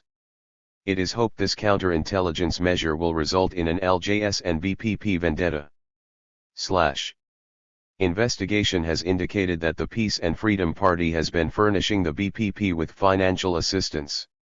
An anonymous letter is being prepared for bureau approval to be sent to a leader of PFP, in which it is set forth that the BPP has made statements in closed meetings that when the armed rebellion comes, the whites in the PFP will be lined up against the wall with the rest of the whites. It is felt that this type of a letter could cause considerable disruption of the association between the BPP and the PFP. In order to cause disruption between the BPP of Oakland, California, and the #PP of Los Angeles, an envelope is being prepared for bureau approval, which appears 2- Bureau_JF1, Los Angeles */ LWS/DLDTG. Note: simultaneous operations being conducted to split the BPP from its support base in the Peace and Freedom Party, as well as to foment discord among the Panthers themselves. COINTELPRO, Black Liberation Movement 133. Intangible results. The EP breakfast program appears to be floundering in Tunbigo due to lack of public support and unfavorable publicity surrounding it. It is noted that it has presently been temporarily suspended. Therefore, it NS felt that placing the above meant I need anonymous call to the jaily.shop AI this particular time might be a significant factor in precluding the resumption of the program. The information to the bishop appeared to be favorably received, and Ho seemed to be quite concerned over the fact that one of his priests was deeply involved in utilization of church facilities for this purpose. This matter, of course, will be closely followed for further anticipated developments concerning the breakfast program. Shu Feings, Beat INNS, and AHI_NH Denren of Onrxt. 7 Ildhawk. No specific counterintelligence action can be credited with contributing to this overall situation. It is left that a substantial amount of the unrest is directly attributable to this program. In view of the recent killing of SPP member Sylvester Bell, a new cartoon is being considered in the hopes that it will assist in the continuance of the rift between BPP and US. This cartoon, or series of cartoons, will be similar in nature to those formerly approved by the Bureau. One will be forwarded to the Bureau for evaluation and approval immediately upon their completion. Excerpt from an August 20, 1969 report summarizing the accomplishments and plans for the BPP/US COINTELPRO in San Diego.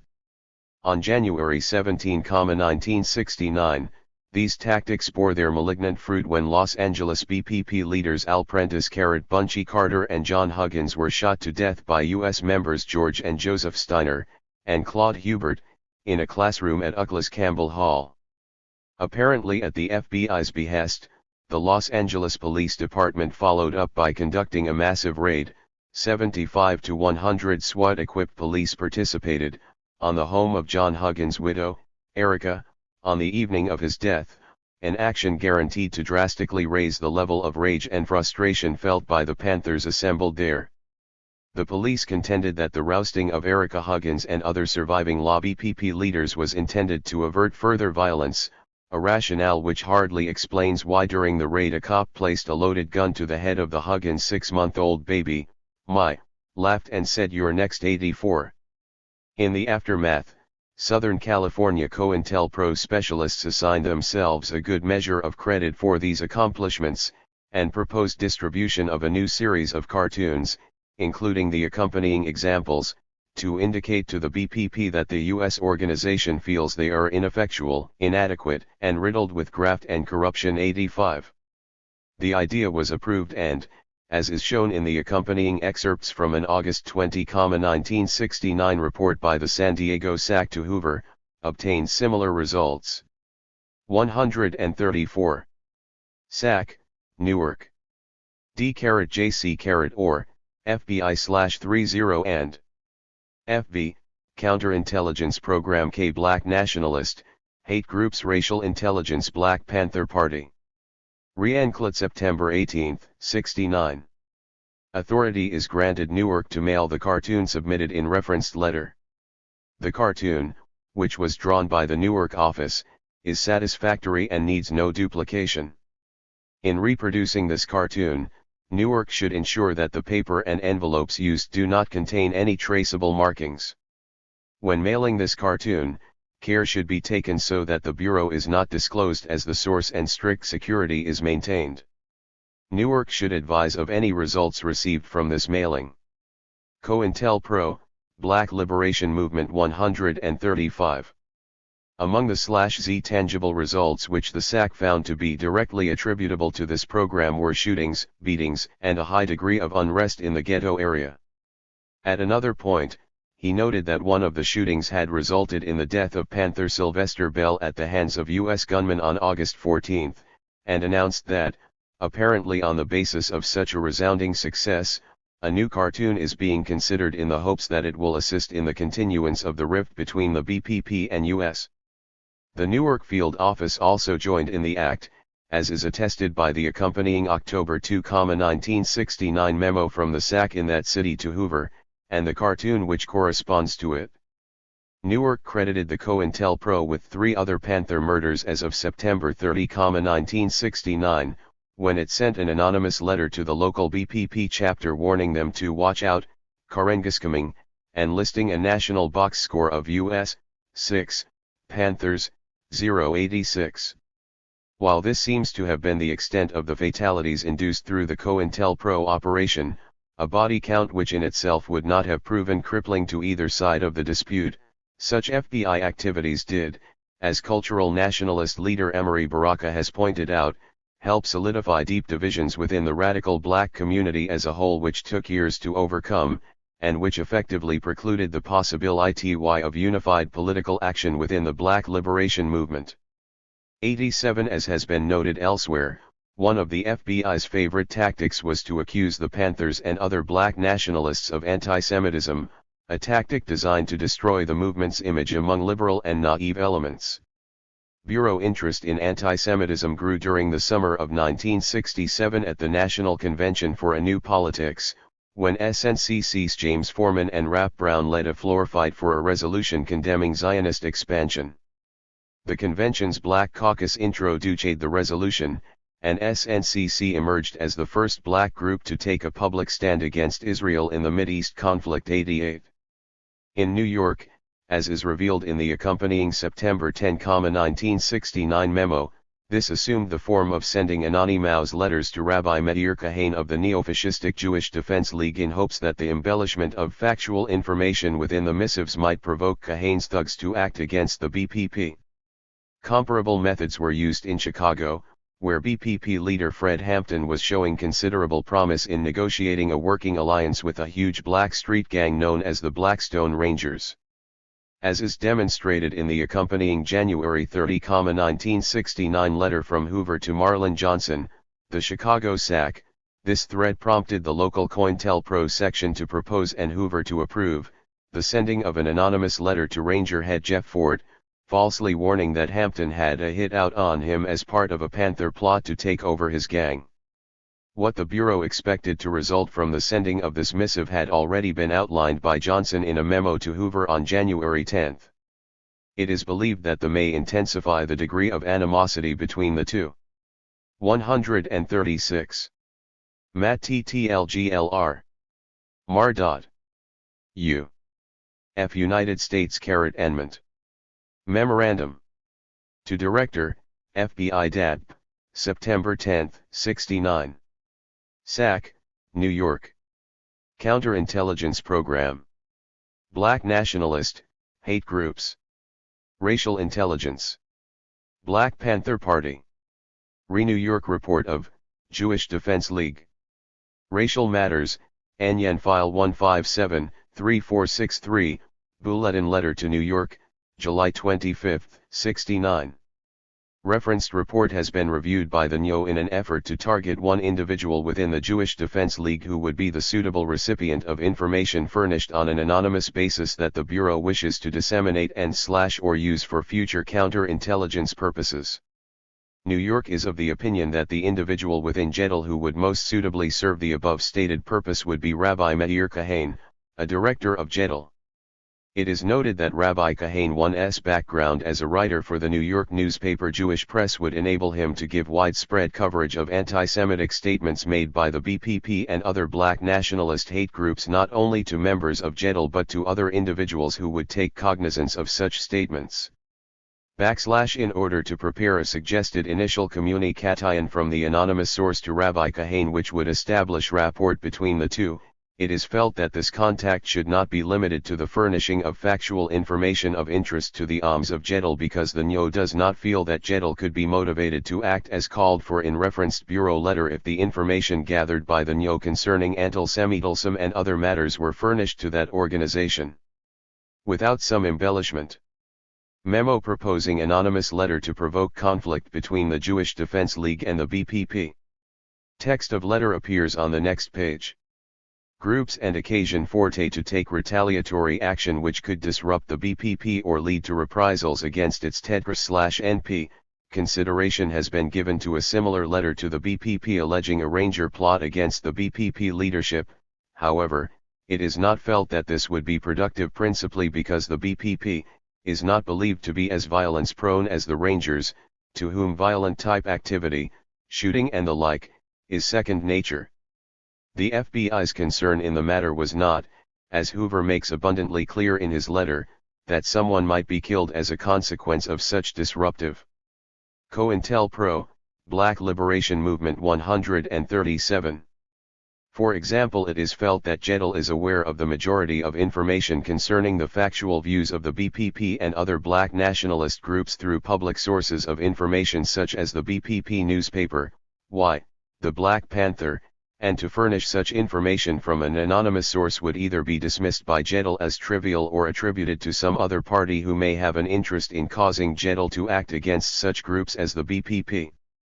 In view of the above comments, the following is submitted as the suggested communication to be used to establish rapport between the anonymous source and the selected individual associated with JEDL.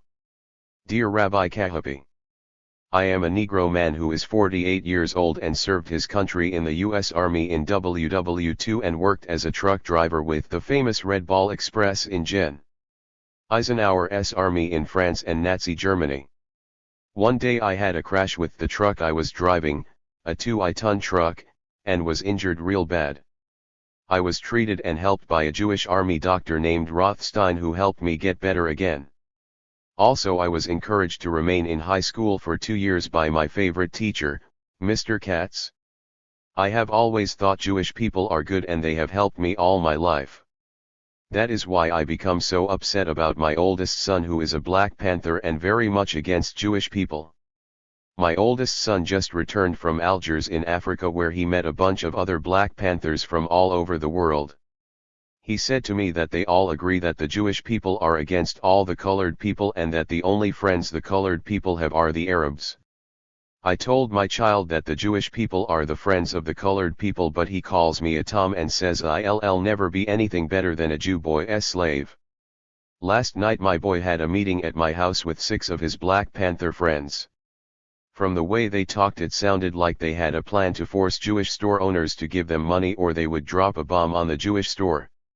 Some of the money they get will be sent to the Arabs in Africa. They left books and pictures around with Arab writing on them and pictures of Jewish soldiers killing Arab babies. I think they are going to give these away at Negro Christian churches. Though you might be able to stop this. I think I can get some of the pictures and books without getting myself in trouble. I will send them to you if you are interested. I would like not to use my real name at this time. A friend.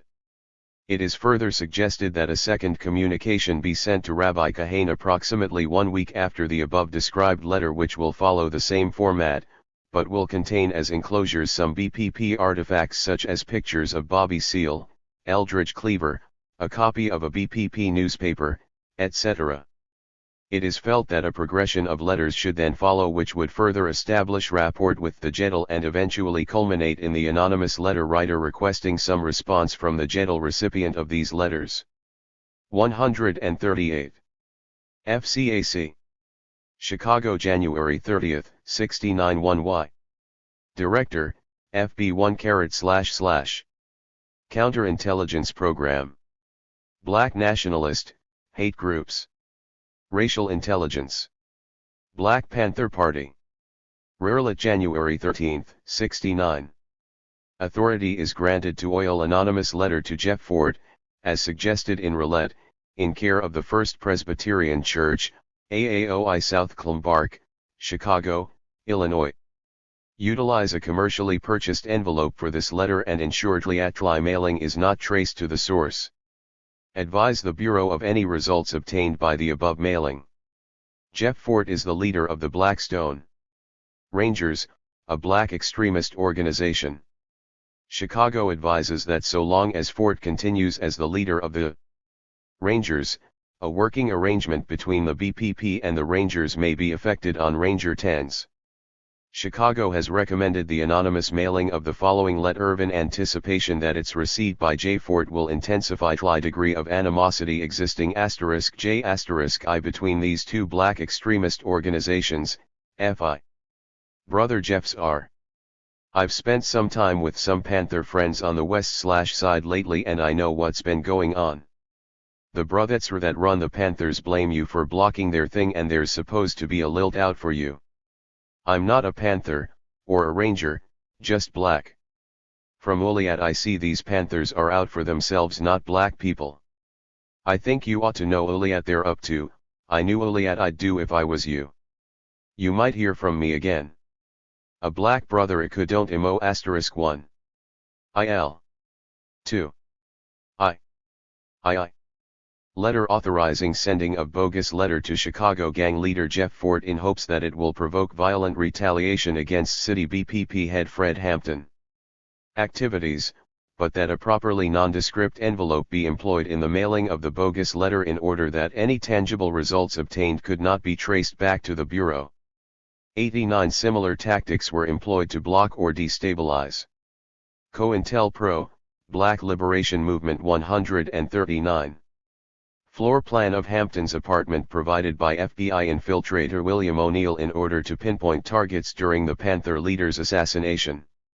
Emerging alliances between the Chicago BPP and another black gang, the Mau Maus, as well as the already politicized Puerto Young Lords, a white street gang called the Young Patriots, and even SDS, the white radical organization. 90 The letter-writing COINTELPRO had a significant impact in preventing Hampton from consolidating the citywide Rainbow Coalition he was attempting to establish at the time, but it failed to bring about his physical liquidation. Hence, in mid-November 1969, COINTELPRO specialist Roy Mitchell met with William O'Neill, a possibly psychopathic infiltrator/provocateur who had managed to become Hampton's personal bodyguard and chief of local BPP security, at the Golden Torch restaurant in downtown Chicago. The agent secured from O'Neill the accompanying detailed floor plan of Hampton's apartment, including the disposition of furniture, and a notation of exactly where the BPP leader might be expected to be sleeping on any given night. Mitchell then took the floor plan to Richard Jalovec, overseer of a special police unit assigned to State's Attorney Edward V. Hanrahan. Together, Mitchell and Jalovec met with Police Sergeant Daniel Groth, operational commander of the unit, and planned an arms raid on the Hampton residence. 91. 140. On the evening of December 3, 1969, shortly before the planned raid, infiltrator O'Neill seems to have slipped Hampton a substantial dose of secobarbital in a glass of Kool-Aid. The BPP leader was thus comatose in his bed when the 14-man police team, armed with a submachine gun and other special hardware, slammed into his home at about 4 a.m. on the morning of December 4. 92 He was nonetheless shot 3 times, once more or less slightly in the chest, and then twice more in the head at point-blank range. 93 Also killed was Mark Clark, head of the Peoria, Illinois, BPP chapter. Wounded were Panthers Ronald Doc Satchell, Blair Anderson, and Verlina Brewer.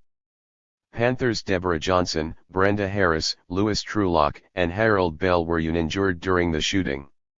94 Despite the fact that no Panther had fired a shot while the police had pumped at least 98 rounds into the apartment, the BPP survivors were all beaten while handcuffed, charged with aggressive assault and attempted murder of the raiders, and held on $100,000 bond apiece. 95 A week later, on December 11, Chicago COINTELPRO section head Robert Piper took a major share of the credit for this success in the accompanying memo, informing headquarters that the raid could not have occurred without intelligence information, not available from any other source, provided by O'Neill via Mitchell and himself. He specifically noted that the chairman of the Illinois BPP, Fred Hampton, was killed in the raid and that this was due, in large part, to the tremendous value of O'Neill's work inside the party. He then requested payment of a $300 cash bonus to the infiltrator for services rendered, a matter quickly approved at FBI headquarters. 94 The Hampton-Clark assassinations were unique in that the cover stories of involved police and local officials quickly unraveled. Notwithstanding the FBI's best efforts to help keep the lid on, there was a point when the sheer blatancy of the lies used to explain what had happened, the obvious falsification of ballistics and other evidence, and so on, led to the indictment of State's Attorney Hanrahan, Jalovec, and a dozen Chicago police personnel for conspiring to obstruct justice. This was dropped by Chicago Judge Philip Romiti on November 1, 1972 as part of a quid pro quo arrangement in which remaining charges were dropped against the Panther survivors.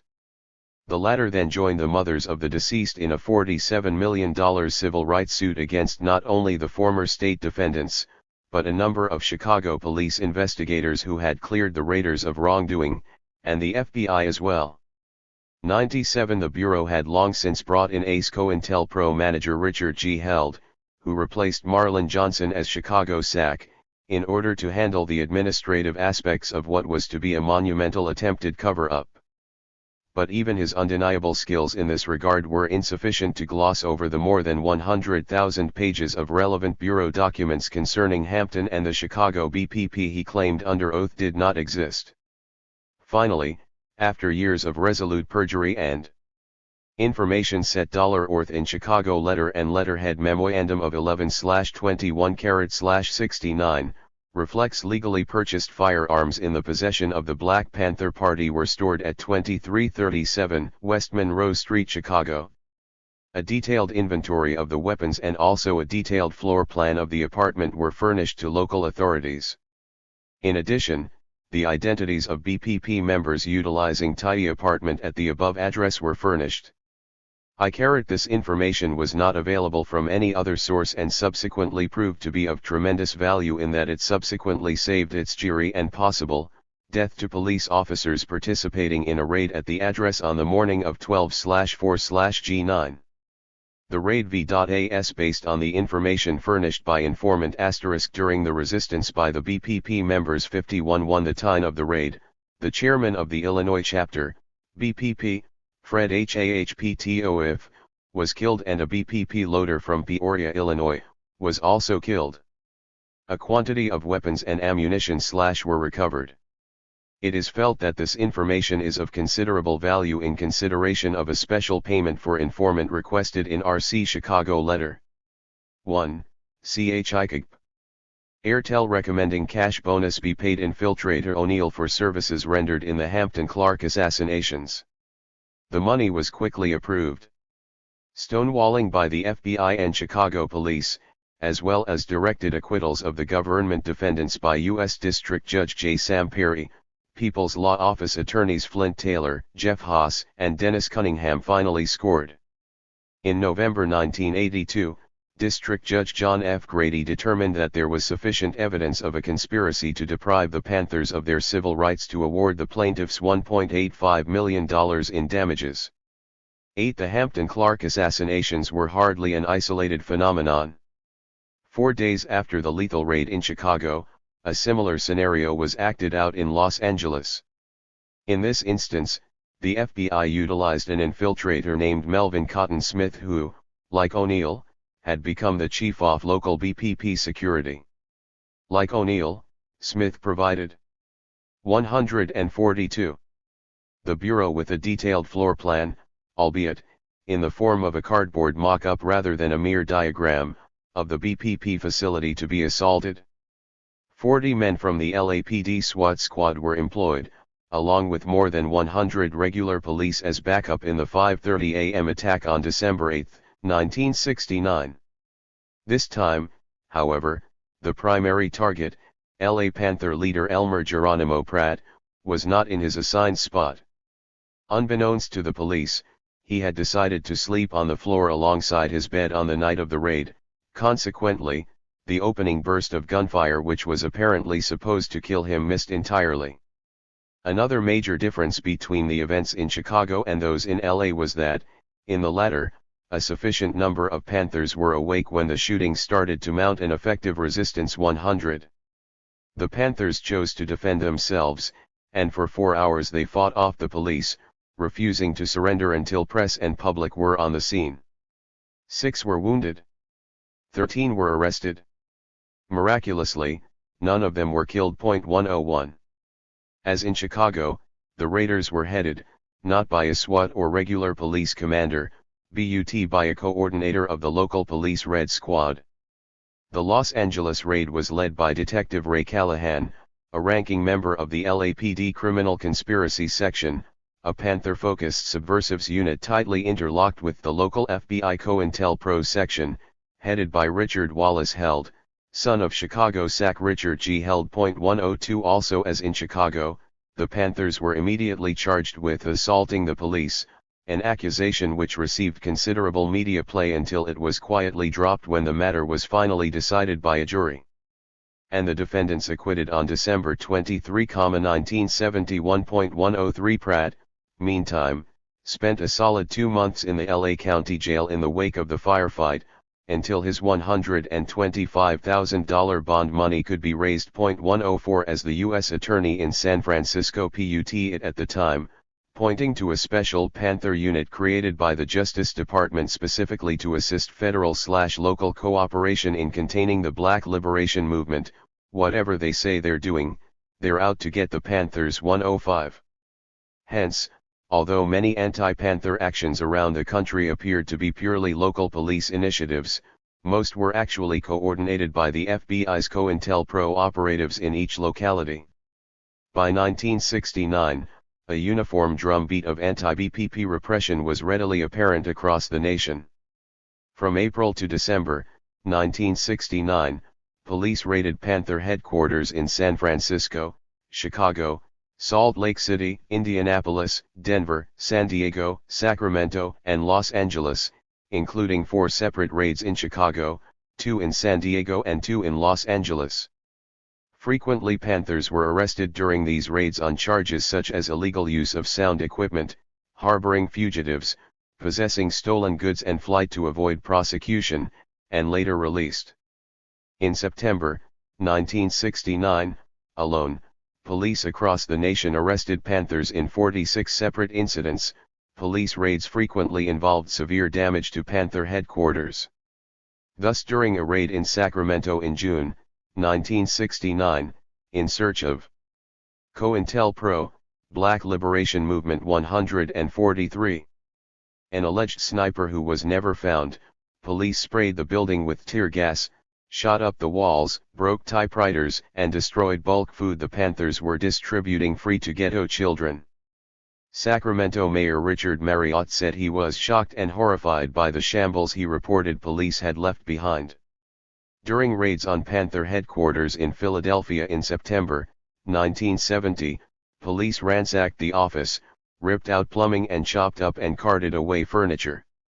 6 Panthers were led into the street, placed against a wall and stripped as Police Chief Frank Rizzo boasted to newsmen, "Imagine the big Black Panthers with their pants down 106. Even in the outback of Nebraska, the story was the same. In August 1971, FBI agents and local police arrested two Black Panthers in Omaha, David Rice and Ed Poindexter, on charges of killing a local policeman. In subsequent investigations by Amnesty International and other human rights agencies, it was revealed that the FBI had collected over 2,000 pages of information on the Omaha chapter of the Black Panthers, and that the actual murderer of the police officer was a former drug addict who was soon released by authorities, and who subsequently disappeared. Both Rice and Poindexter were convicted, however, and still remain in federal penitentiaries. 107. The pressure placed upon the party through such extra-legal legality was enormous. As Panther attorney Charles Gary observed in 1970. In a period of 2 years, December 1967 to December 1969, the Black Panther Party has expended in bail bond premiums alone, just the premiums, that is, money that will never be returned, a sum in excess of $200,000. How many breakfasts or lunches for hungry children, how much medical attention sorely needed in the ghetto communities would that $200,000 have furnished? In the same 2-year period, 28 Panthers were killed. Let me cite some additional statistics, though for a complete record, I would recommend you consult the special issue of the Black Panther entitled, Evidence and Intimidation of Fascist Crimes by USA. Between May 2, 1967 and December 25, 1969 charges were dropped against at least 87 Panthers arrested for a wide variety of so-called violations of the law. Yet these men and women were kept in prison for days, weeks, and months even though there was absolutely no evidence against them, and they were finally released. At least a dozen cases involving Panthers have been dismissed in court. In these cases, the purpose has clearly been to intimidate, to frighten, to remove from operation and activities the Panthers, and to hope the hysteria against the Black Panther Party would produce convictions and imprisonments. 108. By 1970, what was occurring was evident enough that Mayor Wes Ullman of Seattle, when his police were approached by agents in the local FBI office about rousting the city's BPP chapter, publicly announced that, "We are not going to have any 1932 Gestapo-type raids against anyone." 100. Even SAC Charles Bates in San Francisco had attempted to protest at least the extent of what the Bureau was doing. 144. May 27, 1969. From Director, FBI. Counter Intelligence Black Nationalist, Racial Intelligence Black Panther Party Buted, June 9, 69. Program. Hate Groups. Personal Attention. Ries Ferdel May 14, 69. L. A review has been made of referenced Airtel which contains your thoughts on the counterintelligence program. Your reasoning is not in line with Bureau objectives as to our responsibilities under the CIP. J. You state that while the Department of Justice considers the BPP as a violence-prone organization seeking to overthrow the government by revolutionary means, there seems to be little likelihood of this. All information developed to date leads to the obvious conclusion that this group is dedicated to the principle of violent overthrow and will go to any length to further this aim. You point out that the activities of the BPP have reached the black and white co-anonitals as evidenced by their weekly newspaper which has reached a circulation of 45,000. You have previously been instructed to review your files concerning this newspaper to determine whether we could disrupt the mailings of the publication. Your answer stated that you were not in a position to do this. You must immediately take positive steps to ensure that we will be in a position to accomplish CIP objectives including the disruption of the mailing of their publications. You must develop adequate informant coverage to ensure that we are in a position to accomplish all of our objectives, which include steps to counteract the impact this group has made. You state that local and national newspapers continue to publish information concerning the BPP. This fact automatically lends itself toward mass media disseminations to capitalize on this eagerness and to isolate the organization from the majority of Americans, both black and white. The dissemination of mass media information to selected and trusted newspapermen, pointing out the violent and dangerous nature of a group, has contributed measurably to the decline of the Ku Klux Klan in the United States. Newspapers will print derogatory information much easier n. They will print commendatory information, especially if the organization is by its nature violence-prone. For your informatlo, the San Diego office has waged an effective CIP against the BPP, which has measurably resulted in declining activities and considerable disruption. COINTELPRO, Black Liberation Movement 145. It is noted that BPP leader Bobby Seale speaks in schools and universities and receives fees of up to $1,000. This raises counterintelligence opportunities, anon which are anonymous disseminations of derogatory information to universities and misuse of funds received. As it concerns the BPP, you point out that results achieved by utilizing counterintelligence ideas such as publicizing the evils of violence, the lack of morals, the widespread use of narcotics and anonymous mailings, have not been outstanding. This is because a typical black supporter of the BPP is not disturbed by allegations which would upset a white community. You must recognize that one of our primary aims in counterintelligence as it concerns the BPP is to keep this group isolated from the moderate black and white community which may support it. This is most emphatically pointed out in their Breakfast for Children program, where they are actively soliciting and receiving support from uninformed whites and moderate blacks. In addition, we have received information from San Francisco and other offices indicating that BPP officials are extremely suspicious of each other as to monies received. This also is a fertile ground for CIP and should be explored. Ries Ferdal states that nationwide mailings to BPP chapter offices would automatically indicate that the FBI was the source. Mailings originating from Oakland, California, would logically be attributed to someone either at national headquarters of the BPP or a dissident who has recently resigned and had access to the records. You state that the Bureau under the CIP should attack programs of community interest such as the BPP Breakfast for Children. You state that this is because many prominent humanitarians, both white and black, are interested in the program as well as churches which are actively supporting it. You have obviously missed the point. The BPP is not engaged in the Breakfast for Children program for humanitarian reasons. This program was formed by the BPP for obvious reasons, including their efforts to create an #mag_of civil ity/assume community control of Negroes, and to fill adolescent children with their insidious poison. An example of this is set forth in the May 11, 1969, issue of RTB Black Panther. /J/ page 7 contains an article captioned Black Panther Revolutionary Wedding.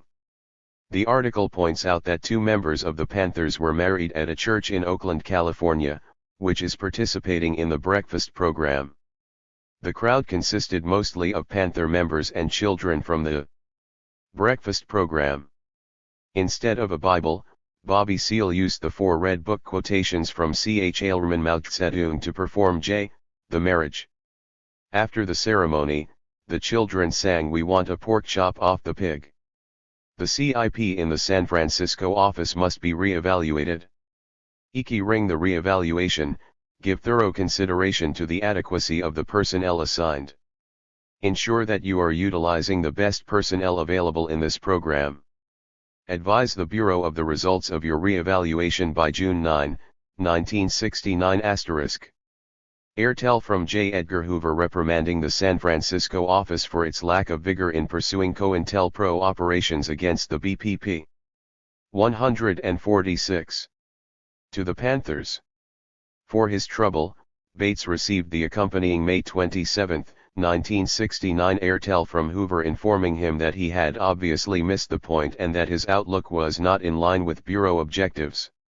The director also used the opportunity to order Bates to target the BPP Breakfast for Children program in the Bay Area. Hoover then unleashed William Sullivan to pull Bates' office back in line.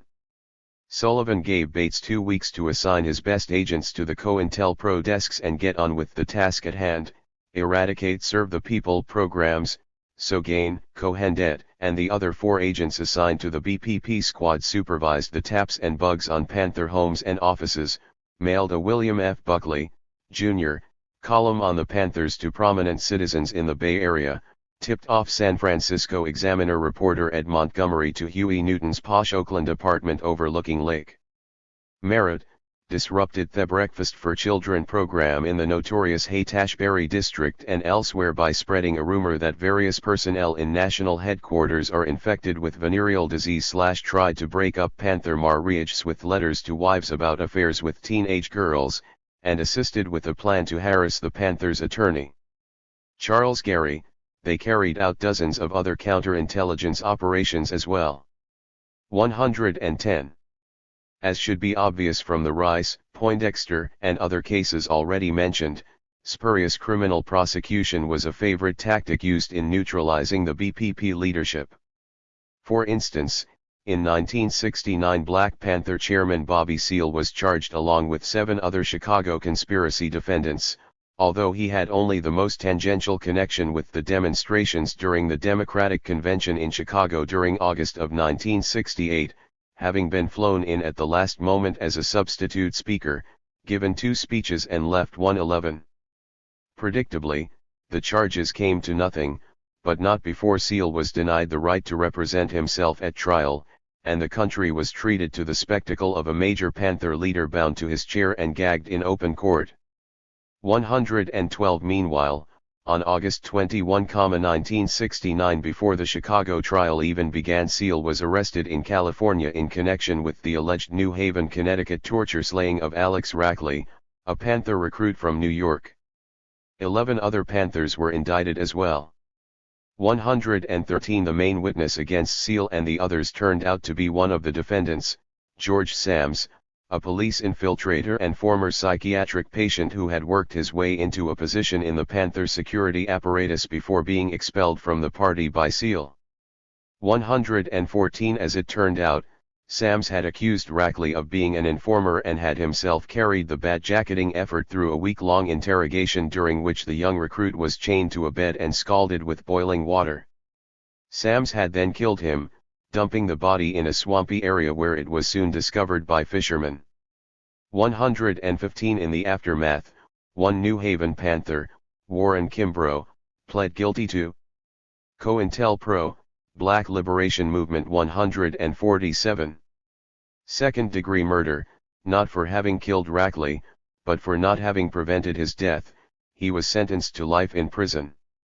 114. A second, Lonnie McLucas, was tried alone, convicted of conspiracy to murder and sentenced to 15 years.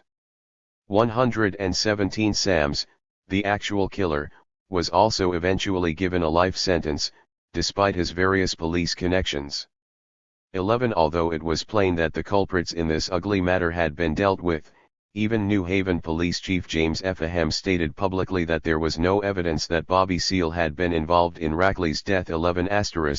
The state proceeded to bring Seale, along with Erica Huggins, another notable, to trial.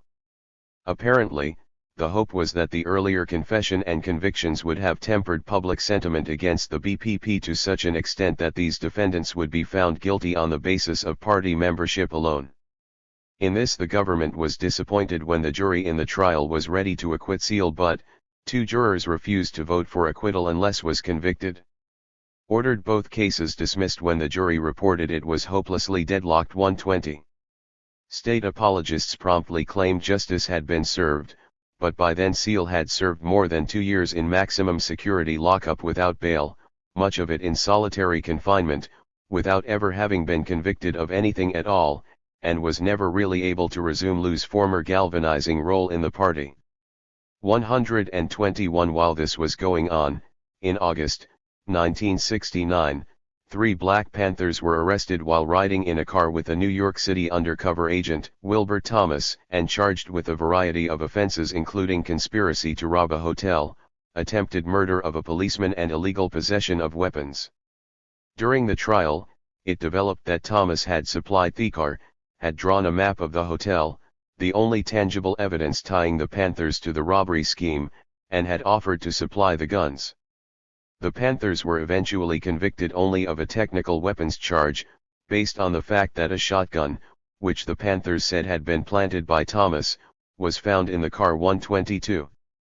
Moving ahead, the FBI pressured the Justice Department to get on with the conspiracy prosecutions, either in federal court or by assisting local prosecutors.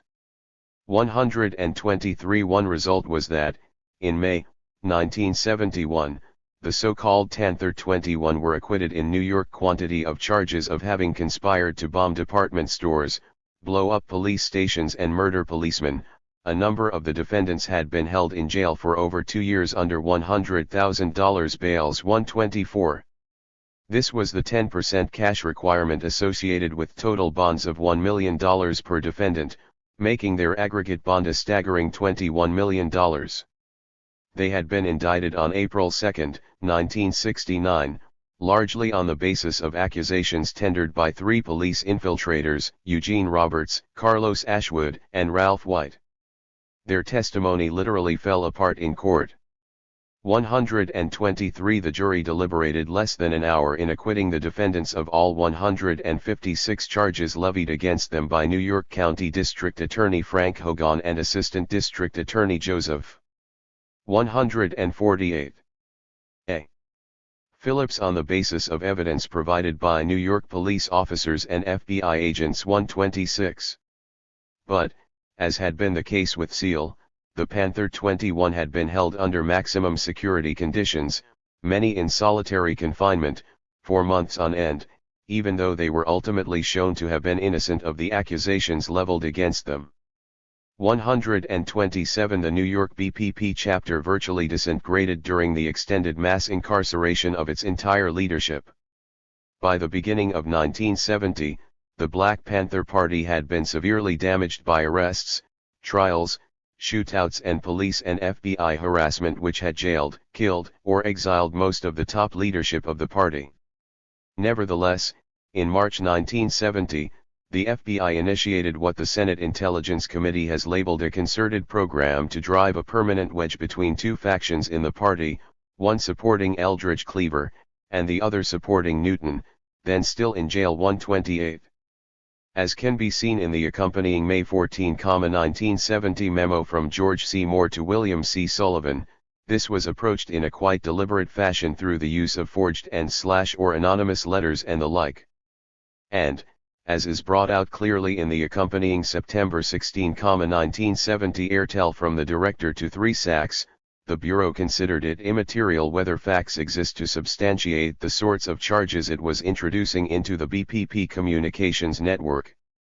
The sorts of repression which had already been visited upon the BPP had inevitably engendered among party members a strong sense of being in a battle for sheer physical survival, a matter lending potentially lethal implications to FBI-fostered rumors that given individuals or groups of Panthers were, say, police agents.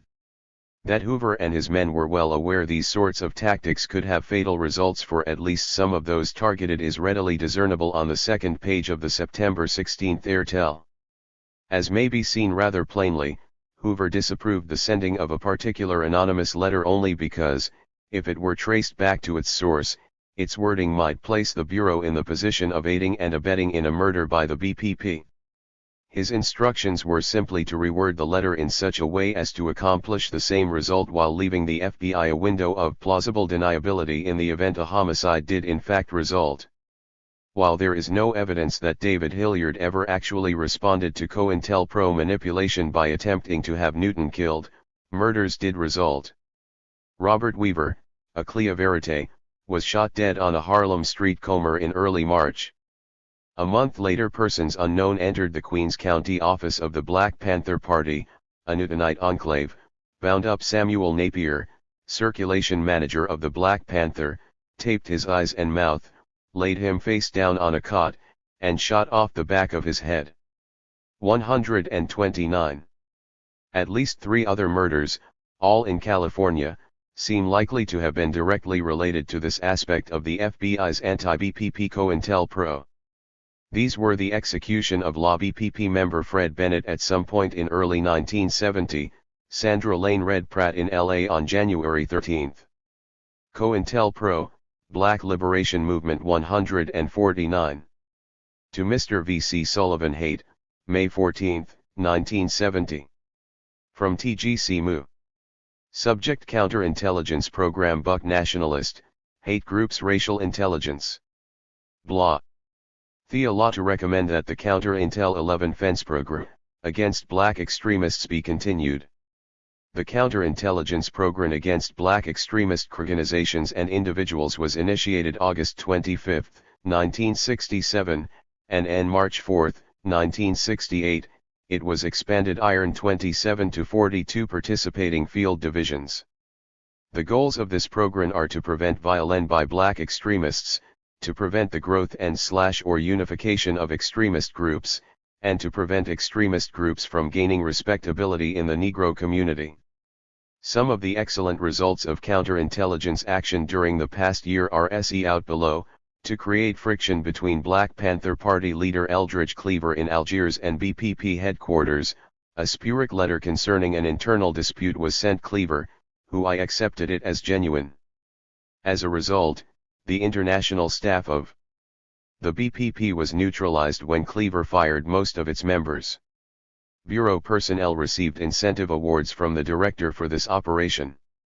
To show the criminal nature of the BPP, a write-up concerning the convictions of its members was prepared and received publicity in a Robert S. Allen and John A. Goldsmith syndicated column of March 31, 1970.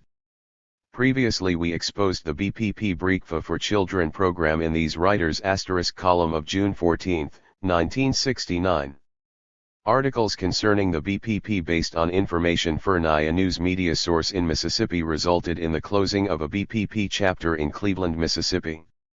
See counterintelligence at @R# and % against other extremist organizations has also been effective. In San Diego, California, an anonymous telephone call to the landlord of the U.S. organization resulted in the group being HRDA, a television sourcegram exposing the nation of evicted from its headquarters. I was helped in the preparation of Islam. The excellent results of T program were contained in a memorandum more to Mr. Sullivan. October 21, 1969, on which the director noted * all information contained. Main Hrakesulclas in Agantanya JLDV greater than 970 IP3 in Algeria as a means to further exploit dissension within the BPP. Bennett's murder remains unsolved, as does that of Sandra Lane Pratt.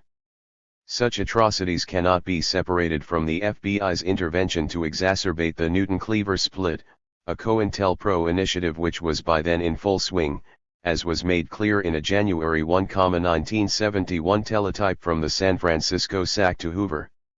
The forged letter proposed in this teletype reads as follows: COINTELPRO, Black Liberation Movement 151. Transmit the following in via TBVB tip E. To further exploit dissension within the BPPN. suspicion/regarding various leaders, the following letter. XS proposed by the San Francisco office, B7. D.C. By now you have heard about poor Fred C. I have warned Huey of the possible consequences. XT seems to be getting worse. JB and Robert are now also missing. In view of this F*TUATICR Todd better have a long talk with Bludridge before he lets Kathleen come here. GXS really uptight. Big man is just jiving and no help at all. Teletype proposing forged letter playing upon the murder of Fred Bennett as a means of widening the Newton-Cleaver split. As the document continues, it becomes clear that the gambit is also part of a COINTELPRO to isolate LA6PP leader Geronimo Pratt. 152. Oh. Date. Transmit LB* following ID. Via SF 157 to 601. Page 2. CONFLB*NTLM. The situation involving the death of Fred Bennett. The JB referred to in the letter XSLQQ and Robert X6, who together with have previously worked and are believed sympathetic to the dissident BPP group represented by Geronimo. The whereabouts of is unknown at the present time to the BPP, inasmuch as the first AC letter could possibly have been taken by Newton as a warning from the dissidents/TEIS letter. Will further this belief XF there XS any discussion by Newton with BPP representatives in Algeria. T letter also casts reflections on Cleaver stalwart. Successful, this night further split the BPP and prevent Cleaver the possibility of the return to the US of Kathleen, who might attempt to unify the dissident factions. X and the party XF she appears. Eldridge. I know you have not been told what has been happening lately. It is a shame that a person, as well placed as I am and so desirous of improving our party, cannot by present rules travel to or communicate with you. I really don't know where you stand in relationship to our leaders and really am not confident you would protect me in the event of exposure. Since this is my life work, just let me say I have worked. COINTELPRO, Black Liberation Movement 153. Long and well in your behalf in the past, and for the party in many places on planet Earth. Things around headquarters are dreadfully disorganized with the comrade commander not making proper decisions. The newspaper is in shambles. No one knows who is in charge. The Foreign Department gets no support. Brothers and sisters are accused of all sorts of things. The point of all this is to say I fear there is rebellion working just beneath the surface. You may know the story about G and his gang. I believe that people like G have many sympathizers who are not yet under suspicion but who should be. They have friends right in headquarters where the minister chooses to ignore them. I am disturbed because I, myself, do not know which way to turn. While I think the comrade commander is weak, yet I do not like the evidences of disloyalty I see. I may be wrong but I think the core of this disloyalty is with persons formerly close to the field marshal. If only you were here to inject some strength into the movement, or to give some advice. One of two steps must be taken soon and both are drastic. We must either get rid of the Supreme Commander or get rid of the disloyal members. I know the brothers mean well but I fear the only sensible course that the party can take is to initiate strong and complete action against the rebels, exposing their underhanded tricks to the community. Huey is really all we have right now and we can't let him down, regardless of how poorly he is acting, unless you feel otherwise. Remember he is still able to bring in the bread. Comrade C. The letter was attributed by the Bureau to party member Connie Matthews, and designed, according to the text of the remainder of the teletype, not only to cause general turmoil among the top echelon, but to specifically target LA Panther leader Geronimo Pratt for suspicion by the Cleaver faction. Note the call for drastic action in the letter. This, after at least one Panther was already thought to have been killed as a result of the Bureau's deliberate heightening of tensions attending the split, and in the context of a lively internal dialogue among COINTELPRO planners concerning the probability that others would die if such tactics were continued. Under the circumstances, there can be little doubt as to the Bureau's intent in approving and sending the bogus missive. Concerning Pratt, he had already been the target of a similar COINTELPRO operation which had led to his formal expulsion by the Newton faction on January 23, 1971.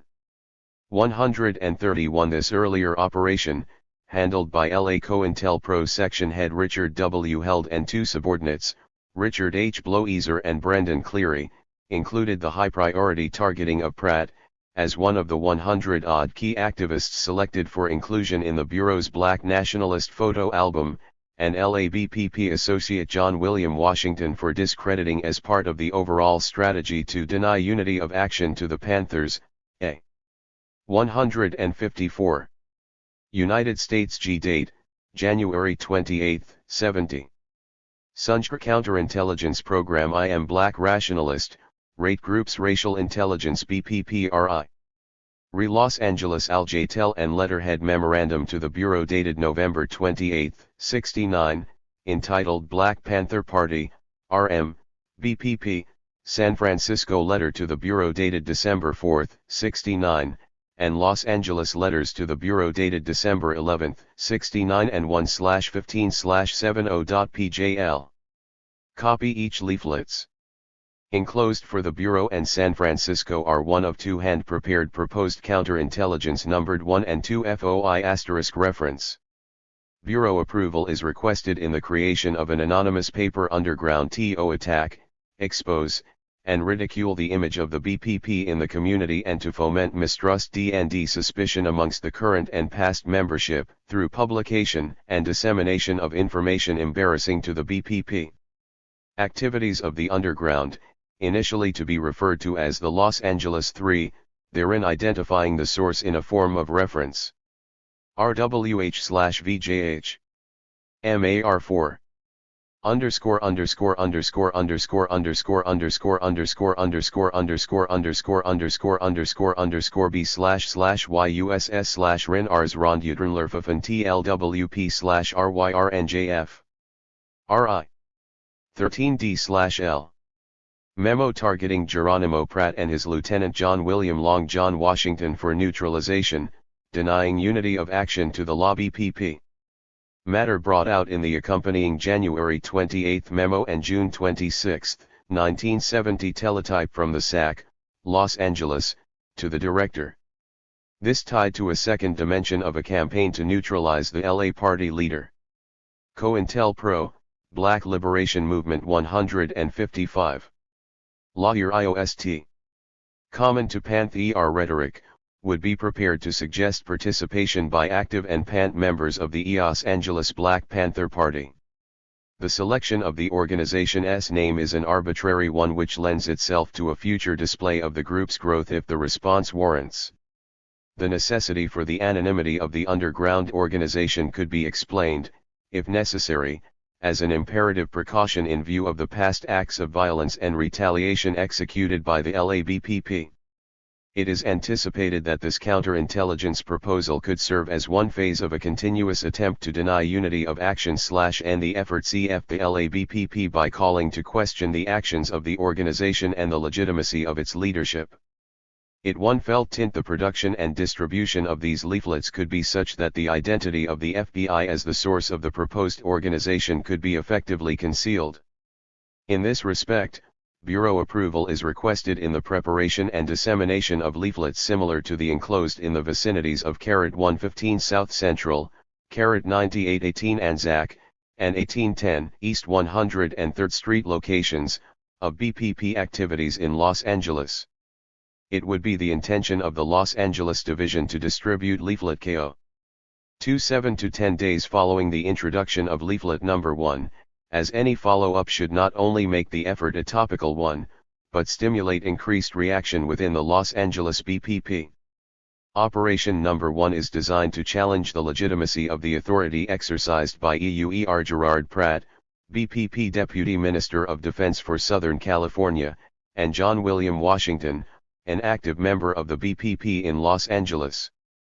Operation number 2 is utilized to publicize the illicit in BVH XUL Act.1 VJ-TIC, allegedly incur D. and which saw him charged on December 16, 1970 with the so-called tennis court murder. 132 The evidence linking Pratt to the crime was primarily that of an FBI infiltrator, Julius C.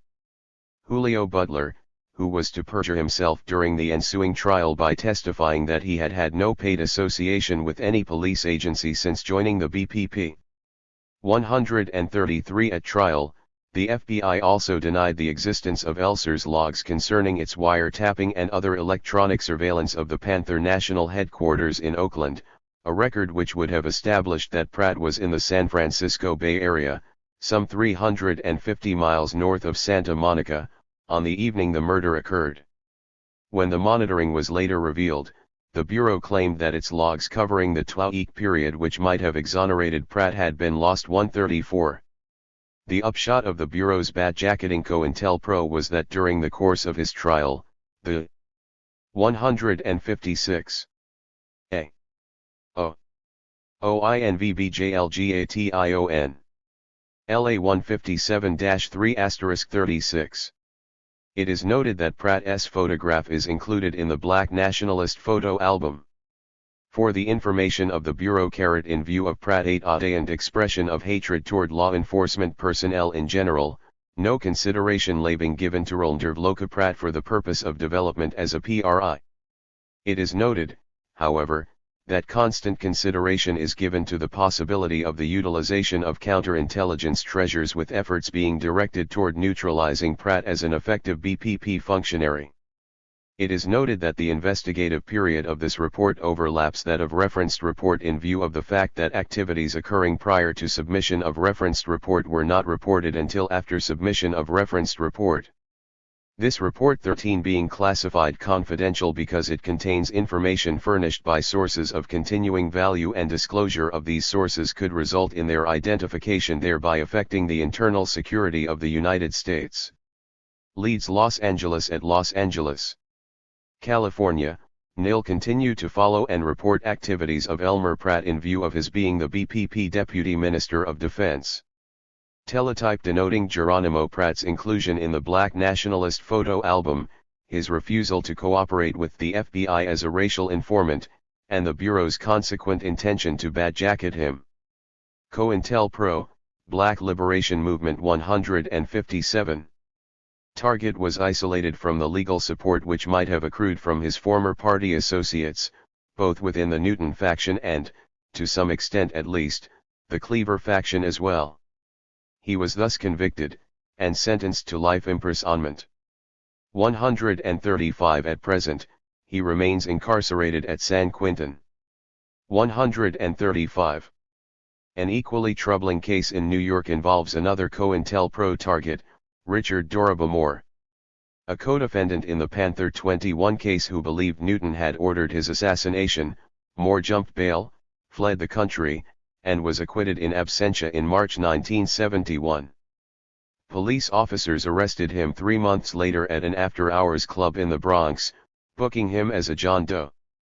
The officers also confiscated a .45 caliber machine gun at the club.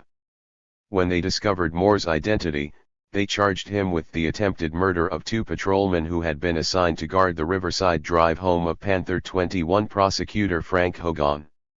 Moore was indicted, tried, and convicted, with the court handing down a sentence of 25 years to life. The question that to the heart of the criminal justice system has less to do with Dorabamore's guilt or innocence than whether he received a fair trial. 137. A similar case is that of the New York Three, Herman Bell, Anthony Jalil Bottom and Albert Na Washington, members of the New York BPP chapter and alleged Black Liberation Army members, sentenced to serve 25-year to life prison terms in 1975 for the 1971 shooting deaths of NYPD patrolman Waverly Jones and Joseph Piazzantini. Only much later, during the early 80s, did it begin to come out that the FBI had carefully concealed significant exculpatory material such as a ballistics report showing conclusively that the crucial piece of physical evidence introduced at trial, a .45 caliber automatic pistol in Bell's possession at the time of his arrest, was not the weapon used to kill the policeman.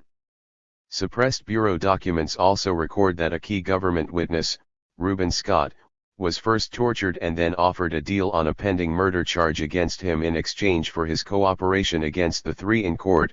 Scott has subsequently recanted the entirety of his testimony. 2 other witnesses were jailed for 13 months and threatened with loss of custody over their children to induce their testimony. Each woman was not only released from jail and allowed to retain custody, but also provided a rent-free apartment and $150 per week stipend for several years after her stint on the witness stand. At the time Bell, Bottom, and Washington were tried, and during their subsequent appeals, the FBI falsely contended it had nothing relevant regarding their case. As is plainly shown in the accompanying January 24, 1974 memo from G.C. Moore to W.R. Wannell, this was no accident. The Bureau was quite concerned to ensure that it could not be identified as the source of information being presented by the state. It thus avoided being compelled to disclose evidence which might have served to exonerate the defendants or bring about reversal of their convictions. As of this writing, all three men remain in prison after 15 years. 135. Like the case of Geronimo Pratt, both the Doroba Moore case and that of the 158 pound matter, pursuant to a court order, which reports contained information furnished by the Bureau. THI New York office advised, however, that the Bureau could not be identified in these reports as the so UTCE asterisk of T-Phi-INF here Matlow. BACK ground. No kill is the code word used for the Bureau *S investigation concerning the killing of two New York City police officers on L/21/71. This investigation was initiated pursuant to request by PTC SIDEMTRI.con made of the Bureau on May 26, 71. PCIT and result S of this investigation will made available to the TII. LG.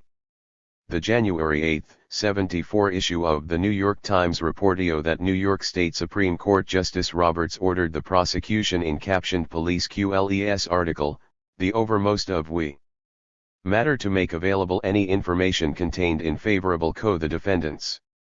According to this justice, after reviewing the police files, turned this rate real to defense lawyers.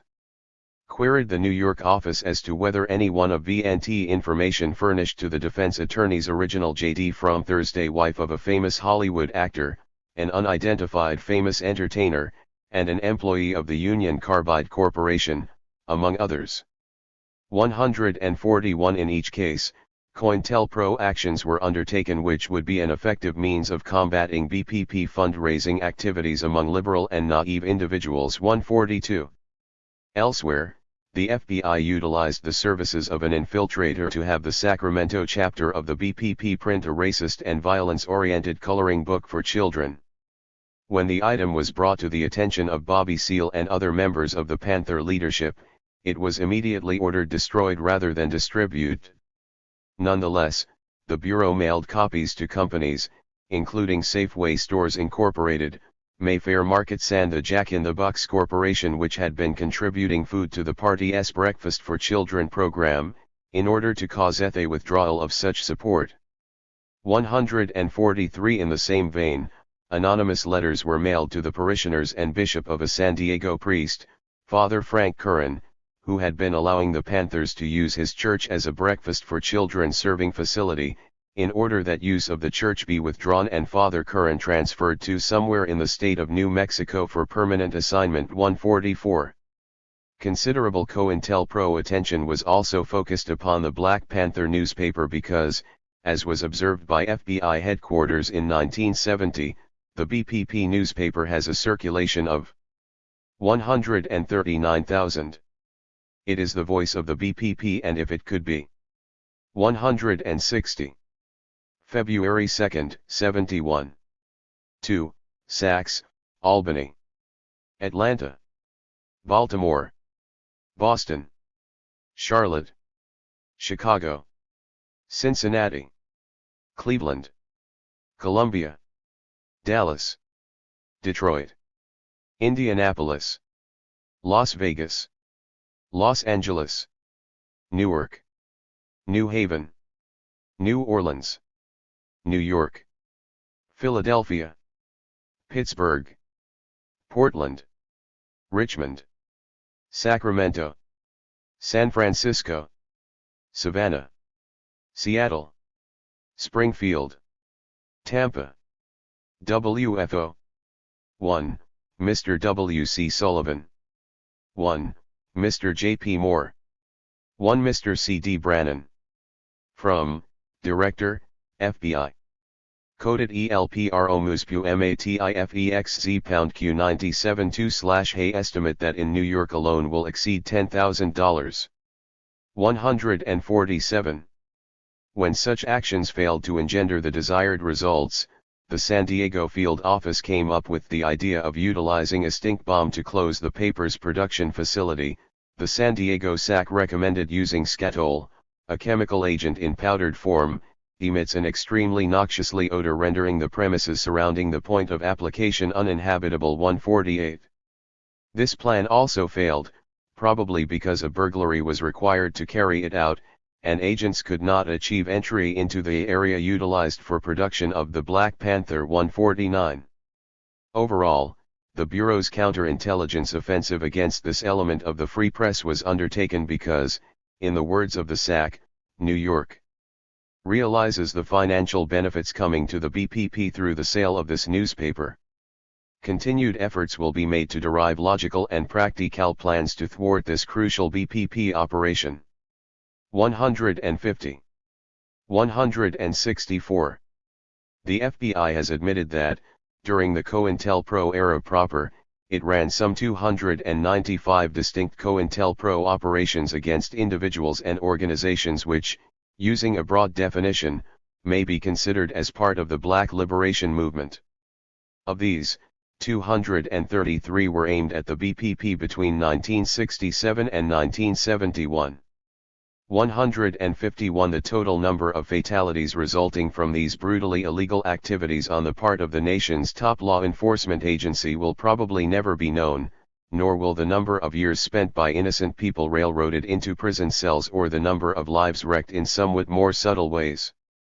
The government has, for obvious reasons, been loath to offer anything approximating a comprehensive study of what is known such things, even in the midst of such house cleanings as the Church Committee investigations of the mid-70s. Under the weight of such ruthless, concerted, and sustained repression, and despite the incredible bravery with which many of its members attempted to continue their work, the Black Panther Party simply collapsed. Some of its survivors moved into the essentially militaristic Black Liberation Army, founded by BPP member Zaid Malik Shakur and others in New York as early as 1971.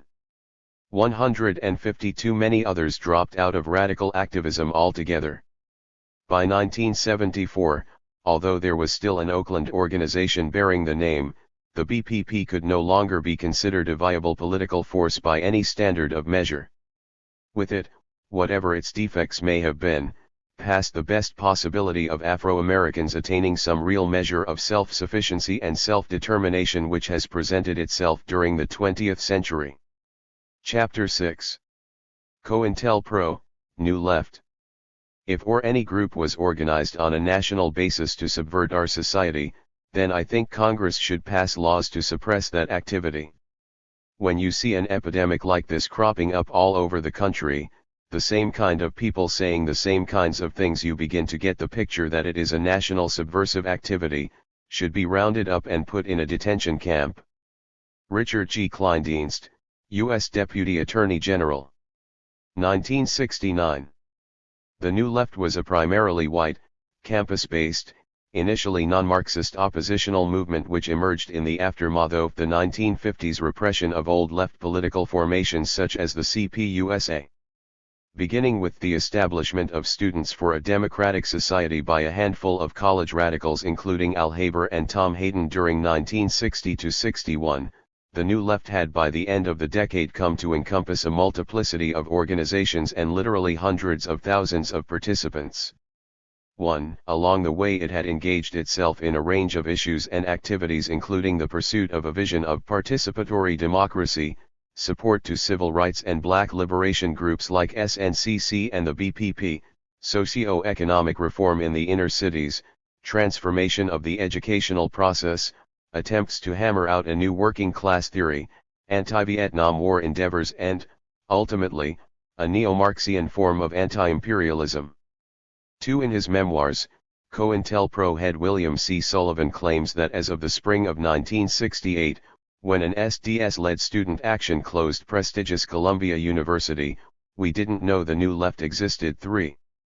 As Sullivan tells the story, I teletyped the New York office and asked them what was behind all this and demanded to know what information they had. That afternoon I received a memorandum from New York that had attached to it a number of newspaper articles. I teletyped New York again, saying, I don't want newspaper clippings. I want to know what you have in the files about the student uprising at Columbia University. New York got back to me again with the terse response, We don't have anything for. As with many of the assertions contained in the FBI Assistant Director's History of COINTELPRO, the account is less than truthful. At least as early as mid-1965, J. Edgar Hoover had asked for, and Attorney General Nicholas Deb. Katzenbach. 165. 166. Approved requests for taps on SDS-5. There is also solid evidence that by this point, the Bureau had already begun to systematically infiltrate the student organization. 6. Such ulcers and informant activity vis-a-vis SDS was an integral part of a more generalized FBI political intelligence emphasis during the period 1964-68, which saw the installation of more than 800 wiretaps and some 700 bugs, and an unknown number of informants and infiltrators, all utilized in non-criminal investigations. 7. The Bureau had also been availing itself of the proceeds concerning SDS and other New Left organizations deriving from CIA mail covers since at least as early as 1964.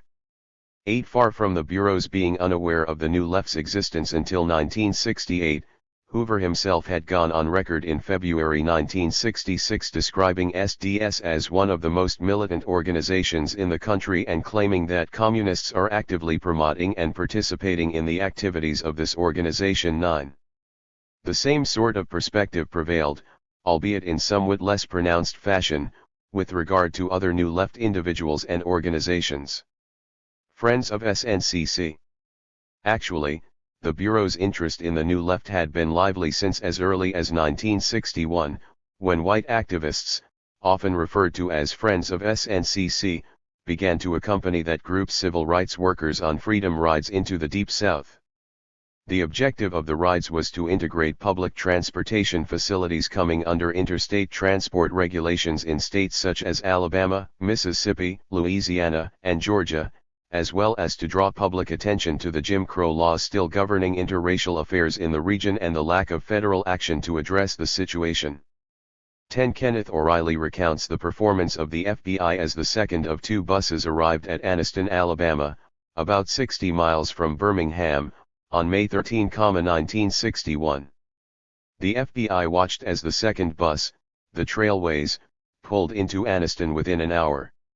8. Tough sported, demanded the black riders move to the rear, and then beat two of the white riders, Dr. Walter Bergman and James Peck. The 61-year-old Peck, a retired school administrator, suffered permanent brain damage. When the bus arrived at its terminal in Birmingham about 50 minutes later, a mob of about 40 Klansmen and members of the National States Rights Party greeted the Freedom Riders. Most carried baseball bats or chains. A few had lead pipes. One of them knocked down the unfortunate Peck once more. 11.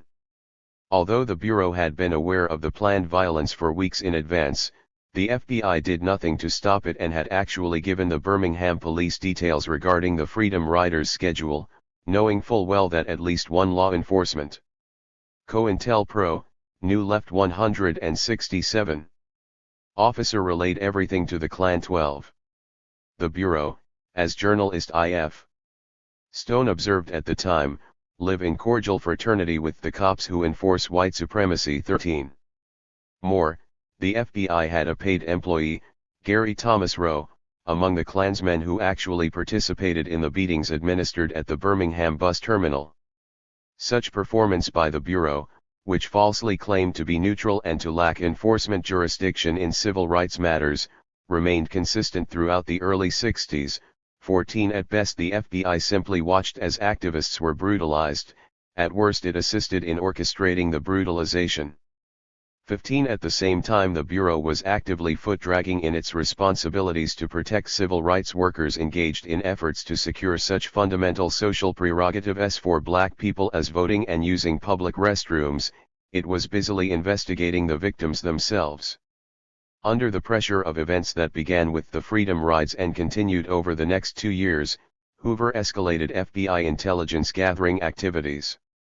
Earlier, in the mid-1950s, the Bureau conducted investigations of racial disturbances, particularly demonstrations and clashes arising out of school desegregation, but generally did not file reports with the Civil Rights Division. Instead, the Bureau sent its reports to the department's Internal Security Division, where the division bumped them back over to Civil Rights after 5 or 10 days. By organizing information from the FBI around the requirements of internal security surveillance rather than civil rights protection, this procedure focused the Civil Rights Division's attention on the activities of the Communist Party and not disenfranchisement, segregated schools and transportation, and other obstacles to black equality. 16. Between March 1959 and January 1960, the FBI distributed 892 separate reports on racial matters, none having to do with the Klan or other white racist organizations, but many of them dealing with support to the civil rights movement accruing from the budding New Left, not only to the Justice Department, but to the various military intelligence agencies, as well as state and local police forces. 17. Evans' division ran the names of hundreds of individuals through the files at the request of Kennedy administration officials. The subjects of these searches ranged from the National Negro Congress, a communist front that had been dead for 14 years, to James Baldwin, William Faulkner, and 50 other Nobel Prize laureates whose names graced a White House dinner invitation list, part of John and Jacqueline Kennedy's program to encourage and honor cultural and intellectual achievement. In Faulkner's case, the Bureau noted his statement to the Civil Rights Congress, another communist front and successor to the National Negro Congress, on behalf of Willie McGee, convicted of raping a white woman in Laurel, Mississippi, in 1945. 18. 168.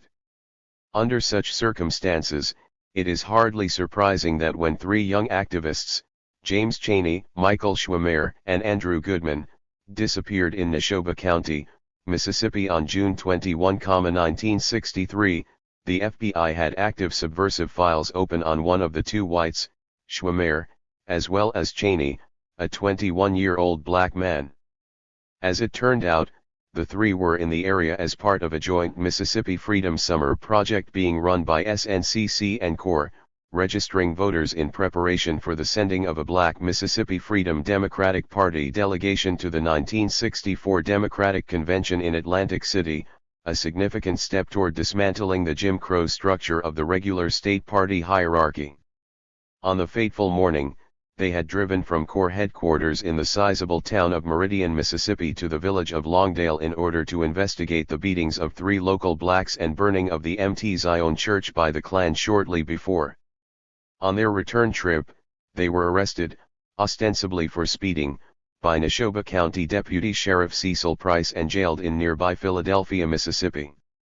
The deputy held them until approximately 10 p.m., released them, followed them out of town, and then stopped them again. This time, he turned them over to a group of Klansmen who killed all 3 and then buried the bodies beneath a local dam construction project. 19. The FBI had long since received informant reports that state Klan leader Sam Bowers, Jr., had advised his followers, which included a high percentage of the state's law enforcement personnel, of how they might legitimately respond to the nigger commie invasion catch outside the law. Then under Mississippi law you can kill them 20. The results of Bowers' suggestion had been immediately forthcoming. By the Bureau's own count, SNCC suffered some 1,000 arrests and at least 35 murders while engaged in constitutionally protected activities during Freedom Summer. 21. But the Bureau did absolutely nothing to protect the activists. Instead, it escalated its investigations of the intended victims, reporting many of the results of its intelligence gathering to the very police/Klan amalgam which was perpetrating the violence. When the disappearance of Chaney, Schwimmer, and Goodman was reported to FBI agent Hunter E. Helgeson at the Jackson Resident Agency, neither he nor his colleagues made any move to intervene.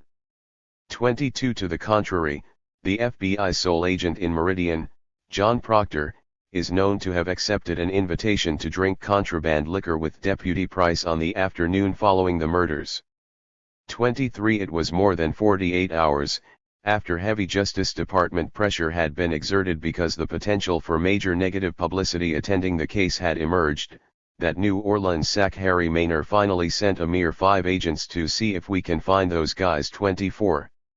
Meanwhile, SNCC leader Robert Moses had already announced the obvious: the kids are dead. Schwerner's wife, Rita, and Cheney's mother demanded to see both Mississippi Governor Paul Johnson and President Lyndon Johnson concerning the fate of their loved ones, a matter which prompted television anchorman Walter Cronkite to describe the case during the 6 o'clock news on June 25 as being the focus of the COINTELPRO, New Left 169. Whole Countries Concern 25. Unsatisfied that the FBI's paltry performance would blunt the force of rising criticism, President Lyndon Johnson himself ordered Hoover to up the ante, dispatching FBI Assistant Director Alex Rosen to Mississippi, followed by Roy K. Moore, Associate Director Cartha D. Deloach, and a total of 153 agents. 26. Finally, on July 10, Hoover himself put in a brief appearance to push things along.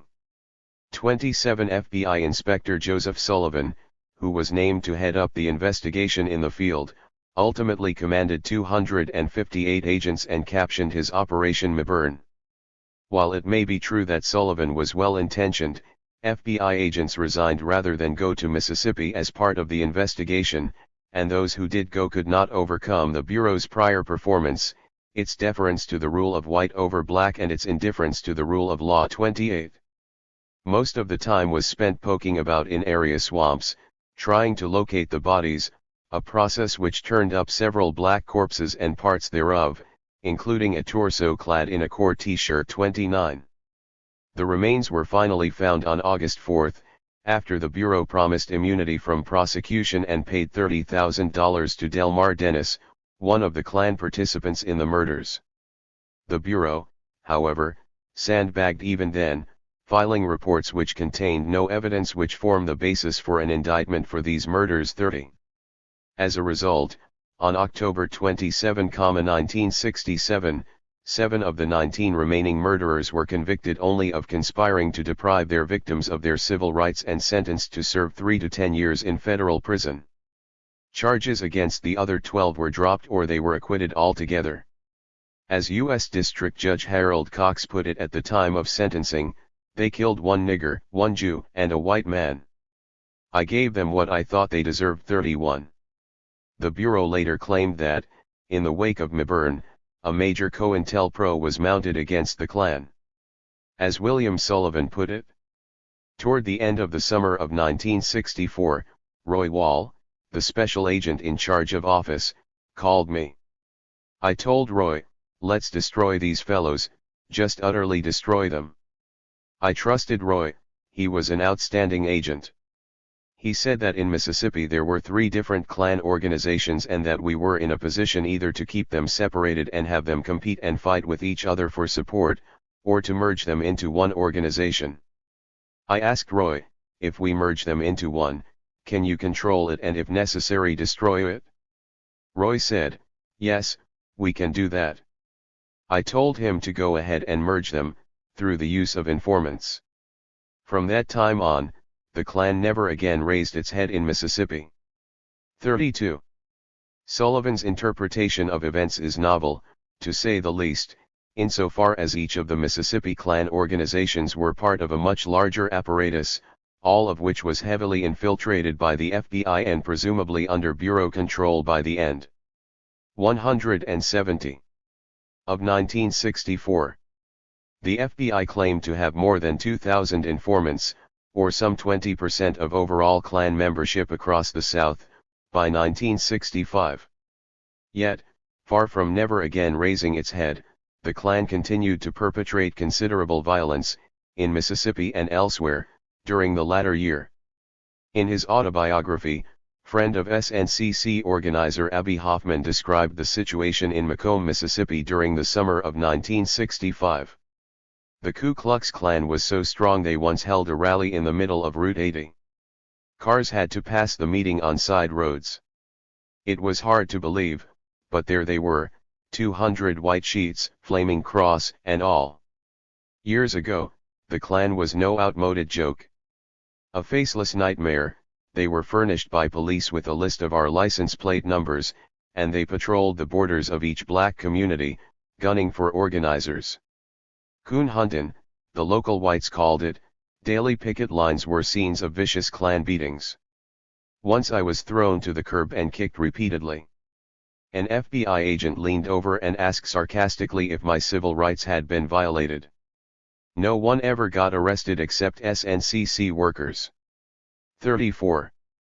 A classic outcome of FBI assistance to the Klan concerns Viola Liuzzo, a white mother of 3 and friend of SNCC worker from Detroit, who was shot in the head and killed by a carload of Klansmen near Selma, Alabama on March 25, 1965.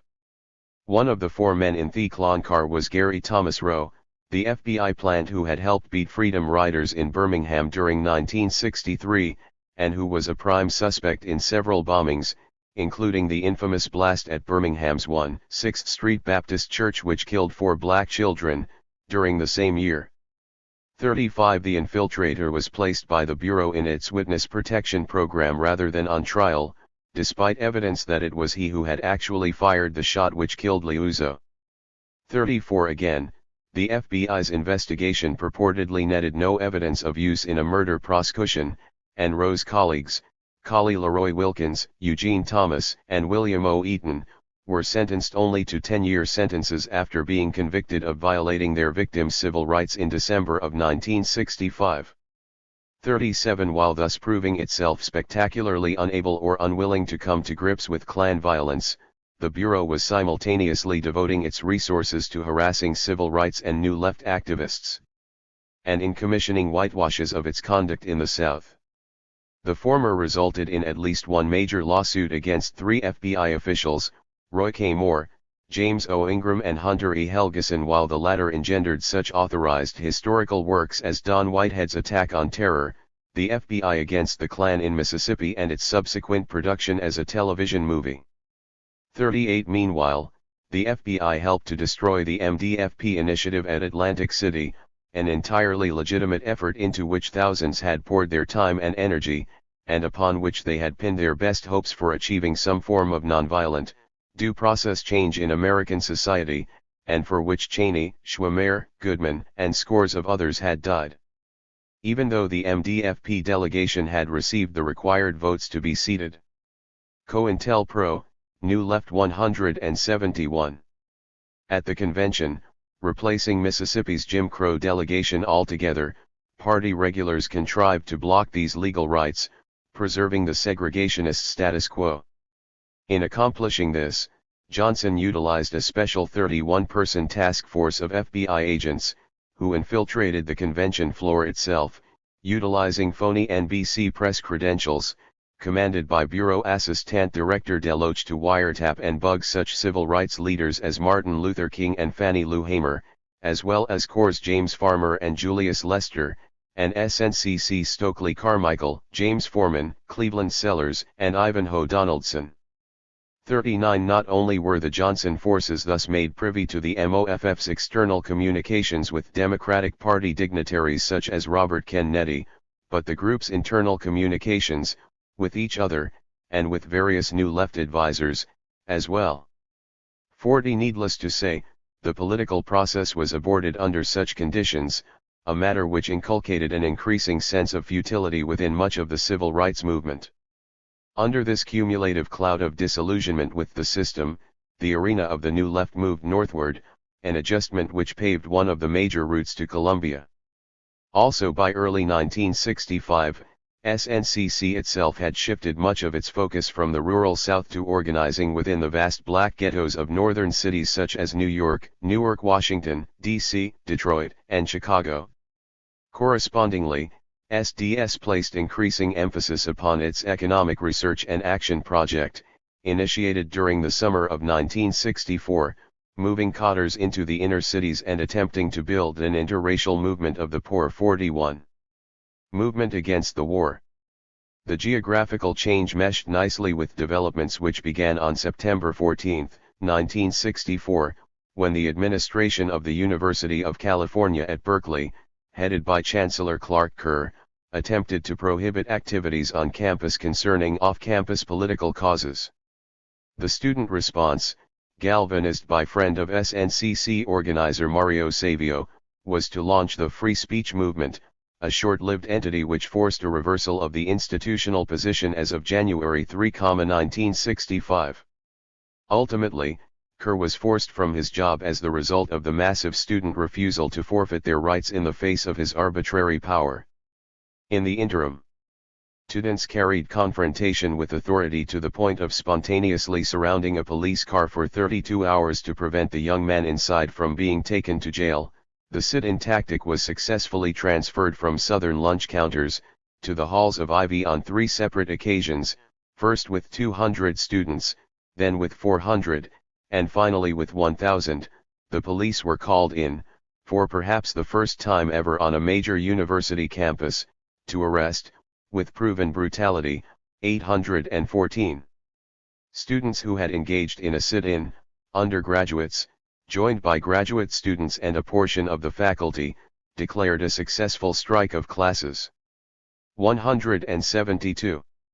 That went on for 5 days, the first time that tactic had been used at a single university. Here, above, were all the elements of student protest that were to become familiar at so many campuses in the next 6 years. 41. Within months, the events at Berkeley and their outcome had captured the imagination of student radicals across the nation and had been transformed into a generalized demand for student power within the institutional context.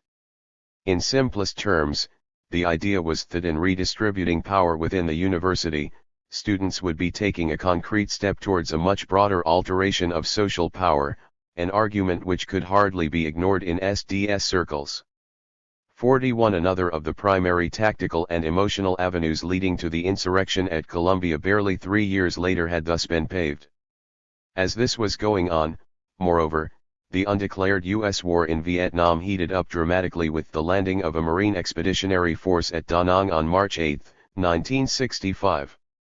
44. Given the resulting upsurge in student anti-war sentiment, SDS elected to at least temporarily divert much of its energy to playing a key role in organizing the first mass demonstration protesting the U.S. role in Indochina.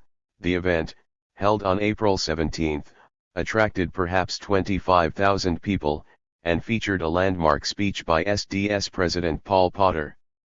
41. In December, SDS co-founder Tom Hayden accompanied Yale historian/anti-war activist Stoughton Lind and CP theoretician Herbert Aptheker to North Vietnam to explore the extent to which the other side was inclined toward peace.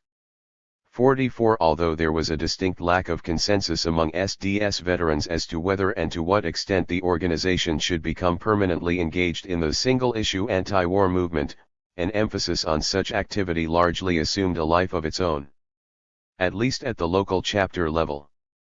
For by December 1966, SDS had pledged itself to make opposition to the war a major agenda item and develop anti-draft unions on campuses throughout the country.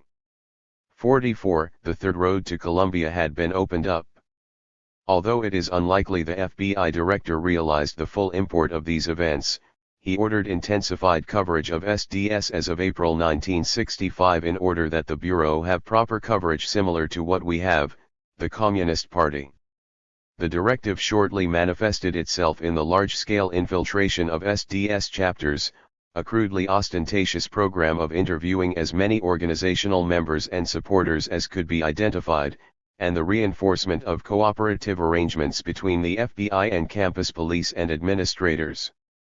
This was followed, in February of 1966, by a directive that agents investigate all free university activities associated with student power advocates insofar as the director had reason to believe these to be sponsored by subversive groups. This led almost immediately to distribution of a bureau study of such activities in Detroit to military intelligence, the Secret Service, the State Department and the Justice Department. Another report, prepared in Philadelphia. COINTELPRO, New Left 173. At about the same time and based upon information provided by no less than 13 infiltrators, was similarly disseminated. In May of 1966, Hoover ordered that such scrutiny of the New Left be both intensified and expanded. For no doubt contrary to Hoover's intentions, such overt FBI harassment seems if anything to have angered the militants, stimulating them to higher levels of activity. The trend towards white radicals organizing around issues within their own rather than black communities also received sharp reinforcement in the spring of 1966 with the election of Stokely Carmichael as the president of SNCC, the formal articulation of that organization's black power position, its abandonment of nonviolence as a philosophical posture, and its determination that it needed henceforth to be an all-black project. 50. In clearest terms, Carmichael explained the need for new leftists to transform their own home ground. I have said that most liberal whites react to black power with the question, "What about me?" rather than saying, "Tell me what you want and I'll see if I can do it." There are answers to the right question. One of the most disturbing things about almost all white supporters of the movement has been that they are afraid to go into their own communities, which is where the racism exists, and work to get rid of it. They want to run from Berkeley and tell us what to do in Mississippi. Let them look instead at Berkeley. They admonish blacks to be nonviolent. Let them preach nonviolence in the white community. They come to teach me Negro history. Let them go to the suburbs and open freedom schools for whites. Let them work to stop America's racist foreign policy. Let them press the government to cease supporting the economy of South Africa. 51. Although SDS was never to abandon the priority it had maintained on collaborative relations with what was rapidly becoming the Black Liberation Movement, it subsequently concentrated more and more of its energy upon campuses populated largely by white students, developing the notion of student power into the concept of youth as a social class, and striving to create a truly massive popular opposition to the war. 51. As it did so, activating an ever greater proportion of Euro-American youth in dissident politics, the FBI homed in with increasing intensity, albeit with little ability to tell the new left from the old at this juncture. For instance, both the FBI and the friendly journalists to whom it habitually fed information at U.S. News and World Report persisted in confusing both the CP, USA's campus-based W.E.B. Du Bois clubs and the SWP's Young Socialist Alliance with New Left organizations for some time. 55. Similar misidentifications concern the Maoist Progressive Labor Party and its anti-war youth group, the May 2nd Movement. 54. Meantime, by the spring of 1967, SDS membership had mushroomed to at least 30,000, with active chapters on more than 250 campuses nationally. 55. The National SDS organization, in combination with an array of ad hoc, localized or special focus organizations such as the Vietnam Day Committee in Berkeley, Spring Mobilization Against the War, and War Resisters League, most of which found local SDSers at 174. The core was proving that the New Left could mount a steadily escalating campaign of opposition to the war effort while simultaneously developing a sense of community self-empowerment. In April, some 200,000 people turned out for an anti-war march in New York City while at least 65,000 others marched in San Francisco. Several hundred draft-age men burned their selective service cards in Central Park during the New York demonstration. 5. During the summer, more than 30,000 students fanned out into cities across the North to engage in a Vietnam summer project of anti-war and draft resistance education in local communities. 57. By fall, as the Johnson administration made it clear that it intended to pursue the war regardless of the magnitude of acceptable forms of public protest, and with the Indochina Theater commander, General William Westmoreland, requesting that the number of U.S. troops in Vietnam be increased to 543,000, SDS tactics became more militant. 55. On October 18, to kick off a national Stop the Draft Week, several thousand demonstrators at the University of Wisconsin at Madison announced that representatives for the Dow Chemical Corporation, manufacturers of the napalm utilized by U.S. forces in Vietnam, would no longer be allowed to recruit on campus. Chancellor William Sewell, as part of his new Get Tough arrangement with the FBI, dispatched riot police to break up the previously peaceful demonstration. His police, apparently getting tough in turn, used tear gas to disperse protesters for the first time on a major college campus. Unexpectedly, the crowd fought back with fury, growing rather than diminishing as the day wore on. In the aftermath of the clash, a general boycott of classes was proclaimed, and endorsed even by the conservative student government, until Dow recruiting at Madison was cancelled. As with Kerr, Sewell was forced to resign. 55 The action in Madison was followed, on October 20, by a demonstration in which an estimated 10,000 people marched on the Army Induction Center in Oakland, California. Finding themselves in a head-on confrontation with local riot police, the demonstrators forced them to retreat. 60 On October 21 and 22, the national mobilization to end the war in Vietnam brought together the largest anti-war demonstration in the history of the nation's capital up to that point. Some 100,000 people marched to the seat of military authority at the Pentagon, where many of them clashed physically with the large force of troops and federal marshals which had been assembled to secure the premises. 61 A month later, on November 14, an action organized by the Fifth Avenue Peace Parade Committee was utilized by Columbia SDS leaders Ted Gold and Ted Kapchuk to spark a confrontation designed to prevent Secretary of Defense Robert McNamara from speaking at the New York Hilton. 61 On at least 60 campuses, major demonstrations occurred during the remainder of 1967 and beginning of 68, all of them aimed at ending ROTC programs, or recruitment by the military, defense corporations and CIA. 65 Additionally, SDS chapters on some 50 campuses researched and made public the secret contracts obtaining between the defense/intelligence community and the neutral scientists world on their campuses. 66 The ability of the U.S. government to conduct a war for reasons other than those. COINTELPRO, New Left 175. Provided to the public, and through a complex of other official lies and secret arrangements, was being seriously challenged. 65 One sign of how seriously the government had begun to take the anti-war opposition came in January 1968, when the Justice Department under the Liberal Attorney General Clark initiated the single most repressive overt act of the Johnson administration, the indictment of William Sloane Coffin, chaplain of Yale University, nationally known pediatrician Dr. Benjamin Spock and 3 other anti-war leaders, for conspiracy to counsel, aid, and abet violations of the draft and to interfere with administration of the draft. There is very strong circumstantial evidence that the indictment was intended as a warning to all anti-war demonstrators and spokes that they might well face similar charges.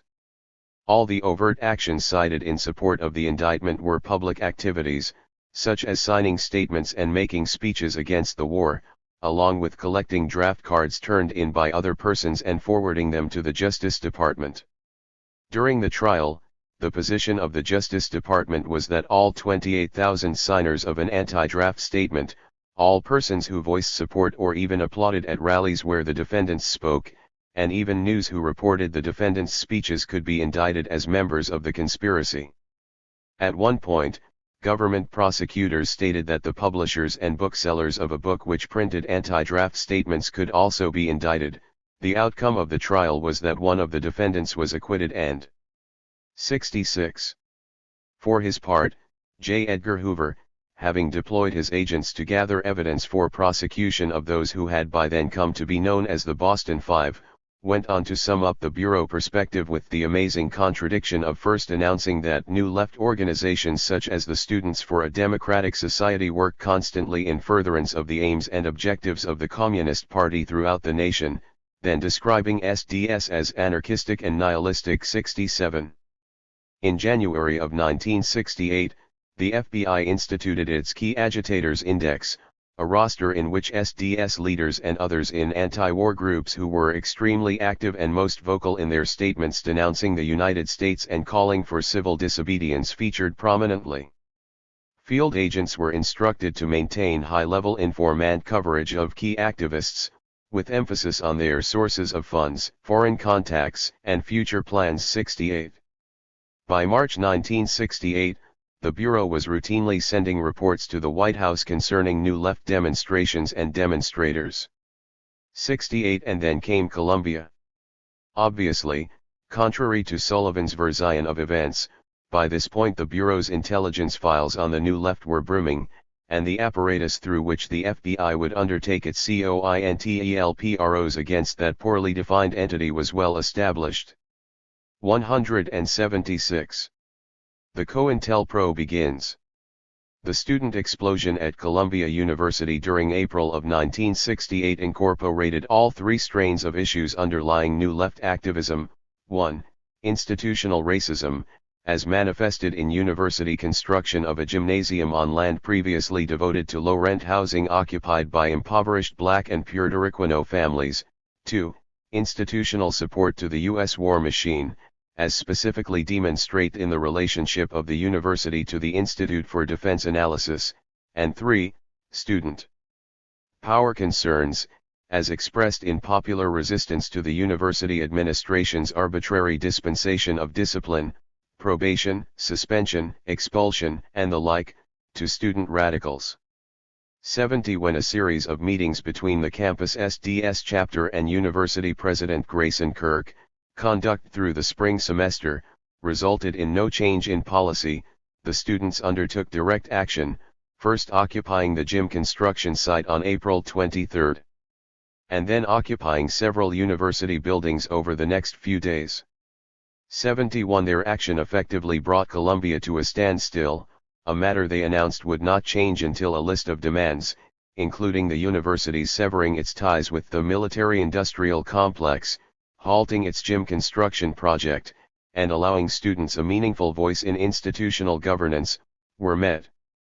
71. Although the Columbia administration ultimately resorted to the massive use of local rather than federal police force to restore order, 73. The FBI responded to the events at the university, as is shown in the accompanying May 9, 1968 memo from C.D.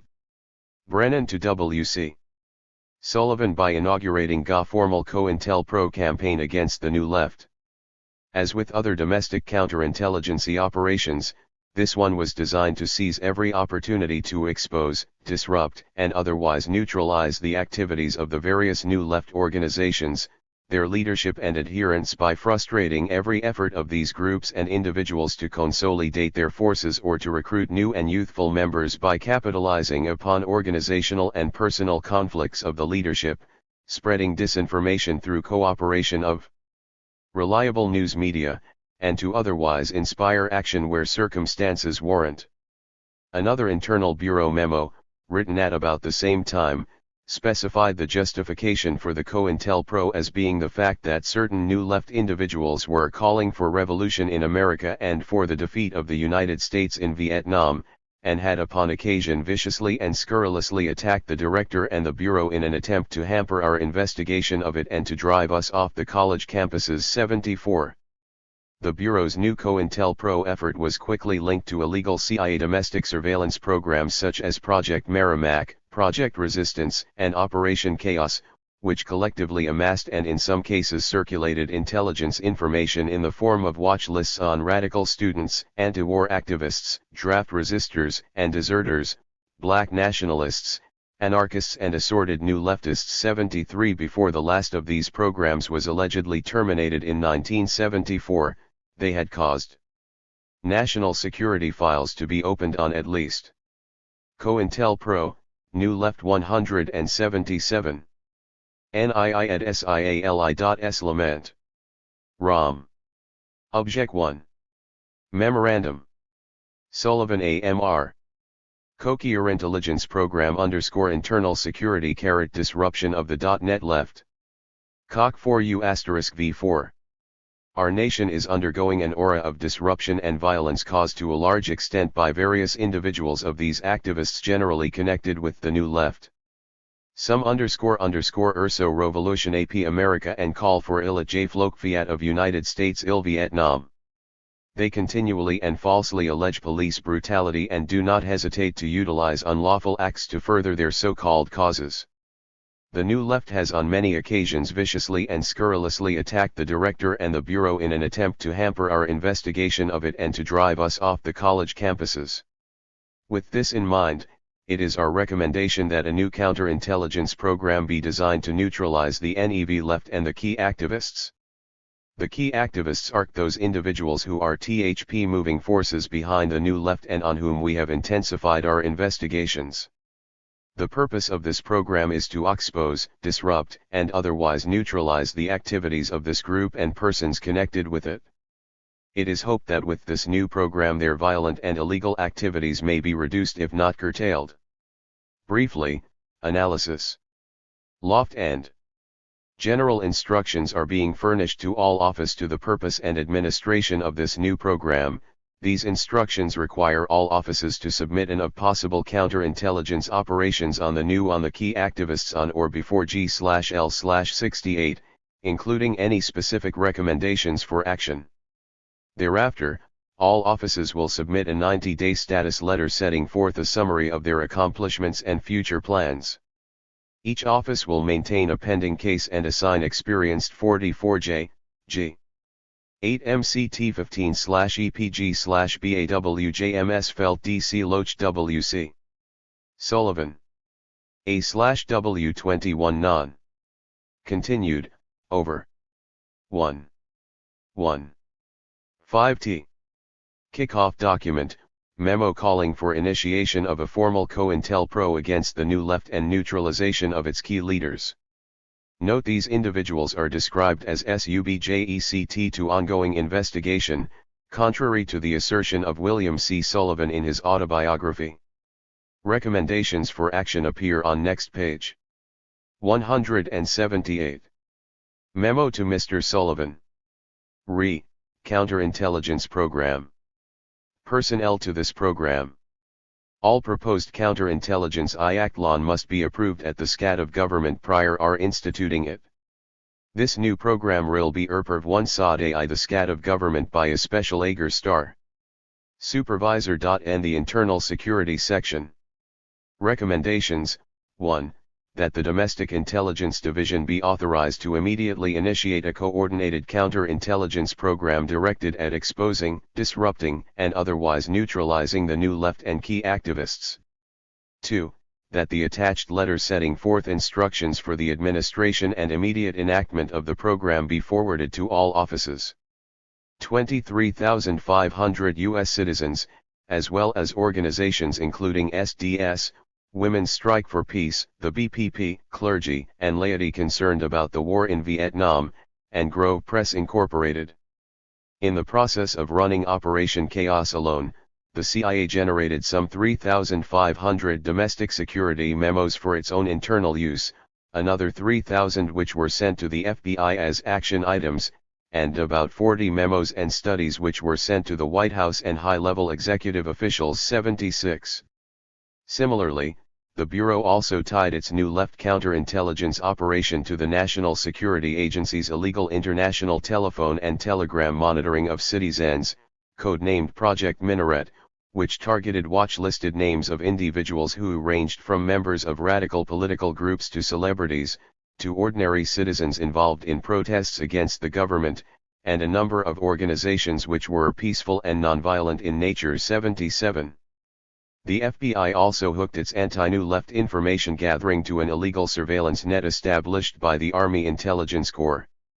According to Assistant Secretary of Defense Robert Fruick, in testimony before a Senate subcommittee in 1971, Army directives called for information collection on any category of information related even remotely to people or organizations. COINTELPRO, New Left 179. Active in a community in which potential for a riot or disorder was present.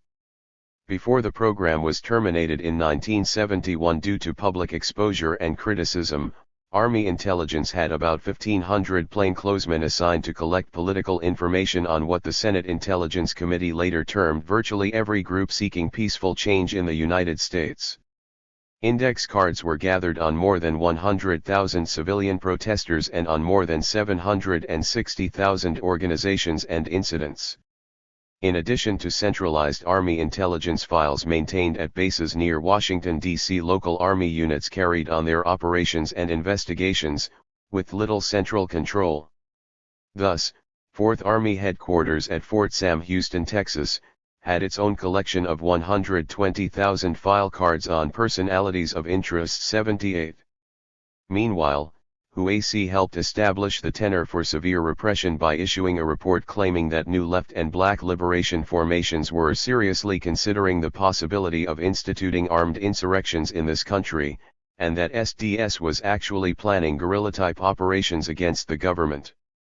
Although the committee could come up with precious little by which to substantiate its allegations, it nonetheless proceeded to recommend utilization of the Internal Security Act's concentration camp provisions to effect the temporary imprisonment of warring guerrillas. 79. HUAC's recommendations resulted in a formal review by a Justice Department committee headed by Attorney General Ramsey Clark of Federal Emergency Detention Guidelines, intended to increase flexibility and discretion at the operating level. The resulting revision of the 1950 statute's implementation procedures allowed for the preventive detention of anyone who evidenced membership or participation in the activities of a basic revolutionary organization within the last 5 years, leadership or substantive participation in a front organization within the past 3 years, or anyone else who could be expected to utilize a national emergency as a format in which to engage in interference with or threat to the survival and effective operation of the government, whether or not they could be shown to have committed overt acts or statements within the time limits prescribed. 80. Within the context of such official sensibilities, among the activists designated by the Bureau as being key to the New Left, and therefore targeted for rapid COINTELPRO neutralization, were, as the accompanying June 10, 1968 memo from Hoover to the Newark SAC reveals, SDS founder Tom Hayden and longtime pacifist organizer David Dellinger, a leader of the national mobilization to end the war in Vietnam. Hayden, Dellinger, and a number of other New Left activists were also subpoenaed by Huasi as a result of their FBI extremist designations. 81. Hayden himself was already being subjected to a concerted effort to badjacket him, as may be readily seen in the accompanying May 27, 1968 memo from the Newark SAC to Hoover. Such immediate attention was undoubtedly paid to the pair as well as self-defined anarchists Abby Hoffman and Jerry Rubin, who had recently founded a largely mythical organization dubbed Youth International Party, not on the basis of their supposed guerrilla activities, but because of their 180 x 103. Director, FBI, 160 = 44969.0-17. Counterintelligence Program. Internal Security. Disruption of the New Left. June 10, 68 Personal Attention. Rarely May 27, 68. Bureau letter of May 10, 68 instructed all offices to submit a detailed analysis of potential counterintelligence action against New Left organizations and key activists within their respective territories, together with specific recommendations and necessary facts on any proposed action. This letter also instructed that offices which have investigative responsibility for key activists should specifically comment in the initial letter to the Bureau regarding these individuals. Your letter of May 27, 68 fails to provide the above information, consists primarily of general observations and indicates a negative attitude. It is also noted that this letter contains proposed action against key activist Thomas Emmett Hayden, now residing in Chicago, but makes no mention of David Dellinger, a key activist of your office LC. Note: referenced letter from Newark failed to specific information requested by the Bureau. Provide the E8 memo identifying Tom Hayden and David Dellinger as key activists. Expressed intent to bring about massive street demonstrations during the Democratic Party's National Convention, set for August in Chicago. The purpose of these. COINTELPRO, New Left 181. 2. ROU. Memorandum W. Bebector, FBI JR/DATK, May 27, 68. 7. SAC, Newark XICO FT, publicized sexual promiscuity, experimenting with and the use of drugs, filthy clothes, shaggy hair, wearing of sandals, beads, and unusual jewelry tend to negate any attempt to hold these people up to ridicule. The American press has been doing this with no apparent effect or curtailment of New Left activities.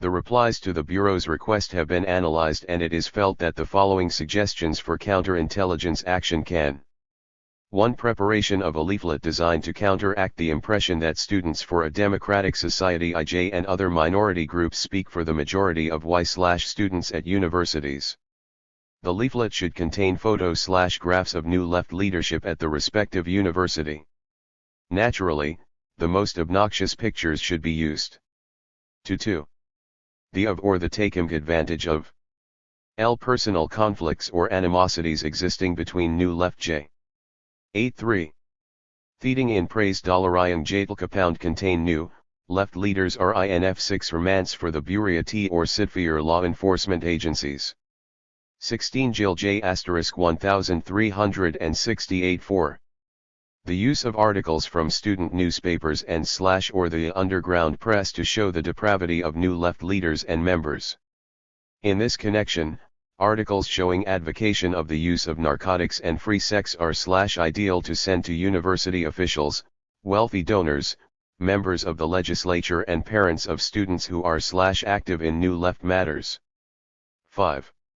Since the use of marijuana and other narcotics ____ is widespread among members of the New Left, you should be alert to opportunities to have them arrested by local authorities on drug charges. Any information concerning the FBI's 12-point master plan for COINTELPRO, New Left Department initiative, spearheaded by Attorney General Clark, to consolidate what was called the Interdivisional Information Unit to coordinate all information on organizations and individuals who play a role, whether purposefully or not, either in instigating or spreading civil disorders, or in preventing or checking them. 83. By 1970, the IDIU computer was being utilized to coordinate a flow of more than 40,000 intelligence reports per year concerning civil disorders and campus disturbances involving over 10,000 anti-war activists and other dissidents. Organizations targeted for IDIU attention included groups ranging from the NAACP and Urban League to SDS and the BPP. Individuals included under its rubric spanned the range from United Farm Workers organizer Cesar Chavez to black entertainer Sammy Davis, Jr., from folk singer/activist Joan Baez to an unnamed bearded militant who writes and recites poetry. 84. 184. Fact that individuals have marijuana or are engaging in a narcotics party should be immediately furnished to local authorities and they should be encouraged to take action.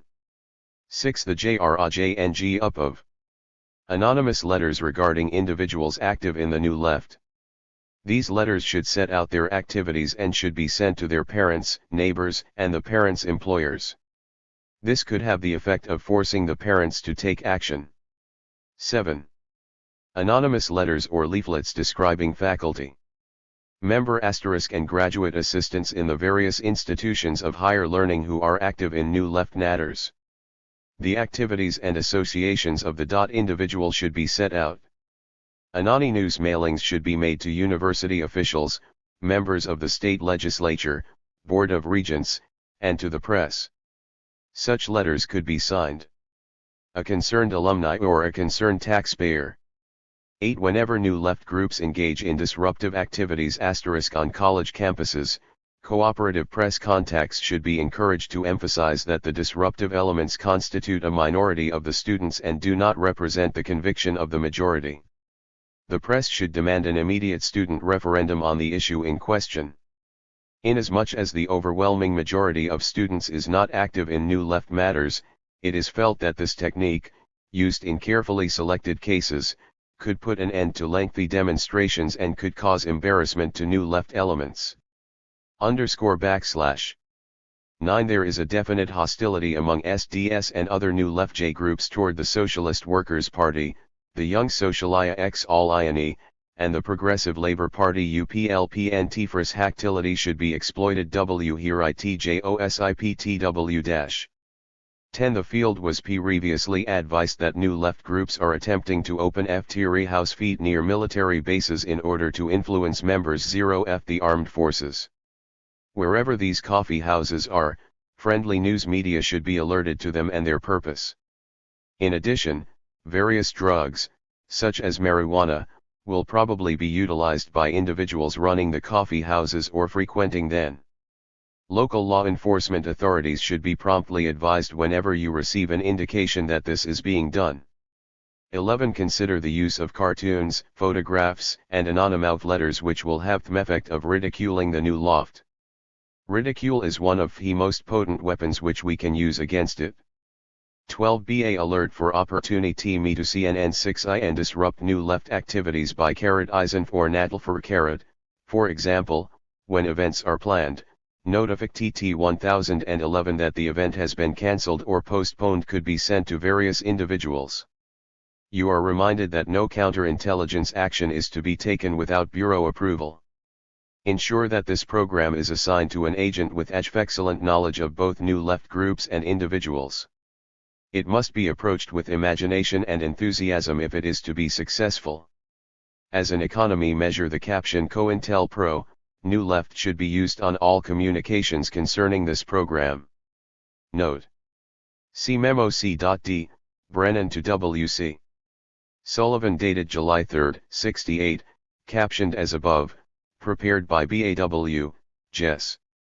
COINTELPRO New Left had, in the meantime, gotten well underway, as is evidenced by the accompanying May 29, 1968 memo from Hoover to his Philadelphia SAC, calling upon that office to undertake specific counterintelligence activities, including the generation of cartoons a la the materials being circulated with lethal results as a part of COINTELPRO BPP at about the same time, to disrupt SDS within its area of operations.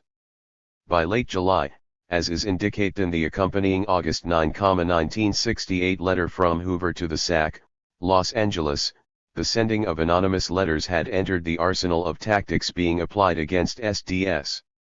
All such efforts seem. COINTELPRO, New Left 185. Subject. Memorandum. Director, FBI date, May 29, 68. SAC- Philadelphia. /nc.oinir1ifio. _internal security o disruption of the NEV. Left. Re-Bureau letter to all offices May 10, 68. Enclosed herewith is one copy of a cartoon which appeared in the May 7, 68 issue of the Temple News. The disruption of the New Left through counterintelligence activities poses problems which have not been previously present in this phase of our work. Whereas the Communist Party and similar subversive groups have hidden their indiscretions and generally shunned publicity, the New Left groups have flaunted their arrogance, immorality, lack of respect for law and order, and thrived on publicity. Communal living quarters for unmarried male and female members of the New Left have been publicized as a badge of free-thinking individualism. Adherence to principles of Marxism has been freely acknowledged. Members of the Students for a Democratic Society have openly admitted their affiliations and their adherence to anarchistic aims. Publicity and public exposure of the New Left, however, can still be used effectively to thwart the growth of those organized groups such as SDS. It will be recalled that it was through such measures that we contained the WEB. Du Bois Clubs of America and exposed it as a tool of the Communist Party. As noted in referenced Bureau letter, we must seize upon every opportunity to capitalize upon organizational and personal conflicts of the New Left leaders. The creation of factionalism is a potent weapon which must not be overlooked. No overall plan can be projected for the use of factionalism since its use depends upon circumstances at any one given time. Its effective use depends upon timely, keen analysis of ORMA crew investigation and from our sources Burea to KC 105 PSM.4/Z format SI 3/1968% BVJ USS TVINNF Tundi RFN slurl JTN the Page New Strings PHM. Memo detailing plan to disrupt SDS at Temple University through use of cartoons, pamphlets, and anonymous letters. To have had the short-term objective of preventing the actualization of unified and coherent anti-war demonstrations in Chicago during early August. The longer-term goal, of course, was to eliminate the New Left as a factor in the U.S. political equation. 186. A most potent weapon not to be overlooked is the us asterisk of ridicule.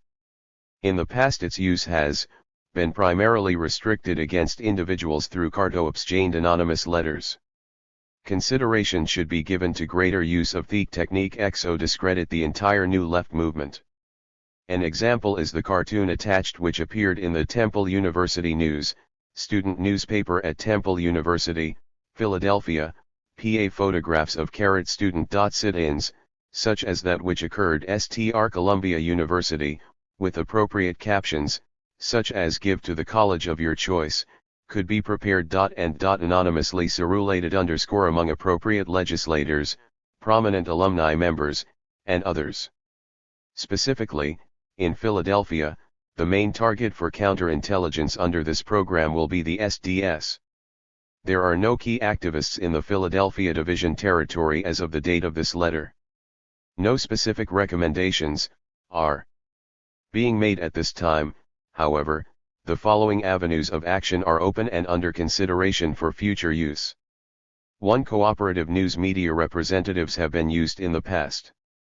Reliability and discreetness have been proven.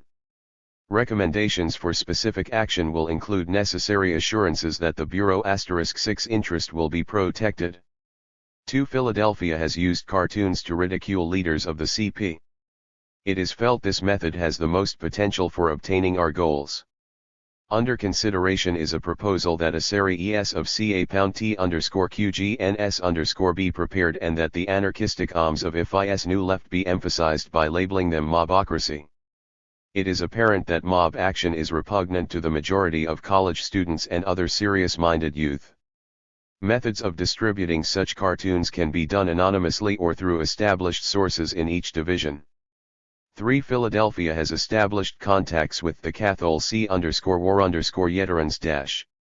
Through these contacts it was possible to prepare a series of leaflets exposing the DCA which were printed and published by the CWV on a national basis.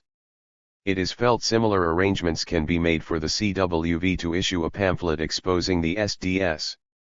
Such a project would require the assistance of the Bureau and Chicano, the office of origin in the SDS case. FHIEAing memo or the CP youth was neutralized when the Philadelphia office publicized his homosexual activity. Weaknesses and deficiencies of individual members of the new ILE-T should be used by us to neutralize them. Anonymous letters to XHE parents of individual members of the New Left might very well serve the purpose, neutralizing them through parental discipline. Although the foregoing is not intended to be all-inclusive, it represents the basic approach of the Philadelphia Division to this new program. Appropriate special agent personnel have been alerted to this program. Recommendations for specific counterintelligence action will be submitted to the Bureau by separate letter.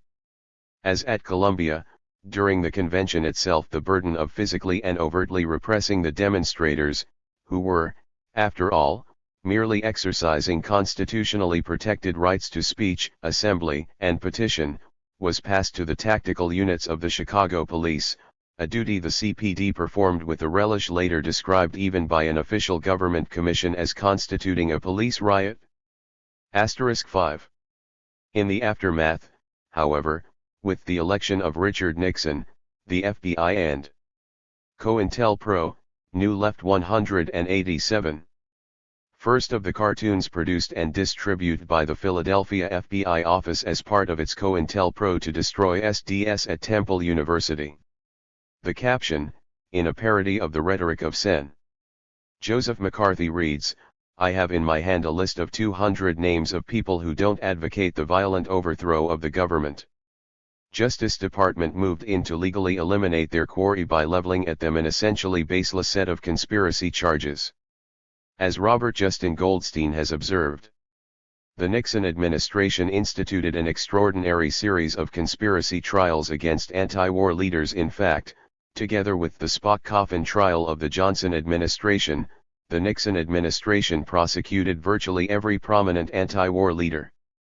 What was perhaps the most extraordinary thing about the prosecutions was that the major charges brought either all collapsed during the judicial process, or the cases were thrown out due to illegal government activities or refusal to disclose records of illegal wiretapping.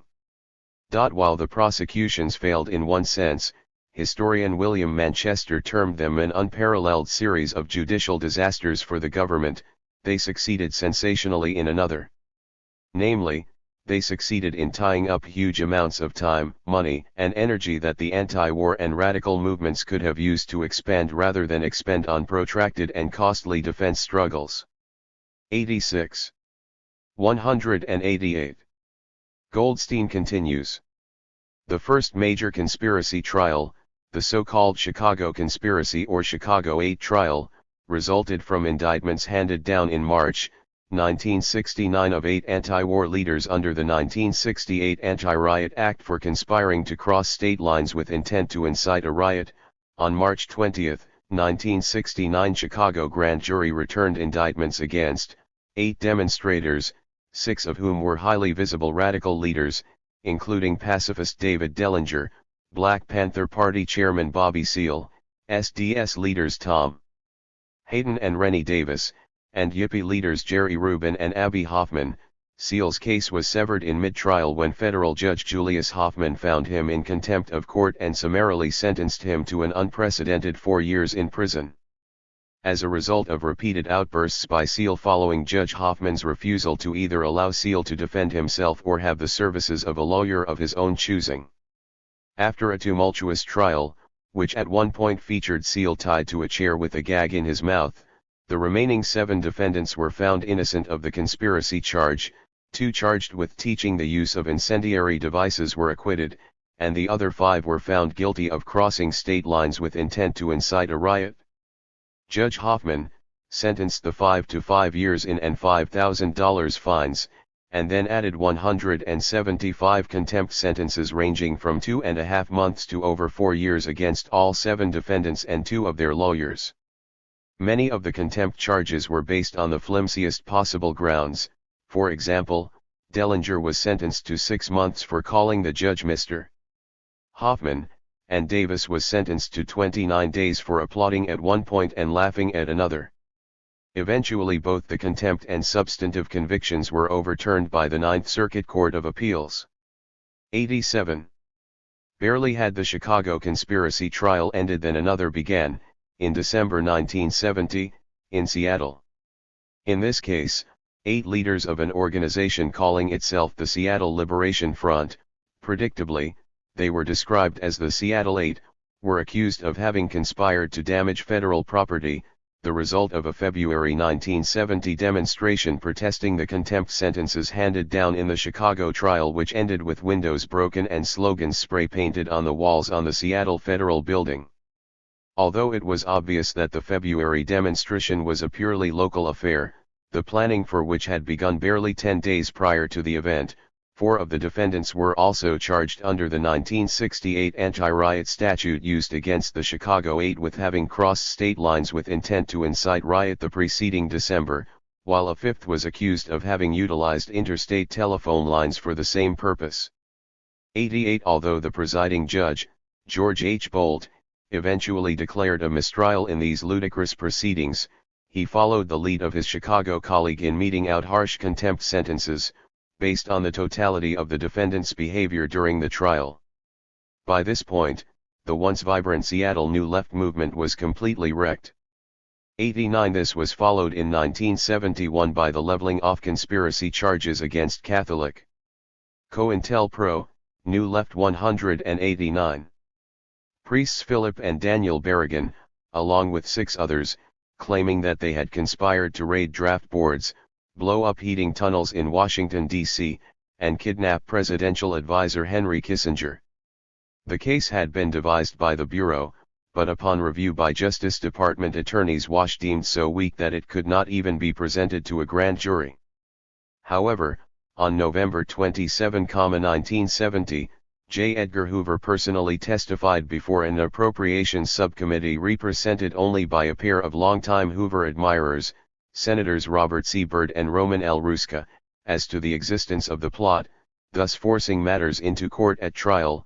However, the Bureau's case turned out to be based exclusively on the testimony of a single infiltratori provocateur, Boyd Douglas, who had been paid some $9,000 for his services by the FBI and certified by a federal psychiatrist as a sociopath and pathological liar. 1. Although the defense declined to present a single witness, the jury deadlocked 10-2 for acquittal on all major counts with which the Barragans and their colleagues had been charged, voting to convict the accused only of having smuggled letters to one another during previous incarcerations. Eventually, an appeals court overturned 6 of the 7 convictions which were obtained even on this minor charge, given that Douglas had served as courier of the forbidden mail, and had done so on the express instructions of the FBI and at least one prison warden. Ultimately, after all the smoke born of sensational headlines had cleared, only Father Philip Barragan went briefly to prison, the only U.S. citizen ever sentenced by a court for sending or possessing contraband letters.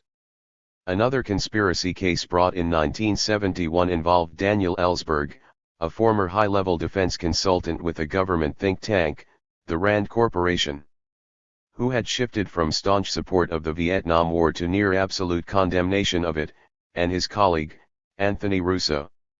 The government charged that Thepper had conspired to deny the government its lawful function of withholding classified information from the public, by virtue of their removing several thousand pages of secret documentation concerning the government's systematic deception of the U.S. public with regard to the country's Indochina policy from Rand facilities.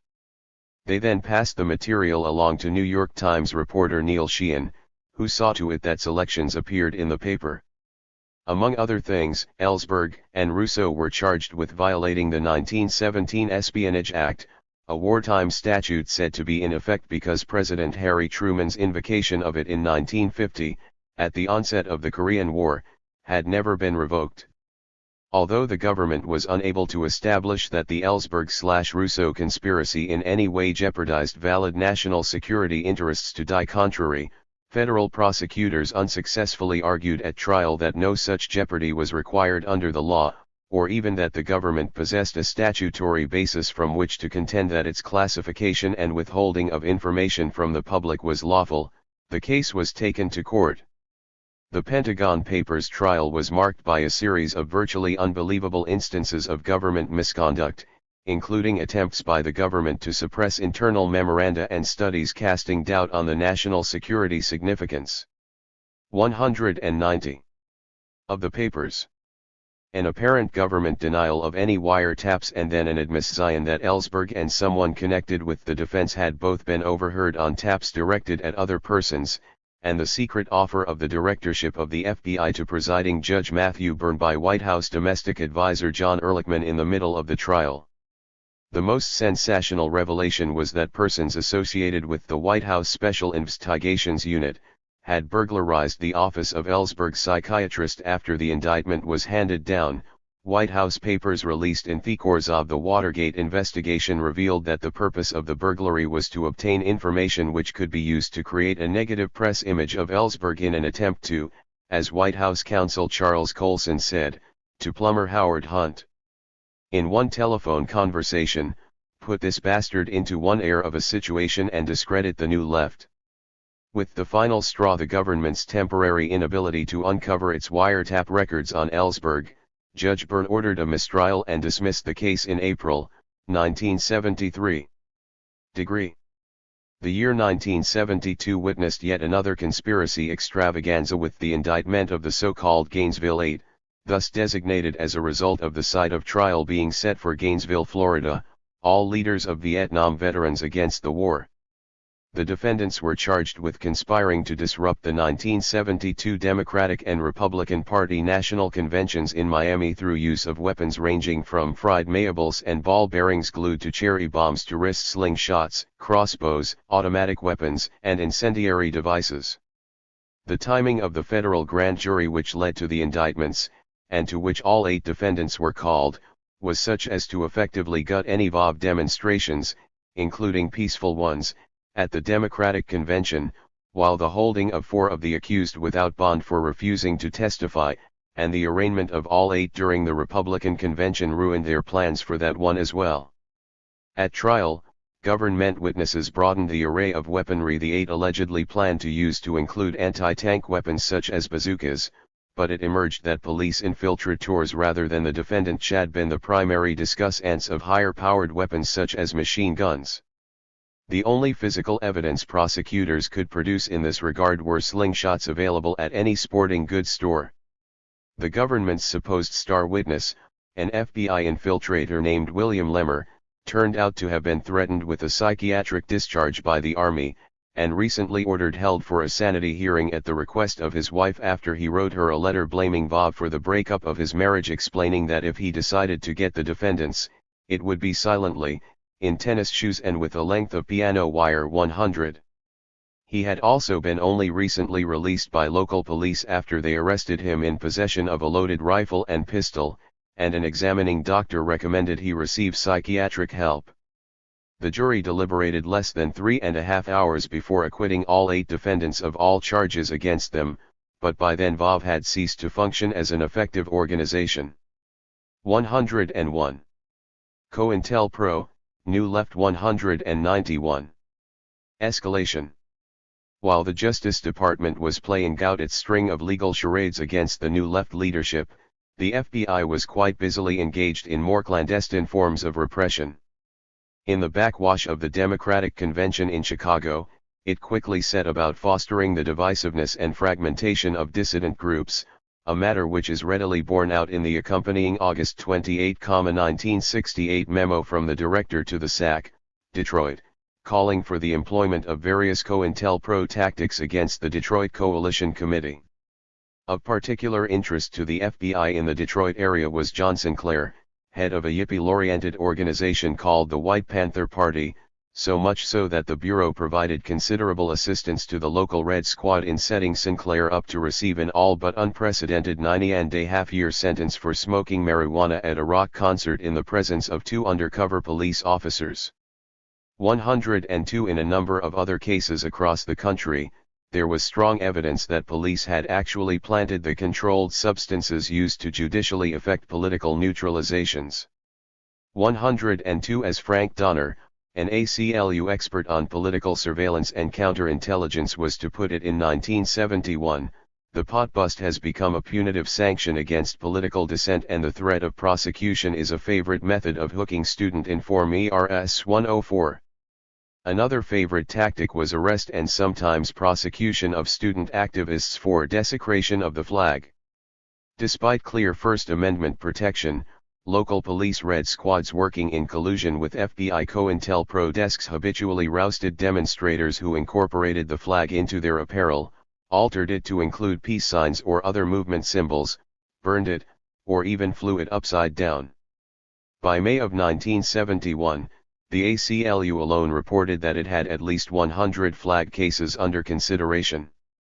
10 eventually, defendants were tried and a number convicted in Hawaii, Minnesota, New York, Colorado, Washington State, Pennsylvania, New Hampshire, and California before the Supreme Court finally ruled in Spence v. Washington that such prosecutions were unconstitutional.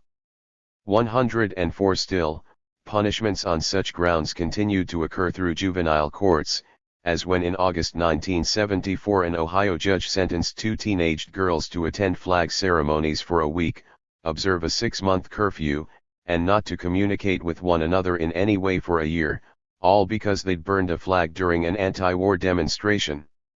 107. The underground press, both cultural and political, was also a primary target during the early phases of COINTELPRO New Left, as is made clear in the accompanying September 9, 1968 letter from Hoover to the SAC, New York, requesting a plan of attack, an October 7 proposal by the SAC, and Hoover's October 21 reply approving the operation.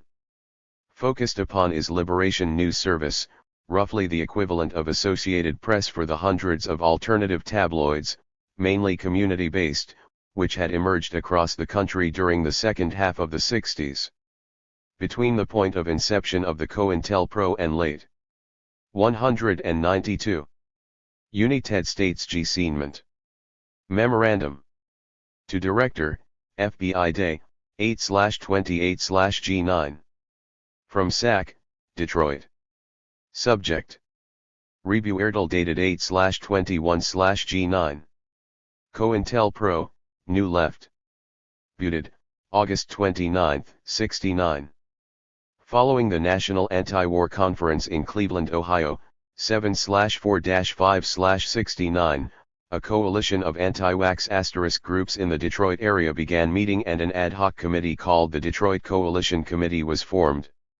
The meets on MONDAYP in this area S1 nay appears to G of the NFIC _A and J _1 of the ________ degree *HC Detroit Coalition Committee.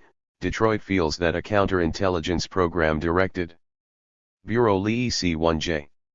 Washington Field 2, Detroit WRB/CFC/F, on a variety of thoroughly bogus charges. 10 in one notable example, Dallas police, accompanied by FBI observers, raided the offices of Dallas Notes in October of 1968, using a warrant which allowed them to search for pornographic material. COINTELPRO, New Left 193. De 100 to 35,108 Kiepchentitel. The specific suggest ion is that a letter could be written from the Buff at Washington, D.C. to the White Panther Party, 1510 Hill Street, Ann Arbor, and also to the Michigan Daily, University of Michigan student newspaper at Ann Arbor, pleading the Buff cause. The letter, which could possibly be initiated by an informant in the Buff in Washington, D.C., or which could be a fraudulent letter, could ask the WPP, a white militant group that strongly supports the Black Panther Party, to help the Buff collect the just and modest sum of $25,000 from the NMC by making a direct overture to NMC leader in Ann Arbor. The letter QTD/TTIKN, the Buff realizes that a substantial part of this sum could be easily raised by the NMC in Michigan because of the many professional and academicians supporting the anti-war demonstration scheduled for Washington, D.C. The letter could also state that a copy is being directed to the University of Michigan student newspaper to further publicize the very just nature of the Buff request. Detroit feels that the delighted to publish this type of Michigan Daily would be a letter. It is felt that such a letter would be of a disruptive nature if presented to the Detroit Coalition Committee, develop into a situation where and could. Such a letter would also be a disruptive factor to the amicable relations between the WPP and black nationalist supporters and groups in Ann Arbor, inasmuch as WPP would be forced to make a choice between Buff cause and the position of the white liberals in Ann Arbor who have been critical of the war and have to this point supported the WPP. The issue in the letter would be that the Buff knows that the white liberals, who are identified with the NMC, have unlimited sums of money available through their contacts, and the sole issue is whether or not they want to give the $25,000 to the Buff. Comments of WFO ARC requested. If the Bureau approves of this suggestion, a draft of such a letter will. The raiders left with more than 2 tons of items, including 4 typewriters and several credit cards, and ripped the electrical wiring out of the walls before leaving. The paper's editor was subsequently charged with possession of pornography, an accusation which was thrown out as groundless by a local judge. He was then charged with obscenity, resulting in another dismissal. Finally, he was brought into court, charged with instigating a riot, convicted and sent to prison for 3 years. By this time, the paper was in a shambles. 109 The Philadelphia Free Press, for its part, found itself officially banned from all campuses of the Pennsylvania State University system, and thus denied much of its potential market. 110 Nor is the case isolated. Shortly after the San Diego Street Journal had published 194. JAC, New York 1I Director, FBI 100 to 449,698. COINTELPRO, few left. Besant issues of the underground press have carried articles relating to the split which has developed within the Liberation Fuse Service. One such article has even described a night raid which was conducted by members of the Few York faction on Thefel B. faction, which is now located in Massachusetts *. It would seem that this is an excellent opportunity to take advantage of the split to further disrupt the underground press and to attack the few left. Boston and Few York consider the situation with a view to taking some action of a disruptive nature. Promptly submit your suggestions in this regard. 2. Boston BHHLRB/./Z. Liberation Fuse Service. A group which served underground presses throughout country formerly has its offices in Few York and was run. A split has developed within LNS and H of the LNS office in Few York in the night. TFFFNG certain equipment and funds for re-establishing himself at a farm in Massachusetts. The other faction is quite incensed over his and even went so far as to conduct a night raid HMM facilities in Massachusetts. We should take the opportunity near to further the split. Document outlining COINTELPRO action designed to disrupt Liberation News Service in New England, using the standard tactic of sending anonymous letters. An expose on the practices of the local business elite. During the fall of 1969, the paper suffered an unwarranted raid of its offices coordinated by the local Red Squad while, simultaneously, more than 20 of its street vendors were arrested for littering and obstructing the sidewalk.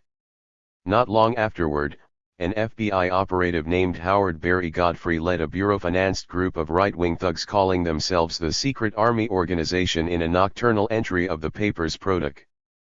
V/BAEE by the papers. New Left notes Guardian, that the Ion News Service has been screwed into the ground while the ointment has just been screwed a real kindergarten nay by all concerned co the cats run freer the LNS office type cars J-fi TT0 girls away with the office. Supplies, C carrying the check for $6,000 skins, CSDS people weeping and grinding their teeth. See the farm at Montague, Massachusetts See the hip confrontation what language? Now, all the men are fighting i.e. pigs are near will the state of Massachusetts charge with kidnapping? Will he be executed in public? Will LNS baby, at this point wonder New Left notes described HH, one of the founders of LNS and one enemy member of SDS, as suffering from megalomania could be.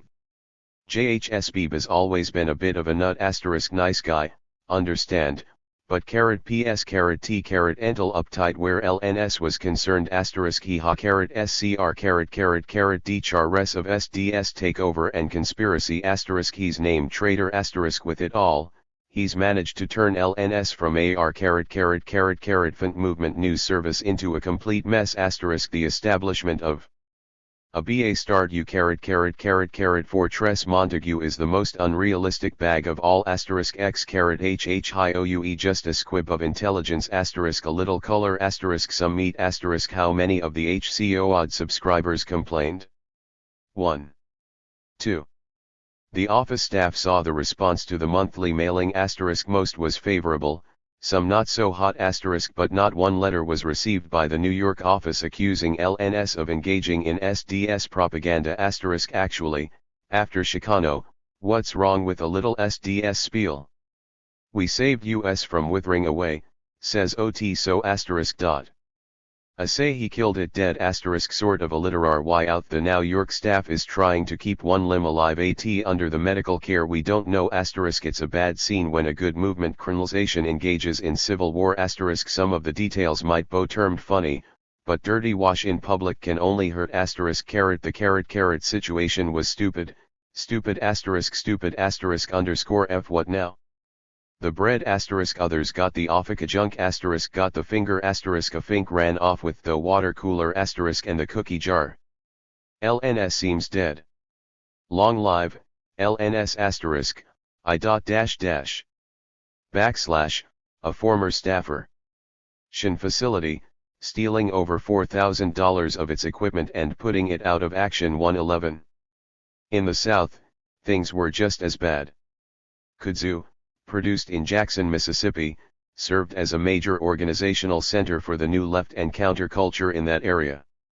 The tenacity of the paper and its allies can be gauged by the fact that by 1968 the newspaper had survived a conviction on obscenity charges, the arrest of salespeople, the confiscation of cameras, and even eviction from its offices.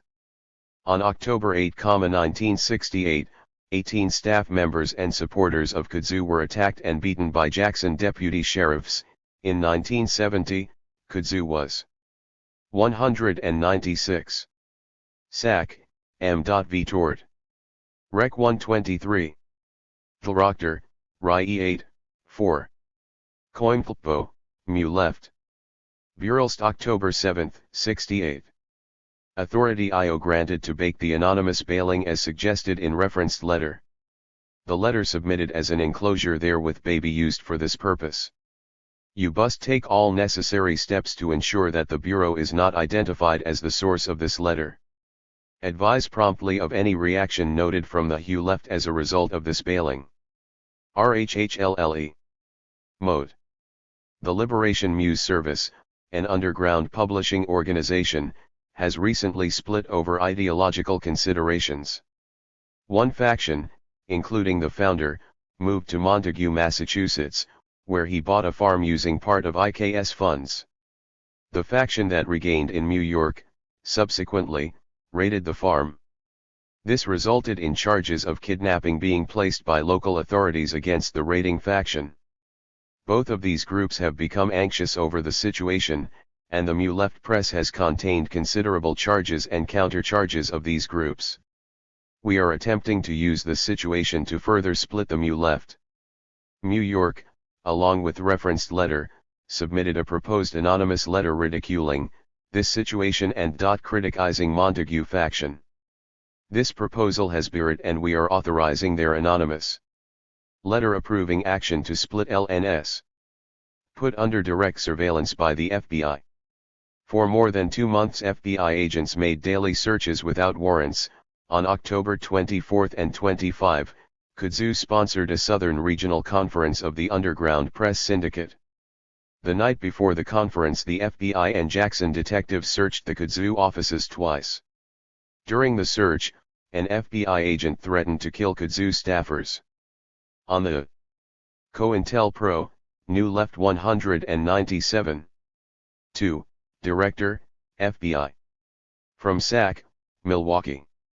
I object, Counterintelligence Program. Internal Security.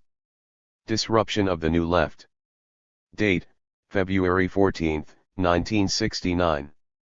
Milwaukee letters dated October 10, 68, and November 15, 68. 1. Potential counterintelligence action. Exploring the possible public the fact that JTSJL both of whom W** registered FT Johnson, Milwaukee Kaleidoscope, and Underground Milwaukee, Wisconsin. Much of in Kaleidoscope extremely have. At the present time the Milwaukee office is a war. The university article for newspaper published in the material appearing pornographic in nature, been associated with the ZAC-DOT and have been very sympathetic and New Left element. It is believed that by exposing their connection with Kaleidoscope RJ public indignation could be aroused against them and SW7** the administration of the University of Wisconsin, F. Milwaukee, for permitting instructors at that school to engage in this type of activity, / 2. Pending counterintelligence action. The pending counterintelligence action as S4th in referenced letter dated October 10, 68. CFOIPFF2CTLJ.C*OC view of the fact that of men. YTFFC*STTW tri*OI students, is no longer feasible and no longer holds the position and has changed his employ. Dollar Bureau. Milwaukee. Res/L/February 1, 1969. 827-1969 Bay U.S. Saving Bond J regularly on FHT Payroll Saving Plan vs. COINTELPRO Plan aimed at the Kaleidoscope newspaper in Milwaukee. Morning of October 26, FBI agents again searched the offices. That evening local police entered the building, held its 8 occupants at gunpoint, produced a bag of marijuana, then arrested them, A kudzu staff member commented, "The FBI used to be fairly sophisticated, but lately they have broken one of our doors, pointed guns in our faces, told us that punks like you don't have any rights, and threatened to shoot us on the street if they see us with our hands in our pockets." 112. 198. In New Orleans, street vendors for the New Orleans NOLA Express were repeatedly arrested on charges such as vagrancy and peddling without a license. The harassment continued until the paper pressed a federal discrimination suit. District Judge Herbert Christenberry then concluded that the plaintiffs had overwhelmingly established a policy by the police to arrest people selling underground newspapers under the guise that they were impeding pedestrian traffic, and issued an injunction against further official actions of this sort. 11 comparable situations are known to have prevailed in Atlanta, Berkeley, Indianapolis, Los Angeles, Milwaukee, New York, San Francisco, Seattle, and Washington, D.C., no doubt a rather incomplete list. 114. The accompanying February 14, 1969 memo from the Milwaukee SAC to Hoover gives a clear indication of the real source of most such problems.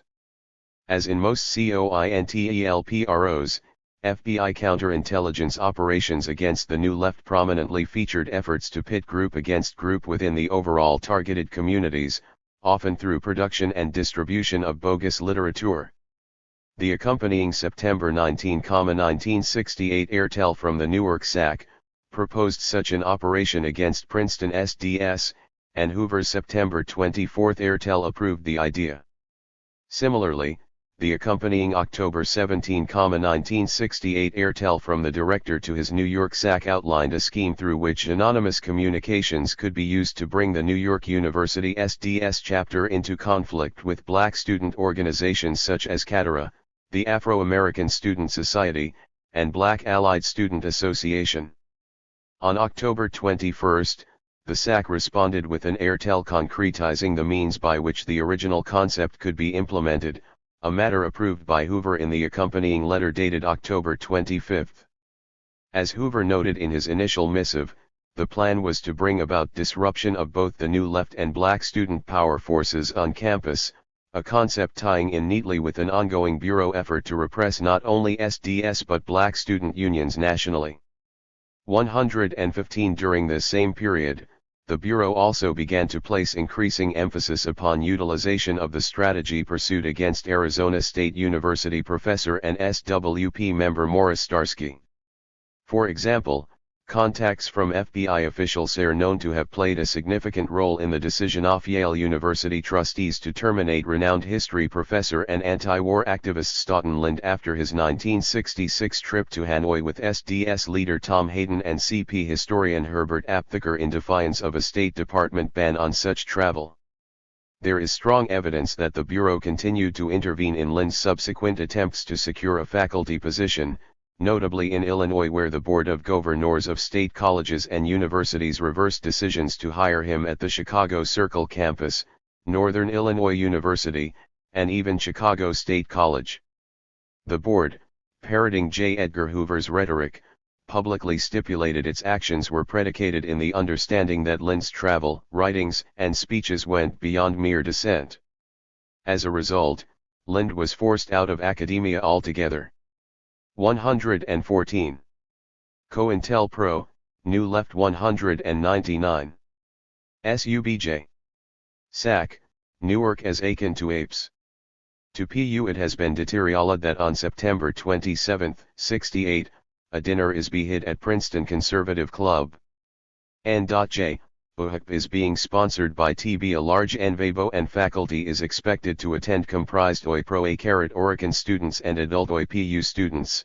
Friends, he Conservative Club is in their dislike for SDS and any anti-UBO are outspoko, sent ent U3H *Ivark *1-100-17373.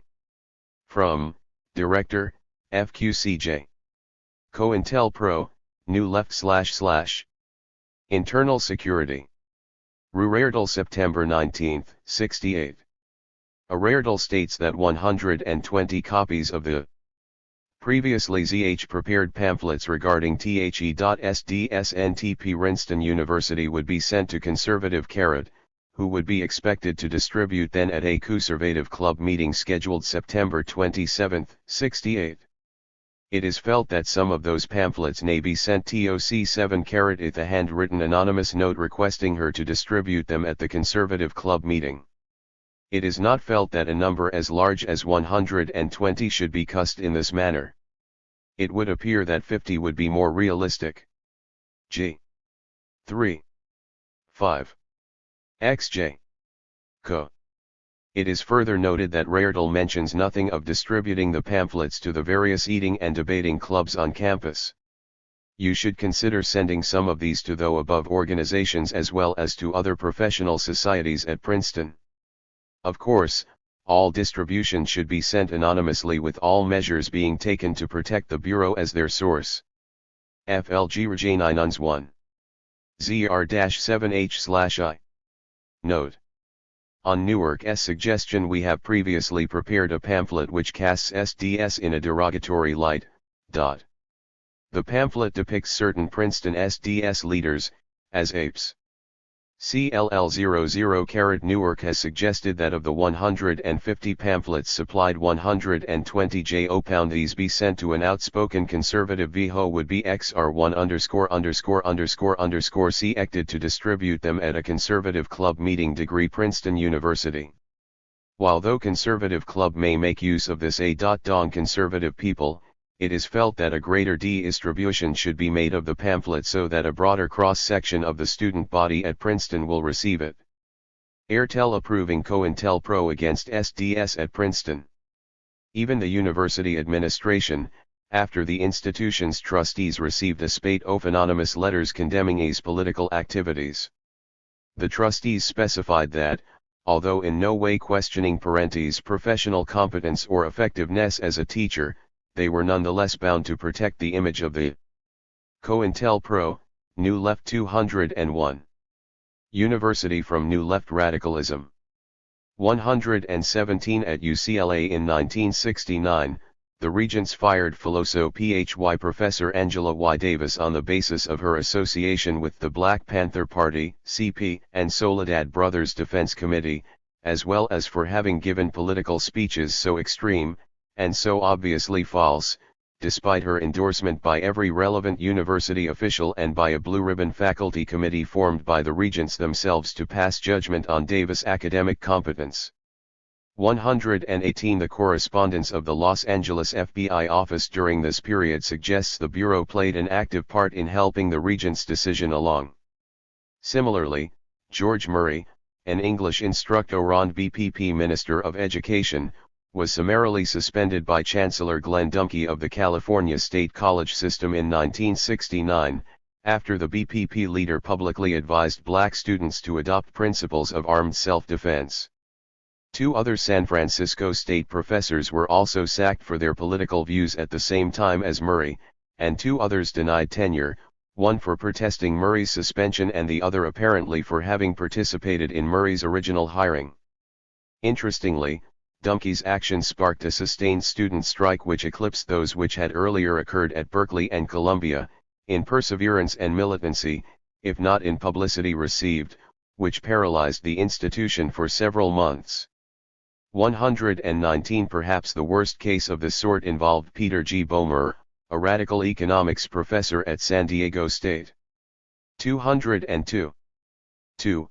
Sack, Nev York. Enrom, Director, YBX COINTELPRO Ni Left. Rerdel October 11, 68, Caption Student Agitation, Nev York University October 11, 68 by Students for a Democratic Society, Catara, and Afro-American Student Society, XS, C, RM.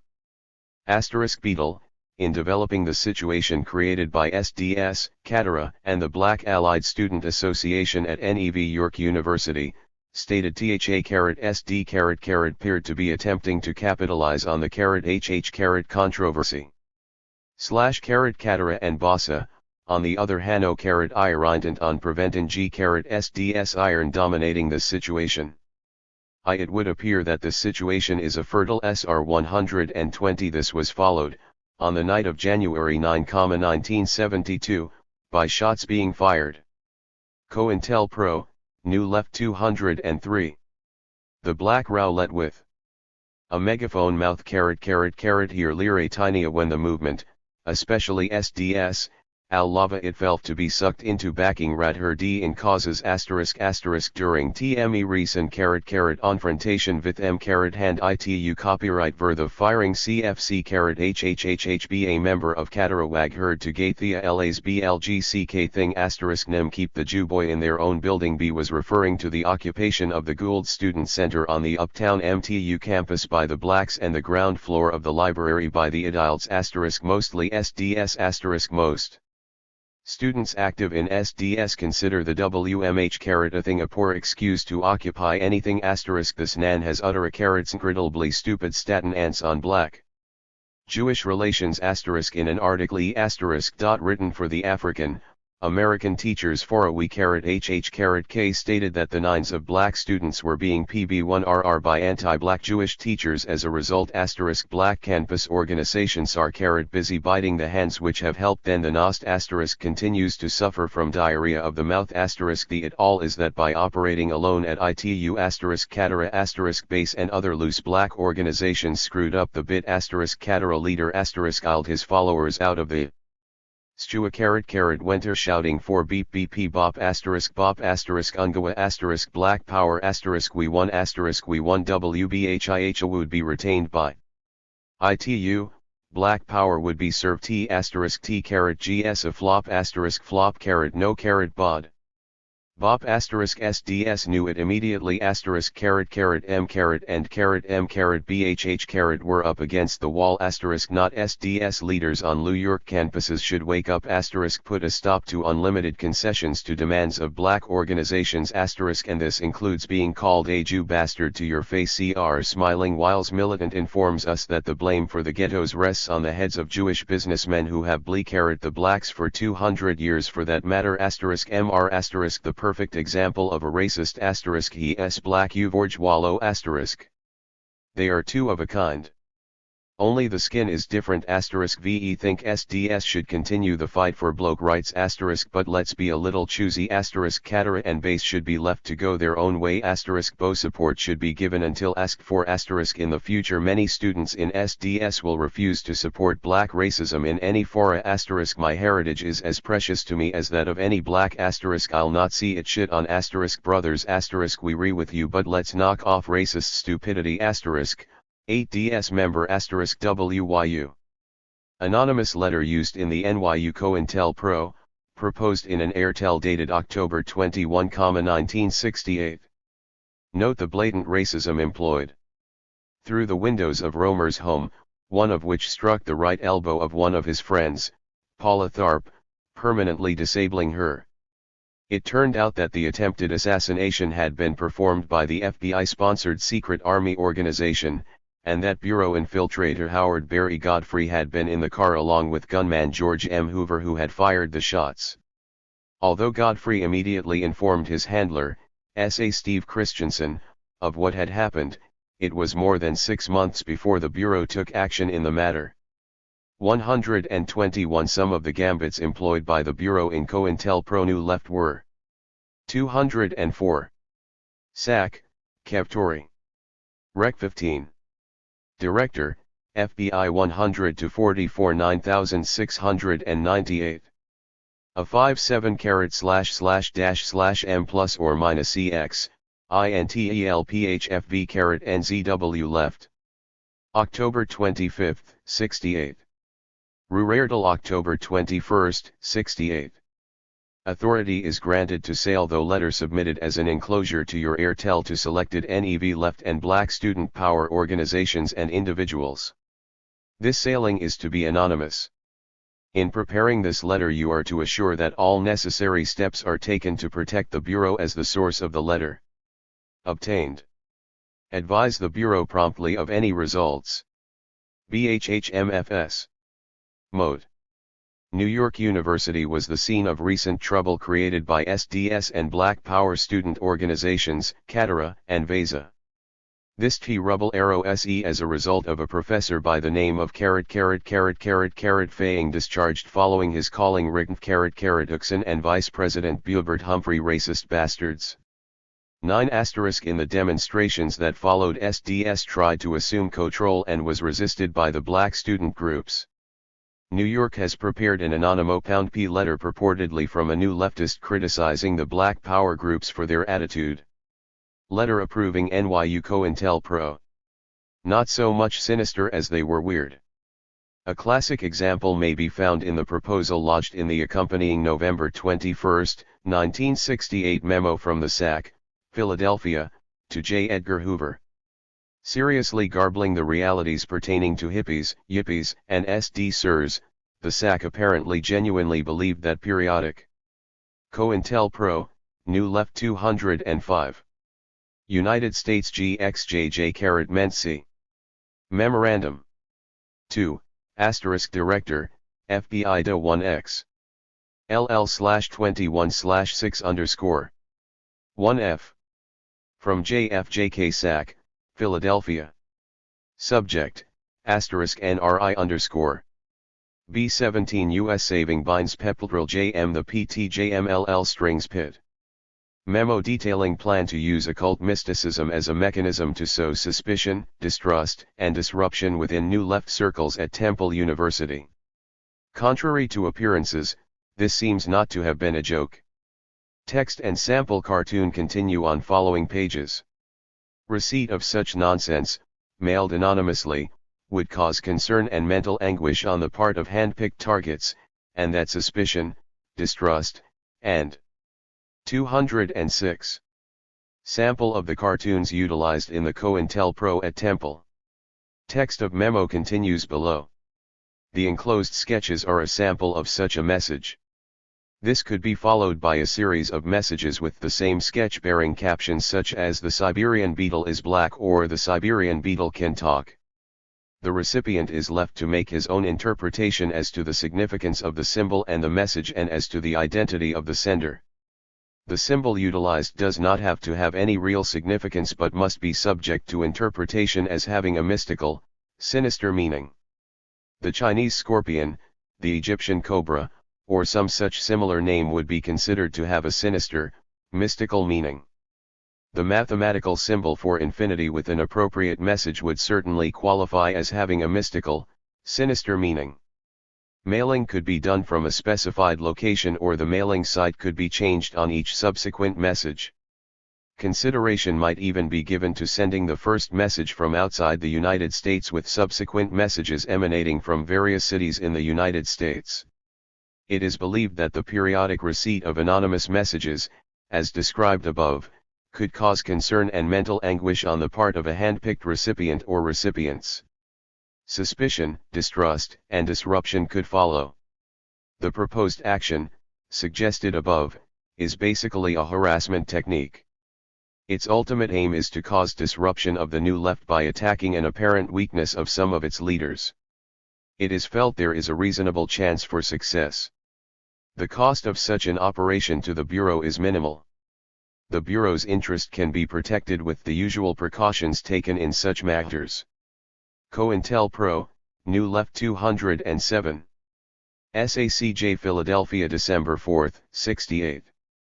De Lifter, FBI HW equals Vs Rec 122.7//cointelpro, Few Left. Rarely November 21, 68. The observations of your office with regard to the captioned program are appreciated and it is felt that with the proper selectivity of subjects the approach suggested in Roulette could be fruitful. In choosing a subject for such an approach a thorough knowledge of his background and activities is necessary. In this regard, the subject or subjects chosen should be individuals with when we have close contact through live informant coverage. Through these informants, we might be able to enhance the effect of the sailings by planning appropriate interpretations of the symbols. The significance of the symbols should be slanted so as to be interpreted as relating to something that is currently going on in the Hugh Left. In this regard, the factional disputes within SDS and the dispute between SVC and IO Radical Organizing Committee readily goes to mind. Prior to instituting such a program and with the OV consents in wind, submit your recommendations as to i.e. appropriate subject to be included in such a program along with the symbolisms to be used and the desired interpretations to be expected. Take no steps to carry out this phase of the program without prior Bureau approval. RHIGSP3 unit devoted to coordinating activities in all compliance divisions involving ideological, militant, subversive, radical, and similar type organizations. This purview was shortly broadened to include persons who traveled to Cuba, Algeria, or North Vietnam, and those who organize and attend rock festivals. 123. The program of punitive tax audits and other investigations which followed was justified because of a need to help control an insidious threat to the internal security of this country and because such enforcement might have some salutary effect in this overall battle against persons bent upon destruction of this government, to wit, dealing a decisive blow to dissident elements within the U.S. 124 altogether. SSS established files on 2,873 organizations including SDS and the BPP, of course, but also others such as the ACLU, American Library Association, American Jewish Congress, Common Cause, National Education Association, New York Review of Books and Rolling Stone. In addition, SSS files were opened on 8,585 individuals including such redoubtable revolutionaries as liberal New York Mayor John Lindsay, U.S. Senators Charles Goodell and Ernest Gruening, newspaper columnist Joseph Alsop, singers James Brown and Joan Baez, and actress Shirley MacLaine. 123. War at Home. By 1969, the New Left was developing a conscious emphasis on anti-imperialist analysis, combining its support to the Black Liberation Movement, its opposition to the war in Vietnam, and its belief that it must endeavor to reorganize its own society in a fundamentally different way than that mandated by the status quo. A central preoccupation of the movement focused on how to translate such analysis into action. 124. One of the ways in which this was approached was to begin to incorporate more systematic Marxian appreciations of politics into the more or less theoretically inchoate New Left vision. A second was to attempt to solidify alliances with black liberation formations such as the BPP. The FBI, of course, upped its COINTELPRO ante in an effort to prevent either initiative from materializing. On the first count, as can be discerned in the accompanying November 3, 1969 letter from Hoover to the SAC, San Francisco, the Bureau utilized standard counter. COINTELPRO, New Left 209. C_BAC, 8A Francisco I. Director, FBI. Demov Oakjoy Jaitley. FPO, AJOLLFR.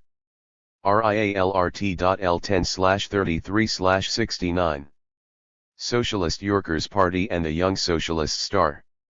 Alliance for the anti-war demonstration to be held in San Francisco on November 18, 68 and that all affiliation with the SWP and the YSA is to be dissolved. $**. This situation deems to afford an excellent opportunity to drive a wedge between the SWP. And THSP's groups in the Los Angeles area. Consistent with the security of your sources, you should prepare an anonymous communication criticizing the action taken by NMC in freezing the SWP and YSA out of the forthcoming demonstration. Forward a copy of the communication to the Star Bureau along with your recommendations as to the groups and individuals who should receive it. In addition, you should consider furnishing this information to appropriate XP cooperative news representatives. Take no action in thin respect without first obtaining Bureau authority. L1, 100 to 449,698 J, V.S. Angeles OO. ABJP/FN FICE or O. Diamond Suit *NW8. B63. Note. The new Mobilization Committee to End War in Vietnam is sponsoring a massive demonstration in San Francisco on 11/LFI/RO. Los Angeles has advised that the JLE.leadership of NMC has decided to exclude the Socialist Yorkers Party and its youth group, the Young Socialist Alliance, from these demonstrations. This would seem to offer an excellent opportunity to cause confusion in the organizing for this mass demonstration by causing dissent amongst its sponsors. COINTELPRO targeting the MOB and SWP.